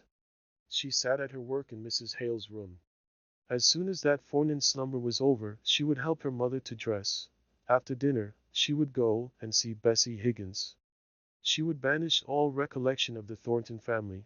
No need to think of them till they absolutely stood before her in flesh and blood. But, of course, the effort not to think of them brought them only the more sternly before her, and from time to time, the hot flush came over her pale face, sweeping it into color, as a sunbeam from between watery clouds comes swiftly moving over the sea. Dixon opened the door very softly, and stole on tiptoe up to Margaret, sitting by the shaded window. "Mr. Thornton, Miss Margaret. He is in the drawing room." Margaret dropped her sewing. "Did he ask for me? Isn't Papa come in?" "He asked for you, miss, and Master is out." "Very well, I will come," said Margaret quietly. But she lingered strangely. Mr. Thornton stood by one of the windows, with his back to the door, apparently absorbed in watching something in the street. But in truth he was afraid of himself. His heart beat thick at the thought of her coming. He could not forget the touch of her arms around his neck, impatiently felt as it had been at the time. But now the recollection of her clinging defense of him seemed to thrill him through and through, to melt away every resolution, all power of self-control, as if it were wax before a fire. He dreaded lest he should go forwards to meet her, with his arms held out in mute entreaty that she would come and nestle there, as she had done, all unheeded, the day before, but never unheeded again. His heart throbbed loud and quick. Strong man as he was, he trembled at the anticipation of what he had to say, and how it might be received. She might droop, and flush, and flutter to his arms, as to her natural home and resting place. One moment he glowed with impatience at the thought that she might do this, the next he feared a passionate rejection, the idea of which withered up his future with so deadly a blight that he refused to think of it. He was startled by the sense of the presence of someone else in the room. He turned round. She had come in so gently that he had never heard her. The street noises had been more distinct to his inattentive ear than her slow movements, in her soft muslin gown. She stood by the table, not offering to sit down. Her eyelids were dropped half over her eyes. Her teeth were shut, not compressed. Her lips were just parted over them, allowing the white line to be seen between their curve. Her slow, deep breathings dilated her chin and beautiful nostrils. It was the only motion visible on her countenance. The fine-grained skin, the oval cheek, the rich outline of her mouth, its corners deep set in dimples, were all wan and pale today, the loss of their usual natural healthy color being made more evident by the heavy shadow of the dark hair, brought down upon her temples, to hide all sign of the blows she had received. Her head, for all its drooping eyes, was thrown a little back, in the old proud attitude. Her long arms hung motionless by her sides. Altogether she looked like some prisoner, falsely accused of a crime that she loathed and despised, and from which she was too indignant to justify herself. Mr. Thornton made a hasty step or two forwards, recovered himself, and went with quiet firmness to the door which she had left open, and shut it. Then he came back, and stood opposite to her for a moment, receiving the general impression of her beautiful presence, before he dared to disturb it, perhaps to repel it, by what he had to say. Miss Hale, I was very ungrateful yesterday. You had nothing to be grateful for, said she, raising her eyes, and looking full and straight at him. You mean, I suppose, that you believe you ought to thank me for what I did. In spite of herself, in defiance of her anger, the thick blushes came all over her face, and burned into her very eyes, which fell not nevertheless from their grave and steady look. It was only a natural instinct. Any woman would have done just the same. We all feel the sanctity of our sex as a high privilege when we see danger. I'd rather, said she, hastily, to apologize to you for having said thoughtless words which sent you down into the danger. It was not your words, it was the truth they conveyed, pungently as it was expressed. But you shall not drive me off upon that, and so escape the expression of my deep gratitude. He was on the verge now. He would not speak in the haste of his hot passion. He would weigh each word. He would, and his will was triumphant. He stopped in mid-career. I do not try to escape from anything, said she. I simply say that you owe me no gratitude, and I may add that any expression of it will be painful to me, because I do not feel that I deserve it. Still, if it will relieve you from even a fancied obligation, speak on. I do not want to be relieved from any obligation, said he, goaded by her calm manner. Fancied or not fancied, I question not myself to know which. I choose to believe that I owe my very life to you. I smile, and think it an exaggeration if you will. I believe it, because it adds a value to that life to think. Oh, Miss Hale, continued he, lowering his voice to such a tender intensity of passion that she shivered and trembled before him. To think circumstances so wrought, that whenever I exult in existence henceforward, I may say to myself, all this gladness in life, all honest pride in doing my work in the world, all this keen sense of being, I owe to her. And it doubles the gladness, it makes the pride glow, it sharpens the sense of existence till I hardly know if it is pain or pleasure to think that I owe it to one. Nay, you shall hear, said he, stepping forward with stern determination. To one whom I love, as I do not believe man ever loved woman before. He held her hand tight in his. He panted as he listened for what should come. He threw the hand away with indignation, as he heard her icy tone, for icy it was, though the words came faltering out, as if she knew not where to find them. Your way of speaking shocks me. It is blasphemous. I cannot help it, if that is my first feeling. It might not be so, I dare say, if I understood the kind of feeling you describe. I do not want to vex you, and besides, we must speak gently, for mamma is asleep. But your whole matter offends me. How? Exclaimed he. Offends you? I am indeed most unfortunate. Yes, said she with recovered dignity. I do feel offended, and I think justly. You seem to fancy that my conduct of yesterday, again the deep carnation blush, but this time with eyes kindling with indignation rather than shame, was a personal act between you and me, and that you may come and thank me for it, instead of perceiving, as a gentleman would. Yes, a gentleman, she repeated, in allusion to their former conversation about that word, that any woman, worthy of the name of woman, would come forward to shield, with her reverenced helplessness, a man in danger from the violence of numbers. And the gentleman thus rescued is forbidden the relief of thanks. He broke in contemptuously. I am a man. I claimed the right of expressing my feelings, and I yielded to the right, simply saying that you gave me pain by insisting upon it, she replied proudly. But you seem to have imagined that I was not merely guided by womanly instinct, but, and here the passionate tears kept down for long, struggled with vehemently came up into her eyes and choked her voice, but that I was prompted by some particular feeling for you. Why, there was not a man, not a poor desperate man in all that crowd, for whom I had not more sympathy, for whom I should not have done what little I could more heartily. You may speak on, Miss Hale.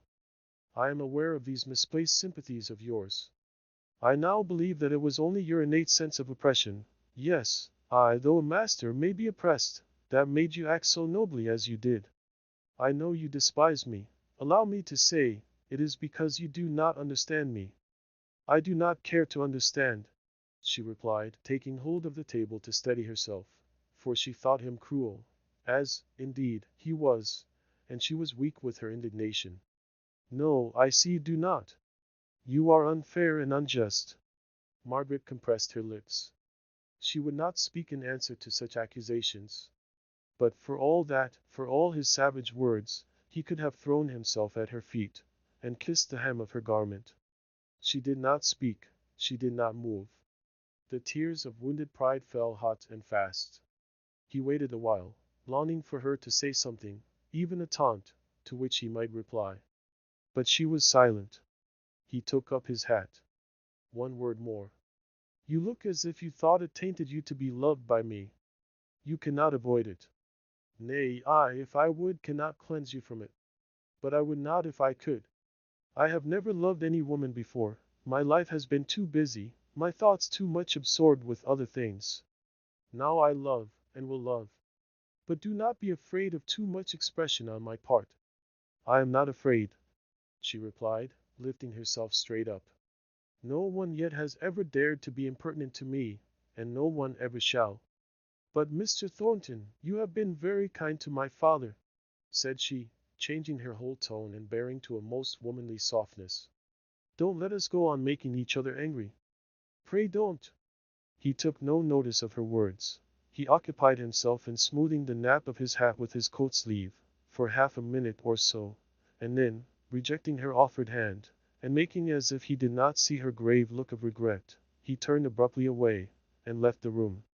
Margaret caught one glance at his face before he went.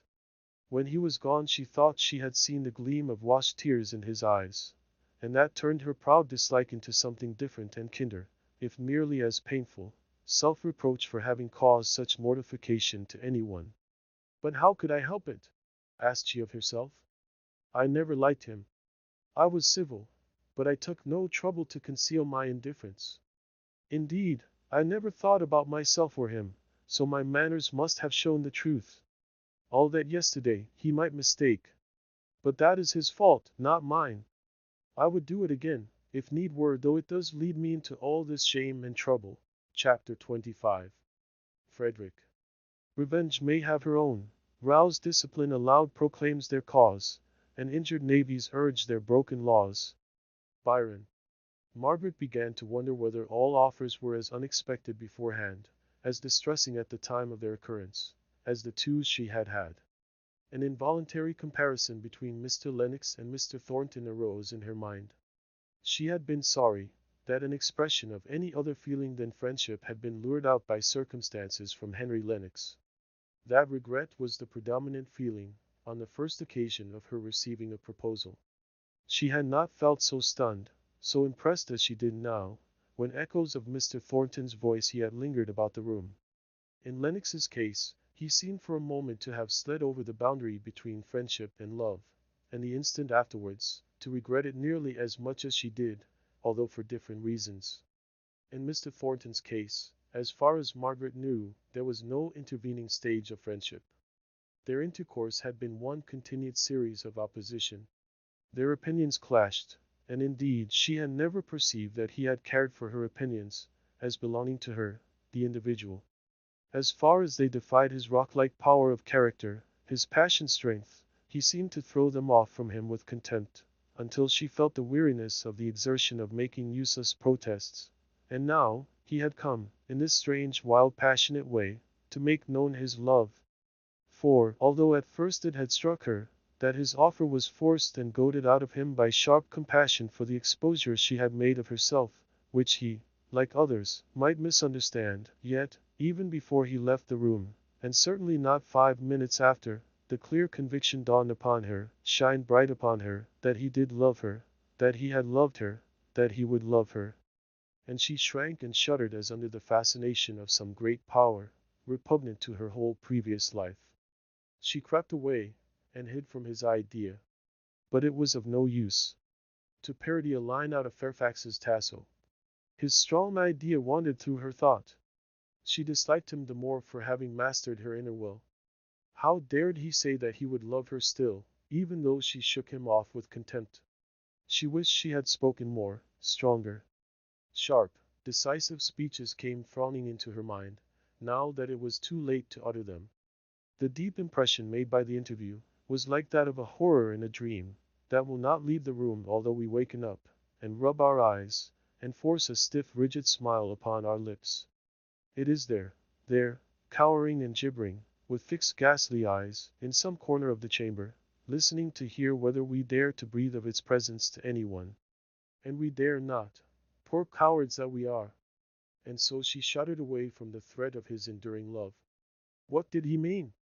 Had she not the power to daunt him? She would see. It was more daring than became a man to threaten her so. Did he ground it upon the miserable yesterday? If need were, she would do the same tomorrow, by a crippled beggar, willingly and gladly, but by him, she would do it, just as bravely, in spite of his deductions, and the cold slime of woman's impertinence. She did it because it was right, and simple, and true to save where she could save, even to try to save. Fais ce que dois, advienne que pourra. Hitherto she had not stirred from where he had left her. No outward circumstances had roused her out of the trance of thought in which she had been plunged by his last words, and by the look of his deep, intent, passionate eyes, as their flames had made her own fall before them.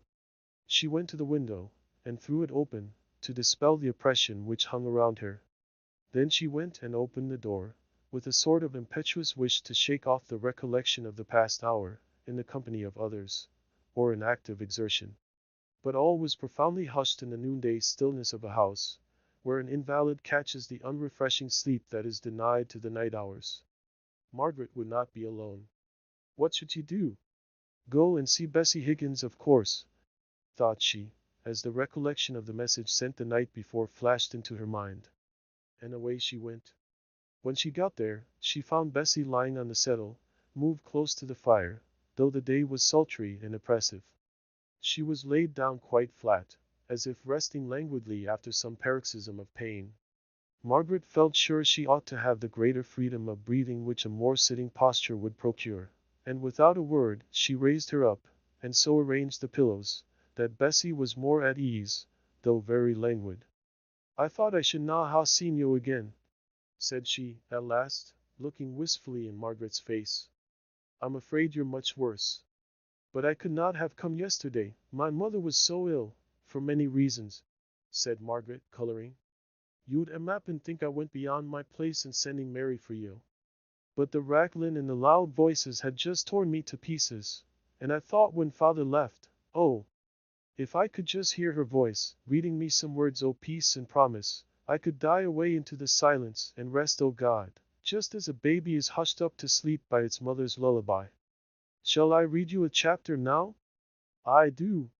Mappen I shan't listen to th sense, at first, it will seem far away, but when you'll come to words I like, to th comforting texts, it'll seem close in my ear, and going through me as it were."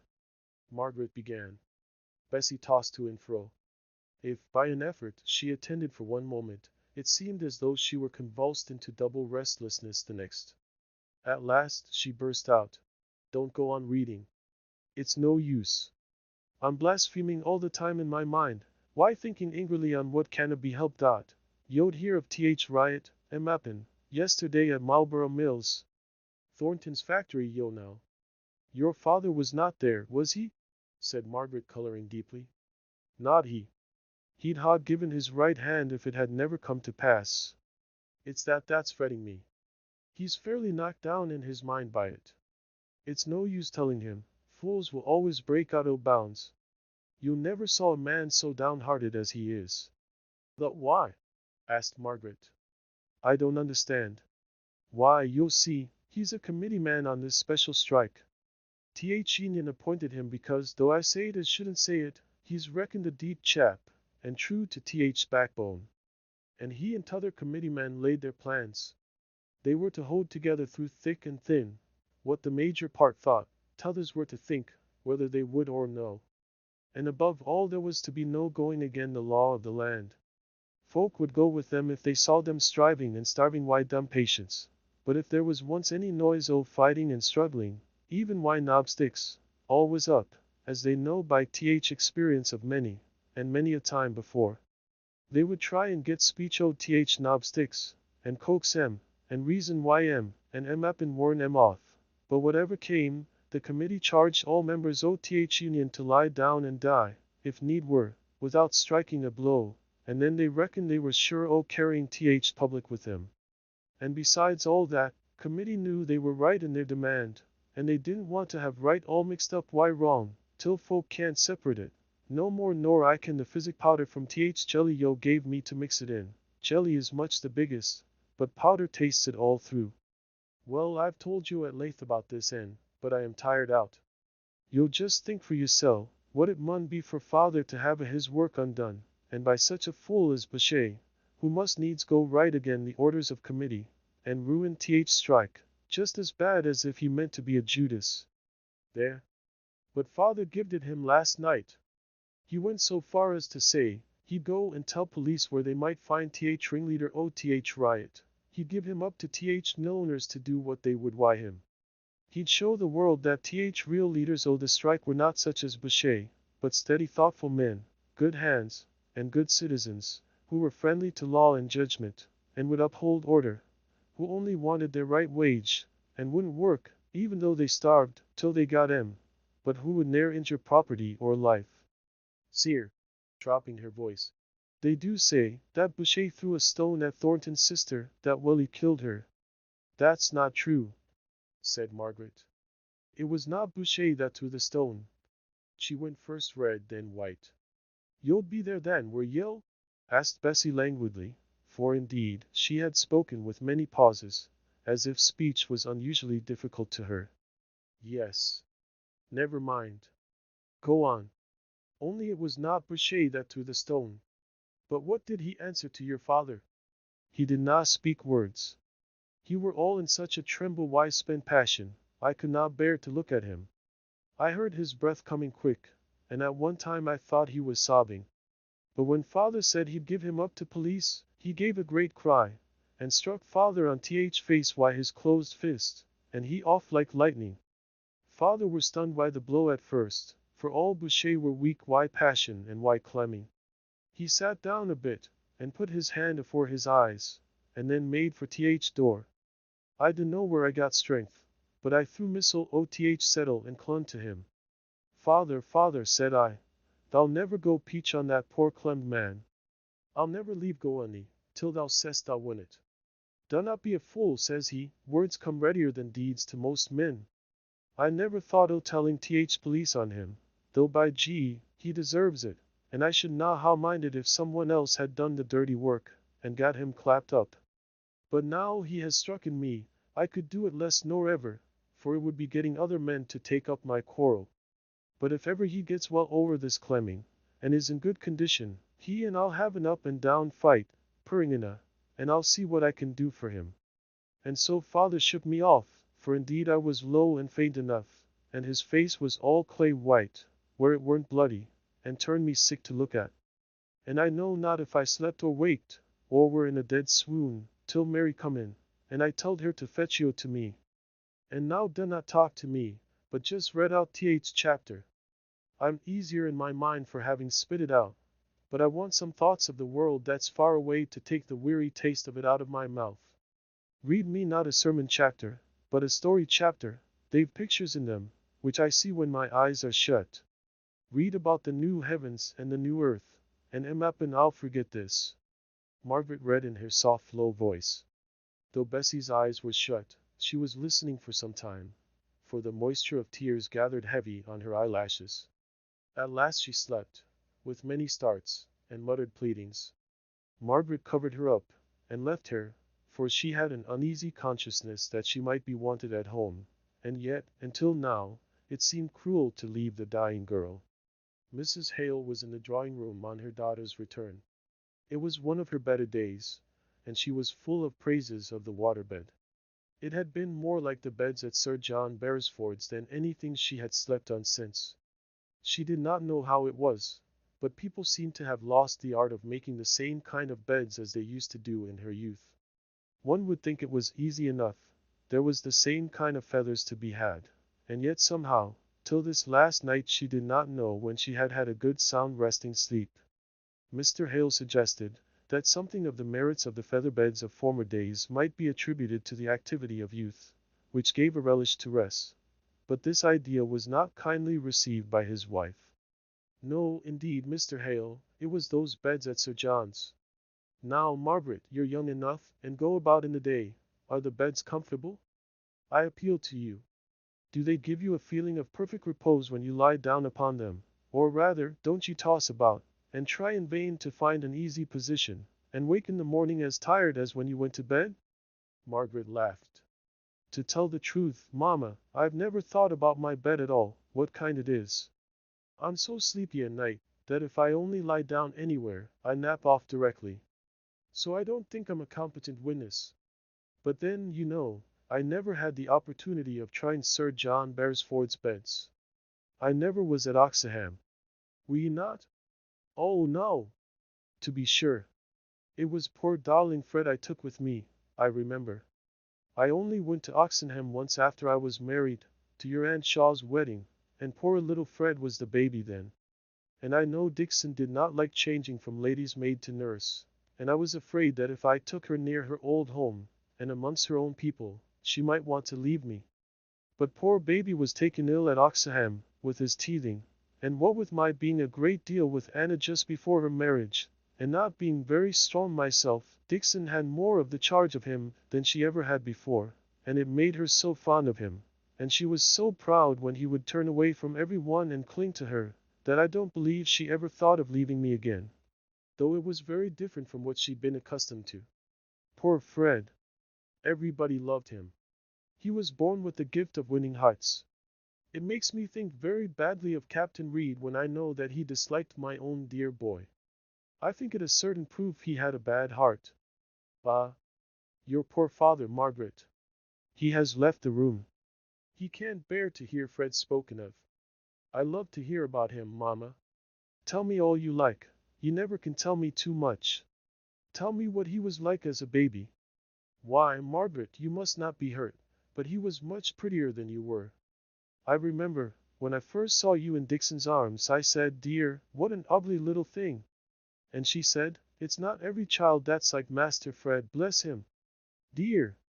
How well I remember it. Then I could have had Fred in my arms every minute of the day, and his cot was close by my bed. And now, Margaret, I don't know where my boy is, and sometimes I think I shall never see him again. Margaret sat down by her mother's sofa on a little stool, and softly took hold of her hand, caressing it and kissing it, as if to comfort. Mrs. Hale cried without restraint. At last she sat straight, stiff up on the sofa, and turning round to her daughter, she said with tearful, almost solemn earnestness, "Margaret, if I can get better, if God lets me have a chance of recovery, it must be through seeing my son Frederick once more. It will waken up all the poor springs of health left in me." She paused, and seemed to try and gather strength for something more yet to be said.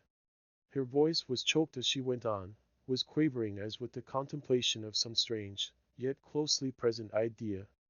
"And, Margaret, if I am to die, if I am one of those appointed to die before many weeks are over, I must see my child first. I cannot think how it must be managed, but I charge you, Margaret, as you yourself hope for comfort in your last illness, bring him to me that I may bless him. Only for 5 minutes, Margaret. There could be no danger in 5 minutes. Oh, Margaret, let me see him before I die." Margaret did not think of anything that might be utterly unreasonable in this speech. We do not look for reason or logic in the passionate entreaties of those who are sick unto death.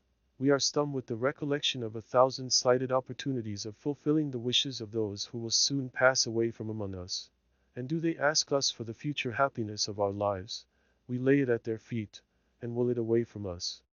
But this wish of Mrs. Hale's was so natural, so just, so right to both parties, that Margaret felt as if, on Frederick's account as well as on her mother's, she ought to overlook all intermediate chances of danger, and pledge herself to do everything in her power for its realization. The large, pleading, dilated eyes were fixed upon her wistfully, steady in their gaze, though the poor white lips quivered like those of a child. Margaret gently rose up and stood opposite to her frail mother, so that she might gather the secure fulfillment of her wish from the calm steadiness of her daughter's face. "Mamma, I will write tonight, and tell Frederick what you say. I am as sure that he will come directly to us, as I am sure of my life. Be easy, Mamma, you shall see him as far as anything earthly can be promised. You will write tonight? Oh, Margaret! The post goes out at 5, you will write by it, won't you? I have so few hours left. I feel, dear, as if I should not recover, though sometimes your father overpersuades me into hoping. You will write directly, won't you? Don't lose a single post, for just by that very post I may miss him. But Mamma, Papa is out." "Papa is out? And what then? Do you mean that he would deny me this last wish, Margaret? Why, I should not be ill, be dying, if he had not taken me away from Helstone, to this unhealthy, smoky, sunless place." "Oh, Nana," said Margaret. "Yes, it is so indeed. He knows it himself, he has said so many a time. He would do anything for me. You don't mean he would refuse me this last wish, prayer, if you will. And, indeed, Margaret, the longing to see Frederick stands between me and God. I cannot pray till I have this one thing. Indeed, I cannot. Don't lose time, dear, dear Margaret. Write by this very next post. Then he may be here in 22 days. For he is sure to come. No cords or chains can keep him.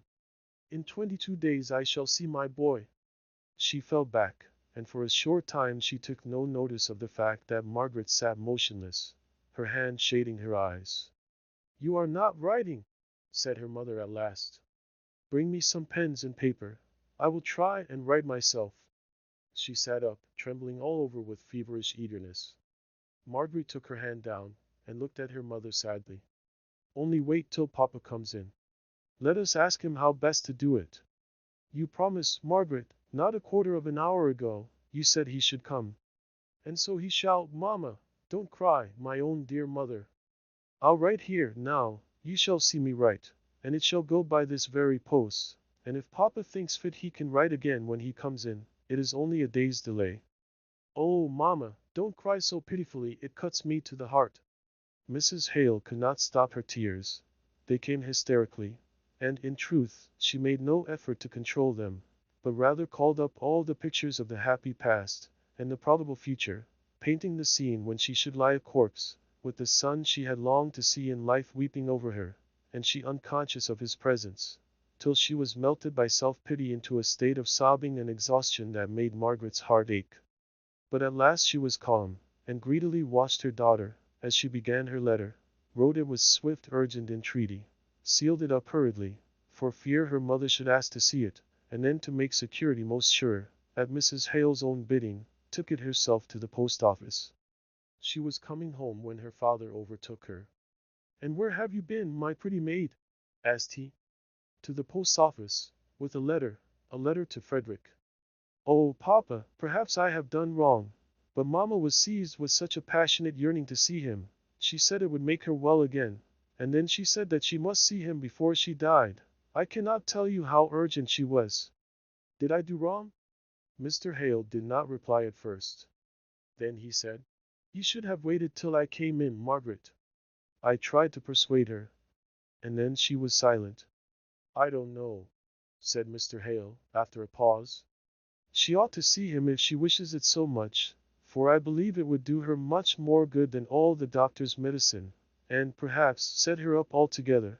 But the danger to him, I'm afraid, is very great." "All these years since the mutiny, Papa?" "Yes. It is necessary, of course, for government to take very stringent measures for the repression of offenses against authority, more particularly in the Navy, where a commanding officer needs to be surrounded in his men's eyes with a vivid consciousness of all the power there is at home to back him, and take up his cause, and avenge any injuries offered to him, if need be. Ah, it's no matter to them how far their authorities have tyrannized, galled hasty tempers to madness, or, if that can be any excuse afterwards, it is never allowed for in the first instance. They spare no expense, they send out ships, they scour the seas to lay hold of the offenders. The lapse of years does not wash out the memory of the offense. It is a fresh and vivid crime on the unmarred books till it is blotted out by blood. "Oh, papa, what have I done?" And yet it seemed so right at the time. Unsure Frederick himself would run the risk. So he would, so he should. Nay, Margaret, I'm glad it is done, though I durst not have done it myself. Unthankful it is as it is. I should have hesitated till, perhaps, it might have been too late to do any good. Dear Margaret, you have done what is right about it, and the end is beyond our control. It was all very well, but her father's account of the relentless manner in which mutinies were punished made Margaret shiver and creep.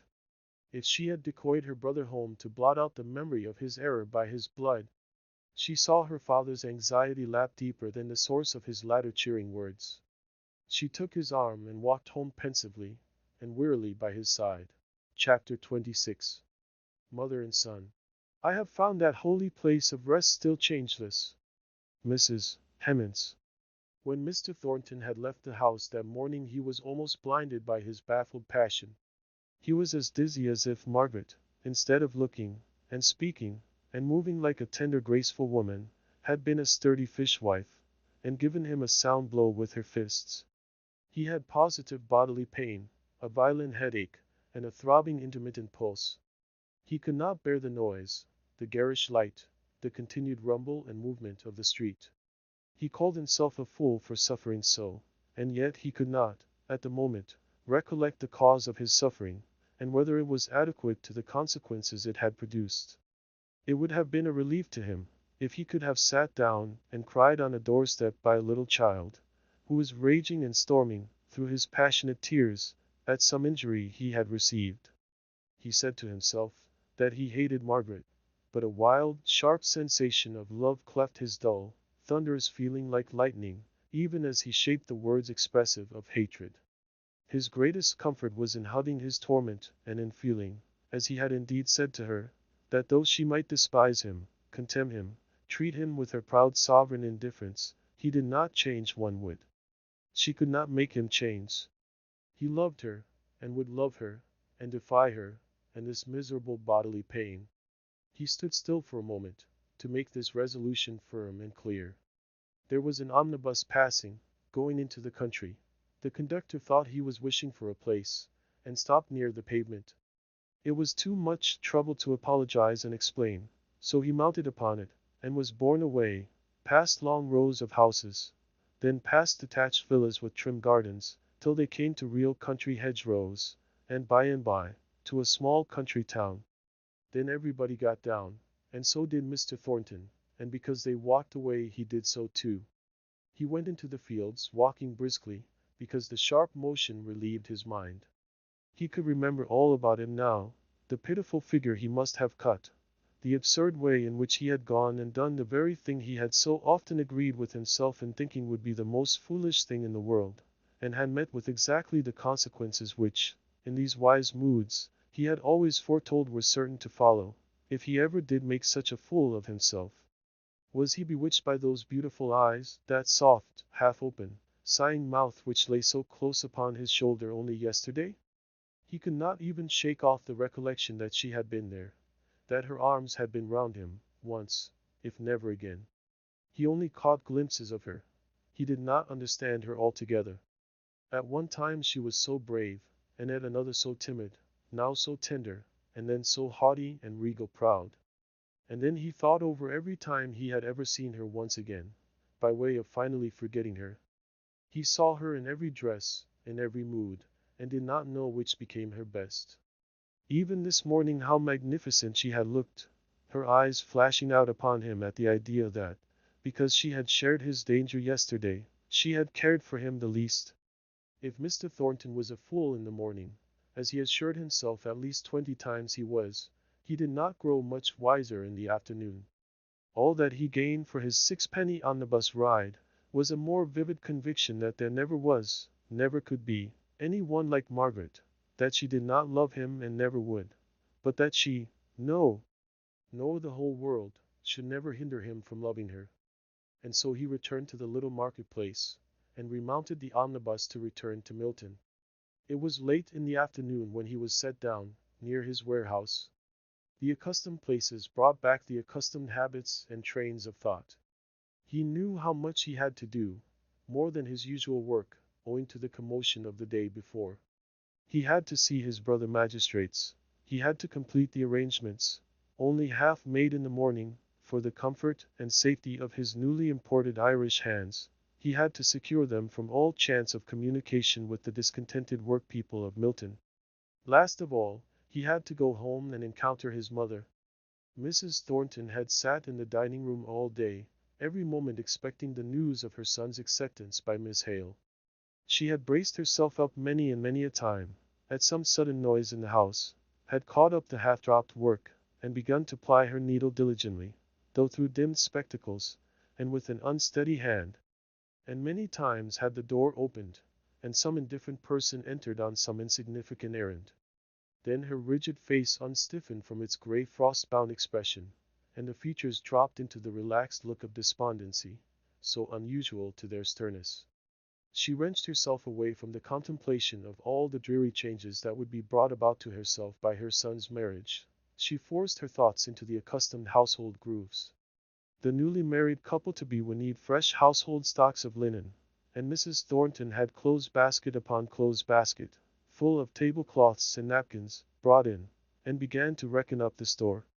There was some confusion between what was hers, and consequently marked G. H. T. for George and Hannah Thornton, and what was her son's, bought with his money, marked with his initials. Some of those marked G. H. T. with Dutch damask of the old kind, exquisitely fine. None were like them now. Mrs. Thornton stood looking at them long. They had been her pride when she was first married. Then she knit her brows, and pinched and compressed her lips tight, and carefully unpicked the GH. She went so far as to search for the turkey-red marking thread to put in the new initials. But it was all used, and she had no heart to send for any more just yet. So she looked fixedly at vacancy, a series of visions passing before her, in all of which her son was the principal, the sole object, her son, her pride, her property. Still he did not come. Doubtless he was with Miss Hale. The new love was displacing her already from her place as first in his heart. A terrible pain, a pang of vain jealousy, shot through her. She hardly knew whether it was more physical or mental, but it forced her to sit down. In a moment she was up again as straight as ever, a grim smile upon her face for the first time that day, ready for the door opening, and the rejoicing triumphant one, who should never know the sore regret his mother felt at his marriage. In all this, there was little thought enough of the future daughter-in-law as an individual. She was to be John's wife. To take Mrs. Thornton's place as mistress of the house was only one of the rich consequences which decked out the supreme glory, all household plenty and comfort, all purple and fine linen, honor, love, obedience, troops of friends, would all come as naturally as jewels on a king's robe, and be as little thought of for their separate value. To be chosen by John would separate a kitchen wench from the rest of the world. And Miss Hale was not so bad. If she had been a Milton lass, Mrs. Thornton would have positively liked her. She was pungent, and had taste, and spirit, and flavor in her. True, she was sadly prejudiced, and very ignorant, but that was to be expected from her southern breeding. A strange sort of mortified comparison of Fanny with her went on in Mrs. Thornton's mind, and for once she spoke harshly to her daughter, abused her roundly, and then, by way of penance, she took up Henry's Commentaries, and tried to fix her attention on it, instead of pursuing the employment she took pride in, and continuing her inspection of the table linen. His step at last. She heard him, even while she thought she was finishing a sentence, while her eye did pass over it, and her memory could mechanically have repeated it word for word. She heard him come in at the hall door. Her quickened sense could interpret every sound of motion. Now he was at the hat stand, now at the very room door. Why did he pause? Let her know the worst. Yet her head was down over the book. She did not look up. He came close to the table, and stood still there, waiting till she should have finished the paragraph which apparently absorbed her. By an effort she looked up. Well, John? He knew what that little speech meant. But he had steeled himself. He longed to reply with a jest. The bitterness of his heart could have uttered one, but his mother deserved better of him. He came round behind her, so that she could not see his looks, and bending back her gray, stony face, he kissed it, murmuring, "No one loves me, no one cares for me, but you, mother." He turned away and stood leaning his head against the mantelpiece, tears forcing themselves into his manly eyes. She stood up, she tottered. For the first time in her life, the strong woman tottered. She put her hands on his shoulders. She was a tall woman. She looked into his face. She made him look at her. Mother's love is given by God, John. It holds fast forever and ever. A girl's love is like a puff of smoke. It changes with every wind. And she would not have you, my own lad, would not she? She set her teeth. She showed them like a dog for the whole length of her mouth. He shook his head. I am not fit for her, mother. I knew I was not. She ground out words between her closed teeth. He could not hear what she said, but the look in her eyes interpreted it to be a curse, if not as coarsely worded, as fell in intent as ever was uttered. And yet her heart leapt up light, to know he was her own again. Mother, said he hurriedly, I cannot hear a word against her. Spare me, spare me. I am very weak in my sore heart. I love her yet. I love her more than ever. And I hate her, said Mrs. Thornton, in a low, fierce voice. I tried not to hate her, when she stood between you and me, because I said to myself she would make him happy, and I would give my heart's blood to do that. But now, I hate her for your misery's sake. Yes, John, it's no use hiding up your aching heart from me. I am the mother that bore you, and your sorrow is my agony, and if you don't hate her, I do. Then, mother, you make me love her more. She is unjustly treated by you, and I must make the balance even. But why do we talk of love or hatred? She does not care for me, and that is enough, too much. Let us never name the subject again. It is the only thing you can do for me in the matter. Let us never name her. Was all my heart. I only wish that she, and all belonging to her, was swept back to the place they came from. He stood still, gazing into the fire for a minute or two longer. Her dry, dim eyes filled with unwanted tears as she looked at him, but she seemed just as grim and quiet as usual when he next spoke. Warrants are out against 3 men for conspiracy, mother. The riot yesterday helped to knock up the strike. And Margaret's name was no more mentioned between Mrs. Thornton and her son. They fell back into their usual mode of talk, about facts, not opinions, far less feelings. Their voices and tones were calm and cold. A stranger might have gone away and thought that he had never seen such frigid indifference of demeanor between such near relations. Chapter 27. Fruit Peace. For never anything can be amiss when simpleness and duty tender it. Midsummer Night's Dream. Mr. Thornton went straight and clear into all the interests of the following day. There was a slight demand for finished goods, and as it affected his branch of the trade, he took advantage of it, and drove hard bargains.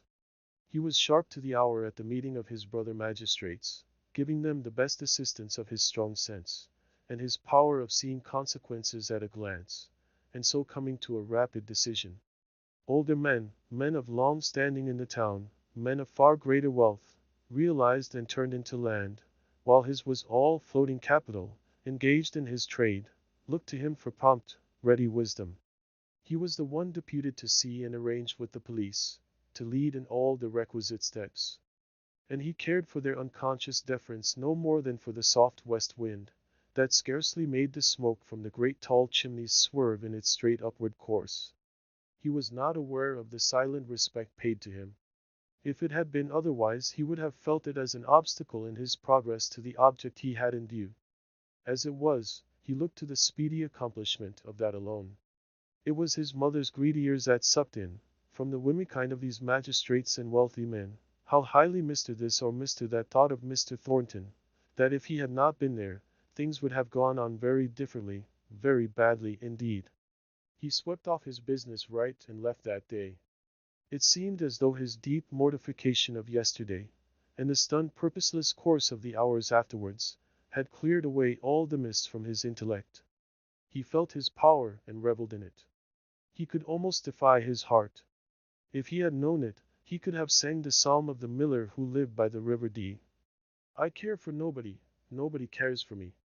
The evidence against Boucher, and other ringleaders of the riot, was taken before him, that against the three others, for conspiracy, failed. But he sternly charged the police to be on the watch, for the swift right arm of the law should be in readiness to strike, as soon as they could prove a fault. And then he left the hot reeking room in the borough court, and went out into the fresher, but still sultry street. It seemed as though he gave way all at once. He was so languid that he could not control his thoughts. They would wander to her. They would bring back the scene, not of his repulse and rejection the day before, but the looks, the actions of the day before that. He went along the crowded streets mechanically, winding in and out among the people, but never seeing them, almost sick with longing for that one half hour, that one brief space of time when she clung to him, and her heart beat against his, to come once again. "Why, Mr. Thornton! You're cutting me very coolly, I must say. And how is Mrs. Thornton? Brave what it is. We doctors don't like it, I can tell you. I beg your pardon, Dr. Donaldson. I really didn't see you. My mother's quite well, thank you. It is a fine day, and good for the harvests, I hope. If the wheat is well got in, we shall have a brisk trade next year, whatever you doctors have." "Aye, aye. Each man for himself. Your bad weather, and your bad times, are my good ones. When trade is bad, there's more undermining of health, and preparation for death, going on among you Milton men than you're aware of. Not with me, doctor. I'm made of iron. The news of the very worst bad debt I ever had, never made my pulse vary. This strike, which affects me more than any one else in Milton, more than hamper, never comes near my appetite. You must go elsewhere for a patient, doctor. By the way, you've recommended me a good patient, poor lady. Not to go on talking in this heartless way, I seriously believe that Mrs. Hale, that lady in Crampton, you know, hasn't many weeks to live. I never had any hope of cure, as I think I told you, but I've been seeing her today, and I think very badly of her." Mr. Thornton was silent. The vaunted steadiness of Post failed him for an instant. "Can I do anything, doctor?" he asked, in an altered voice. "You know, you would see, that money is not very plentiful. Are there any comforts or dainties she ought to have?" "No," replied the doctor, shaking his head. "She craves for fruit, she has a constant fever on her. But Jargonelle pears will do as well as anything, and there are quantities of them in the market." "You will tell me if there is anything I can do, I'm sure," replied Mr. Thornton. "I rely upon you." "I never see her." "I'll not spare your purse, I know it's deep enough. I wish you'd give me a carte blanche for all my patients, and all their wants." But Mr. Thornton had no general benevolence, no universal philanthropy. Few even would have given him credit for strong affections. But he went straight to the first fruit shop in Milton, and chose out the bunch of purple grapes with the most delicate bloom upon them, the richest colored peaches, the freshest vine leaves. They were packed into a basket, and the shopman awaited the answer to his inquiry. "Where shall we send them to, sir?" There was no reply. "To Marlborough Mills, I suppose, sir?" "No," Mr. Thornton said. "Give the basket to me, I'll take it." It took up both his hands to carry it, and he had to pass through the busiest part of the town for feminine shopping. Many a young lady of his acquaintance turned to look after him, and thought it strange to see him occupied just like a porter or an errand boy. He was thinking, "I will not be daunted from doing as I choose by the thought of her. I like to take this food to the poor mother, and it is simply right that I should. She shall never scorn me out of doing what I please. A pretty joke, indeed, if, for fear of a haughty girl, I failed in doing a kindness to a man I liked. I do it for Mr. Hale. I do it in defiance of her." He went at an unusual pace, and was soon at Crampton.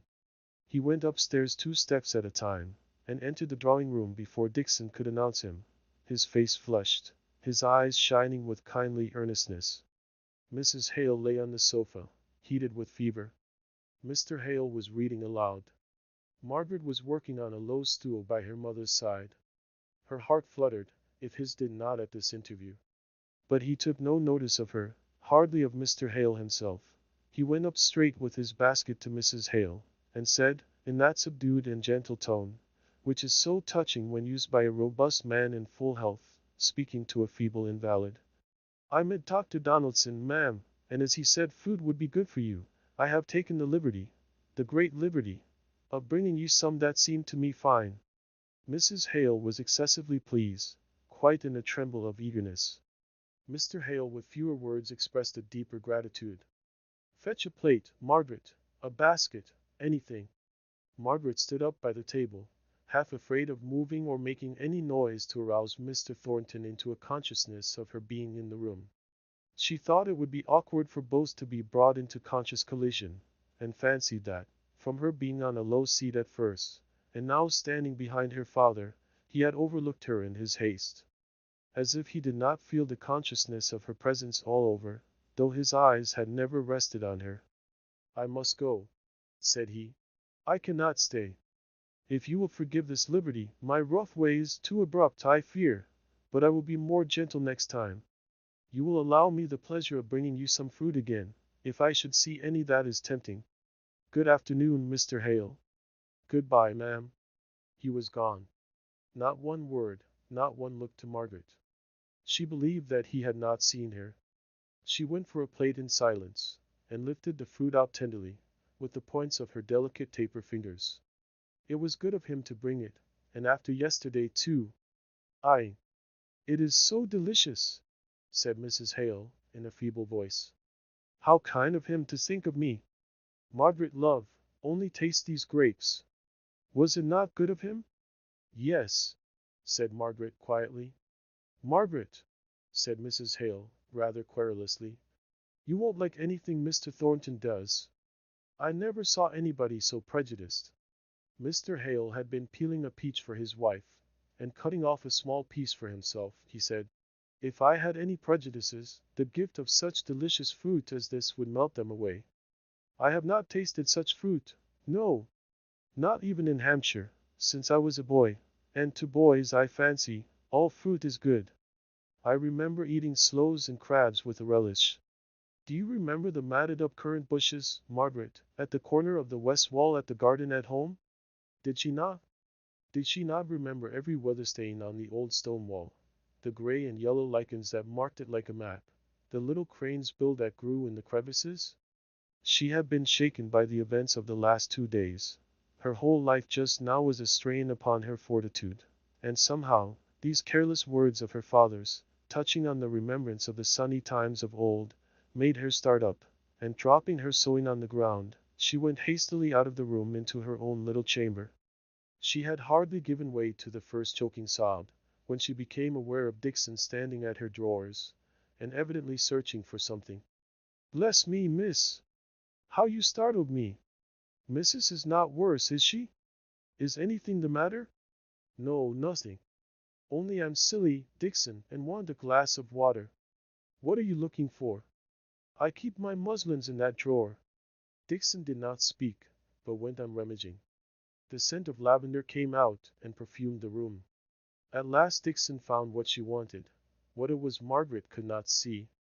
Dixon faced round, and spoke to her. "Now I don't like telling what I wanted, because you've fretting enough to go through, and I know you'll fret about this. I meant to have kept it from you till night, may be, or such times as that." "What is the matter? Pray tell me, Dixon, at once." "That young woman you go to see, Haydens I mean." "Well?" "Well, she died this morning, and her sister is here, come to beg a strange thing. It seems, the young woman who died had a fancy for being buried in something of yours, and so the sister's come to ask for it, and I was looking for a nightcap that wasn't too good to give away." "Aye. Let me sign one," said Margaret, in the midst of her tears. "Poor Bessie! I never thought I should not see her again. Why, that's another thing. This girl downstairs wanted me to ask you if you would like to see her." "But she's dead," said Margaret, turning a little pale. "I never saw a dead person." "No, I would rather not. I should never have asked you, if you hadn't come in. I told her you wouldn't." "I will go down and speak to her," said Margaret, afraid lest Dixon's harshness of manner might wound the poor girl. So, taking the cap in her hand, she went to the kitchen. Mary's face was all swollen with crying, and she burst out afresh when she saw Margaret. Oh, ma'am, she loved yo, she loved yo, she did indeed. And for a long time, Margaret could not get her to say anything more than this. At last, her sympathy, and Dixon's scolding, forced out a few facts. Nicholas Higgins had gone out in the morning, leaving Bessie as well as on the day before. But in an hour she was taken worse. Some neighbor ran to the room where Mary was working. They did not know where to find her father. Mary had only come in a few minutes before she died. It were a day or two ago she asked to be buried in somewhat o' yourn. She were never tired o' talking o' yo. She used to say yo were the prettiest thing she ever clapped eyes on. She loved yo dearly. Her last words would give her my affectionate respects, and keep father fro drink. You'll come and see her, ma'am. She would ha thought it a great compliment, I know. Margaret shrank a little from answering. Yes, perhaps I may. Yes, I will. I'll come before tea. But where's your father, Mary? Mary shook her head, and stood up to be going. Miss Hale, said Dixon, in a low voice, where's the use o' your going to see the poor thing laid out? I'd never say a word against it, if it could do the girl any good, and I wouldn't mind a bit going myself, if that would satisfy her. They've just a notion, these common folks, of its being a respect to the departed. Here, said she, turning sharply round, I'll come and see your sister. Miss Hale is busy, and she can't come, or else she would. The girl looked wistfully at Margaret. Dixon's coming might be a compliment, but it was not the same thing to the poor sister, who had had her little pangs of jealousy, during Bessie's lifetime, at the intimacy between her and the young lady. No, Dixon, said Margaret with decision. I will go. Mary, you shall see me this afternoon. And for fear of her own cowardice, she went away, in order to take from herself any chance of changing her determination. Chapter 28. Comfort in Sorrow. Through cross to crown, and though thy spirit's life trials untold assail with giant strength, good cheer! Good cheer! Soon ends the bitter strife, and thou shalt reign in peace with Christ at length. Cosgarten. I sooth, we feel too strong in will, to need thee on that road. But woe being come, the soul is dumb, that crieth not on God. Mrs. Browning. That afternoon she walked swiftly to the Higginses' house. Mary was looking out for her, with a half distrustful face. Margaret smiled into her eyes to reassure her. They passed quickly through the house place, upstairs, and into the quiet presence of the dead. Then Margaret was glad that she had come. The face, so often weary with pain, so restless with troublous thoughts, had now the faint soft smile of eternal rest upon it. The slow tears gathered into Margaret's eyes, but a deep calm entered into her soul. And that was death. It looked more peaceful than life. All beautiful scriptures came into her mind. They rest from their labors. The weary-eyed rest. He giveth his beloved sleep. Slowly, slowly Margaret turned away from the bed. Mary was humbly sobbing in the background. They went downstairs without a word. Resting his hand upon the house table, Nicholas Higgins stood in the midst of the floor, his great eyes startled open by the news he had heard, as he came along the court, from many busy tongues. His eyes were dry and fierce, studying the reality of her death, bringing himself to understand that her place should know her no more. For she had been sickly, dying so long, that he had persuaded himself she would not die, that she would pull through. Margaret felt as if she had no business to be there, familiarly acquainting herself with the surroundings of death, which he, the father, had only just learnt. There had been a pause of an instant on the steep crooked stair, when she first saw him, but now she tried to steal past his abstracted gaze, and to leave him in the solemn circle of his household misery. Mary sat down on the first chair she came to, and throwing her apron over her head, began to cry. The noise appeared to rouse him. He took sudden hold of Margaret's arm, and held her till he could gather words to speak. His throat seemed dry. They came up thick, and choked, and hoarse. Were you with her? Did you see her die? No, replied Margaret, standing still with the utmost patience. Now she found herself perceived. It was some time before he spoke again, but he kept his hold on her arm. All men must die, said he at last, with a strange sort of gravity, which first suggested to Margaret the idea that he had been drinking, not enough to intoxicate himself, but enough to make his thoughts bewildered. But she were younger than me. Still he pondered over the event, not looking at Margaret, though he grasped her tight. Suddenly, he looked up at her with a wild searching inquiry in his glance. "You're sure and certain she's dead, not in a dwam, a faint? She's been so before often." "She is dead," replied Margaret. She felt no fear in speaking to him, though he hurt her arm with his gripe, and wild gleams came across the stupidity of his eyes. "She is dead," she said. He looked at her still with that searching look, which seemed to fade out of his eyes as he gazed. Then he suddenly let go his hold of Margaret, and throwing his body half across the table, he shook it and every piece of furniture in the room, with his violent sobs. Mary came trembling towards him. "Get thee gone! Get thee gone!" he cried, striking wildly and blindly at her. "What do I care for thee?" Margaret took her hand and held it softly in hers. He tore his hair, he beat his head against the hard wood, then he lay exhausted and stupid. Still his daughter and Margaret did not move. Mary trembled from head to foot. At last, it might have been a quarter of an hour, it might have been an hour, he lifted himself up. His eyes were swollen and bloodshot, and he seemed to have forgotten that any one was by. He scowled at the watchers when he saw them.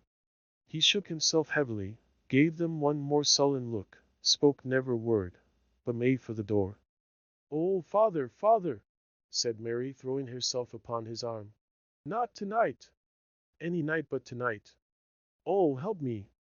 He's going out to drink again. Father, I'll not leave you. Yo may strike, but I'll not leave you.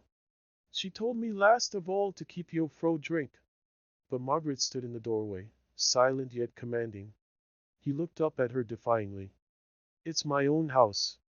Stand out o' the way, wench, or I'll make yo." He had shaken off Mary with violence. He looked ready to strike Margaret. But she never moved a feature, never took her deep, serious eyes off him. He stared back on her with gloomy fierceness. If she had stirred hand or foot, he would have thrust her aside with even more violence than he had used to his own daughter, whose face was bleeding from her fall against the chair. "What are you looking at me in that way for?" asked he at last, daunted and awed by her severe calm. "If you'll think for to keep me from going what gate I choose, because she loved you, and in my own house too, where I never asked you to come, you'll remistan. It's very hard upon a man that he can't go to the only comfort left." Margaret felt that he acknowledged her power. What could she do next? He had seated himself on a chair, close to the door, half conquered, half resenting, intending to go out as soon as she left her position, but unwilling to use the violence he had threatened not 5 minutes before. Margaret laid her hand on his arm. "Come with me," she said. "Come and see her." The voice in which she spoke was very low and solemn, but there was no fear or doubt expressed in it, either of him or of his compliance. He sullenly rose up. He stood uncertain, with dogged irresolution upon his face. She waited him there, quietly and patiently waited for his time to move. He had a strange pleasure in making her wait, but at last he moved towards the stairs. She and he stood by the corpse. Her last words to Mary were, "Keep my father fro Drake." "It canna hurt her now," muttered he. "Naught can hurt her now." Then, raising his voice to a wailing cry, he went on. "We may quarrel and fall out, we may make peace and be friends, we may climb to skin and bone, and not all our griefs will ever touch her more. Who's had her portion on em? What why hard work first, and sickness at last, who led the life of a dog, and to die without knowing one good piece o' rejoicing in all her days. Nay, wench, whatever who said, who can know naught about it now, and I mun ha a sup o' drink just to steady me against sorrow." "No," said Margaret, softening with his softened manner. "You shall not. If her life has been what you say, at any rate she did not fear death as some do. Oh, you should have heard her speak of the life to come, the life hidden with God, that she is now gone to." He shook his head, glancing sideways up at Margaret as he did so. His pale, haggard face struck her painfully. "You are sorely tried. Where have you been all day? Not at work?" Not at work, sure enough, said he, with a short, grim laugh. Not at what you call work. I were at the committee, till I was sickened out why trying to make fools here reason. I were fetched to Boucher's wife afore 7 this morning. She's bed fast, but she were raving and raging to know where her dunner-headed brute of a chap was, as if I'd to keep him, as if he were fit to be ruled by me. The d fool, who has put his foot in all our plans. And I've walked my feet so why going about for to see men who wouldn't be seen, now the law is raised against us. And I was sore-hearted too, which is worse than sore-footed, and if I did see a friend who was to treat me, I never knew who lay dying here. Bess, lass, thou believe me, thou wouldst thou? Turning to the poor dumb form with wild appeal. I am sure, said Margaret. I am sure you did not know, it was quite sudden. But now you see it would be different. You do know, you do see her lying there. You hear what she said with her last breath. You will not go? No answer. In fact, where was he to look for comfort? Come home with me, said she at last, with a bold venture, half trembling at her own proposal as she made it. At least you shall have some comfortable food, which I'm sure you need. Your father's a parson? Asked he, with a sudden turn in his ideas. He was, said Margaret shortly. I'll go and take a dish o' tea with him, since you've asked me. I've many a thing I often wish to say to a parson, and I'm not particular as to whether he's preaching now, or not. Margaret was perplexed. His drinking tea with her father, who would be totally unprepared for his visitor, her mother soil, seemed utterly out of the question, and yet as she drew back now, it would be worse than ever, sure to drive him to the gin shop. She thought that if she could only get him to their own house, it was so great a step gained that she would trust to the chapter of accidents for the next. Goodbye, oh you wench! We've parted company at last, we have. But thou's been a blessin' to thy father ever sin' thou wert born. Bless thy white lips, lass, they've a smile on 'em now. And I'm glad to see it once again, though I'm lone and forlorn for evermore. He stooped down and fondly kissed his daughter, covered up her face, and turned to follow Margaret. She had hastily gone downstairs to tell Mary of the arrangement, to say it was the only place she could think of to keep him from the gin palace, to urge Mary to come too, for her heart smote her at the idea of leaving the poor affectionate girl alone. But Mary had friends amongst the neighbors, she said, who would come in and sit a bit with her. It was all right, but father, he was there by them where she would have spoken more. He had shaken off his emotion, as if he was ashamed of having ever given way to it, and had even o'erleaped himself so much that he assumed a sort of bitter mirth, like the crackling of thorns under a pot. I'm going to take my tea, why her father, I am. But he slouched his cap low down over his brow as he went out into the street, and looked either to the right nor to the left, while he tramped along by Margaret's side. He feared being upset by the words, still more the looks, of sympathizing neighbors. So he and Margaret walked in silence. As he got near the street in which he knew she lived, he looked down at his clothes, his hands, his shoes. I should have mappen ha clean missile, first. It certainly would have been desirable, but Margaret assured him he should be allowed to go into the yard, and have soap and towel provided. She would not let him slip out of her hands just then. While he followed the house servant along the passage, and to the kitchen, stepping cautiously on every dark mark in the pattern of the oilcloth, in order to conceal his dirty footprints, Margaret ran upstairs. She met Dixon on the landing. How is Mamma? Where is Papa? Mrs. was tired, and gone into her own room. She had wanted to go to bed, but Dixon had persuaded her to lie down on the sofa, and have her tea brought to her there. It would be better than getting restless by being too long in bed. So far, so good. But where was Mr. Hale? In the drawing-room. Margaret went in half breathless with the hurried story she had to tell. Of course, she told it incompletely, and her father was rather taken aback by the idea of the drunken weaver awaiting him in his quiet study, with whom he was expected to drink tea, and on whose behalf Margaret was anxiously pleading. The meek, kind-hearted Mr. Hale would have readily tried to console him in his grief, but unluckily, the point Margaret dwelt upon most forcibly was the fact of his having been drinking, and her having brought him home with her as a last expedient to keep him from the gin shop. One little event had come out of another so naturally that Margaret was hardly conscious of what she had done, till she saw the slight look of repugnance on her father's face. "Eh, papa! He really is a man you will not dislike, if he won't be shocked to begin with. But, Margaret, to bring a drunken man home, and your mother so ill!" Margaret's countenance fell. "I am sorry, papa. He is very quiet. He is not tipsy at all. He was only rather strange at first, but that might be the shock of poor Bessie's death." Margaret's eyes filled with tears. Mr. Hale took hold of her sweet pleading face in both his hands, and kissed her forehead. "It is all right, dear. I'll go and make him as comfortable as I can, and do you attend to your mother.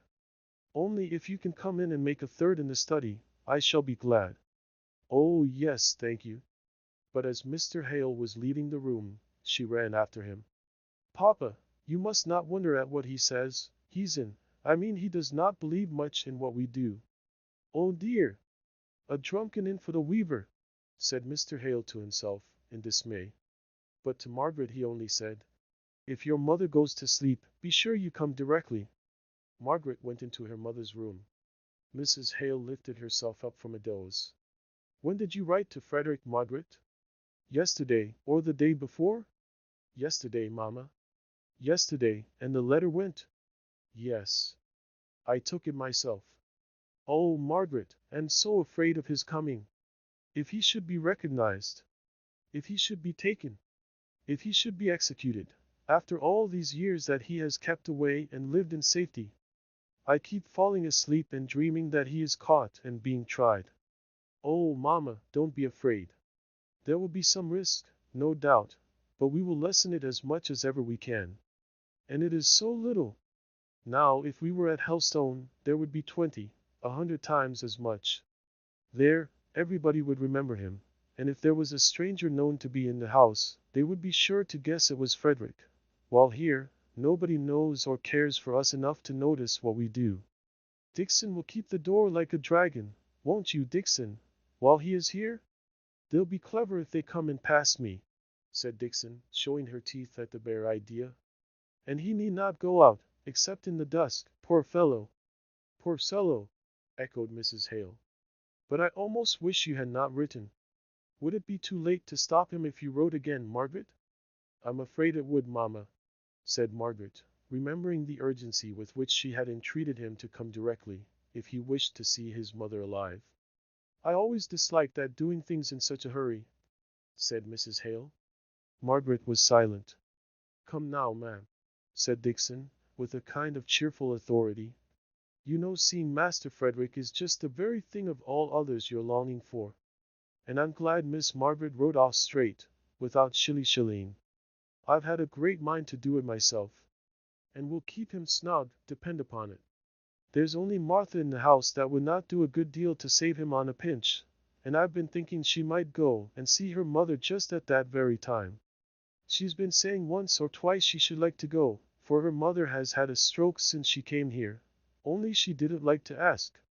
But I'll see about her being safe off, as soon as we know when he comes, God bless him. So take your tea, ma'am, in comfort, and trust to me." Mrs. Hale did trust in Dixon more than in Margaret. Dixon's words quieted her for the time. Margaret poured out the tea in silence, trying to think of something agreeable to say, but her thoughts made answer something like Daniel O'Rourke, when the man in the moon asked him to get off his reaping hook. "The more you ax us, the more we won't stir." The more she tried to think of something, anything besides the danger to which Frederick would be exposed, the more closely her imagination clung to the unfortunate idea presented to her. Her mother prattled with Dixon, and seemed to have utterly forgotten the possibility of Frederick being tried and executed, utterly forgotten that at her wish, if by Margaret's deed, he was summoned into this danger. Her mother was one of those who throw out terrible possibilities, miserable probabilities, unfortunate chances of all kinds, as a rocket throws out sparks. But if the sparks light on some combustible matter, they smolder first, and burst out into a frightful flame at last. Margaret was glad when, her filial duties gently and carefully performed, she could go down into the study. She wondered how her father, and Higgins had got on. In the first place, the decorous, kind-hearted, simple, old-fashioned gentleman had unconsciously called out, by his own refinement and courteousness of manner, all the latent courtesy in the other. Mr. Hale treated all his fellow creatures alike. It never entered into his head to make any difference because of their rank. He placed a chair for Nicholas, stood up till he, at Mr. Hale's request, took a seat, and called him, invariably, Mr. Higgins, instead of the curt Nicholas, or Higgins, to which the drunken infidel weaver had been accustomed. But Nicholas was either an habitual drunkard nor a thorough infidel. He drank to drown care, as he would have himself expressed it, and he was infidel so far as he had never yet found any form of faith to which he could attach himself, heart and soul. Margaret was a little surprised, and very much pleased, when she found her father and Higgins in earnest conversation, each speaking with gentle politeness to the other, however their opinions might clash. Nicholas, clean, tidied if only at the pump trough, and quiet-spoken, was a new creature to her, who had only seen him in the rough independence of his own hearthstone. He had slicked his hair down with the fresh water, he had adjusted his neck-handkerchief, and borrowed an odd candle to polish his cloths with, and there he sat, enforcing some opinion on her father, with a strong Darkshire accent, it is true, but with a lowered voice, and a good, earnest composure on his face. Her father, too, was interested in what his companion was saying. He looked round as she came in, smiled, and quietly gave her his chair, and then sat down afresh as quickly as possible, and with a little bow of apology to his guest for the interruption. Higgins nodded to her as a sign of greeting, and she softly adjusted her working materials on the table, and prepared to listen. As I was saying, sir, I reckon you'll not how much belief in you if you lived here, if you've been bred here. I ask your pardon if I use wrong words, but what I mean by belief just now, is thinking on sayings and maxims and promises made by folk you never saw, about the things in the life you never saw, nor no one else. Now you'll say these are true things, and true sayings, and a true life. I just say, where's the proof? There's many and many a one wiser, and scores better learned than I am around me, folk who've had time to think on these things, while my time has had to be gyin' up to getting my bread. Well, I sees these people. Their lives is pretty much open to me. They're real folk.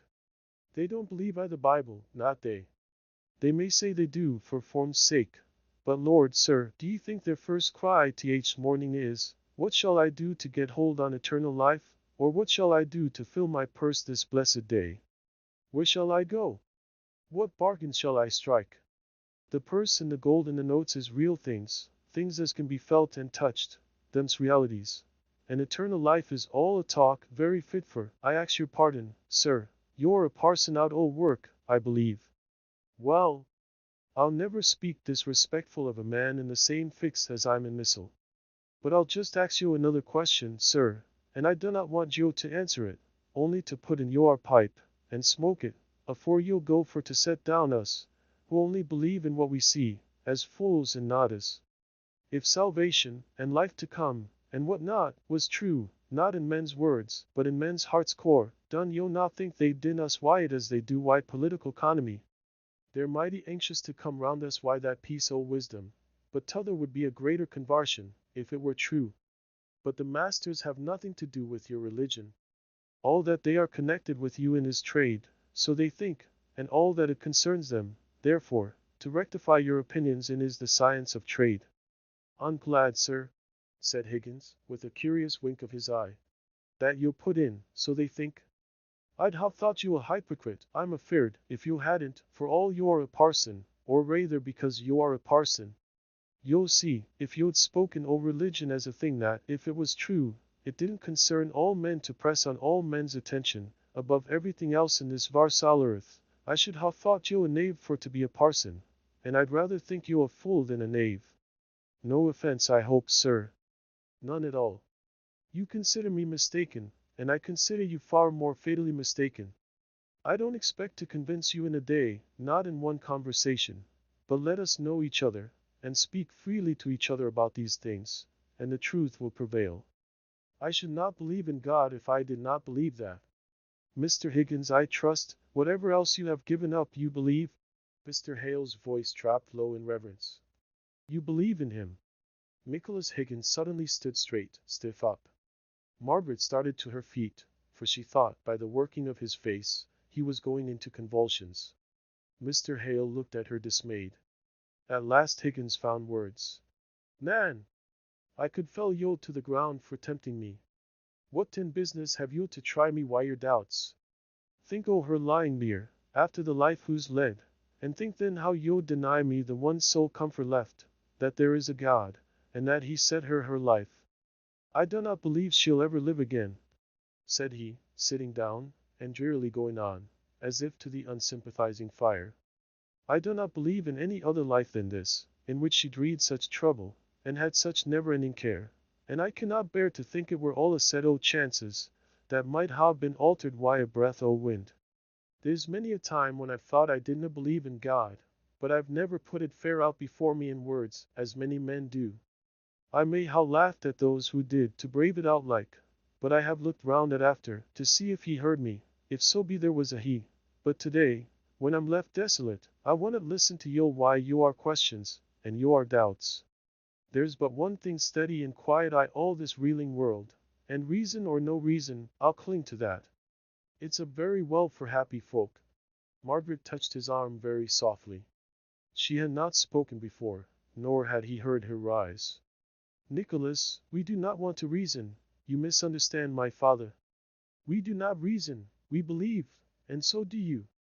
It is the one sole comfort in such times. He turned round and caught her hand. Aye. It is, brushing away the tears with the back of his hand.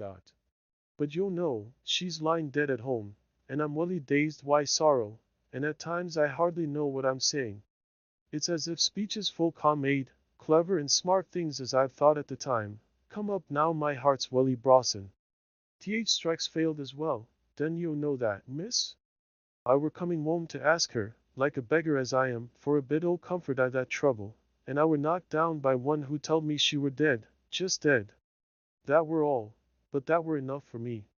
Mr. Hale blew his nose, and got up to snuff the candles in order to conceal his emotion. He's not an infidel, Margaret. How could you say so? Muttered he reproachfully. I've a good mind to read him the 14th chapter a job. Not yet, Papa, I think. Perhaps not at all. Let us ask him about the strike, and give him all the sympathy he needs, and hope to have from poor Bessie. So they questioned and listened. The workmen's calculations were based like too many of the masters on false premises.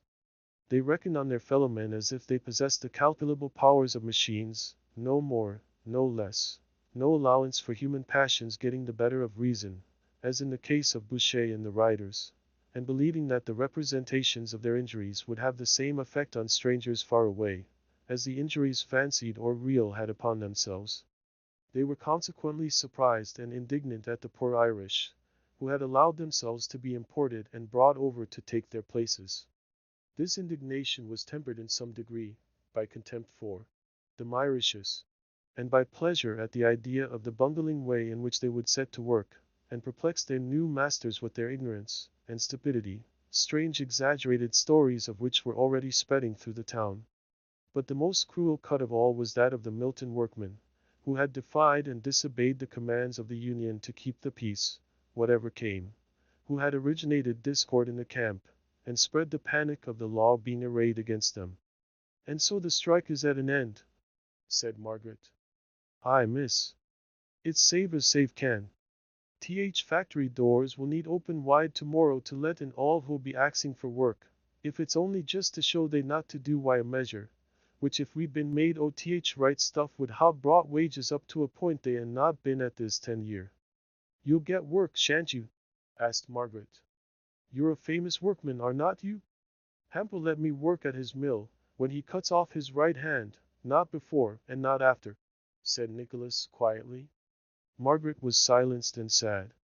About the wages, said Mr. Hale. You'll not be offended, but I think you make some sad mistakes. I should like to read you some remarks in a book I have. He got up and went to his bookshelves. You needn't trouble yourselves, sir, said Nicholas. Their book stuff goes in at one ear and out at t'other. I can make not on't. Afore Hamper and me had this split, th overlooker telled him I were stirring up th men to ask for higher wages. And Hamper met me one day in th yard. He'd a thin book I his hand, and says he, Higgins, I'm told you're one o' those damned fools that think you can get higher wages for asking for 'em, aye, and keep 'em up too, when you force them up. Now I'll give you a chance and try if you'll be any sense in you. Here's a book written by a friend o' mine, and if you'll read it you'll see how wages find their own level, without either masters or men having aught to do with them, except the men cut their own throats while striking, like the confounded noodles they are. Well now, sir, I put it to yo, being a parson, and having been in th preaching line, and having had to try and bring folk o'er to what yo thought was a right way o' thinking, did yo begin by calling 'em fools and such like, or didn't yo rayther give 'em such kind words at first, to make 'em ready for to listen and be convinced, if they could, and in your preaching, did yo stop every now and then, and say, half to them and half to yoursel? But you're such a pack o' fools that I've a strong notion it's no use my trying to put sense into yo? I were not I th best state, I'll own, for taking in what Hamper's friend had to say. I was so vexed at the way it were put to me. But I thought, come, I'll see what these chaps has got to say, and try if it's them or me as is th noodle. So I took th book and tugged at it. But Lord bless yo, it went on about capital and labor and capital, till it fair sent me off to sleep. I ne'er could rightly fix on my mind which was which, and it spoke on 'em as if they was vartues or vices, and what I wanted for to know were the rights o' men, whether they were rich or poor, so be they only were men. But for all that, said Mr. Hale, and granting to the full the offensiveness, the folly, the unchristianness of Mr. Hamper's way of speaking to you in recommending his friend's book, yet if it told you what he said it did, that wages find their own level, and that the most successful strike can only force them up for a moment, to sink in far greater proportion afterwards, in consequence of that very strike, the book would have told you the truth. Well, sir, said Higgins rather doggedly, it might or it might not. There's two opinions go to settling that point. But suppose it was truth double strong, it were no truth to me if I couldn't take it in. I dare say there's great truth in yon Latin book on your shelves, but it's gibberish and not truth to me, unless I know the meaning o' the words. If yo, sir, or any other knowledgeable, patient man comes to me, and says he'll larn me what the words mean, and not blow me up if I'm a bit stupid, or forget how one thing hangs on another, why, in time I may get to see the truth of it, or I may not. I'll not be bound to say I shall end in thinking the same as any man. And I'm not one who think truth can be shaped out in words, all neat and clean, as th men at th foundry cut out sheet iron. Same bones won't go down why everyone. It'll stick here I this man's throat, and there I t'other's. Let alone that, when down, it may be too strong for this one, too weak for that.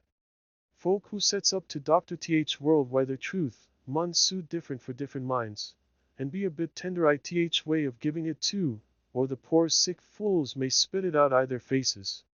Now Hamper first gas me a box on my ear, and then he throws his big bolus at me, and says he reckons it'll do me no good. I'm such a fool, but there it is. I wish some of the kindest and wisest of the masters would meet some of you men, and have a good talk on these things. It would, surely, be the best way of getting over your difficulties, which, I do believe, arise from your ignorance, excuse me, Mr. Higgins, on subjects which it is for the mutual interests of both masters and men should be well understood by both. I wonder, half to his daughter, if Mr. Thornton might not be induced to do such thing? Remember, Papa, said she in a very low voice, what he said one day, about governments, you know. She was unwilling to make any clearer allusion to the conversation they had held on the mode of governing workpeople, by giving men intelligence enough to rule themselves, or by a wise despotism on the part of the master, for she saw that Higgins had caught Mr. Thornton's name, if not the whole of the speech. Indeed, he began to speak of him. Thornton! He's the chap as rode off at once for these Irishes, and led to th riot that ruined th strike. Even Hamper, why all his bullying, would ha' waited a while, but it's a word and a blow why Thornton. And now, when th Union would ha' thanked him for following up th chase after Boucher, and them chaps as went right again our commands. It's Thornton who steps forward and coolly says that, as th strikes at an end, he, as party injured, doesn't want to press the charge again the rioters. I thought he'd ha carried his point, and had his revenge in an open way, but says he won in court telled me his very words they are well known, they will find the natural punishment of their conduct, and the difficulty they will meet why in getting employment. That will be severe enough. I only wish they'd caught Spachet, and had him up before Hemper. I see thu Tiger setting on him. Would he ha let him off? Not he. Mr. Thornton was right, said Margaret. You are angry against Spachet, Nicholas, or else you would be the first to see that where the natural punishment would be severe enough for the offense, any farther punishment would be something like revenge. My daughter is no great friend of Mr. Thornton's, said Mr. Hale, smiling at Margaret, while she, as red as any carnation, began to work with double diligence. But I believe what she says is the truth. I like him for it. Well, sir, this strike has been a weary bit o' business to me, and you'll not wonder if I'm a bit put out why seeing it fail, just for a few men who would not suffer in silence, and you'd out, brave and firm. You forget, said Margaret. I don't know much of Bachet, but the only time I saw him it was not his own sufferings he spoke of, but those of his sick wife, his little children. True, but he were not made of iron himself. He'd ha cried out for his own sorrows next. He were not one to bear. How came he into the Union? Asked Margaret innocently. You don't seem to have much respect for him, nor gain much good from having him in. Higgins's brow clouded. He was silent for a minute or two. Then he said, shortly enough, It's not for me to speak o' th Union. What they does. Them that is of a trade mun hang together, and if they're not willing to take their chance along why th rest, th Union has ways and means. Mr. Hale saw that Higgins was vexed at the turn the conversation had taken, and was silent. Not so Margaret, though she saw Higgins's feeling as clearly as he did. By instinct she felt that if he could but be brought to express himself in plain words, something clear would be gained on which to argue for the right and the just. And what are the Union's ways and means? He looked up at her, as if on the point of dogged resistance to her wish for information. But her calm face, fixed on his, patient and trustful, compelled him to answer. Well, if a man doesn't belong to th Union, them as works next looms as orders not to speak to him. If he's sorry or ill it's the same. He's out o' bounds. He's none o' us. He comes among us, he works among us, but he's none o' us. I some places them's find who speaks to him. You'll try that, miss. Try living a year or two among them as looks away if you'll look at 'em. Try working within 2 yards o' crowds o' men, who, yo know, have a grinding grudge at yo in their hearts, to whom if you'll say yo are glad, not an eye brightens, nor a lip moves, to whom if your heart's heavy, you can never say not. Because they'll ne'er take notice on your sighs or sad looks and a man's no man who'll groan out loud 'bout folk asking him what's the matter. Just you'll try that, miss, 10 hours for 300 days, and you'll know a bit what the Union is. Why, said Margaret, what tyranny this is. Nay, Higgins, I don't care one straw for your anger. I know you can't be angry with me if you would, and I must tell you the truth, that I never read, in all the history I have read, of a more slow, lingering torture than this. And you belong to the Union. And you talk of the tyranny of the masters. Nay, said Higgins, yo may say what you'll like. The dead stand between yo and every angry word o' mine. Do you think I forget who's lying there, and how who loved yo?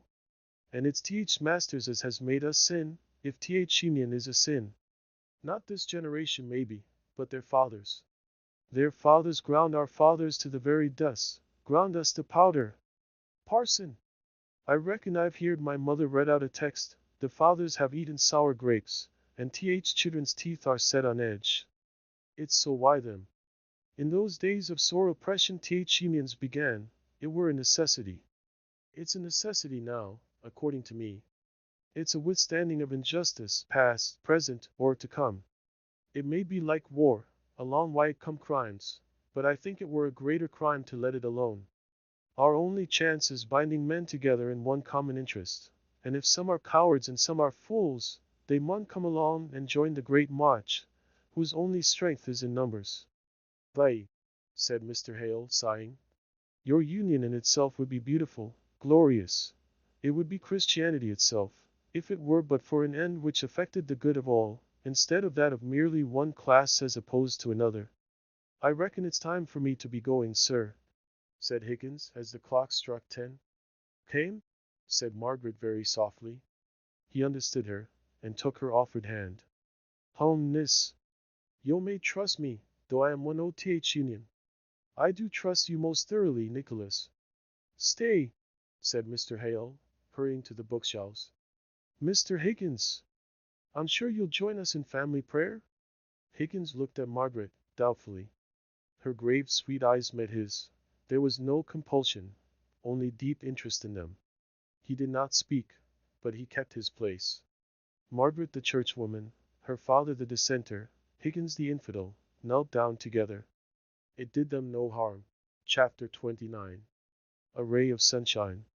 Some wishes crossed my mind and dimly cheered it, and one or two poor melancholy pleasures, each in the pale unwarming light of hope, silvering its flimsy wing, flew silent by moths in the moonbeam. Coleridge. The next morning brought Margaret a letter from Edith. It was affectionate and inconsequent like the writer. But the affection was charming to Margaret's own affectionate nature, and she had grown up with the inconsequence, so she did not perceive it.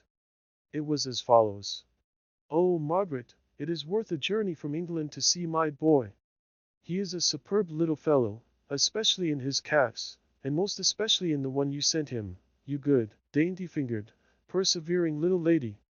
Having made all the mothers here envious, I want to show him to somebody new, and hear a fresh set of admiring expressions. Perhaps that's all the reason, perhaps it is not. Nay, possibly, there is just a little cousinly love mixed with it.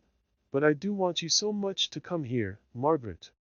I'm sure it would be the very best thing for Anne Hale's health. Everybody here is young and well, and our skies are always blue, and our sun always shines, and the band plays deliciously from morning till night. And to come back to the burden of my ditty, my baby always smiles. I am constantly wanting you to draw him from me, Margaret. It does not signify what he is doing. That very thing is prettiest, gracefulest, best. I think I love him a great deal better than my husband, who is getting stout, and grumpy, what he calls busy. No, he is not. He has just come in with news of such a charming picnic, given by the officers of the Hazard, at anchor in the bay below. Because he has brought in such a pleasant piece of news, I retract all I said just now. Did not somebody burn his hand for having said or done something he was sorry for? Well, I can't burn mine, because it would hurt me, and the scar would be ugly, but I'll retract all I said as fast as I can.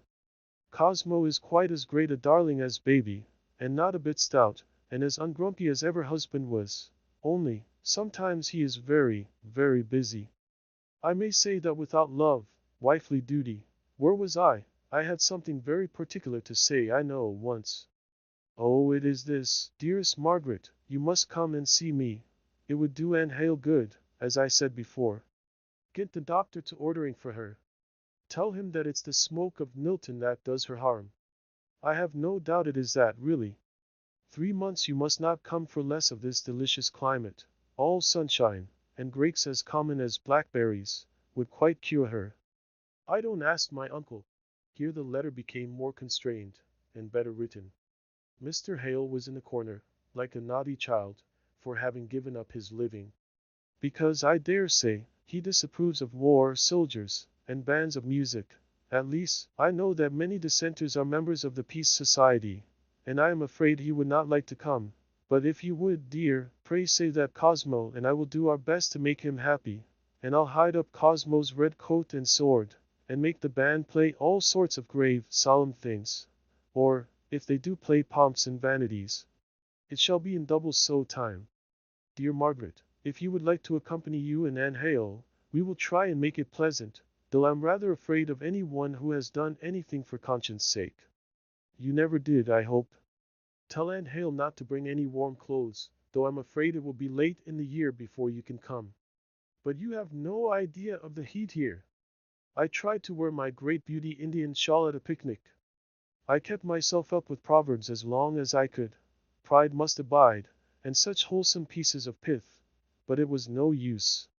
I was like Mama's little dog, tiny with an elephant's trappings on, smothered, hidden, killed with my finery, so I made it into a capital carpet for us all to sit down upon.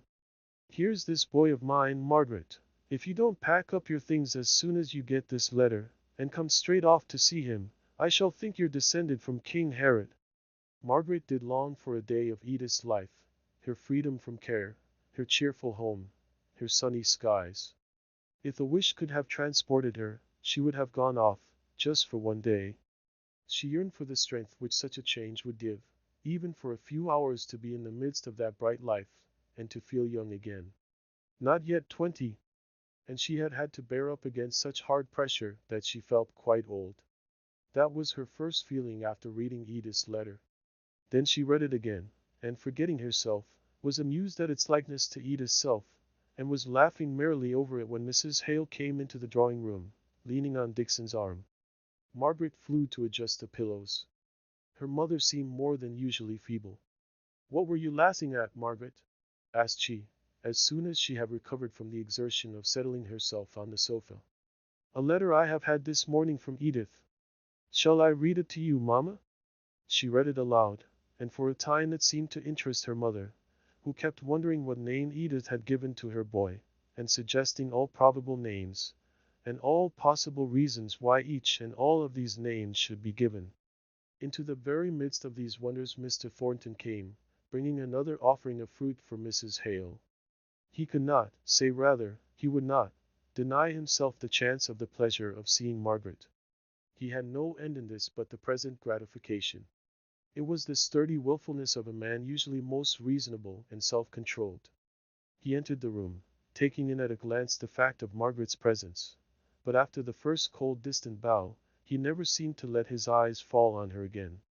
He only stayed to present his peaches, to speak some gentle kindly words, and then his cold offended eyes met Margaret's with a grave farewell, as he left the room. She sat down silent and pale. "Do you know, Margaret, I really begin to like Mr. Thornton." No answer at first. Then Margaret forced out an icy "Deal?" "Yes.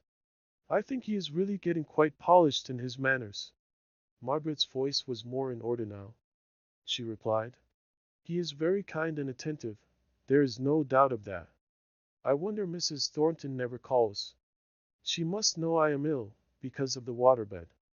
I dare say she hears how you are from her son. Still, I should like to see her. You have so few friends here, Margaret." Margaret felt what was in her mother's thoughts, a tender craving to bespeak the kindness of some woman towards a daughter that might soon be left motherless. But she could not speak. "Do you think," said Mrs. Hale, after a pause, "that you could go and ask Mrs. Thornton to come and see me?" "Only once. I don't want to be troublesome." "I will do anything if you wish it, Mamma, but when Frederick comes, to be sure. We must keep our doors shut. We must let no one in. I hardly know whether I dare wish him to come or not. Sometimes I think I would rather not. Sometimes I have such frightful dreams about him." "Oh, Nana!" "We'll take good care. I will put my arm in the bolt sooner than he should come to the slightest harm. Trust the care of him to me, Mamma. I will watch over him like a lioness over her young." "When can we hear from him?" "Not for a week yet, certainly, perhaps more. We must send Martha away in good time. It would never do to have her here when he comes, and then send her off in a hurry. Dixon is sure to remind us of that. I was thinking that, if we wanted any help in the house while he is here, we could perhaps get Mary Higgins. She is very slack of work, and is a good girl, and would take pains to do her best, I am sure, and would sleep at home, and need never come upstairs, so as to know who is in the house." "As you please." "As Dixon pleases. But, Margaret, don't get to use these horrid Milton words. Slack of work, it is a provincialism. What will your Aunt Shaw say, if she hears you use it on her return?" "Oh, Nana! Don't try and make a bugbear of Aunt Shaw," said Margaret, laughing. "Edith picked up all sorts of military slang from Captain Lennox, and Aunt Shaw never took any notice of it. But yours is factory slang, And if I live in a factory town, I must speak factory language when I want it. Why, mamma, I could astonish you with a great many words you never heard in your life. I don't believe you know what a knobstick is. Not I, child. I only know it has a very vulgar sound, and I don't want to hear you using it. Very well, dearest mother, I won't. Only I shall have to use a whole explanatory sentence instead. I don't like this Milton, said Mrs. Hale. Edith is right enough in saying it's the smoke that has made me so ill. Margaret started up as her mother said this.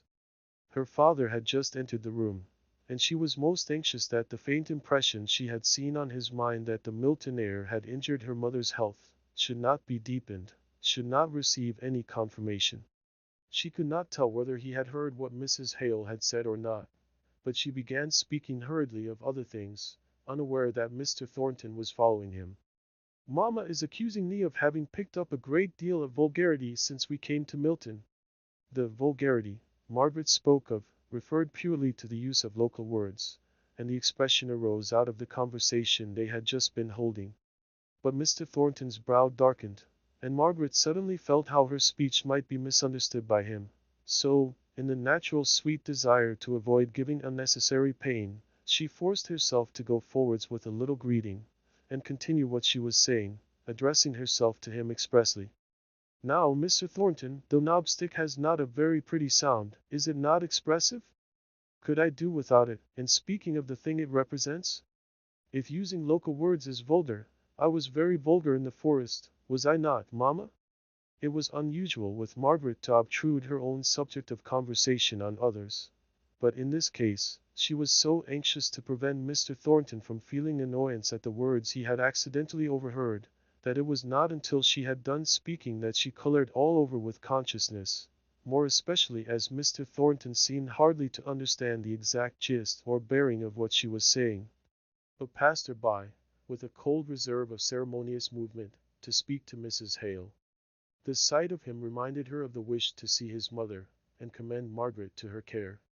Margaret, sitting in burning silence, vexed and ashamed of her difficulty in keeping her right place, and her calm unconsciousness of heart, when Mr. Thornton was by, heard her mother's slow entreaty that Mrs. Thornton would come and see her soon, tomorrow, if it were possible. Mr. Thornton promised that she should, conversed a little, and then took his leave, and Margaret's movements and voice seemed at once released from some invisible chains. He never looked at her, and yet, the careful avoidance of his eyes betokened that in some way he knew exactly where, if they fell by chance, they would rest on her. If she spoke, he gave no sign of attention, and yet his next speech to any one else was modified by what she had said. Sometimes there was an express answer to what she had remarked, but given to another person as though unsuggested by her. It was not the bad manners of ignorance, it was the wilful bad manners arising from deep offense. It was wilful at the time, repented of afterwards. But no deep plan, no careful cunning could have stood him in such good stead. Margaret thought about him more than she had ever done before, not with any tinge of what is called love, but with regret that she had wounded him so deeply, and with a gentle, patient striving to return to their former position of antagonistic friendship, for a friend's position was what she found that he had held in her regard, as well as in that of the rest of the family. There was a pretty humility in her behavior to him, as if mutely apologizing for the overstrong words which were the reaction from the deeds of the day of the riot. But he resented those words bitterly. They rung in his ears, and he was proud of the sense of justice which made him go in every kindness he could offer to her parents. He exulted in the power he showed in compelling himself to face her, whenever he could think of any action which might give her father or mother pleasure. He thought that he disliked seeing one who had mortified him so keenly, but he was mistaken. It was a stinging pleasure to be in the room with her, and feel her presence. But he was no great analyzer of his own motives and was mistaken, as I have said. Chapter 30. Home at last. The saddest birds a season find to sing. Southwell. Never to fold the robe o'er secret pain, never, weighed down by memory's clouds again, to bow thy head. Thou art gone home. Mrs. Hemans. Mrs. Thornton came to see Mrs. Hale the next morning. She was much worse. One of those sudden changes, those great visible strides towards death, had been taken in the night, and her own family were startled by the grey sunken look her features had assumed in that 12 hours of suffering. Mrs. Thornton, who had not seen her for weeks, was softened all at once. She had come because her son asked it from her as a personal favor, but with all the proud bitter feelings of her nature in arms against that family of which Margaret formed one. She doubted the reality of Mrs. Hale's illness. She doubted any want beyond a momentary fancy on that lady's part, which should take her out of her previously settled course of employment for the day. She told her son that she wished they had never come near the place, that he had never got acquainted with them, that there had been no such useless languages as Latin and Greek ever invented. He bore all this pretty silently, but when she had ended her invective against the dead languages, he quietly returned to the short, curt, decided expression of his wish that she should go and see Mrs. Hale at the time appointed, as most likely to be convenient to the invalid.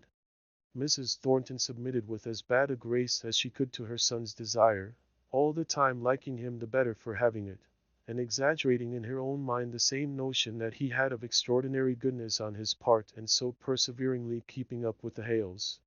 His goodness verging on weakness as all the softer virtues did in her mind, and her own contempt for Mr. and Mrs. Hale, and positive dislike to Margaret, were the ideas which occupied Mrs. Thornton, till she was struck into nothingness before the dark shadow of the wings of the angel of death. There lay Mrs. Hale, a mother like herself, a much younger woman than she was, on the bed from which there was no sign of hope that she might ever rise again. No more variety of light and shade for her in that darkened room, no power of action, scarcely change of movement, faint alternations of whispered sound and studious silence. And yet that monotonous life seemed almost too much. When Mrs. Thornton, strong and prosperous with life, came in, Mrs. Hale lay still, although from the look on her face she was evidently conscious of who it was. But she did not even open her eyes for a minute or two. The heavy moisture of tears stood on her eyelashes before she looked up. Then, with her hand groping feebly over the bedclothes, for the touch of Mrs. Thornton's large firm fingers, she said, scarcely above her breath. Mrs. Thornton had to stoop from her erectness to listen. "Margaret, you have a daughter. My sister is in Italy.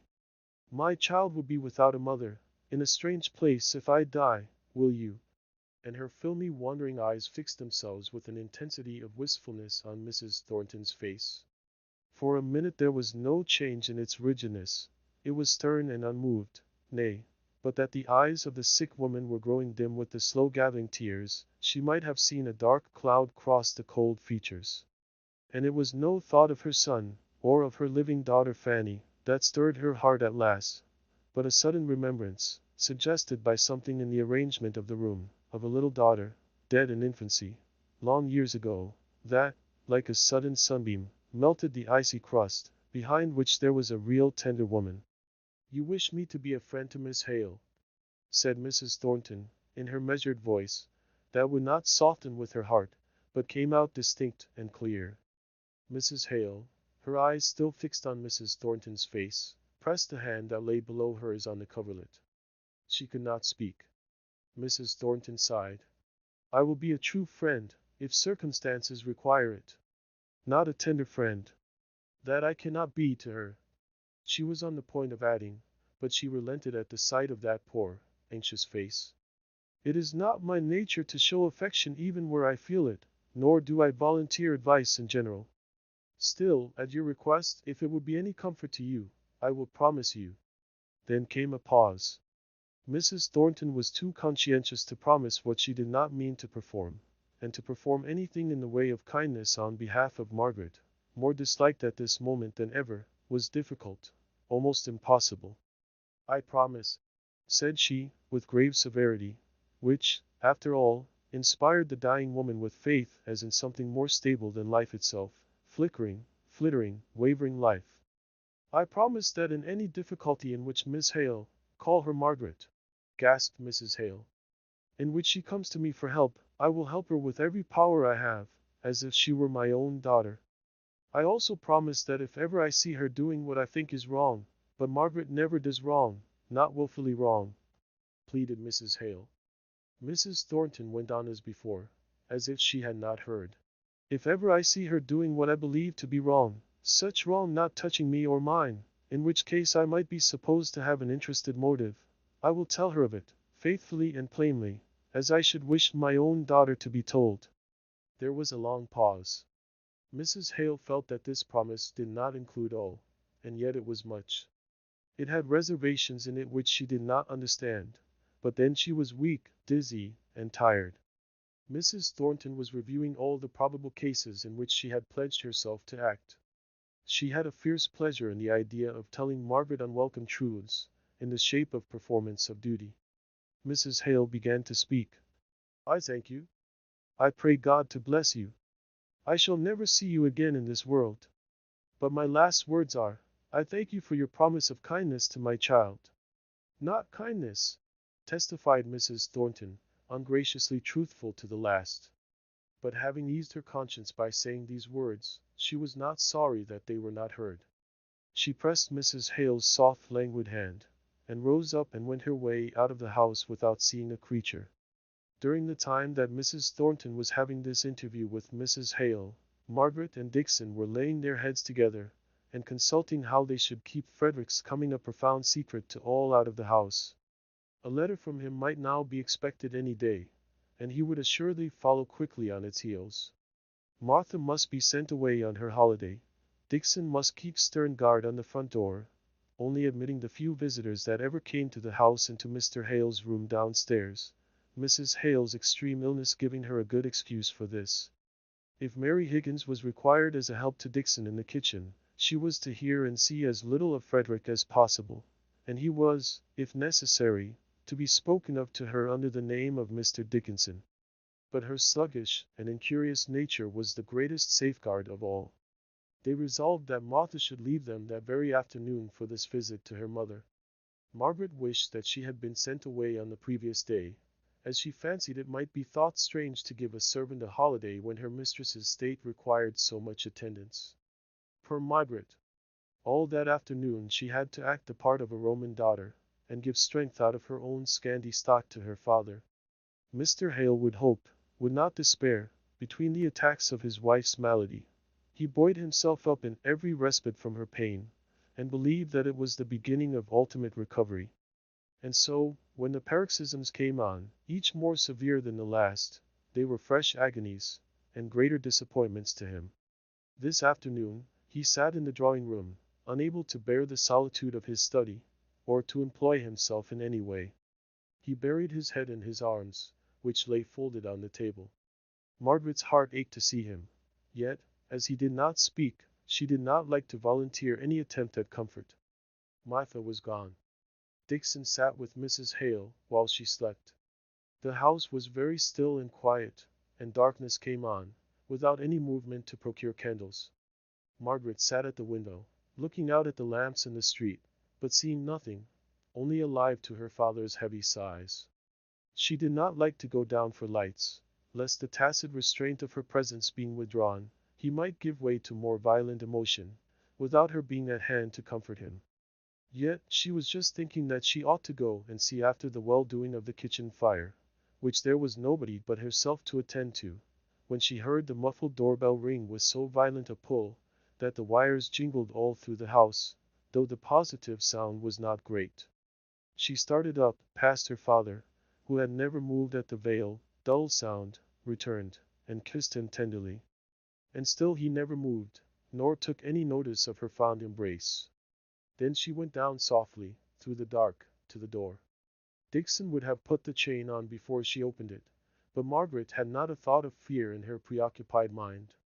A man's tall figure stood between her and the luminous street. He was looking away, but at the sound of the latch he turned quickly round. "Is this Mr. Hale's?" said he, in a clear, full, delicate voice. Margaret trembled all over. At first she did not answer. In a moment she sighed out, "Frederick!" and stretched out both her hands to catch his, and draw him in.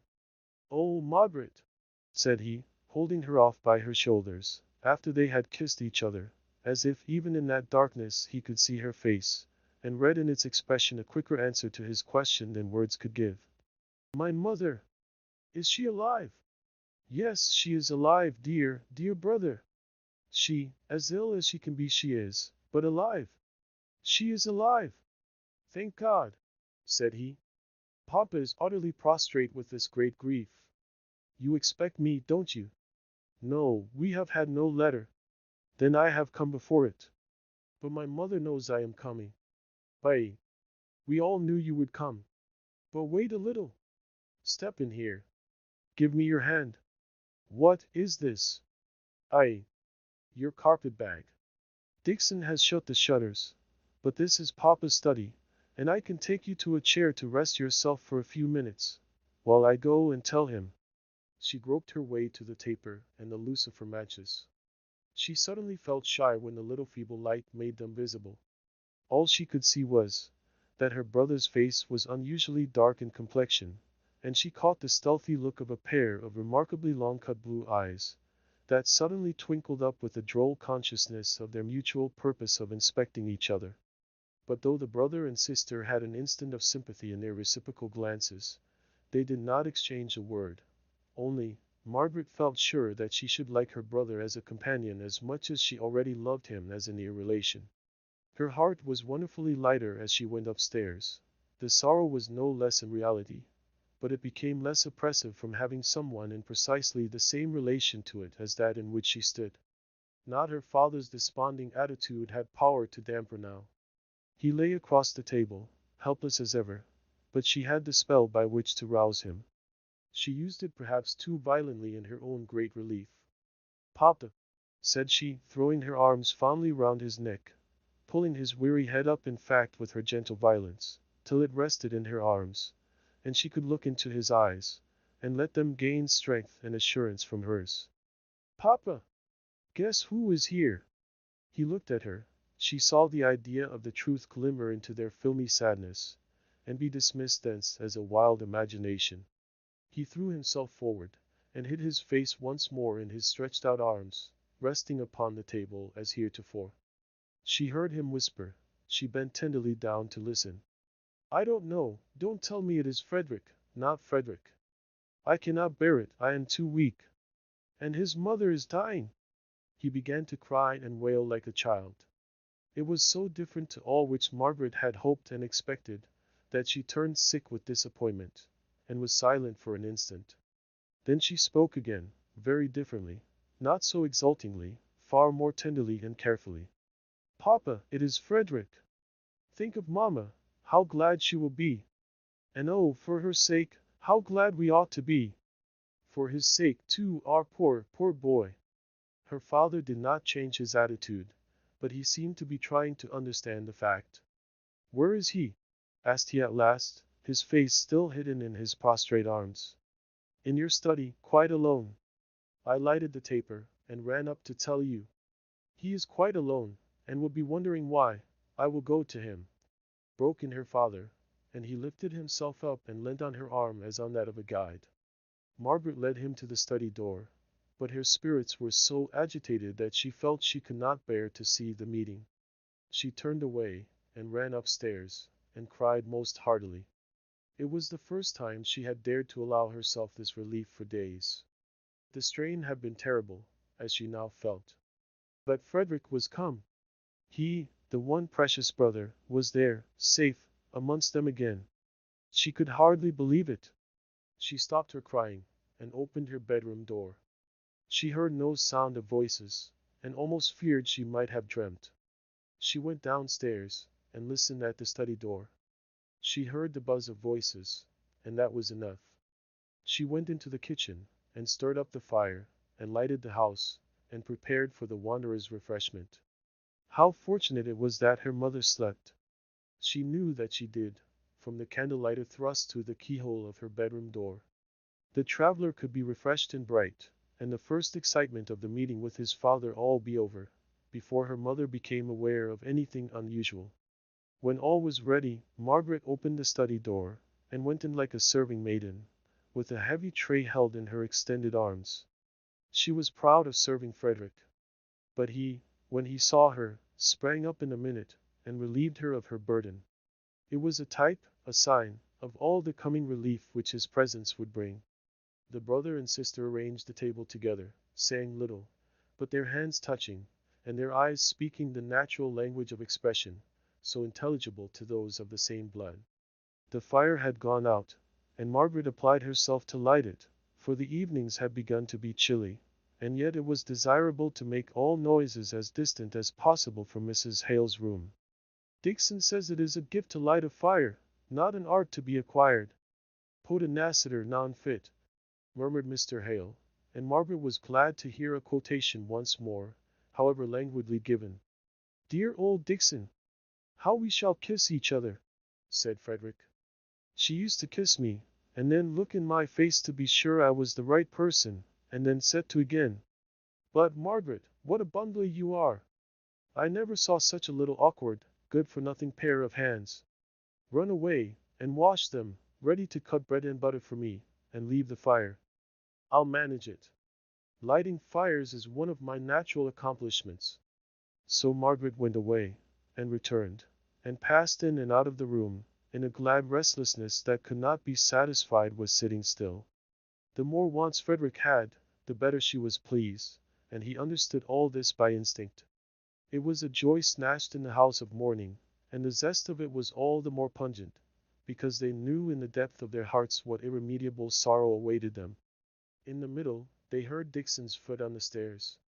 Mr. Hale started from his languid posture in his great armchair, from which he had been watching his children in a dreamy way, as if they were acting some drama of happiness, which it was pretty to look at, but which was distinct from reality, and in which he had no part.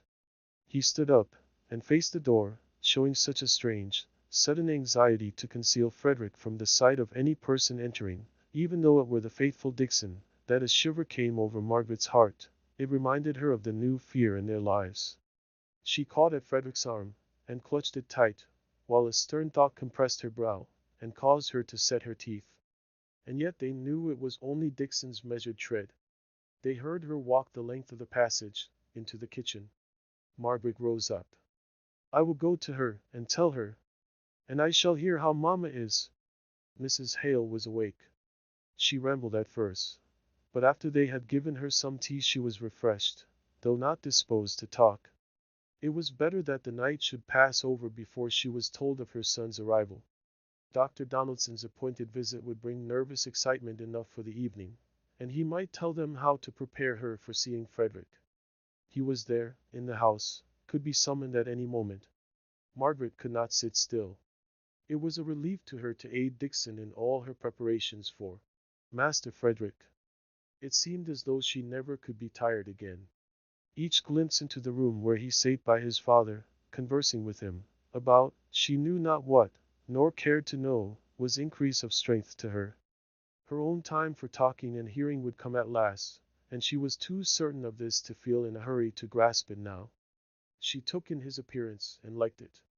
He had delicate features, redeemed from effeminacy by the swarthiness of his complexion, and his quick intensity of expression. His eyes were generally merry-looking, but at times they and his mouth so suddenly changed, and gave her such an idea of latent passion, that it almost made her afraid. But this look was only for an instant, and had in it no doggedness, no vindictiveness. It was rather the instantaneous ferocity of expression that comes over the countenances of all natives of wild or southern countries, a ferocity which enhances the charm of the childlike softness into which such a look may melt away. Margaret might fear the violence of the impulsive nature thus occasionally betrayed, but there was nothing in it to make her distrust, or recoil in the least, from the new-found brother. On the contrary, all their intercourse was peculiarly charming to her from the very first. She knew then how much responsibility she had had to bear, from the exquisite sensation of relief which she felt in Frederick's presence. He understood his father and mother, their characters and their weaknesses, and went along with a careless freedom, which was yet most delicately careful not to hurt or wound any of their feelings. He seemed to know instinctively when a little of the natural brilliancy of his manner and conversation would not jar on the deep depression of his father, or might relieve his mother's pain. Whenever it would have been out of tune, and out of time, his patient devotion and watchfulness came into play, and made him an admirable nurse. Then Margaret was almost touched into tears by the allusions which he often made to their childish days in the New Forest. He had never forgotten her, or Helstone either, all the time he had been roaming among distant countries and foreign people. She might talk to him of the old spot, and never feared tiring him. She had been afraid of him before he came, even while she had longed for his coming. 7 or 8 years had, she felt, produced such great changes in herself that, forgetting how much of the original Margaret was left, she had reasoned that if her tastes and feelings had so materially altered, even in her stay-at-home life, his wild career, with which she was but imperfectly acquainted, must have almost substituted another Frederick for the tall stripling in his middy's uniform, whom she remembered looking up to with such admiring awe. But in their absence they had grown nearer to each other in age, as well as in many other things. And so it was that the weight, this sorrowful time, was lightened to Margaret. Other light than that of Frederick's presence she had none. For a few hours, the mother rallied on seeing her son. She sate with his hand in hers, she would not part with it even while she slept, and Margaret had to feed him like a baby, rather than he should disturb her mother by removing a finger. Mrs. Hale wakened while they were thus engaged. She slowly moved her head round on the pillow, and smiled at her children, as she understood what they were doing, and why it was done. "I am very selfish," said she, "but it will not be for long." Frederick bent down, and kissed the feeble hand that imprisoned his. This state of tranquillity could not endure for many days, nor perhaps for many hours, so Dr. Donaldson assured Margaret. After the kind doctor had gone away, she stole down to Frederick, who, during the visit, had been adjured to remain quietly concealed in the back parlor, usually Dixon's bedroom, but now given up to him. Margaret told him what Dr. Donaldson said. "I don't believe it," he exclaimed. "She is very ill, she may be dangerously ill, and in immediate danger too, but I can't imagine that she could be as she is, if she were on the point of death. Margaret! She should have some other advice, some London doctor. Have you never thought of that?" "Yes," said Margaret, "more than once. But I don't believe it would do any good. And you know, we have not the money to bring any great London surgeon down, and I am sure Dr. Donaldson is only second in skill to the very best, if, indeed, he is to them." Frederick began to walk up and down the room impatiently. "I have credit in Cotty's," said he, "but none here, owing to this wretched change of name. Why did my father leave Helstone? That was the blunder." "It was no blunder," said Margaret gloomily. "And above all possible chances, avoid letting Papa hear anything like what you have just been saying.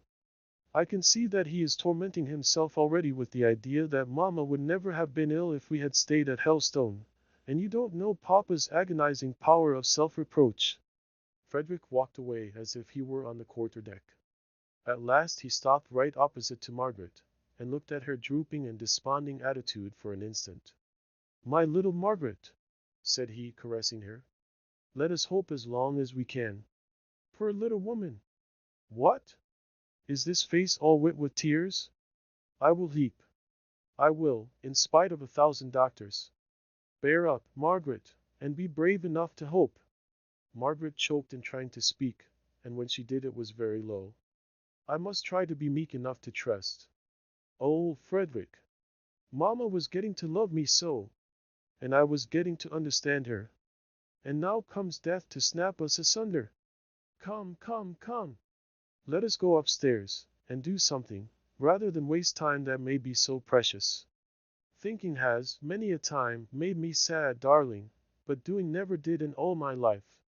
My theory is a sort of parody on the maxim of get money, my son, honestly if you can, but get money. My precept is, do something my sister, do good if you can, but, at any rate do something.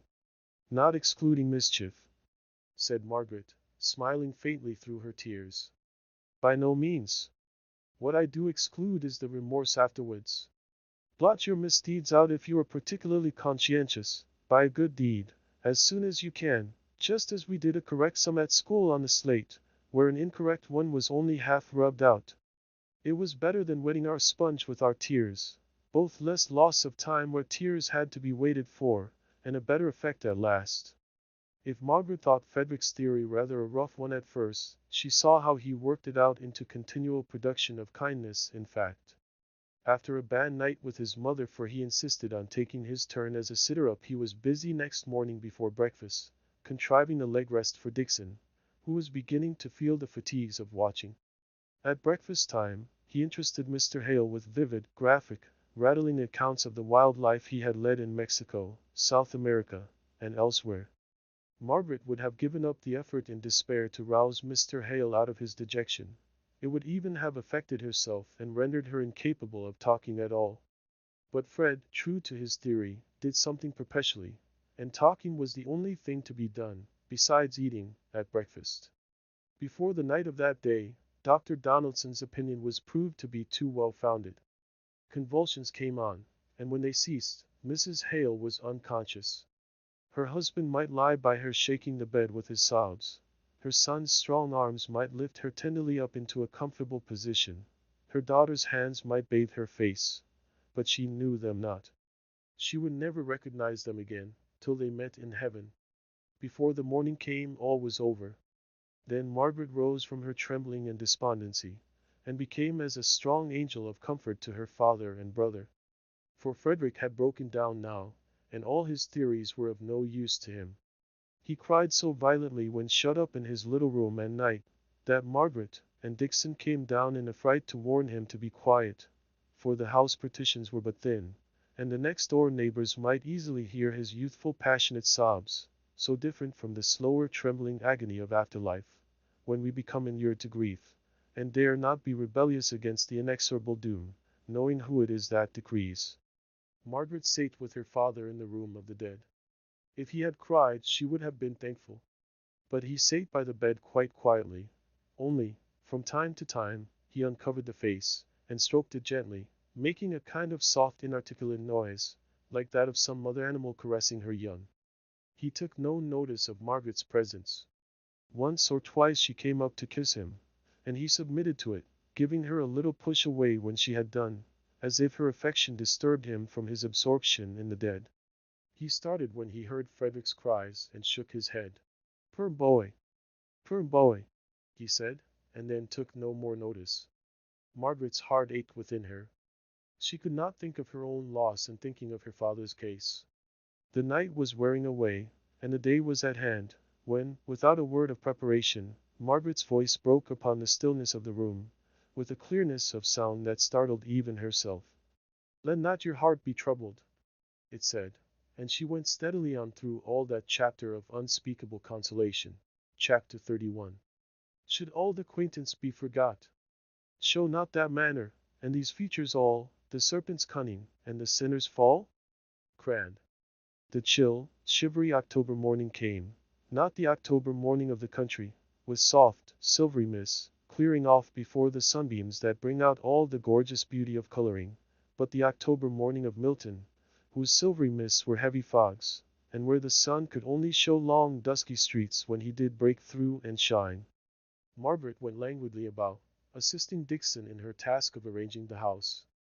Her eyes were continually blinded by tears, but she had no time to give way to regular crying. The father and brother depended upon her. While they were giving way to grief, she must be working, planning, considering. Even the necessary arrangements for the funeral seemed to devolve upon her. When the fire was bright and crackling, when everything was ready for breakfast, and the tea kettle was singing away, Margaret gave a last look round the room before going to summon Mr. Hale and Frederick. She wanted everything to look as cheerful as possible, and yet, when it did so, the contrast between it and her own thoughts forced her into sudden weeping. She was kneeling by the sofa, hiding her face in the cushions that no one might hear her cry, when she was touched on the shoulder by Dixon. "Come, Miss Hale, come, my dear. You must not give way, or where shall we all be? There is not another person in the house fit to give a direction of any kind, and there is so much to be done. There's who's to manage the funeral, and who's to come to it, and where it's to be, and all to be settled, and Master Frederick's like one crazed with crying, and Master never was a good one for settling, and poor gentleman, he goes about now as if he was lost. It's bad enough, my dear, I know, but death comes to us all, and you're well off never to have lost any friend till now. Perhaps so. But this seemed a loss by itself, not to bear comparison with any other event in the world. Margaret did not take any comfort from what Dixon said, but the unusual tenderness of the prim old servant's manner touched her to the heart, and more from a desire to show her gratitude for this than for any other reason, she roused herself up, and smiled in answer to Dixon's anxious look at her, and went to tell her father and brother that breakfast was ready. Mr. Hale came, as if in a dream, or rather with the unconscious motion of a sleepwalker, whose eyes and mind perceive other things than what are present. Frederick came briskly in, with a forced cheerfulness, grasped her hand, looked into her eyes and burst into tears. She had to try and think of little nothings to say all breakfast time, in order to prevent the recurrence of her companion's thoughts too strongly to the last meal they had taken together, when there had been a continual strained listening for some sound or signal from the sick room. After breakfast, she resolved to speak to her father about the funeral. He shook his head, and assented to all she proposed, though many of her propositions absolutely contradicted one another. Margaret gained no real decision from him, and was leaving the room languidly, to have a consultation with Dixon, when Mr. Hale motioned her back to his side. "Ask Mr. Bell," said he in a hollow voice. "Mr. Bell," said she, a little surprised. "Mr. Bell of Oxford?" "Mr. Bell," he repeated. "Yes. He was my groomsman." Margaret understood the association. "I will write today," said she. He sank again into listlessness. All morning she toiled on, longing for rest, but in a continual whirl of melancholy business. Towards evening Dixon said to her, "I've done it, miss. I was really afraid for master that he'd have a stroke with grief. He's been all this day with poor missus, and when I've listened at the door, I've heard him talking to her, as if she was alive. When I went in he would be quite quiet, but all in a maze like. So I thought to myself, he ought to be roused, and if it gives him a shock at first, it will, maybe, be the better for him afterwards. So I've been and told him that I don't think it's safe for Master Frederick to be here. And I don't. It was only on Tuesday, when I was out, that I met a Southampton man, the first I've seen since I came to Milton. They don't make their way much up here, I think. Well, it was young Leonards, old Leonards the draper's son, as great a scamp as ever lived, who plagued his father almost to death, and then ran off to sea. I never could abide him. He was in the Orion at the same time as Frederick, I know, though I don't recollect if he was there at the mutiny." "Did he know you?" said Margaret eagerly. "Why, that's the worst of it. I don't believe you would have known me but for my being such a fool as to call out his name. He were a Southampton man, in a strange place, or else I should never have been so ready to call cousins with him, a nasty, good-for-nothing fellow. Says he, 'Miss Dixon, who would have thought of seeing you here? But perhaps I mistake, and you're Miss Dixon no longer?' So I told him he might still address me as an unmarried lady, though if I hadn't been so particular, I'd had good chances of matrimony. He was polite enough, he couldn't look at me and doubt me. But I were not to be caught with such chaff from such a fellow as him, and so I told him, and by way of being even, I asked him after his father who I knew had turned him out of doors, as if they were the best friends as ever was. So then, to spite me, for you see we were getting savage, for all we were so civil to each other, he began to inquire after Master Frederick, and said, what a scrape he'd got into, as if Master Frederick's scrapes would ever wash George Leonard's white, or make him look otherwise than nasty, dirty black, and how he'd be hung for mutiny if ever he were caught, and how £100 reward had been offered for catching him. And what a disgrace he had been to his family, all to spite me, you see, my dear, because before now I've helped old Mr. Leonards to give George a good rating, down in Southampton. So I said there were other families as I knew, who had far more cause to blush for their sons, and to be thankful if they could think they were earning an honest living far away from home. To which he made answer, like the impudent chap he is, that he were in a confidential situation, and if I knew of any young man who had been so unfortunate as to lead vicious courses, and wanted to turn steady, he'd have no objection to lend him his patronage. He indeed! Why, he'd corrupt a saint. I've not felt so bad myself for years as when I was standing talking to him the other day. I could have cried to think I couldn't spite him better, for he kept smiling in my face, as if he took all my compliments for earnest, and I couldn't see that he minded what I said in the least, while I was mad with all his speeches. But you did not tell him anything about us, about Frederick? Not I, said Dixon. He had never the grace to ask where I was staying, and I shouldn't have told him if he had asked. Nor did I ask him what his precious situation was. He was waiting for a bus, and just then it drove up, and he hailed it. But to plague me to the last, he turned back before he got in, and said, if you can help me to trap Lieutenant Hale, Miss Dixon, we'll go partners in the reward. I know you'd like to be my partner, now wouldn't you? Don't be shy, but say yes. And he jumped on the bus, and I saw his ugly face leering at me with a wicked smile to think how he'd had the last word of plaguing. Margaret was made very uncomfortable by this account of Dixon's. Have you told Frederick? Asked she. No, said Dixon. I were uneasy in my mind at knowing that Bad Leonards was in town, but there was so much else to think about that I did not dwell on it all.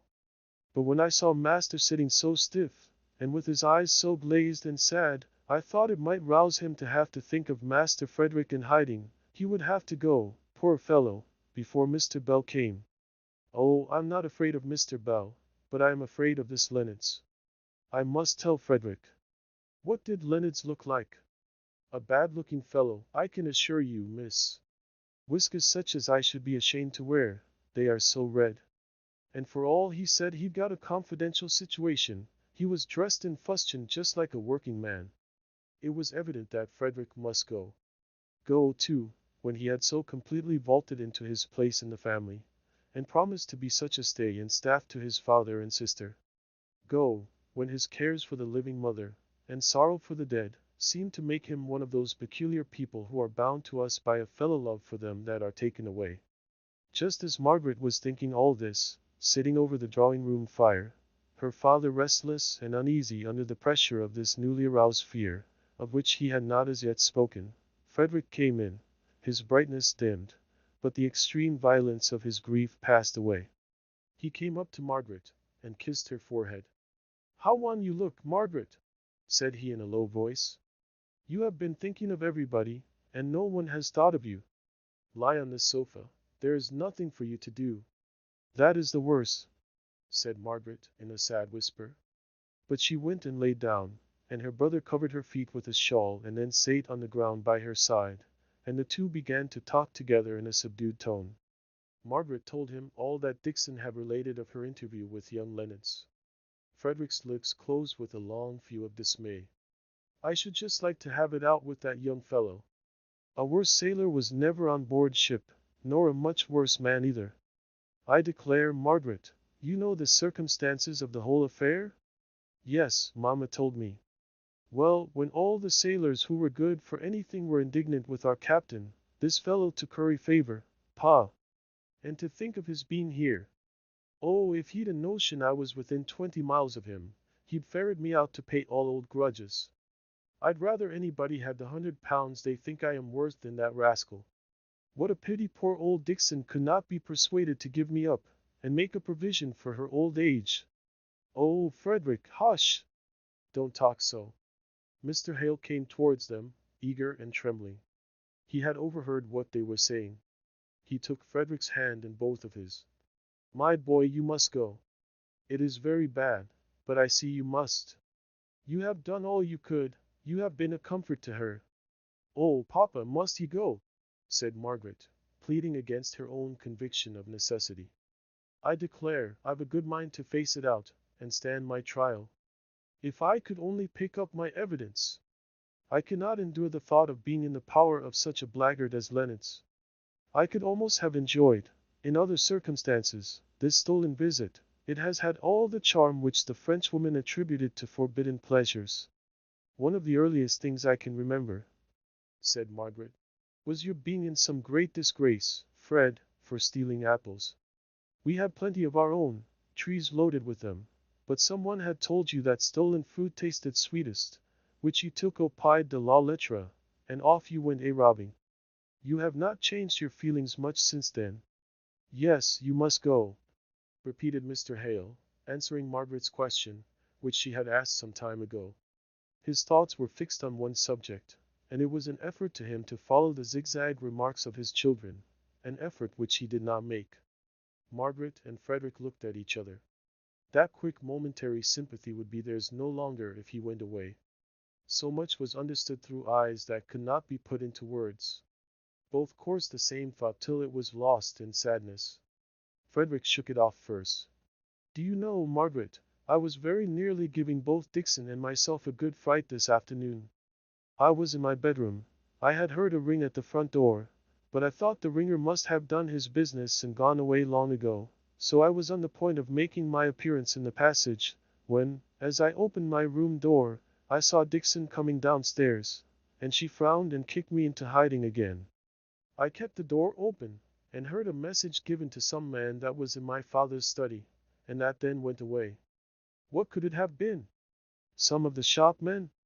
Very likely, said Margaret indifferently.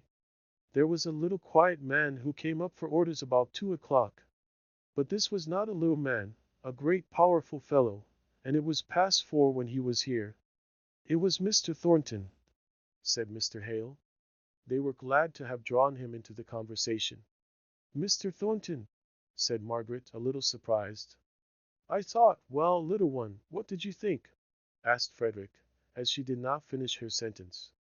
Oh, only, said she, reddening and looking straight at him.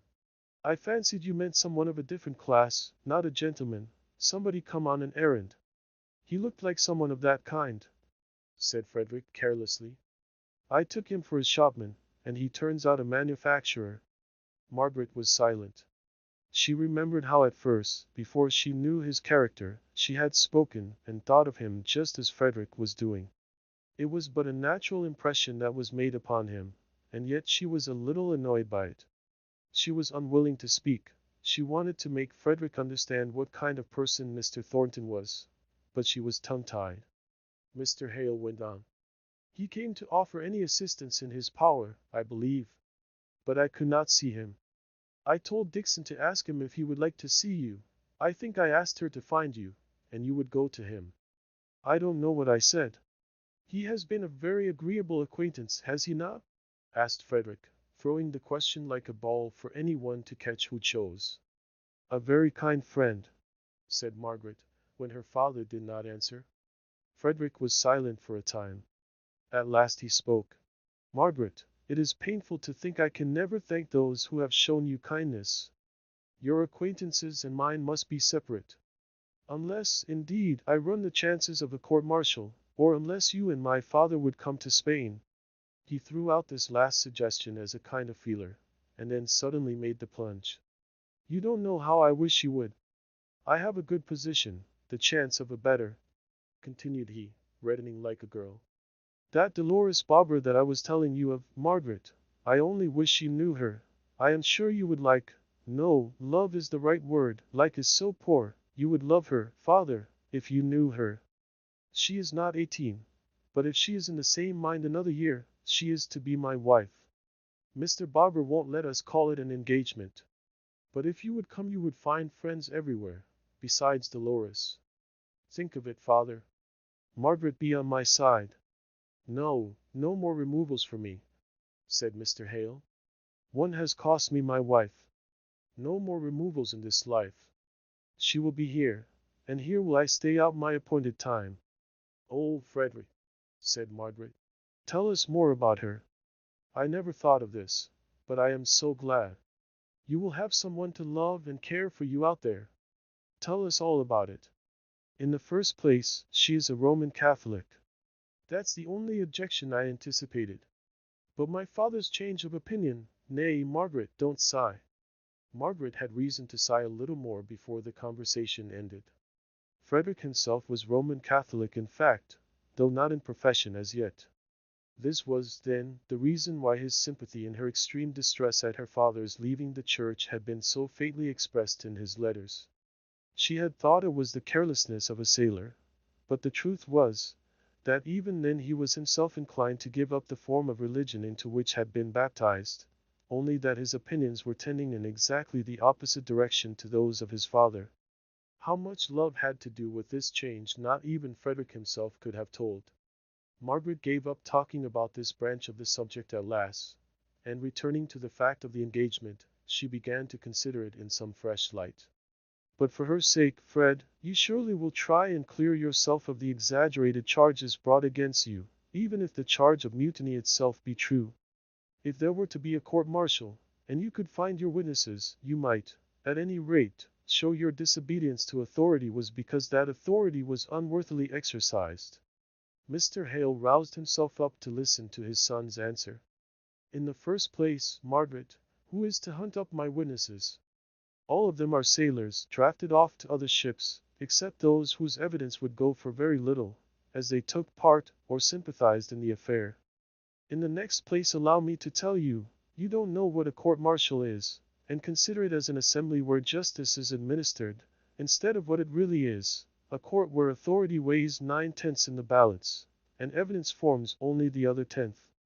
In such cases, evidence itself can hardly escape being influenced by the prestige of authority. But is it not worth trying, to see how much evidence might be discovered and arrayed on your behalf? At present, all those who knew you formerly, believe you guilty without any shadow of excuse. You have never tried to justify yourself, and we have never known where to seek for proofs of your justification.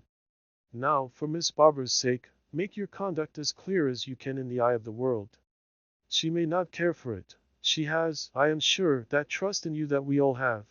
But you ought not to let her ally herself to one under such a serious charge, without showing the world exactly how it is you stand. You disobeyed authority. That was bad. But to have stood by, without word or act, while the authority was brutally used, would have been infinitely worse. People know what you did, but not the motives that elevated out of a crime into an heroic protection of the weak. For Dolores' sake, they ought to know. But how must I make them know? I am not sufficiently sure of the purity and justice of those who would be my judges, to give myself up to a court-martial, even if I could bring a whole array of truth-speaking witnesses. I can't send a bellman about, to cry aloud and proclaim in the streets what you are pleased to call my heroism. No one would read a pamphlet of self-justification so long after the deed, even if I put one out. Will you consult a lawyer as to your chances of exculpation? Asked Margaret, looking up and turning very red.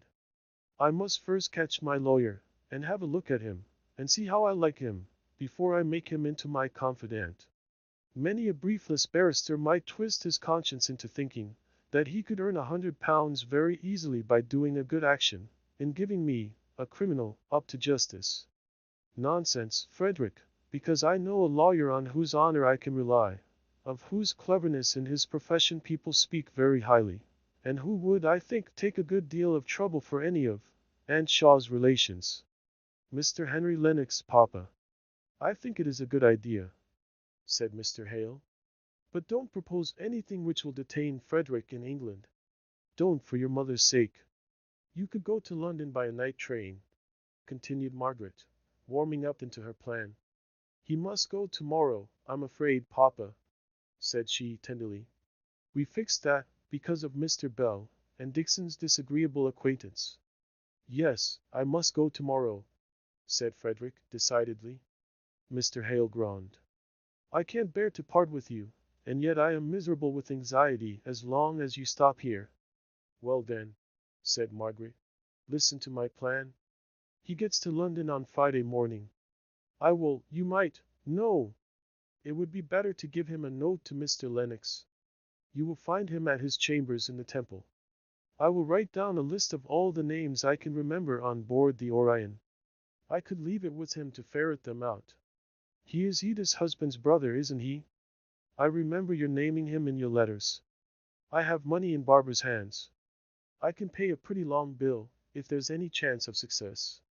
Money, dear father, that I had meant for a different purpose, so I shall only consider it as borrowed from you and Margaret. Don't do that, said Margaret. You won't risk it if you do. And it will be as risk, only it is worth trying. You can sail from London as well as from Liverpool?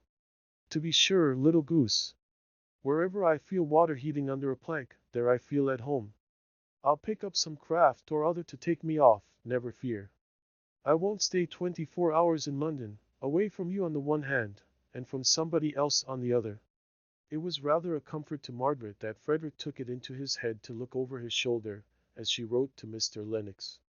If she had not been thus compelled to write steadily and concisely on, she might have hesitated over many a word, and been puzzled to choose between many an expression, and the awkwardness of being the first to resume the intercourse of which the concluding event had been so unpleasant to both sides. However, the note was taken from her before she had even had time to look it over, and treasured up in a pocket-book, out of which fell a long lock of black hair, the sight of which caused Frederick's eyes to glow with pleasure. "Now you would like to see that, wouldn't you?" said he. "No. You must wait till you see her herself. She is too perfect to be known by fragments. No mean brick shall be a specimen of the building of my palace." Chapter 32. Mischances. What? Remain to be denounced, dragged, it may be, in chains. Werner. All the next day they sate together, they three. Mr. Hale hardly ever spoke but when his children asked him questions, and forced him, as it were, into the present. Frederick's grief was no more to be seen or heard.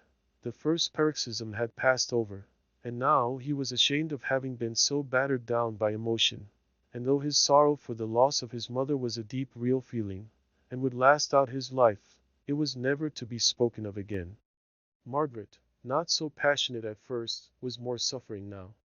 At times she cried a good deal, and her manner, even when speaking on different things, had a mournful tenderness about it, which was deepened whenever her looks fell upon Frederick, and she thought of his rapidly approaching departure. She was glad he was going, on her father's account, however much she might grieve over it on her own. The anxious terror in which Mr. Hale lived lest his son should be detected and captured, far outweighed the pleasure he derived from his presence. The nervousness had increased since Mrs. Hale's death, probably because he dwelt upon it more exclusively.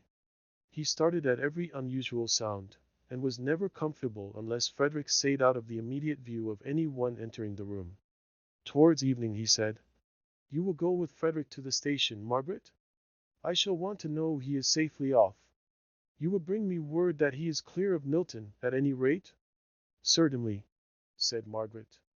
"I shall like it, if you won't be lonely without me, Papa." "No, no. I should always be fancying someone had known him, and that he had been stopped, unless you could tell me you had seen him off. And go to the Outwood station. It is quite as near, and not so many people about. Take a cab there. There is less risk of his being seen. What time is your train, Fred?" 10 minutes past 6. Very nearly dark. "So what will you do, Margaret?" "Oh, I can manage. I am getting very brave and very hard. It is a well-lighted road all the way home, if it should be dark. But I was out last week much later." Margaret was thankful when the parting was over, the parting from the dead mother and the living father. She hurried Frederick into the cab, in order to shorten a scene which she saw was so bitterly painful to her father, who would accompany his son as he took his last look at his mother. Partly in consequence of this, and partly owing to one of the very common mistakes in the railway guide, as to the times when trains arrive at the smallest stations, they found, on reaching Outwood, that they had nearly 20 minutes to spare. The booking office was not open, so they could not even take the ticket. They accordingly went down the flight of steps that led to the level of the ground below the railway. There was a broad cinder path diagonally crossing a field which lay alongside of the carriage road, and they went there to walk backwards and forwards for the few minutes they had to spare. Margaret's hand lay in Frederick's arm. He took hold of it affectionately. "Margaret, I am going to consult Mr. Lennox as to the chance of exculpating myself so that I may return to England whenever I choose, more for your sake than for the sake of any one else. I can't bear to think of your lonely position if anything should happen to my father. He looks sadly changed, terribly shaken. I wish you could get him to think of the Cotties plan, for many reasons. What could you do if you were taken away? You have no friend near. We are curiously bare of relations." Margaret could hardly keep from crying at the tender anxiety with which Frederick was bringing before her an event which she herself felt was not very improbable, so severely had the cares of the last few months told upon Mr. Hale. But she tried to rally as she said, "There have been such strange unexpected changes in my life during these last 2 years, that I feel more than ever that it is not worth while to calculate too closely what I should do if any future event took place. I try to think only upon the present." She paused. They were standing still for a moment, close on the field side of the stile leading into the road. The setting sun fell on their faces. Frederick held her hand in his, and looked with wistful anxiety into her face, reading there more care and trouble than she would betray by words. She went on, "We shall write often to one another, and I will promise, for I see it will set your mind at ease, to tell you every worry I have. Papa is—" She started a little, a hardly visible start, but Frederick felt the sudden motion of the hand he held, and turned his full face to the road, along which a horseman was slowly riding, just passing the very stile where they stood. Margaret bowed. Her bow was stiffly returned. "Who is that?" said Frederick, almost before he was out of hearing. Margaret was a little drooping, a little flushed, as she replied, "Mr. Thornton, you saw him before ye now." "Only his back. He is an unprepossessing looking fellow. What a scowl he has!" "Something has happened to vex him," said Margaret apologetically. "You would not have thought him unprepossessing if you had seen him with mamma. I fancy it must be time to go and take my ticket. If I had known how dark it would be, we wouldn't have sent back the cab, Margaret." "Oh, don't fidget about that. I can take a cab here if I like, or go back by the railroad, when I should have shops and people and lamps all the way from the Milton station house. Don't think of me, take care of yourself. I am sick with the thought that Leonards may be in the same train with you. Look well into the carriage before you get in." They went back to the station. Margaret insisted on going into the full light of the flaring gas inside to take the ticket. Some idle-looking young men were lounging about with the station master. Margaret thought she had seen the face of one of them before, and returned him a proud look of offended dignity for his somewhat impertinent stare of undisguised admiration.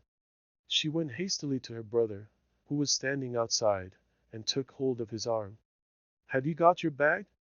Let us walk about here on the platform," said she, a little flurried at the idea of so soon being left alone, and her bravery oozing out rather faster than she liked to acknowledge even to herself. She heard a step following them along the flags. It stopped when they stopped, looking out along the line and hearing the whiz of the coming train. They did not speak. Their hearts were too full. Another moment, and the train would be here. A minute more, and he would be gone. Margaret almost repented the urgency with which she had entreated him to go to London. It was throwing more chances of detection in his way. If he had sailed for Spain by Liverpool, he might have been off in 2 or 3 hours. Frederick turned round, right facing the lamp, where the gas started up in vivid anticipation of the train.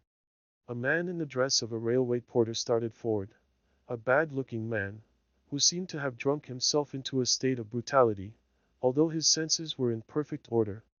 "By your leave, miss," said he, pushing Margaret rudely on one side, and seizing Frederick by the collar. "Your name is Hale, I believe?" In an instant, how, Margaret did not see, for everything danced before her eyes, but by some sleight of wrestling, Frederick had tripped him up, and he fell from the height of 3 or 4 feet, which the platform was elevated above the space of soft ground, by the side of the railroad. There he lay. "Run, run!" gasped Margaret. "The train is here." "It was Leonard's, was it? Oh, run! I will carry your bag." And she took him by the arm to push him along with all her feeble force. A door was opened in a carriage, he jumped in, and as he leaned out to say, "God bless you, Margaret," the train rushed past her, and she was left standing alone. She was so terribly sick and faint that she was thankful to be able to turn into the ladies' waiting room, and sit down for an instant. At first she could do nothing but gasp for breath. It was such a hurry, such a sickening alarm, such a near chance. If the train had not been there at the moment, the man would have jumped up again and called for assistance to arrest him. She wondered if the man had got up. She tried to remember if she had seen him move. She wondered if he could have been seriously hurt. She ventured out. The platform was all alight, but still quite deserted. She went to the end, and looked over, somewhat fearfully. No one was there, and then she was glad she had made herself go and inspect, for otherwise terrible thoughts would have haunted her dreams. And even as it was, she was so trembling and affrighted that she felt she could not walk home along the road, which did indeed seem lonely and dark, as she gazed down upon it from the blaze of the station. She would wait till the down train passed and take her seat in it. But what if Leonards recognized her as Frederick's companion? She peered about, before venturing into the booking office to take her ticket. There were only some railway officials standing about, and talking loud to one another. "So Leonards has been drinking again," said one, seemingly in authority. "He'll need all his boasted influence to keep his place this time." "Where is he?" asked another, while Margaret, her back towards them, was counting her change with trembling fingers, not daring to turn round until she heard the answer to this question. "I don't know. He came in not 5 minutes ago, with some long story or other about a fall he'd had, swearing awfully, and wanted to borrow some money from me to go to London by the next up train. He made all sorts of tipsy promises, but I'd something else to do than listen to him. I told him to go about his business, and he went off at the front door. He's at the nearest vaults, I'll be bound," said the first speaker. "Your money would have gone there too, if you'd been such a fool as to lend it." "Cat's me. I knew better what his London meant. Why, he has never paid me off that 5 shillings." And so they went on. And now all Margaret's anxiety was for the train to come. She hid herself once more in the ladies' waiting room, and fancied every noise was Leonard's step, every loud and boisterous voice was his. But no one came near her until the train drew up, when she was civilly helped into a carriage by a porter, into whose face she durst not look till they were in motion, and then she saw that it was not Leonard's. Chapter 33. Peace. "Sleep on, my love, in thy cold bed, never to be disquieted. My last good night. Thou wilt not wake till I thy fate shall overtake." Dr. King. Home seemed unnaturally quiet after all this terror and noisy commotion. Her father had seen all due preparation made for her refreshment on her return, and then sate down again in his accustomed chair, to fall into one of his sad waking dreams. Dixon had got Mary Higgins to scold and direct in the kitchen, and her scolding was not the less energetic because it was delivered in an angry whisper, for, speaking above her breath, she would have thought irreverent, as long as there was any one lying dead in the house. Margaret had resolved not to mention the crowning and closing affright to her father. There was no use in speaking about it. It had ended well. The only thing to be feared was lest Leonard should in some way borrow money enough to effect his purpose of following Frederick to London, and hunting him out there. But there were immense chances against the success of any such plan, and Margaret determined not to torment herself by thinking of what she could do nothing to prevent. Frederick would be as much on his guard as she could put him, and in a day or two at most he would be safely out of England. "I suppose we shall hear from Mr. Bell tomorrow," said Margaret. "Yes," replied her father. "I suppose so. If he can come, he will be here tomorrow evening, I should think. If he cannot come, I shall ask Mr. Thornton to go with me to the funeral. I cannot go alone. I should break down utterly." "Don't ask Mr. Thornton, papa. Let me go with you," said Margaret, impetuously. "You, my dear, women do not generally go." "No, because they can't control themselves.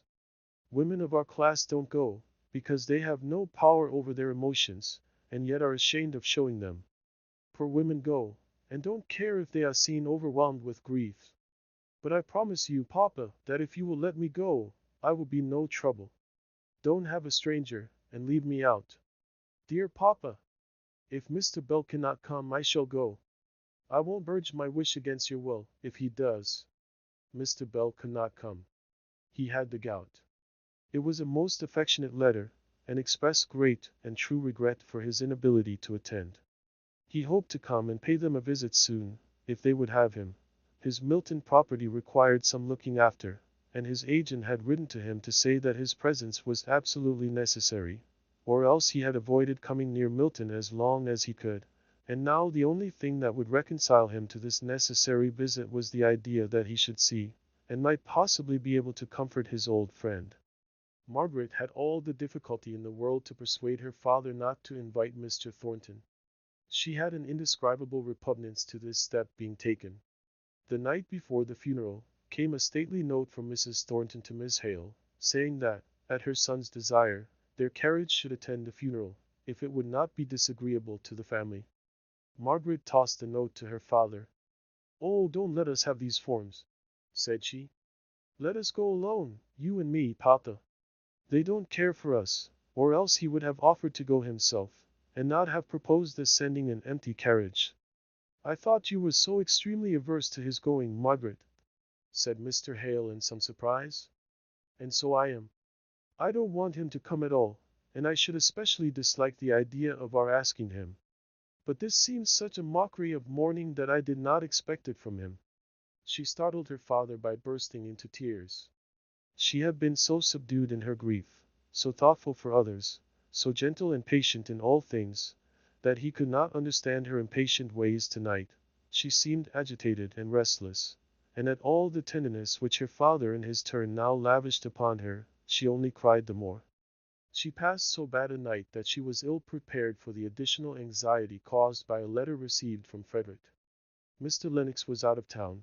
His clerk said that he would return by the following Tuesday at the latest, that he might possibly be home on Monday. Consequently, after some consideration, Frederick had determined upon remaining in London a day or two longer. He had thought of coming down to Milton again. The temptation had been very strong, but the idea of Mr. Bell domesticated in his father's house, and the alarm he had received at the last moment at the railway station, had made him resolve to stay in London. Margaret might be assured he would take every precaution against being tracked by Linnets.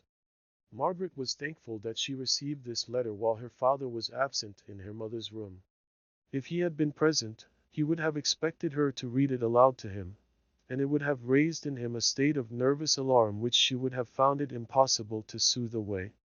There was not merely the fact, which disturbed her excessively, of Frederick's detention in London, but there were allusions to the recognition at the last moment at Milton, and the possibility of a pursuit, which made her blood run cold, and how then would it have affected her father? Many a time did Margaret repent of having suggested and urged on the plan of consulting Mr. Lennox. At the moment, it had seemed as if it would occasion so little delay, add so little to the apparently small chances of detection, and yet everything that had since occurred had tended to make it so undesirable. Margaret battled hard against this regret of hers for what could not now be helped, this self-reproach for having said what at the time appeared to be wise, but which after events were proving to have been so foolish. But her father was in too depressed a state of mind and body to struggle healthily. He would succumb to all these causes for morbid regret over what could not be recalled. Margaret summoned up all her forces to her aid. Her father seemed to have forgotten that they had any reason to expect a letter from Frederick that morning. He was absorbed in one idea, that the last visible token of the presence of his wife was to be carried away from him, and hidden from his sight. He trembled pitifully as the undertaker's man was arranging his crape draperies around him. He looked wistfully at Margaret, and when released, he tottered towards her, murmuring, "Pray for me, Margaret. I have no strength left in me. I cannot pray. I give her up because I must. I try to bear it, indeed I do. I know it is God's will. But I cannot see why she died. Pray for me, Margaret, that I may have faith to pray. It is a great strait, my child." Margaret sat by him in the coach, almost supporting him in her arms, and repeating all the noble verses of holy comfort, or text expressive of faithful resignation, that she could remember. Her voice never faltered, and she herself gained strength by doing this. Her father's lips moved after her, repeating the well-known texts as her words suggested them. It was terrible to see the patient, struggling effort to obtain the resignation which he had not strength to take into his heart as part of himself. Margaret's fortitude nearly gave way as Dixon, with a slight motion of her hand, directed her notice to Nicholas Higgins and his daughter, standing a little aloof, but deeply attentive to the ceremonial. Nicholas wore his usual fustian clothes, but had a bit of black stuff sewn round his hat, a mark of mourning which he had never shown to his daughter Bessie's memory. But Mr. Hale saw nothing. He went on repeating to himself, mechanically as it were, all the funeral service as it was read by the officiating clergyman. He sighed twice or thrice when all was ended, and then, putting his hand on Margaret's arm, he mutely entreated to be led away, as if he were blind, and she his faithful guide. Dixon sobbed aloud.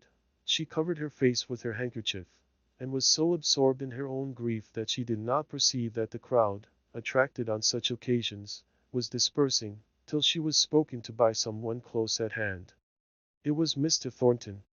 He had been present all the time, standing, with bent head, behind a group of people, so that, in fact, no one had recognized him. "I beg your pardon, but can you tell me how Mr. Hale is? And Miss Hale, too? I should like to know how they both are." "Of course, sir. They are much as is to be expected. Master is terribly broke down. Miss Hale bears up better than likely." Mr. Thornton would rather have heard that she was suffering the natural sorrow. In the first place, there was selfishness enough in him to have taken pleasure in the idea that his great love might come in to comfort and console her. Much the same kind of passionate pleasure which comes stinging through a mother's heart, when her drooping infant nestles close to her, and is dependent upon her for everything. But this delicious vision of what might have been, in which, in spite of all Margaret's repulse, he would have indulged only a few days ago, was miserably disturbed by the recollection of what he had seen near the Outwood station. Miserably disturbed. That is not strong enough. He was haunted by the remembrance of the handsome young man, with whom she stood in an attitude of such familiar confidence, and the remembrance shot through him like an agony, till it made him clench his hands tight in order to subdue the pain. At that late hour, so far from home, it took a great moral effort to galvanize his trust, ere while so perfect, in Margaret's pure and exquisite maidenliness into life. As soon as the effort ceased, his trust dropped down dead and powerless, and all sorts of wild fancies chased each other like dreams through his mind. Here was a little bit of miserable, gnawing confirmation. She bore up better than likely under this grief. She had then some hope to look to, so bright that even in her affectionate nature it could come in to lighten the dark hours of a daughter newly made motherless. Yes, he knew how she would love. He had not loved her without gaining that instinctive knowledge of what capabilities were in her. Her soul would walk in glorious sunlight if any man was worthy, by his power of loving, to win back her love. Even in her mourning she would rest with a peaceful faith upon his sympathy.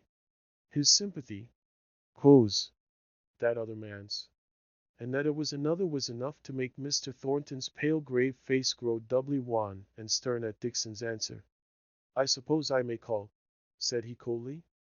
"On Mr. Hale, I mean. He will perhaps admit me after tomorrow or so." He spoke as if the answer were a matter of indifference to him. But it was not so. For all his pain, he longed to see the author of it. Although he hated Margaret at times, when he thought of that gentle, familiar attitude and all the attendant circumstances, he had a restless desire to renew her picture in his mind, a longing for the very atmosphere she breathed. He was in the Charybdis of passion, and must perforce circle and circle ever nearer round the fatal center. "I dare say, sir, master will see you. He was very sorry to have to deny you the other day, but circumstances was not agreeable just then." For some reason or other, Dixon never named this interview that she had had with Mr. Thornton to Margaret. It might have been mere chance, but so it was that Margaret never heard that he had attended her poor mother's funeral. Chapter 34. False and true. "Truths will fail thee never, never.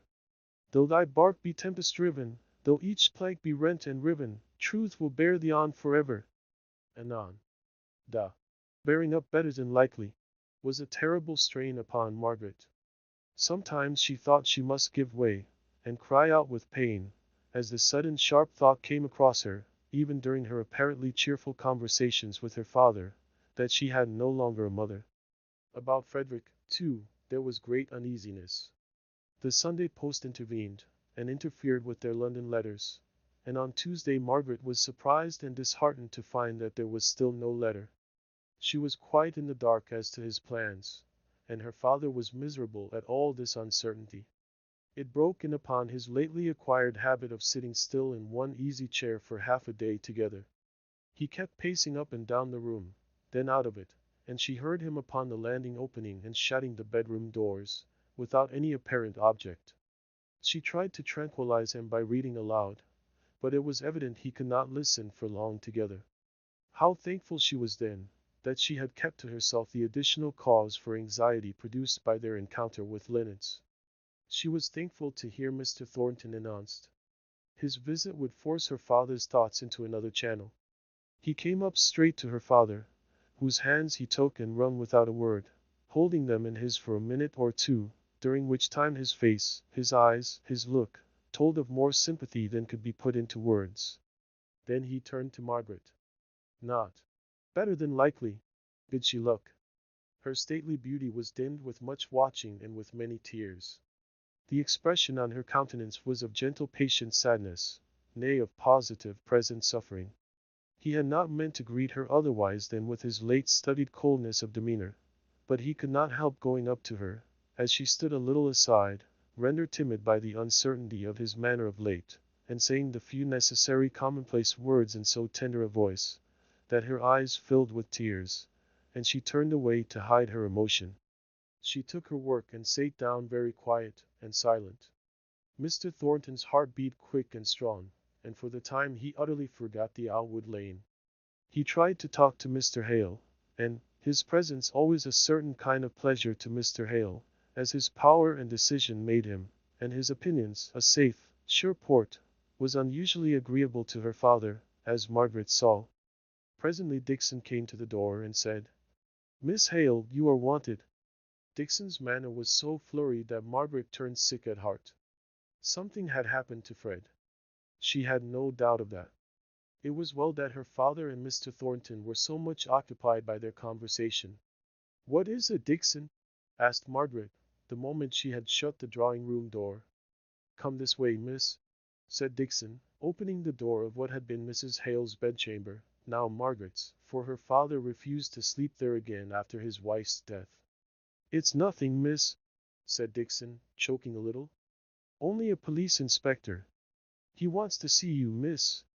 But I dare say, it's about nothing at all." "Did he name?" asked Margaret, almost inaudibly. "No, miss, he named nothing. He only asked if you lived here, and if he could speak to you. Martha went to the door, and let him in. She has shown him into master's study. I went to him myself, to try if that would do, but no, it's you, miss, he wants." Margaret did not speak again till her hand was on the lock of the study door.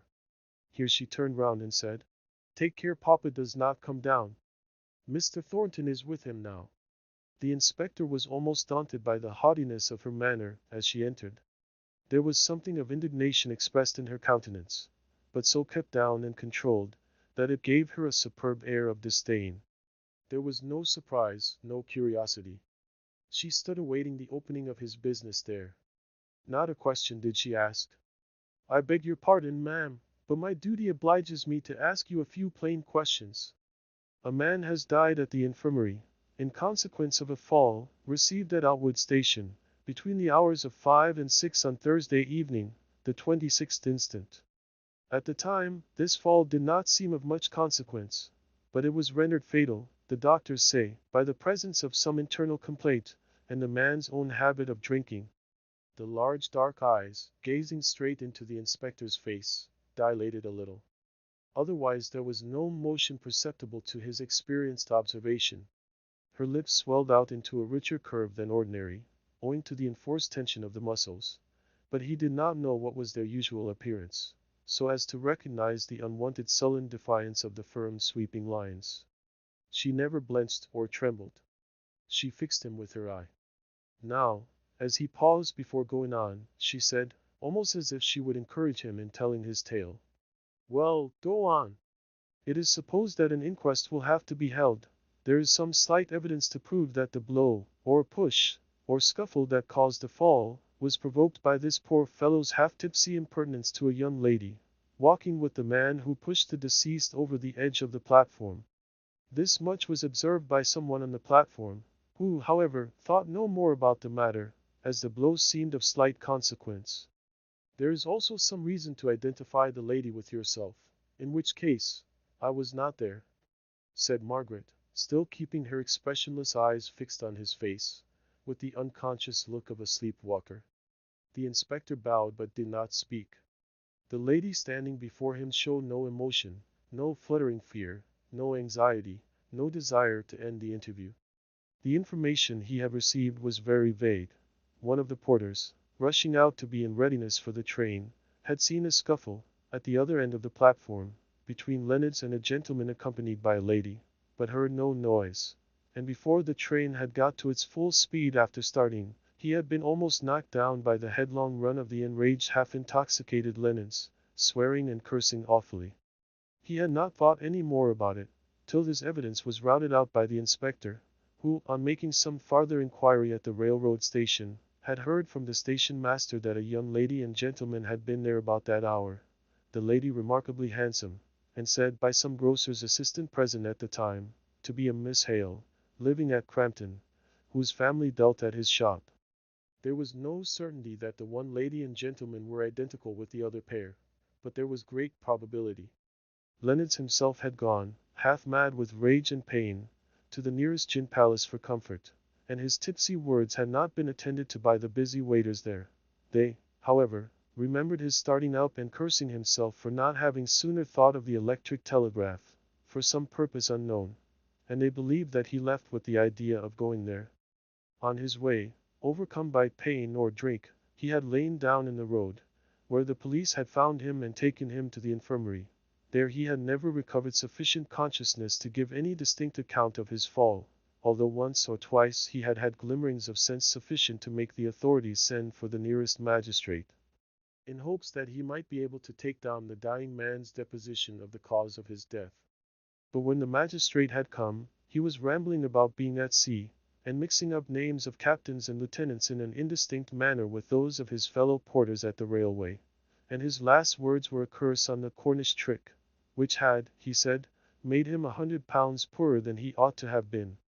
The inspector ran all this over in his mind, the vagueness of the evidence to prove that Margaret had been at the station, the unflinching, calm denial which she gave to such a supposition.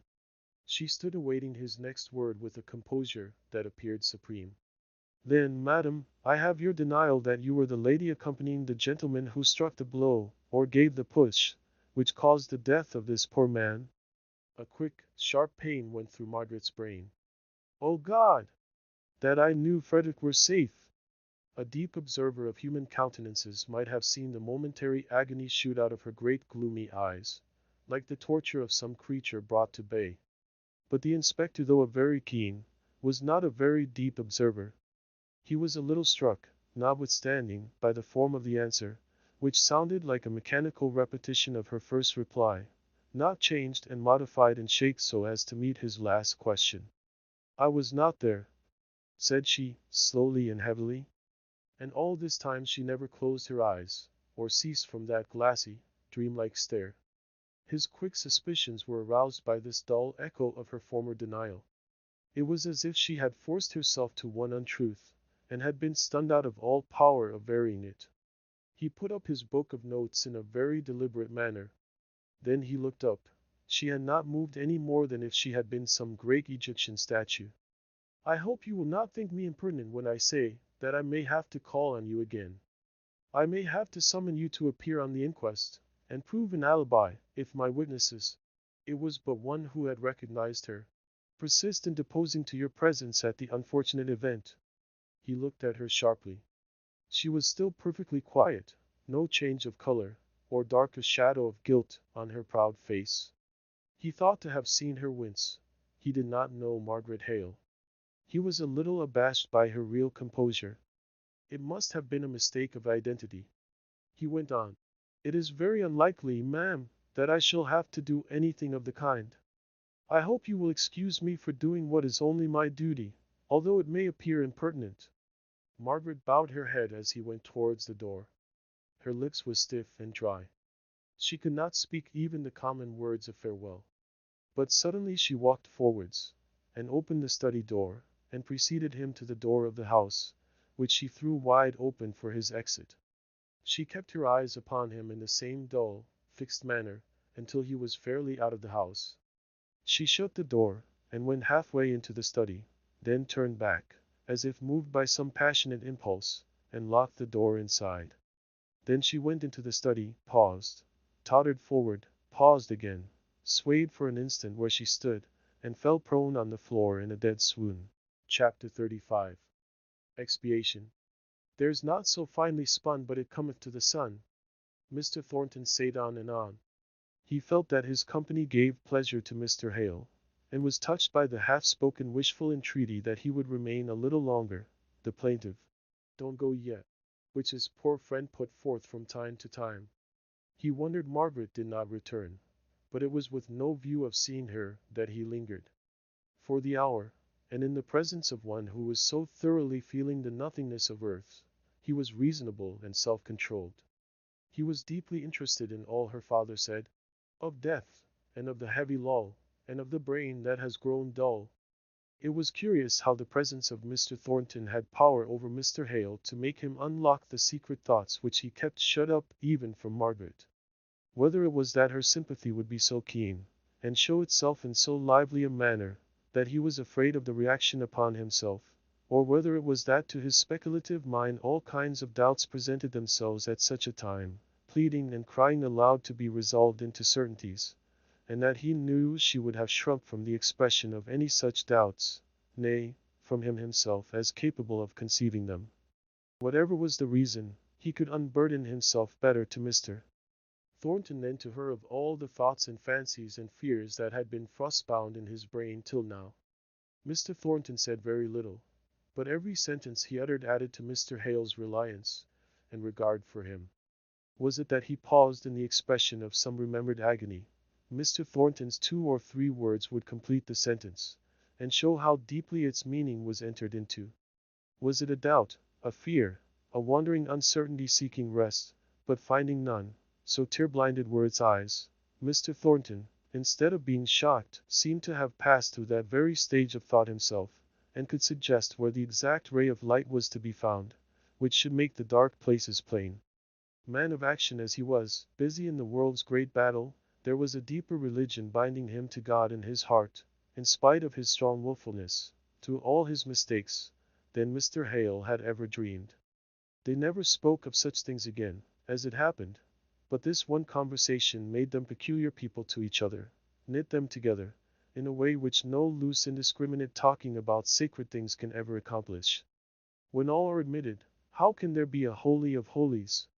And all this while, Margaret lay as still and white as death on the study floor. She had sunk under her burden. It had been heavy in weight and long carried, and she had been very meek and patient, till all at once her faith had given way, and she had groped in vain for help. There was a pitiful contraction of suffering upon her beautiful brows, although there was no other sign of consciousness remaining. The mouth, a little while ago, so sullenly projected in defiance, was relaxed and livid. "I parce de la sua labia si mova uno spirito soave e pien d'amore, ci vie dicendo all'anima, sospira." The first symptom of returning life was a quivering about the lips, a little mute soundless attempt at speech, but the eyes were still closed, and the quivering sank into stillness. Then, feebly leaning on her arms for an instant to steady herself, Margaret gathered herself up, and rose. Her comb had fallen out of her hair, and with an intuitive desire to efface the traces of weakness, and bring herself into order again, she sought for it, although from time to time, in the course of the search, she had to sit down and recover strength. Her head drooped forwards, her hands meekly laid one upon the other. She tried to recall the force of her temptation, by endeavoring to remember the details which had thrown her into such deadly fright, but she could not. She only understood 2 facts, that Frederick had been in danger of being pursued and detected in London, as not only guilty of manslaughter, but as the more unpardonable leader of the mutiny, and that she had lied to save him. There was one comfort, her lie had saved him, if only by gaining some additional time. If the inspector came again tomorrow, after she had received the letter she longed for to assure her of her brother's safety, she would brave shame, and stand in her bitter penance, she the lofty Margaret, acknowledging before a crowded justice room, if need were, that she had been as a dog and done this thing.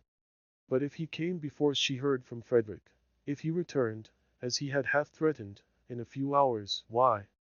She would tell that lie again, though how the words would come out, after all this terrible pause for reflection and self-reproach, without betraying her falsehood, she did not know, she could not tell. But her repetition of it would gain time, time for Frederick. She was roused by Dixon's entrance into the room. She had just been letting out Mr. Thornton. He had hardly gone 10 steps in the street, before a passing omnibus stopped close by him, and a man got down, and came up to him, touching his hat as he did so. It was the police inspector. Mr. Thornton had obtained for him his first situation in the police, and had heard from time to time of the progress of his protégé, but they had not often met, and at first Mr. Thornton did not remember him. "My name is Watson, George Watson, sir, that you got, ah yes. Why, you are getting on famously, I hear." "Yes, sir. I ought to thank you, sir. But it is on a little matter of business I made so bold as to speak to you now. I believe you were the magistrate who attended to take down the deposition of a poor man who died in the infirmary last night." "Yes," replied Mr. Thornton. "I went and heard some kind of a rambling statement, which the clerk said was of no great use. I'm afraid he was but a drunken fellow, though there is no doubt he came to his death by violence at last. One of my mother's servants was engaged to him, I believe, and she is in great distress today." "What about him?" "Why, sir, his death is oddly mixed up with somebody in the house I saw you coming out of just now. It was a Mr. Hales's, I believe." "Yes," said Mr. Thornton, turning sharp round and looking into the inspector's face with sudden interest. "What about it?" "Why, sir, it seems to me that I have got a pretty distinct chain of evidence, inculpating a gentleman who was walking with Miss Hale that night at the Outwood station, as the man who struck or pushed Leonards off the platform and so caused his death. But the young lady denies that she was there at the time." "Miss Hale denies she was there," repeated Mr. Thornton in an altered voice. "Tell me, what evening was it? What time?" "About 6 o'clock, on the evening of Thursday, the 26th. They walked on, side by side, in silence for a minute or two. The inspector was the first to speak.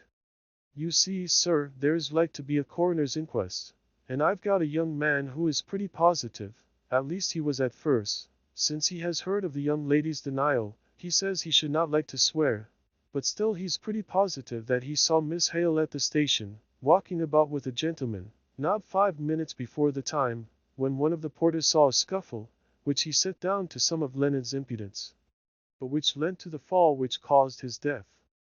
And seeing you come out of the very house, sir, I thought I might make bold to ask if, you see, it's always awkward having to do with cases of disputed identity, and one doesn't like to doubt the word of a respectable young woman unless one has strong proof to the contrary." "And she denied having been at the station that evening," repeated Mr. Thornton, in a low, brooding tone. "Yes, sir, twice over, as distinct as could be. I told her I should call again, but seeing you just as I was on my way back from questioning the young man who said it was her, I thought I would ask your advice, both as the magistrate who saw Leonards on his deathbed, and as the gentleman who got me my berth in the force." "You were quite right," said Mr. Thornton.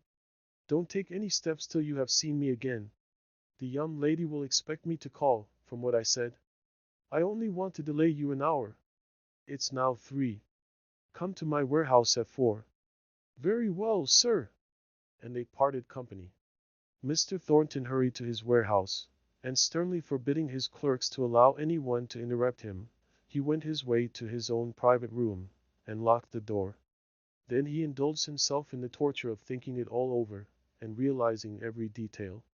How could he have lulled himself into the unsuspicious calm in which her tearful image had mirrored itself not 2 hours before, till he had weakly pitied her and yearned towards her, and forgotten the savage, distrustful jealousy with which the sight of her, and that unknown to him, at such an hour, in such a place, had inspired him? How could one so pure have stooped from her decorous and noble manner of bearing? But was it decorous, was it? He hated himself for the idea that forced itself upon him, just for an instant, no more, and yet, while it was present, thrilled him with its old potency of attraction towards her image. And then this falsehood, How terrible must be some dread of shame to be revealed, for, after all, the provocation given by such a man as Leonard was, when excited by drinking, might, in all probability, be more than enough to justify any one who came forward to state the circumstances openly and without reserve. How creeping and deadly that fear which could bow down the truthful Margaret to falsehood. He could almost pity her. What would be the end of it? She could not have considered all she was entering upon, if there was an inquest, and the young man came forward. Suddenly he started up. There should be no inquest. He would save Margaret. He would take the responsibility of preventing the inquest, the issue of which, from the uncertainty of the medical testimony which he had vaguely heard the night before, from the surgeon in attendance, could be but doubtful. The doctors had discovered an internal disease far advanced, and sure to prove fatal. They had stated that death might have been accelerated by the fall, or by the subsequent drinking and exposure to cold. If he had but known how Margaret would have become involved in the affair, if he had but foreseen that he would have stained her whiteness by a falsehood, he could have saved her by a word, for the question, of inquest or no inquest, had hung trembling in the balance only the night before.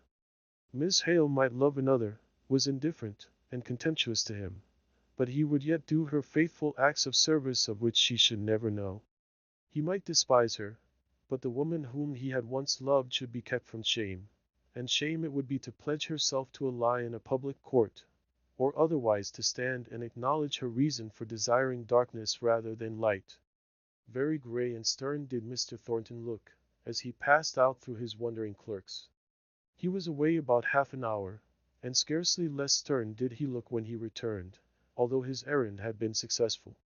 He wrote 2 lines on a slip of paper, put it in an envelope, and sealed it up. This he gave to one of the clerks, saying, "I appointed Watson, he who was a packer in the warehouse, and who went into the police, to call on me at 4 o'clock. I have just met a gentleman from Liverpool who wishes to see me before he leaves town. Take care to give this note to Watson when he calls." The note contained these words: "There will be no inquest. Medical evidence not sufficient to justify it. Take no further steps. I have not seen the coroner, but I will take the responsibility." Well, thought Watson, it relieves me from an awkward job. None of my witnesses seemed certain of anything except the young woman. She was clear and distinct enough. The porter at the railroad had seen a scuffle. Or when he found it was likely to bring him in as a witness, then it might not have been a scuffle, only a little larking, and Leonard might have jumped off the platform himself. He would not stick firm to anything. And Jennings, the grocer's shopman, well, he was not quite so bad, but I doubt if I could have got him up to an oath after he heard that Miss Hale flatly denied it. It would have been a troublesome job and no satisfaction. And now I must go and tell them they won't be wanted. He accordingly presented himself again at Mr. Hale's that evening. Her father and Dixon would fain have persuaded Margaret to go to bed, but they, either of them, knew the reason for her continued refusals to do so. Dixon had learned part of the truth, but only part. Margaret would not tell any human being of what she had said, and she did not reveal the fatal termination to Leonard's fall from the platform. So Dixon's curiosity combined with her allegiance to urge Margaret to go to rest, which her appearance, as she lay on the sofa, showed but too clearly that she required. She did not speak except when spoken to. She tried to smile back in reply to her father's anxious looks and words of tender inquiry, but, instead of a smile, the wan lips resolved themselves into a sigh. He was so miserably uneasy that, at last, she consented to go into her own room, and prepare for going to bed. She was indeed inclined to give up the idea that the inspector would call again that night, as it was already past 9 o'clock. She stood by her father, holding on to the back of his chair. "You will go to bed soon, Papa, won't you? Don't sit up alone." What his answer was she did not hear. The words were lost in the far smaller sound that magnified itself to her fears, and filled her brain. There was a low ring at the doorbell. She kissed her father and glided downstairs, with a rapidity of motion of which no one would have thought her capable, who had seen her the minute before. She put aside Dixon. "Don't come, I will open the door. I know it is him. I must manage it all myself." As you please, miss, said Dixon testily, but in a moment afterwards she added, but you're not fit for it. You are more dead than alive. And I, said Margaret, turning round and showing her eyes all aglow with strange fire, her cheeks flushed, though her lips were baked and livid still. She opened the door to the inspector, and preceded him into the study. She placed the candle on the table, and snuffed it carefully, before she turned round and faced him. You are late, said she. Well? She held her breath for the answer. I am sorry to have given any unnecessary trouble, ma'am, for, after all, they'd given up all thoughts of holding an inquest. I have had other work to do and other people to see, or I should have been here before now. Then it is ended, said Margaret. There is to be no further inquiry. I believe I've got Mr. Thornton's note about me, said the inspector, fumbling in his pocket-book. Mr. Thornton's, said Margaret. Yes. He's a magistrate. Ah, here it is. She could not see to read it. No, not although she was close to the candle. The words swam before her. But she held it in her hand, and looked at it as if she were intently studying it. I'm sure, ma'am, it's a great weight off my mind, for the evidence was so uncertain, you see, that the man had received any blow at all, and if any question of identity came in, it so complicated the case, as I told Mr. Thornton, said Margaret again. I met him this morning, just as he was coming out of this house, and, as he's an old friend of mine, besides being the magistrate who saw Leonard's last night, I made bold to tell him of my difficulty. Margaret sighed deeply. She did not want to hear any more. She was afraid alike of what she had heard, and of what she might hear. She wished that the man would go. She forced herself to speak. Thank you for calling. It is very late. I dare say it is past 10 o'clock. Here is the note, she continued, suddenly interpreting the meaning of the hand held out to receive it. He was putting it up when she said, I think it is a cramped, dazzling sort of writing. I could not read it. Will you just read it to me? He read it aloud to her. Thank you. You told Mr. Thornton that I was not there? Oh, of course, ma'am. I'm sorry now that I acted upon information, which seems to have been so erroneous. At first the young man was so positive, and now he says that he doubted all along, and hopes that his mistake won't have occasioned you such annoyance as to lose their shop your custom. Good night, ma'am. Good night. She rang the bell for Dixon to show him out. As Dixon returned up the passage, Margaret passed her swiftly. It is all right, said she, without looking at Dixon, and before the woman could follow her with further questions she had sped upstairs, and entered her bedchamber, and bolted her door. She threw herself, dressed as she was, upon her bed. She was too much exhausted to think. Half an hour or more elapsed before the cramped nature of her position, and the chilliness, supervening upon great fatigue, had the power to rouse her numbed faculties. Then she began to recall, to combine, to wonder. The first idea that presented itself to her was, that all this sickening alarm on Frederick's behalf was over, that the strain was past. The next was a wish to remember every word of the inspector's which related to Mr. Thornton. When had he seen him? What had he said? What had Mr. Thornton done? What were the exact words of his note? And until she could recollect, even to the placing or omitting an article, the very expressions which he had used in the note, her mind refused to go on with its progress. But the next conviction she came to was clear enough. Mr. Thornton had seen her close to Outwood Station on the fatal Thursday night, and had been told of her denial that she was there. She stood a liar in his eyes. She was a liar. But she had no thought of penitence before God. Nothing but chaos and night surrounded the one lurid fact that, in Mr. Thornton's eyes, she was degraded. She cared not to think, even to herself, of how much of excuse she might plead. That had nothing to do with Mr. Thornton. She never dreamed that he, or any one else, could find cause for suspicion in what was so natural as her accompanying her brother. But what was really false and wrong was known to him, and he had a right to judge her. Oh, Frederick! Frederick! She cried. What have I not sacrificed for you? Even when she fell asleep her thoughts were compelled to travel the same circle. only with exaggerated and monstrous circumstances of pain. When she awoke, a new idea flashed upon her with all the brightness of the morning. Mr. Thornton had learned her falsehood before he went to the coroner. That suggested the thought that he had possibly been influenced so to do with a view of sparing her the repetition of her denial. But she pushed this notion on one side with the sick willfulness of a child. If it were so, she felt no gratitude to him, as it only showed her how keenly he must have seen that she was disgraced already, before he took such unwanted pains to spare her any further trial of truthfulness, which had already failed so signally. She would have gone through the whole. She would have perjured herself to save Frederick, rather, far rather, than Mr. Thornton should have had the knowledge that prompted him to interfere to save her. What ill fate brought him in contact with the inspector? What made him be the very magistrate sent for to receive Leonard's deposition? What had Leonard said? How much of it was intelligible to Mr. Thornton, who might already, for aught she knew, be aware of the old accusation against Frederick, through their mutual friend, Mr. Bell? If so, he had striven to save the son, who came in defiance of the law to attend his mother's deathbed. And under this idea she could feel grateful, not yet, if ever she should, if his interference had been prompted by contempt. Aye. Had any one just cause to feel contempt for her? Mr. Thornton, above all people, on whom she had looked down from her imaginary heights till now. She suddenly found herself at his feet, and was strangely distressed at her fall. She shrank from following out the premises to their conclusion, and so acknowledging to herself how much she valued his respect and good opinion.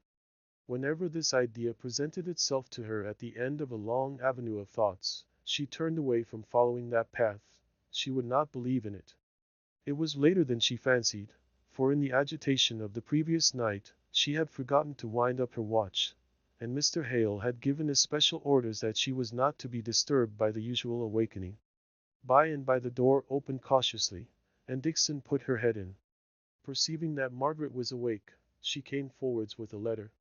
"Here's something to do you good, miss. A letter for Master Frederick." "Thank you, Dixon. How late it is!" She spoke very languidly, and suffered Dixon to lay it on the counterpane before her, without putting out a hand to take it. "You want your breakfast, I'm sure. I will bring it you in a minute. Master has got the tray already, I know." Margaret did not reply. She let her go. She felt that she must be alone before she could open that letter. She opened it at last. The first thing that caught her eye was the date 2 days earlier than she received it. He had then written when he had promised, and their alarm might have been spared. But she would read the letter and see. It was hasty enough, but perfectly satisfactory. He had seen Henry Lennox, who knew enough of the case to shake his head over it, in the first instance, and tell him he had done a very daring thing in returning to England, with such an accusation, backed by such powerful influence, hanging over him. But when they had come to talk it over, Mr. Lennox had acknowledged that there might be some chance of his acquittal, if he could but prove his statements by credible witnesses, that in such case it might be worth while to stand his trial, otherwise it would be a great risk. He would examine. He would take every pains. "It struck me," said Frederick, "that your introduction, little sister of mine, went a long way." "Is it so?" "He made so many inquiries, I can assure you. He seemed a sharp, intelligent fellow, and in good practice too, to judge from the signs of business and the number of clerks about him. But these may be only lawyers' dodges. I have just caught a packet on the point of sailing. I am off in 5 minutes. I may have to come back to England again on this business, so keep my visit secret. I shall send my father some rare old sherry, such as you cannot buy in England, such stuff as I've got in the bottle before me. He needs something of the kind. My dear love to him. God bless him. I'm sure, here's my cab. P.S. What an escape that was. Take care you don't breathe of my having been, not even to the Shaws." Margaret turned to the envelope. It was marked, "Too late." The letter had probably been trusted to some careless waiter, who had forgotten to post it. Aye. What slight cobwebs of chances stand between us and temptation. Frederick had been safe, and out of England 20, nay, 30 hours ago, and it was only about 17 hours since she had told a falsehood to baffle pursuit, which even then would have been vain. How faithless she had been! Where now was her proud motto? Fais ce que dois, advienne que pourra? If she had but dared to bravely tell the truth as regarded herself, defying them to find out what she refused to tell concerning another, how light of heart she would now have felt! Not humbled before God, as having failed in trust towards him, not degraded and abased in Mr. Thornton's sight. She caught herself up at this with a miserable tremor. Here was she classing his low opinion of her alongside with the displeasure of God. How was it that he haunted her imagination so persistently? What could it be? Why did she care for what he thought, in spite of all her pride, in spite of herself? She believed that she could have borne the sense of almighty displeasure, because he knew all, and could read her penitence, and hear her cries for help in time to come. But Mr. Thornton, why did she tremble, and hide her face in the pillow? What strong feeling had overtaken her at last? She sprang out of bed and prayed long and earnestly. It soothed and comforted her so to open her heart. But as soon as she reviewed her position she found the sting was still there, that she was not good enough, nor pure enough to be indifferent to the lowered opinion of a fellow creature, that the thought of how he must be looking upon her with contempt, stood between her and her sense of wrongdoing. She took her letter into her father as soon as she was dressed. There was so slight an allusion to their alarm at the railroad station, that Mr. Hale passed over it without paying any attention to it. Indeed, beyond the mere fact of Frederick having sailed undiscovered and unsuspected, he did not gather much from the letter at the time. He was so uneasy about Margaret's pallid looks. She seemed continually on the point of weeping. "You are sadly overdone, Margaret. It is no wonder. But you must let me nurse you now." He made her lie down on the sofa, and went for a shawl to cover her with. His tenderness released her tears, and she cried bitterly.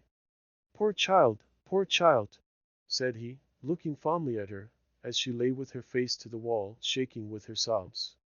After a while they ceased, and she began to wonder whether she durst give herself the relief of telling her father of all her trouble. But there were more reasons against it than for it.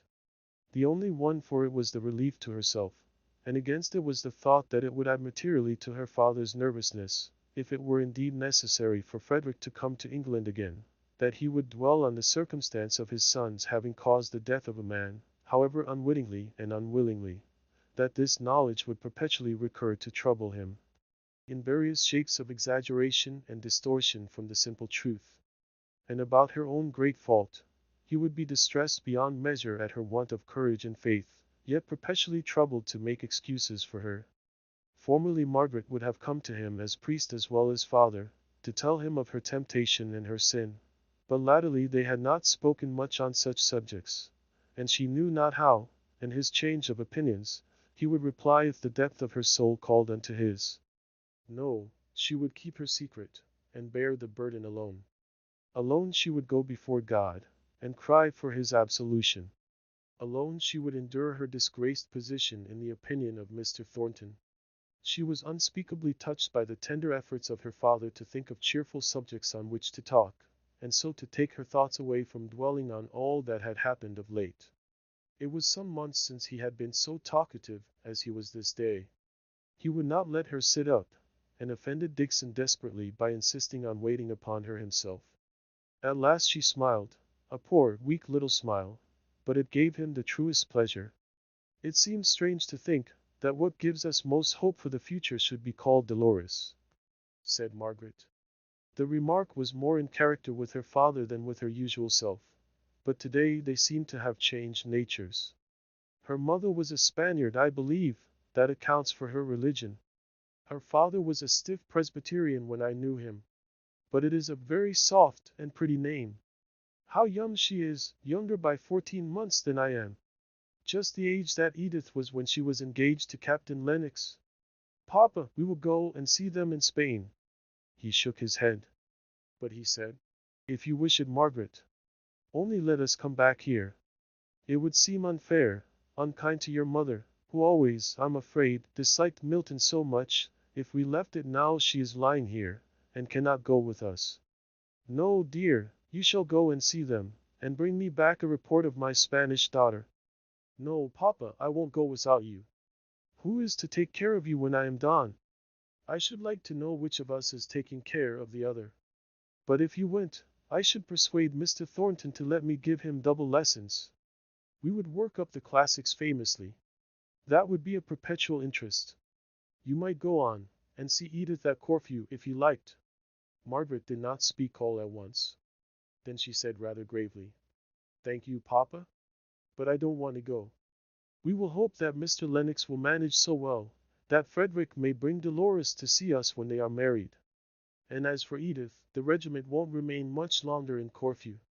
Perhaps we shall see both of them here before another year is out." Mr. Hale's cheerful subjects had come to an end. Some painful recollections had stolen across his mind and driven him into silence. By and by Margaret said, "Papa, did you see Nicholas Higgins at the funeral? He was there, and Mary too.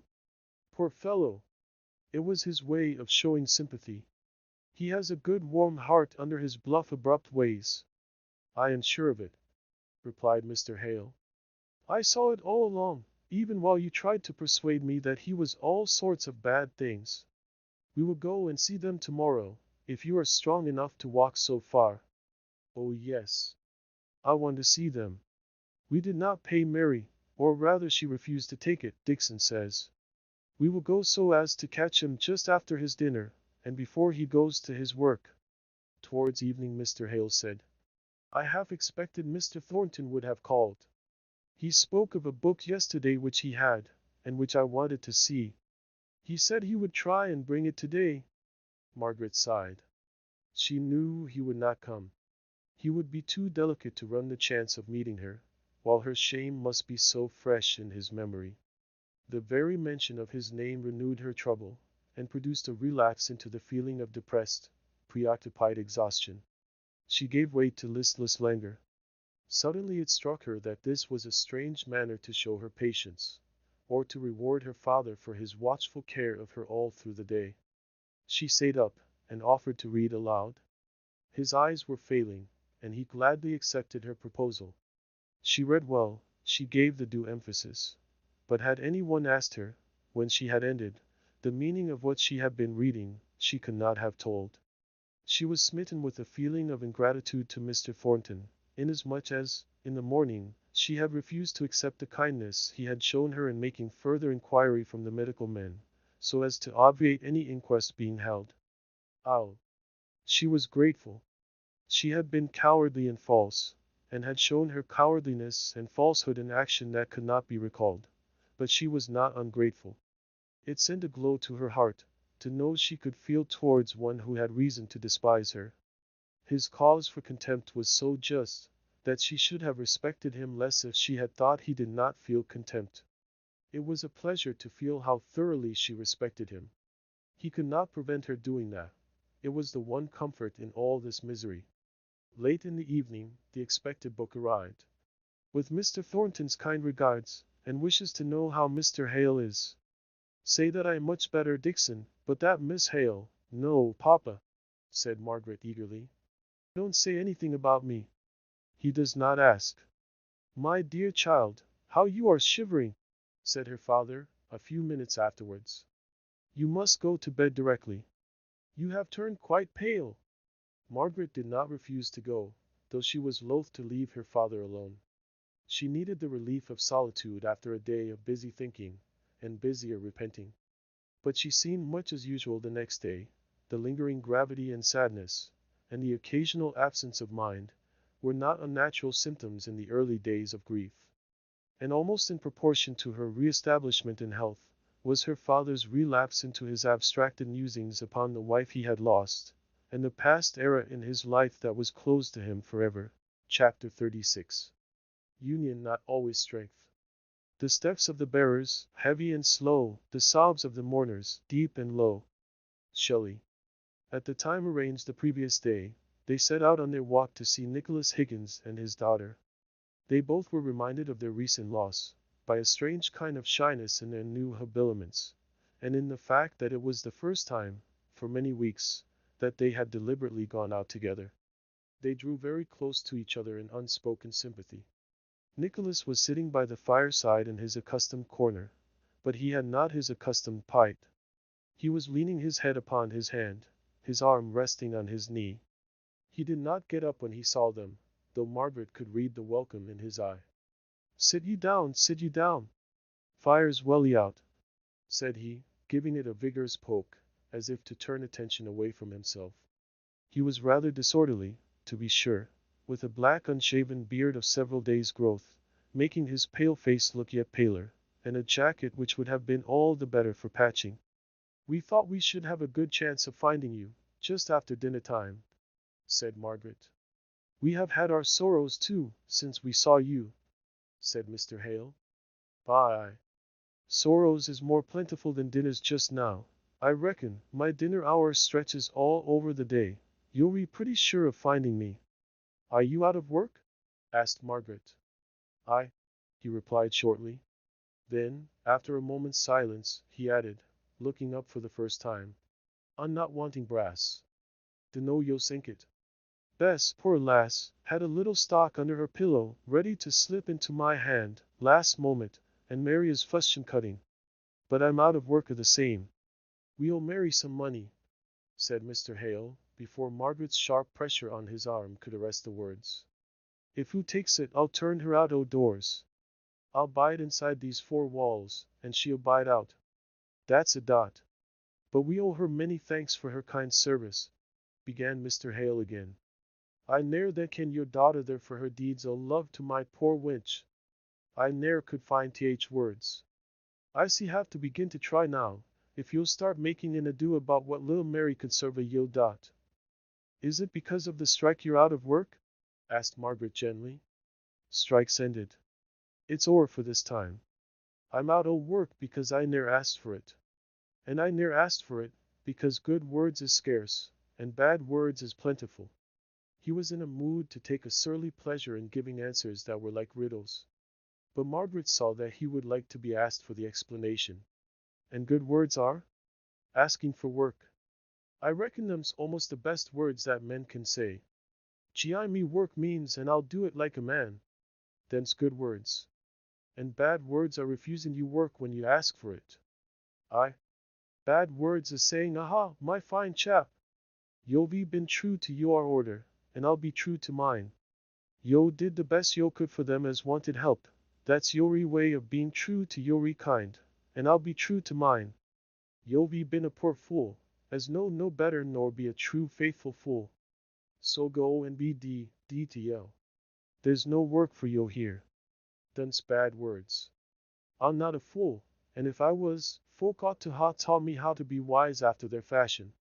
I could have and ha learnt, if any one had tried to teach me. Would it not be worthwhile, said Mr. Hale, to ask your old master if he would take you back again? It might be a poor chance, but it would be a chance. He looked up again, with a sharp glance at the questioner, and then tittered a low and bitter laugh. Meester, if it's no offense, I'll ask you a question or two in my turn. You're quite welcome, said Mr. Hale. I reckon you in some way of earning your bread. Folks seldom lives at Milton just for pleasure, if they can live anywhere else. You are quite right. I have some independent property, but my intention in settling in Milton was to become a private tutor, to teach folk. Well, I reckon they pay yo for teaching them, do not they? Yes, replied Mr. Hale, smiling. I teach in order to get paid. And them that pays yo, done they tell yo what in to do, or what in not to do why the money they gives you in just payment for your pains, in fair exchange like? No, to be sure not. They do not say, yo may have a brother, or a friend as dear as a brother, who wants this here brass for a purpose both yo and he think right. But yo mun promise not give it to him. Yo may see a good use, as yo think, to put your money to, but we don't think it good, and so if yo spend it 8th Aidens we'll just leave off dealing with yo dot. They do not say that, don't they? No, to be sure not. Would you stand it if they did? It would be some very hard pressure that would make me even think of submitting to such dictation. There's not the pressure on all the broad earth that would make me, said Nicholas Higgins. Now Yovi got it. Yovi hit the bullseye. Hampers, that's where I worked, makes their men pledge themselves they'll not give a penny to help th union or keep turnouts fro clemming. They may pledge and make pledge, continued he, scornfully.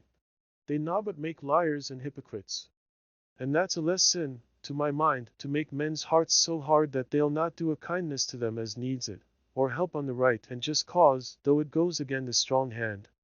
But I'll ne'er forswear missile for the work the king could gie me. I'm a member o' the union, and I think it's the only thing to do the workmen any good. And I've been a turn out, and known what it was to clem, so if I get a shilling, 6 pence shall go to them if they ax it from me. Consequences, I do not see where I'm to get a shilling. Is that rule about not contributing to the union in force at all the mills? Asked Margaret. I cannot say. It's a new regulation at ours, and I reckon they'll find that they cannot stick to it. But it's in force now. By and by they'll find out, tyrants makes liars. There was a little pause. Margaret was hesitating whether she should say what was in her mind. She was unwilling to irritate one who was always gloomy and despondent enough. At last out it came. But in her soft tones, and with her reluctant manner, shewing that she was unwilling to say anything unpleasant, it did not seem to annoy Higgins, only to perplex him. Do you remember poor Boucher saying that the Union was a tyrant? I think he said it was the worst tyrant of all. And I remember, at the time I agreed with him. It was a long while before he spoke. He was resting his head on his two hands, and looking down into the fire, so she could not read the expression on his face. I'll not deny but what th Union finds it necessary to force a man into his own good. I'll speak truth. A man leads a dree life who's not ith Union. But once ith Union, his interests are taken care on better nor he could do it for himself, or by himself, for that matter. It's the only way working men can get their rights, by all joining together. More the members, more chance for each one separate man having justice done him. Government takes care o' fools and madmen, and if any man is inclined to do himself or his neighbor a hurt, it puts a bit of a check on him, whether he likes it or no. That's all we do ith Union. We can't clap folk into prison, but we can make a man's life so heavy to be borne, that he's obliged to come in, and be wise and helpful in spite of himself.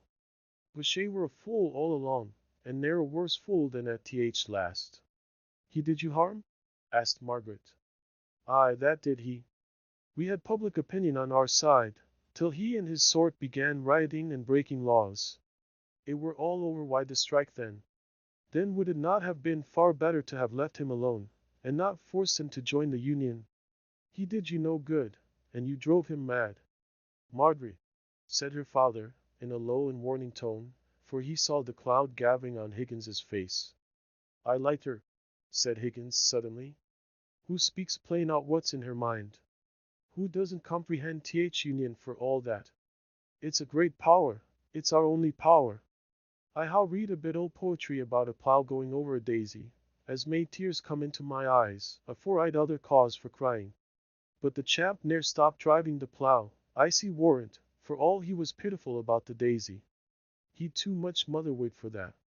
Th means the plough, making ready the land for harvest time.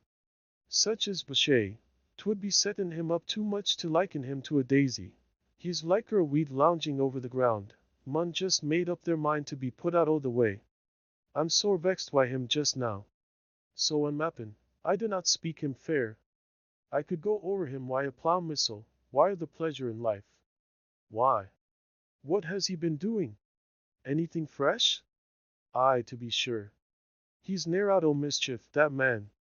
First of a he must go raging like a mad fool, and kick up yon riot.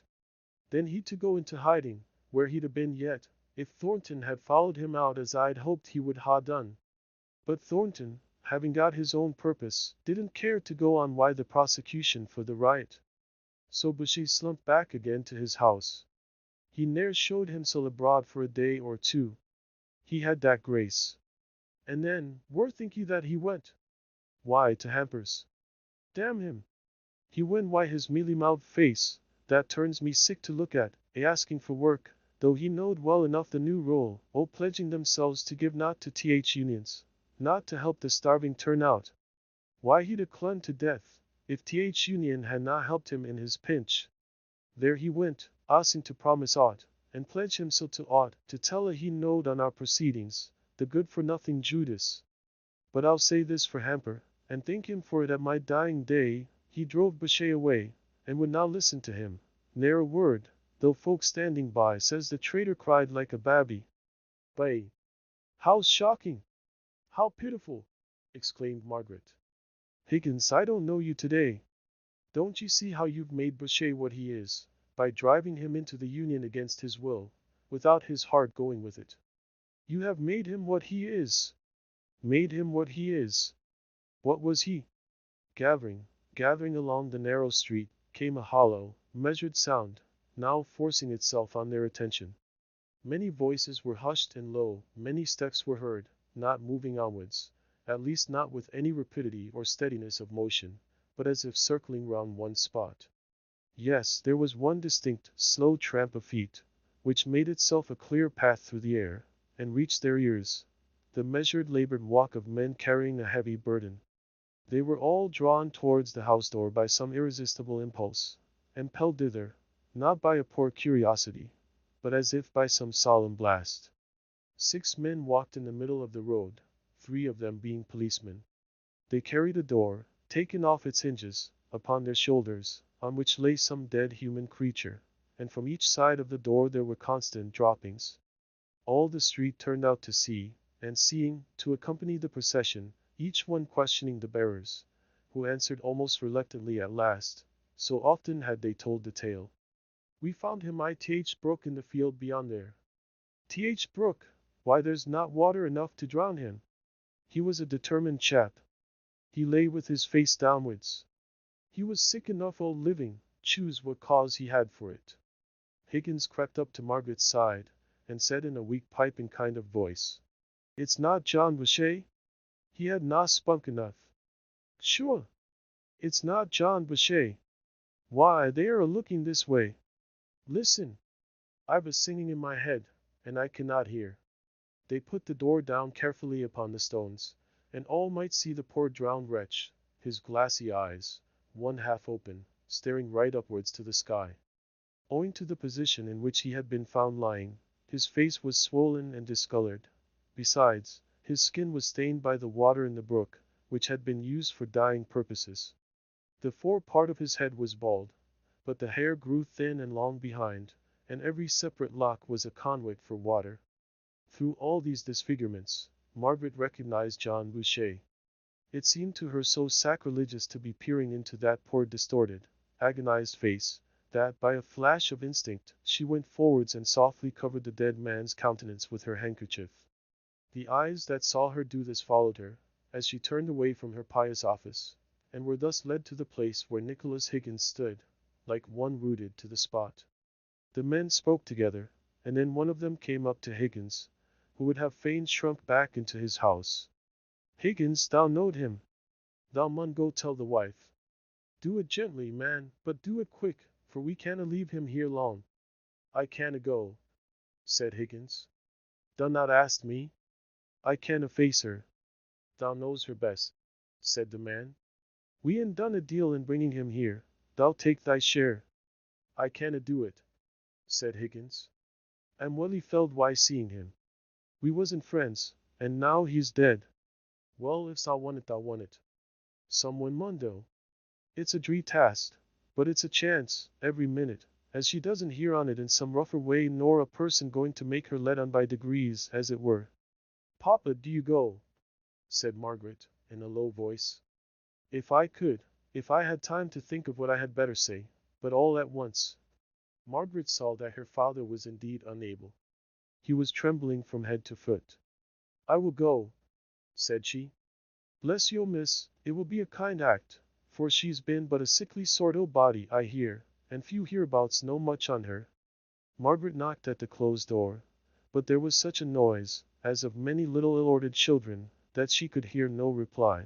Indeed, she doubted if she was heard, and as every moment of delay made her recoil from her task more and more, she opened the door and went in, shutting it after her, and even, unseen by the woman, fastening the bolt.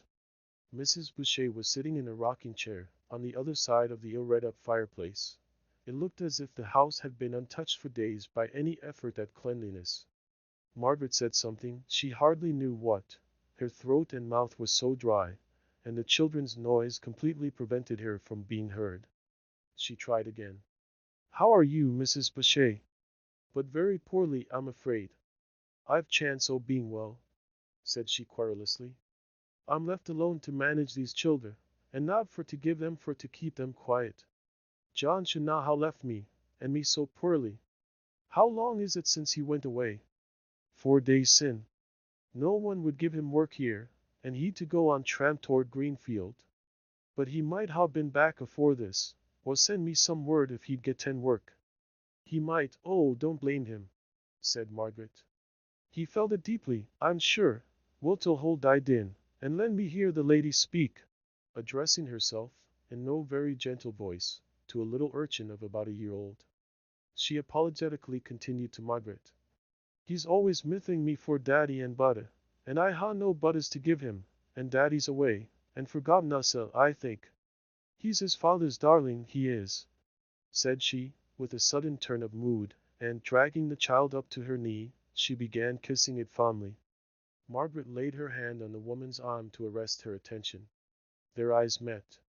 "Poor little fellow," said Margaret slowly. "He was his father's darling." "He is his father's darling," said the woman, rising hastily, and standing face to face with Margaret.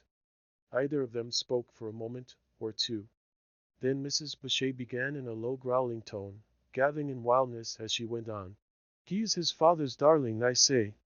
Poor folk can love their childer as well as rich. Why dunno yo speak? Why dun yo stare at me wi' your great pitiful eyes? Where's John?" Weak as she was, she shook Margaret to force out an answer. "Oh my God!" said she, understanding the meaning of that tearful look. She sank back into the chair. Margaret took up the child and put him into her arms. "He loved him," said she. "Aye," said the woman, shaking her head. "He loved us. We had someone to love us once. It's a long time ago, but when he were in life and with us he did love us, he did. He loved this babby a mappin' the best on us. But he loved me and I loved him, though I was calling him 5 minutes agone." "Are you sure he's dead?" said she, trying to get up. "If it's only that he's ill and like to die, they may bring him round yet. I'm but an ailing creature, missel. I've been ailing this long time. But he is dead. He is drowned. Folk are brought round after they dead drowned. Whatten was I thinking of, to sit still when I should be stirring, missel? Here, whisty, child, whisty. Tak this, tak ought to play why, but do not cry while my heart's breaking. Oh, where is my strength gone to? Oh, John, husband!" Margaret saved her from falling by catching her in her arms. She sat down in the rocking chair, and held the woman upon her knees, her head lying on Margaret's shoulder. The other children, clustered together in affright, began to understand the mystery of the scene, but the ideas came slowly, for their brains were dull and languid of perception. They set up such a cry of despair as they guessed the truth, that Margaret knew not how to bear it. Johnny's cry was loudest of them all, though he knew not why he cried, poor little fellow. The mother quivered as she lay in Margaret's arms. Margaret heard a noise at the door. "Open it! Open it quick!" said she to the eldest child. "It's bolted. Make no noise, be very still. Oh, papa, let them go upstairs very softly and carefully, and perhaps she will not hear them. She has fainted, that's all. It's as well for her, poor creature," said a woman following in the wake of the bearers of the dead. "But you're not fit to hold her. Stay, I'll run fetch a pillow, and we'll let her down easy on the floor." This helpful neighbor was a great relief to Margaret. She was evidently a stranger to the house, a newcomer in the district, indeed, but she was so kind and thoughtful that Margaret felt she was no longer needed, and that it would be better, perhaps, to set an example of clearing the house, which was filled with idle, if sympathizing gazers. She looked round for Nicholas Higgins. He was not there. So she spoke to the woman who had taken the lead in placing Mrs. Boucher on the floor. "Can you give all these people a hint that they had better leave in quietness? So that when she comes round, she could only find one or two that she knows about her." Papa, will you speak to the men, and get them to go away? She cannot breathe, poor thing, with this crowd about her. Margaret was kneeling down by Mrs. Boucher and bathing her face with vinegar, but in a few minutes she was surprised at the gush of fresh air. She looked round, and saw a smile pass between her father and the woman. "What is it?" asked she. "Only our good friend here," replied her father, "hit on a capital expedient for clearing the place. I bid 'em begone, and each take a child with them, and to mind that they were orphans, and their mother a widow. It was who could do most, and the childer are sure of a bellyful today, and of kindness too. Does who know how he died?" "No," said Margaret. "I could not tell her all at once. Who mun be told because of th inquest. See, who's coming round? Shall you or I do it? Or am appin your father would be best?" "No, you," said Margaret. They awaited her perfect recovery in silence. Then the neighbor woman sat down on the floor, and took Mrs. Boucher's head and shoulders on her lap. "Neighbor," said she, "your man is dead. Guess yo how he died?" "He were drowned," said Mrs. Boucher feebly, beginning to cry for the first time, at this rough probing of her sorrows. "He were found drowned. He were coming home very hopeless o' aught on earth. He thought God could now be harder than men, and mappin not so hard, and mappin as tender as a mother, and mappin tenderer. I'm not saying he did right, and I'm not saying he did wrong. All I say is, may either me nor might ever have his sore heart, or we may do like things. He has left me alone wire these children," moaned the widow, less distressed at the manner of the death than Margaret expected. But it was of a piece with her helpless character to feel his loss as principally affecting herself and her children. "Not alone," said Mr. Hale, solemnly. "Who is with you? Who will take up your cause?" The widow opened her eyes wide, and looked at the new speaker, of whose presence she had not been aware till then. "Who has promised to be a father to the fatherless?" continued he. "But I've getten 6 children, sir, and the eldest not 8 years of age. I'm not meaning for to doubt his power, sir, only it needs a deal o' trust." And she began to cry afresh. "Who'll be better able to talk tomorrow, sir?" said the neighbor. "Best comfort now would be the feel of a child at her heart. I'm sorry they took the babby." "I'll do for it," said Margaret. And in a few minutes she returned, carrying Johnny, his face all smeared with eating, and his hands loaded with treasures in the shape of shells, and bits of crystal, and the head of a plaster figure. She placed him on his mother's arms. "There," said the woman. "Now you do. They'll cry together, and comfort together, better nor any one but a child can do. I'll stop with her as long as I'm needed, and if you come tomorrow, you can have a deal o' wise talk with her, that she's not up to today." As Margaret and her father went slowly up the street, she paused at Higgins's closed door. "Shall we go in?" asked her father. "I was thinking of him too." They knocked. There was no answer, so they tried the door. It was bolted, but they thought they heard him moving within. "Nicholas!" said Margaret. There was no answer, and they might have gone away, believing the house to be empty, if there had not been some accidental fall, as of a book, within. "Nicholas!" said Margaret again. "It is only us. Won't you let us come in?" "No," said he. "I spoke as plain as I could, 'bout using words, when I bolted th door. Let me be this day." Mr. Hale would have urged their desire, but Margaret placed her finger on his lips. "I don't wonder at it," said she. "I myself long to be alone. It seems the only thing to do one good after a day like this." Chapter 37. Looking south. "A spade, a rake, a hoe, a pickaxe or a bill, a hook to reap, or a scythe to mow, a flail or what ye will, and here's a ready hand to ply the needful tool, and skilled enough, by lessons rough, in labor's rugged school." Hyde. Higgins's door was locked the next day, when they went to pay their call on the widow Boucher, but they learned this time from an officious neighbor that he was really from home. He had, however, been in to see Mrs. Boucher, before starting on his day's business, whatever that was. It was but an unsatisfactory visit to Mrs. Boucher, She considered herself an ill-used woman by her poor husband's suicide, and there was quite germ of truth enough in this idea to make it a very difficult one to refute. Still, it was unsatisfactory to see how completely her thoughts were turned upon herself and her own position, and this selfishness extended even to her relations with her children, whom she considered as encumbrances, even in the very midst of her somewhat animal affection for them. Margaret tried to make acquaintances with one or two of them, while her father strove to raise the widow's thoughts into some higher channel than that of mere helpless querulousness. She found that the children were truer and simpler mourners than the widow. Daddy had been a kind daddy to them. Each could tell, in their eager stammering way, of some tenderness shown, some indulgence granted by the lost father. "Is yon thing upstairs really him? It doesna look like him. I'm feared on it, and I never was feared o' Daddy." Margaret's heart bled to hear that the mother, in her selfish requirement of sympathy, had taken her children upstairs to see their dead disfigured father. It was intermingling the coarseness of horror with the profoundness of natural grief.